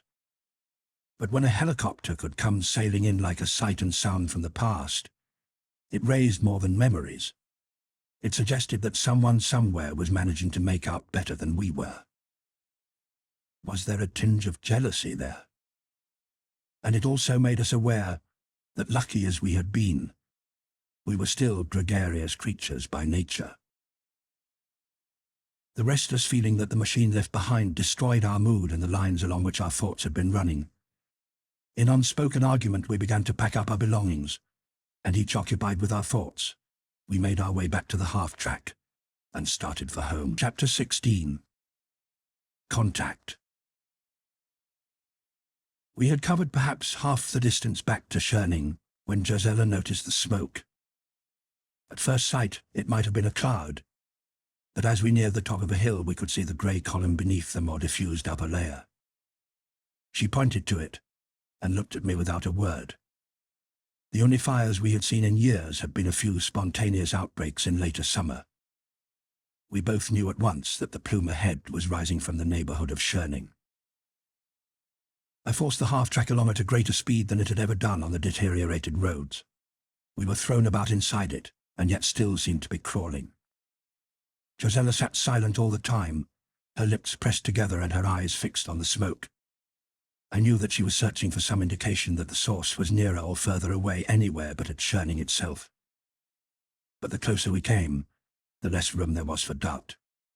We tore up the final lane, quite oblivious of the stings whipping at the vehicle as it passed. Then, at the turn, we were able to see that it was not the house itself, but the wood pile that was ablaze. At the sound of the horn, Susan came running up to pull on the rope which opened the gate from a safe distance. She shouted something which was drowned in the rattle of our driving in. Her free hand was pointing not to the fire, but towards the front of the house. As we ran further into the yard, we could see the reason. Skillfully landed in the middle of our lawn stood the helicopter. By the time we were out of the half-track, a man in leather jacket and breeches had come out of the house. He was tall, fair, and sunburned. At first glance, I had a feeling I had seen him somewhere before. He waved and grinned cheerfully as we hurried across. "Mr. Bill Masen, I presume? My name's Simpson. Ivan Simpson." "I remember," said Gisella. "You brought in a helicopter that night at the university buildings." "That's right. Clever of you to remember. But just to show you're not the only one with a memory, you are Gisella Clayton, author—" "You're quite wrong," she interrupted him firmly. "I'm Gisella Mason, author of David Mason." "Ah, yes. I'd just been looking at the original edition, and a very creditable bit of craftsmanship too, if I may say so." "Hold on a bit," I said. "That fire? Oh, it's safe enough. Blowing away from the house, though I'm afraid most of your stock of wood has gone up." "What happened?" "That was Susan. She didn't mean me to miss the place. When she heard my engine, she grabbed a flamethrower and bounded out to start a signal as quickly as she could. The woodpile was handy, as no one could have missed what she did to that." We went inside and joined the others. "Either way," Simpson said to me, "Michael told me I was to be sure to start off with his apologies." "To me?" I said, wondering. "You were the only one who saw any danger in the Triffids, and he didn't believe you." But do you mean to say you knew I was here?" "We found out very roughly your probable location a few days ago, from a fellow we all have cause to remember, one Coker." "So Coker came through too," I said. "After the shambles I saw at Tynesham, I had an idea the plague had got him." Later on, when we'd had a meal and produced our best brandy, we got the story out of him. When Michael Beadley and his party had gone on, leaving Tynesham to the mercies and principles of Miss Durrant, they had not made for Beaminster, nor anywhere near it. They had gone northeast, into Oxfordshire. Miss Durrant's misdirection to us must have been deliberate, for Beaminster had never been mentioned. They had found there an estate which seemed at first to offer the group all it required, and no doubt they could have entrenched themselves there as we had entrenched ourselves at Churning. But as the menace of the Triffids increased, the disadvantages of the place became more obvious. In a year, both Michael and the Colonel were highly dissatisfied with the longer-term prospects there. A great deal of work had already been put into the place, but by the end of the second summer there was general agreement that it would be better to cut their losses. To build the community, they had to think in terms of years, a considerable number of years. They had also to bear in mind that the longer they delayed, the more difficult any move would be. What they needed was a place where they would have room to expand and develop, an area with natural defences which, once it had been cleared of Triffids, could economically be kept clear of them. Where they now were, a high proportion of their labour was occupied with maintaining fences, and as their numbers increased, the length of fence line would have to be increased. Clearly the best self-maintaining defence line would be water. To that end they had held a discussion on the relative merits of various islands. It had been chiefly climate that had decided them in favour of the Isle of Wight, despite some misgivings over the area that would have to be cleared. Accordingly, in the following March they had packed up again and moved on. "When we got there," Ivan said, "the Triffids seemed even thicker than where we'd left. No sooner had we begun to settle ourselves into a big country house near God's Hill than they started collecting along the walls in thousands. We let them come for a couple of weeks or so, then we went for them with the flamethrowers. After we'd wiped that lot out, we let them accumulate again, and then we blitzed them once more, and so on. We could afford to do it properly there, because once we were clear of them, we'd not need to use the throwers anymore. They could only be a limited number in the island, and the more of them that came round us to be wiped out, the better we liked it. We had to do it a dozen times before there was any appreciable effect. All round the walls we had a belt of charred stumps before they began to get shy. There were a devil of a lot more of them than we had expected. There used to be at least half a dozen nurseries breeding high-quality plants in the island. Not to mention the private and parked ones, I said. That doesn't surprise me. There might have been 100 nurseries by the look of it. Before all this began, I'd have said there were only a few thousand of the things in the whole country if anyone had asked me. But there must have been hundreds of thousands. There were, I said. They would grow practically anywhere, and they were pretty profitable. There didn't seem to be so many when they were penned up in farms and nurseries. All the same, judging from the amount round here, there must be whole tracts of country practically free of them now. That's so, he agreed. But go and live there, and they'll start collecting in a few days. You can see that from the air. I'd have known there was someone here without Susan's fire. They make a dark border round any inhabited place. Still, we managed to thin down the crowd round our walls after a bit. Maybe they got to find it unhealthy, or maybe they didn't care a lot for walking about on the charred remains of their relatives. And of course there were fewer of them. So then we started going out to hunt them instead of just letting them come to us. It was our main job for months. Between us, we covered every inch of the island. Or thought we did. By the time we were through, we reckoned we'd put paid to everyone in the place, big and small. Even so, some managed to appear the next year, and the year after that. Now we have an intensive search every spring on account of seeds blowing over from the mainland, and settle with them right away. While that was going on, we were getting organized. There were some 50 or 60 of us to begin with. I took trips in the helicopter, and when I saw signs of a group anywhere, I'd go down and issue a general invitation to come along. Some did, but a surprising number simply weren't interested. They'd escaped from being governed, and in spite of all their troubles, they didn't want any more of it. There are some lots in South Wales that have made sorts of tribal communities, and resent the idea of any organisation except the minimum they set up for themselves. You'll find similar lots near the other coal fields, too. Usually the leaders are the men who happen to be on the shift below ground so that they never saw the green stars, though God knows how they ever got up the shafts again. Some of them so definitely don't want to be interfered with that they shoot at the aircraft. There's one lot of that sort at Brighton. And no, I said, they won me off too. And recently they're more like that. There's one at Maidstone, another at Guildford, and other places. They're the real reason we hadn't spotted you hidden away here before. The district didn't seem too healthy when Mum got close to it. I don't know what they think they're doing. Probably got some good food dumps and are scared of anyone else wanting some of it. Anyway, there's no sense in taking risks, so I just let them stew. Still, quite a lot did come along.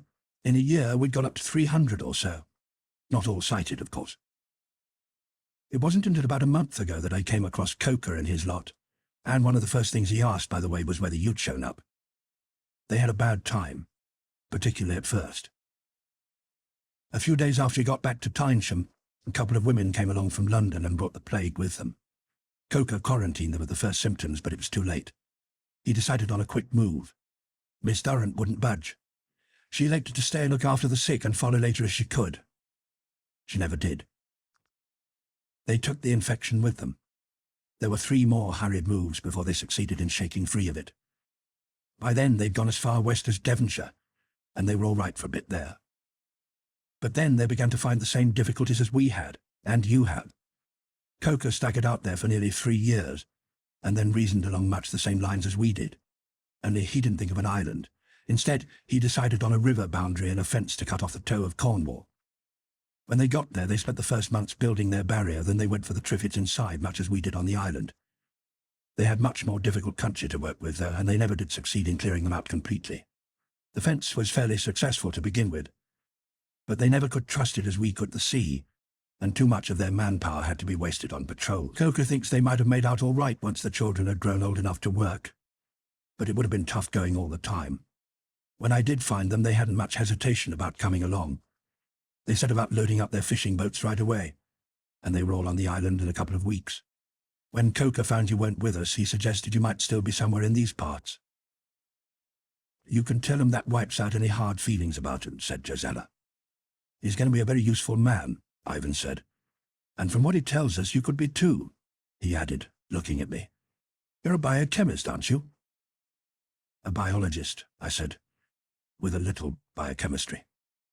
Well, you can hold on to your fine distinctions. Point is, Michael has tried to get some research going into a method of knocking off Triffids scientifically.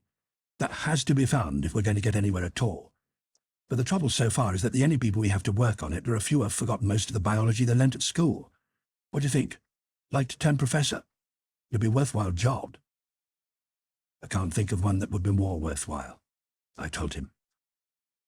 Does this mean you're inviting us all to your island haven? Dennis asked.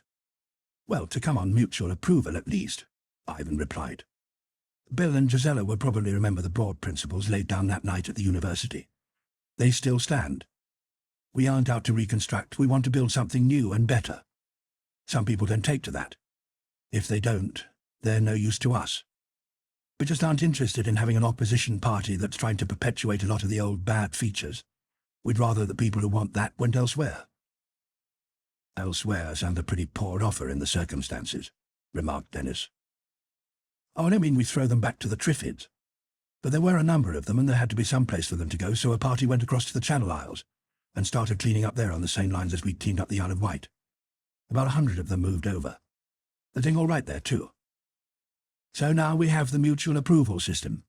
Newcomers spend 6 months with us, then there's a council hearing. If they don't like our ways, they say so. And if we don't think they'll fit, we say so. If they fit, they stay. If not, we see that they get to the Channel Isles. Or back to the mainland if they're odd enough to prefer that. Sounds to have a touch of the dictatorial. How's this council of yours formed? Dennis wanted to know. Ivan shook his head. It'd take too long to go into constitutional questions now. The best way to learn about us is to come and find out. If you like us, you'll stay. But even if you don't, I think you'll find the Channel Isles a better spot than this is likely to be a few years from now. In the evening, after Ivan had taken off and vanished away to the southwest, I went and sat on my favourite bench in a corner of the garden. I looked across the valley, remembering the well-drained and tended meadows that had been there. Now it was far on the way back to the wild. The neglected fields were dotted with thickets, beds of reeds and stagnant pools. The bigger trees were slowly drowning in the sodden soil. I thought of Coker and his talk of the leader, the teacher, and the doctor, and of all the work that would be needed to support us in our few acres, of how it would affect each of us if we were to be imprisoned here, of the 3 blind ones still feeling useless and frustrated as they grew older, of Susan, who should have the chance of a husband and babies, of David, and Mary's little girl, and any other children there might be who would have to become labourers as soon as they were strong enough, of Gisela and myself having to work still harder as we became older, because there would be more to feed, and more work that must be done by hand. Then there were the Triffids, patiently waiting. I could see hundreds of them in a dark green hedge beyond the fence. There must be research. Some natural enemy, some poison, a debalancer of some kind. Something must be found to deal with them. There must be relief from our work for that, and soon. Time was on the Triffids' side. They had only to go on waiting while we used up our resources. First the fuel, then no more wire to mend the fences, and they or their descendants would still be waiting there when the wire rusted through. And yet Schoening had become our home. I sighed.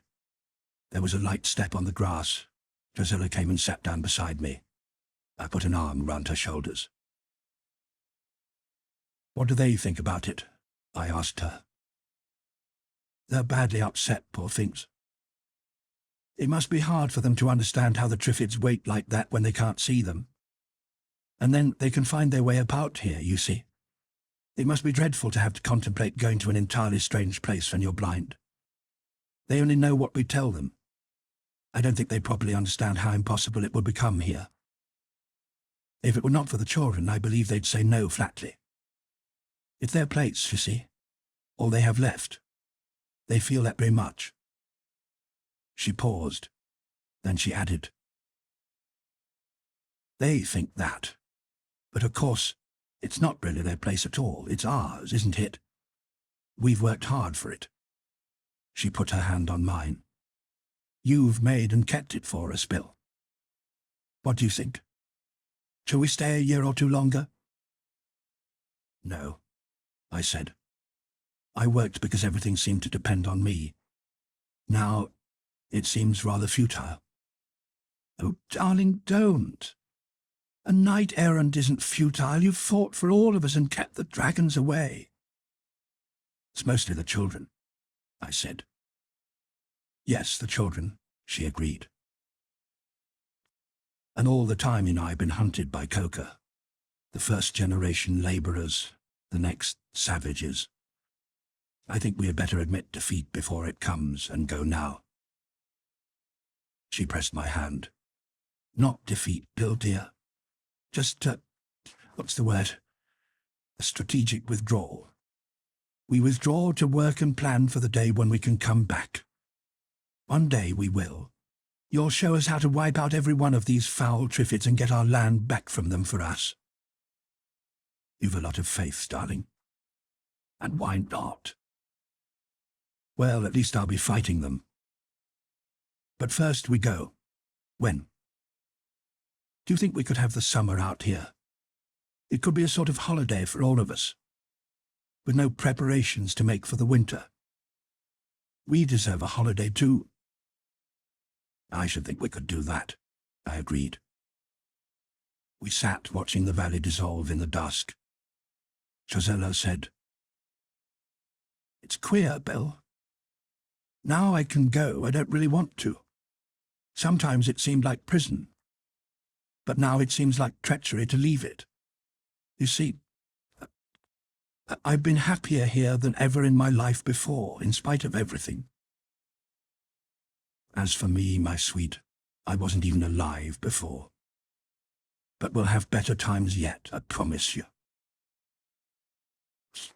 It's silly, but I shall cry when we do go. I shall cry buckets. You mustn't mind," she said. But as things fell out, we were all of us much too busy to cry. Chapter 17. Strategic Withdrawal. There was, as Josella had implied, no need for hurry. While we saw the summer out at Churning, I could prospect a new home for us on the island, and make several journeys there to transport the most useful part of the stores and gear that we had collected. But meanwhile, the woodpile had been destroyed. We needed no more fuel than would keep the kitchen going for a few weeks, so the next morning, Susan and I set off to fetch coal. The half-track wasn't suitable for that job, so we took a four-wheel drive lorry. Although the nearest rail coal depot was only 10 miles away, the roundabout route, due to the blockage of some roads and the bad condition of others, meant that it took us nearly the whole day. There were no major mishaps, but it was drawing on to evening when we returned. As we turned the last corner of the lane, with the Triffids slashing at the track as indefatigably as ever from the banks, we stared in astonishment. Beyond our gate, parked in our yard, stood a monstrous-looking vehicle. The sight so dumbfounded us that we sat gaping at it for some moments before Susan put on a helmet and gloves and climbed down to open the gate.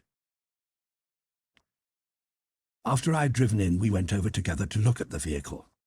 The chassis we saw was supported on metal tracks, which suggested a military origin. The general effect was somewhere between a cabin cruiser and an amateur-built caravan. Susan and I looked at it, and then looked at one another, with raised eyebrows. We went indoors to find out more about it. In the living room we found, in addition to the household, 4 men clad in grey-green ski suits. 2 of them wore pistols holstered to the right hip. The other 2 had parked their submachine guns on the floor beside their chairs. As we came in, Josella turned a completely expressionless face towards us. "Here is my husband. Dill, this is Mr. Torrance. He tells us he is an official of some kind. He has proposals to make to us." I had never heard her voice colder. For a second I failed to respond. The man she indicated did not recognize me, but I recalled him all right. Features that have faced you along sights get sort of set in your mind. Besides, there was that distinctive red hair. I remembered well the way that efficient young man had turned back my party in Hampstead. I nodded to him. Looking at me, he said, "I understand you are in charge here, Mr. Masen." "The place belongs to Mr. Brent here," I replied. "I mean that you are the organizer of this group." "In the circumstances, yes," I said. "Good." He had a "now we are going to get somewhere" air. "I am Commander Southeast Region," he added. He spoke as if that should convey something important to me. It did not. I said so. "It means," he amplified, "that I am the Chief Executive Officer of the Emergency Council for the Southeastern region of Britain. As such, it happens to be one of my duties to supervise the distribution and allocation of personnel." "Indeed," I said. "I have never heard of this, council." "Possibly. We were equally ignorant of the existence of your group here until we saw your fire yesterday." I waited for him to go on. "When such a group is discovered," he said, "it is my job to investigate it and assess it and make the necessary adjustments. So you may take it that I am here officially." "On behalf of an official council, or does it happen to be a self-elected council?" Dennis inquired. "There has to be law and order," the man said stiffly. Then, with a change of tone, he went on, "This is a well-found place you have here, Mr. Masen." "Mr. Brent has," I corrected. "We will leave Mr. Brent out. He is only here because you made it possible for him to stay here." I looked across at Dennis. His face was set. "Nevertheless, it is his property," I said. "It was, I understand, but the state of society which gave sanction to his ownership no longer exists. Titles to property have therefore ceased to be valid. Furthermore, Mr. Brent is not sighted, so that he cannot in any case be considered competent to hold authority." "Indeed," I said again. I had had a distaste for this young man and his decisive ways at our first meeting. Further acquaintance was doing nothing to mellow it. He went on. "This is a matter of survival.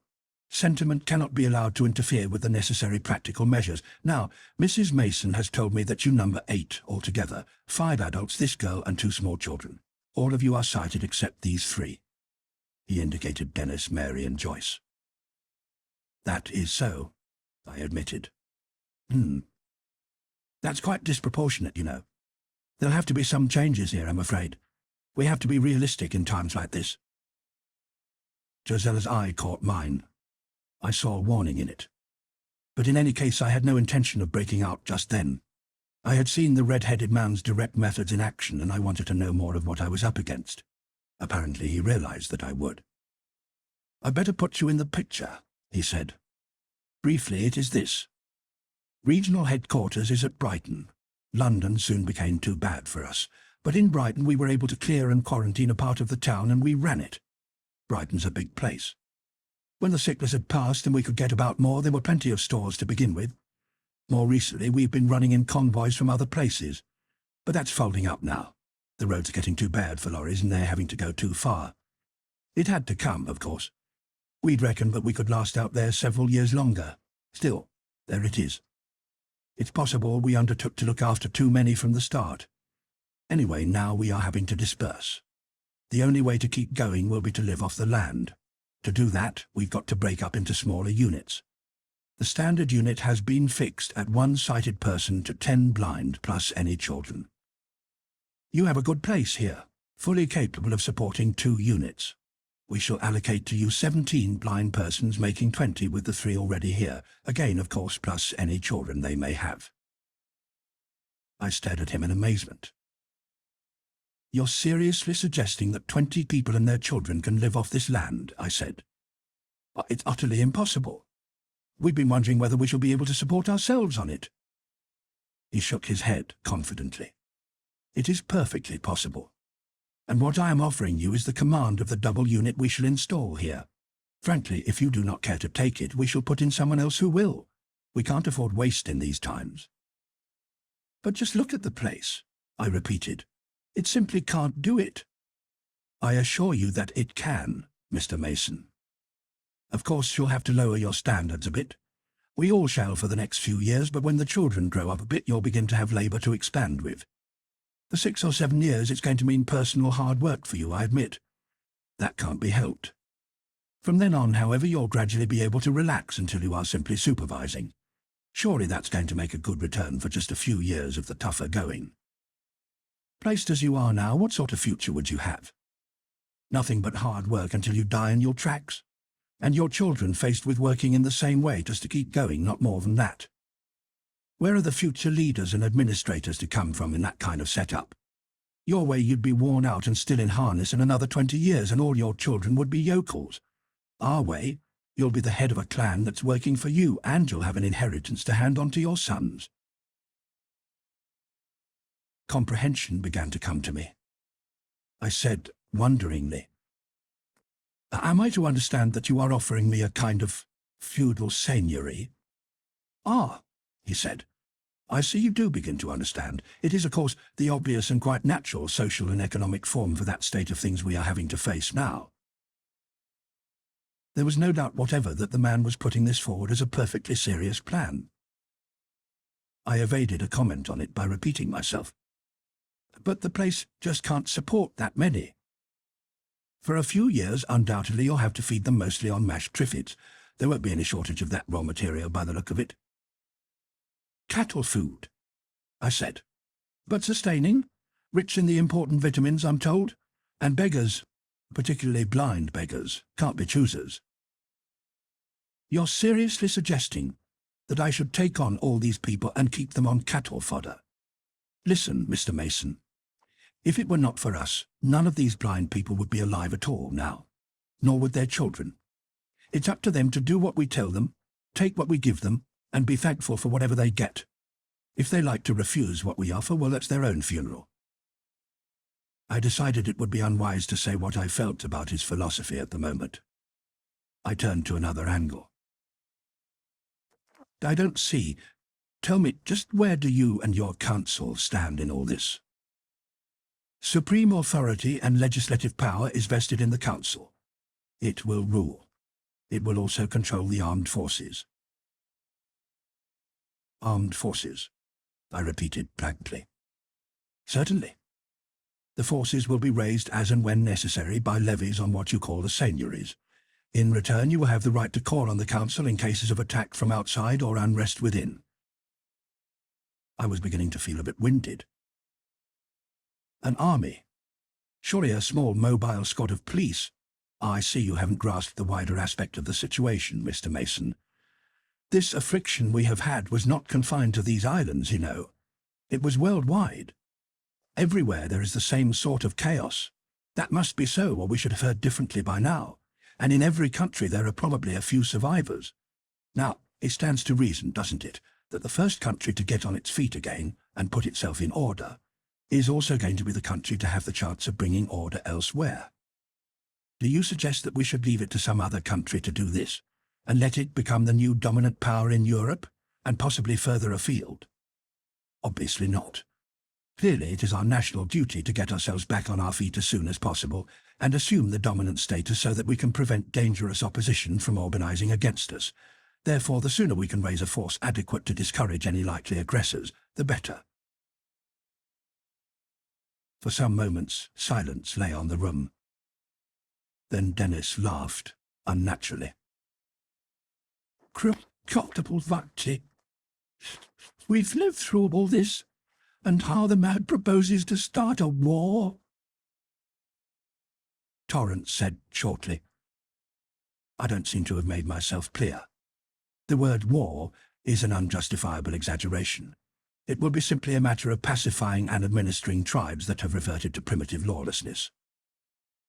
Unless, of course, the same benevolent idea happens to have occurred to them," Dennis suggested. I became aware that both Josella and Susan were looking at me very hard. Josella pointed at Susan, and I perceived the reason. "Let me get this straight," I said. "You expect the three of us, who can see, to be entirely responsible here for 20 blind adults and an unspecified number of children. It seems to me blind people aren't quite incapable. They can do a lot, including for their own children in general, and helping to prepare their own food. Properly arranged, a great deal can be reduced to supervision and direction. But it will be 2 of you, Mr. Mason, yourself and your wife, not 3. I looked at Susan, sitting up very straight in her blue boiler suit with a red ribbon in her hair. There was an anxious appeal in her eyes as she looked from me to Josella. 3, I said. I'm sorry, Mr. Mason, the allocation is 10 per unit. The girl can come to headquarters. We can find useful work for her there until she is old enough to take charge of a unit herself. My wife and I regard Susan as our own daughter, I told him shortly. I repeat, I am sorry, but those are the regulations. I regarded him for some moments. He looked steadily back at me. At last, we should of course require guarantees and undertakings regarding her if this had to happen, I said. I was aware of several quickly drawn breaths. Torrance's manner relaxed slightly. Naturally, we shall give you all practicable assurances, he said. I nodded. I must have time to think it all over. It's quite new to me, and rather startling. Some points come to my mind at once. Equipment here is wearing out. It is difficult to find more that has not deteriorated. I can see that before long I'm going to need good, strong, working horses. Horses are difficult. There's very little stock at present. You'll probably have to use manpower teams for a while. Then, I said, there's accommodation. The outbuildings are too small for our needs now, and I can't put up even prefabricated quarters single-handed. There we shall be able to help you, I think. We went on discussing details at 20 minutes or more. By the end of it, I had him showing something like affability. Then I got rid of him by sending him off on a tour of the place with Susan as his sulky guide. "Bill, what on earth?" Josella began, as the door closed behind him and his companions. I told her what I knew of Torrance and his method of dealing with trouble by shooting it early. "That doesn't surprise me at all," remarked Dennis. "But you know, what is surprising me now is that I'm suddenly feeling quite kindly towards the Triffids. Without their intervention, I suppose there would have been a whole lot more of this kind of thing by now. If they are the one factor that can stop serfdom coming back, then good luck to them." "The whole thing's clearly preposterous," I said. "It doesn't have a chance. How could Josella and I look after a crowd like that and keep the Triffids out? But," I added, "we're scarcely in a position to give a flat no to a proposition put up by 4 armed men." "Then you're not, darling," I said. "Do you really see me in the position of a seigneur, driving my serfs and villeins before me with a whip, even if the Triffids haven't overrun me first?" "But you said—" "Listen," I said. "It's getting dark. Too late for them to leave now. They'll have to stay the night. I imagine that tomorrow the idea will be to take Susan away with them. She'd make quite a good hostage for our behavior, you see. And they might leave 1 or 2 of the others to keep an eye on us. Well, I don't think we're taking that, are we?" "No, but, well, I hope I've convinced him now that I'm coming round to his idea. Tonight, we'll have the sort of supper that might be taken to imply accord. Make it a good one. Everybody's to eat plenty. Give the kids plenty, too. Lay on our best drinks. See that Torrance and his chaps have plenty, but the rest of us go very easy. Towards the end of the meal, I shall disappear for a bit. You keep the party going to cover up. Play rowdy records at them or something. And everybody help to whoop it up. Another thing, nobody must mention Michael Beadley and his lot. Torrance must know about the Isle of Wight setup, but he doesn't think we do. Now what I'll be wanting is a sack of sugar." "Sugar," said Josella blankly. "No? Well, a big can of honey, then. I should think that would do as well." Everyone played up very creditably at supper. The party not only thawed, it actually began to warm up. Josella brought out some of her own potent mead to supplement the more orthodox drinks, and it went down well. The visitors were in a state of happily comfortable relaxation when I made my unobtrusive exit. I caught up a bundle of blankets and clothes and a parcel of food that I had laid ready, and hurried with them across the yard to the shed where we kept the half-track. With a hose from the tanker which held our main petrol supply, I filled the half-track's tanks to overflowing. Then I turned my attention to Torrance's strange vehicle. With the help of a hand dynamo torch, I managed to locate the filler cap, and poured a quart or more of honey into the tank. The rest of the large can of honey I disposed of into the tanker itself. I could hear the party singing, and seemingly still going well.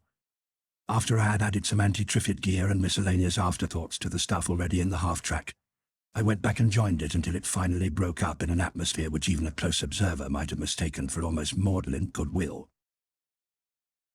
We gave them 2 hours to get well asleep. The moon had risen, and the yard was bathed in white light. I had forgotten to oil the shed doors, and gave them a curse for every creak. The rest came in procession towards me. The Brents and Joyce were familiar enough with the place not to need a guiding hand. Behind them followed Gisella and Susan, carrying the children. David's sleepy voice rose once, and was stopped quickly by Gisella's hand over his mouth. She got into the front, still holding him. I saw the others into the back, and closed it. Then I climbed into the driving seat, kissed Gisella, and took a deep breath. Across the yard, the Triffids were clustering closer to the gate as they always did when they had been undisturbed for some hours. By the grace of heaven, the half-track's engine started at once. I slammed into low gear, swerved to avoid Torrance's vehicle, and drove straight at the gate. The heavy fender took it with a crash. We plunged forward in a festoon of wire netting and broken timbers, knocking down a dozen Triffids while the rest slashed furiously at us as we passed. Then we were on our way. Where a turn in the climbing track let us look down on Churning, we paused and cut the engine. Lights were on behind some of the windows, and as we watched, those on the vehicle blazed out, floodlighting the house. A starter began to grind. I had a twinge of uneasiness as the engine fired, though I knew we had several times the speed of that lumbering contraption. The machine began to jerk round on its tracks to face the gate. Before it completed the turn, the engine sputtered and stopped. The starter began to whir again. It went on whirring, irritably, and without result. The Triffids had discovered that the gate was down. By a blend of moonlight and reflected headlights, we could see their tall, slender forms already swaying in ungainly procession into the yard, while others came lurching down the banks of the lane to follow them. I looked at Gisella. She was not crying buckets, not crying at all. She looked from me down to David asleep in her arms. "I've all I really need," she said. "And someday you're going to bring us back to the rest, Bill. Wifely confidence is a very nice trait, darling, but no. Damn it, no buts. I am going to bring you back," I said. I got out to clear the debris from the front of the half-track and wipe the poison from the windscreen so that I should be able to see to drive on and away across the tops of the hills towards the southwest. And there my personal story joins up with the rest. You will find it in Elspeth Carey's excellent history of the colony. Our hopes all centre here now. It seems unlikely that anything will come of Torrance's neo-feudal plan, though a number of his seigneuries do still exist, with their inhabitants leading, so we hear, a life of squalid wretchedness behind their stockades. But there are not so many of them as there were. Every now and then Ivan reports that another has been overrun, and that the Triffids which surrounded it have dispersed to join other sieges. So we must regard the task ahead as ours alone. We think now that we can see the way. But there is still a lot of work and research to be done before the day when we, or our children, or their children, will cross the narrow straits on the Great Crusade to drive the Triffids back and back with ceaseless destruction, until we have wiped the last one of them from the face of the land that they have usurped.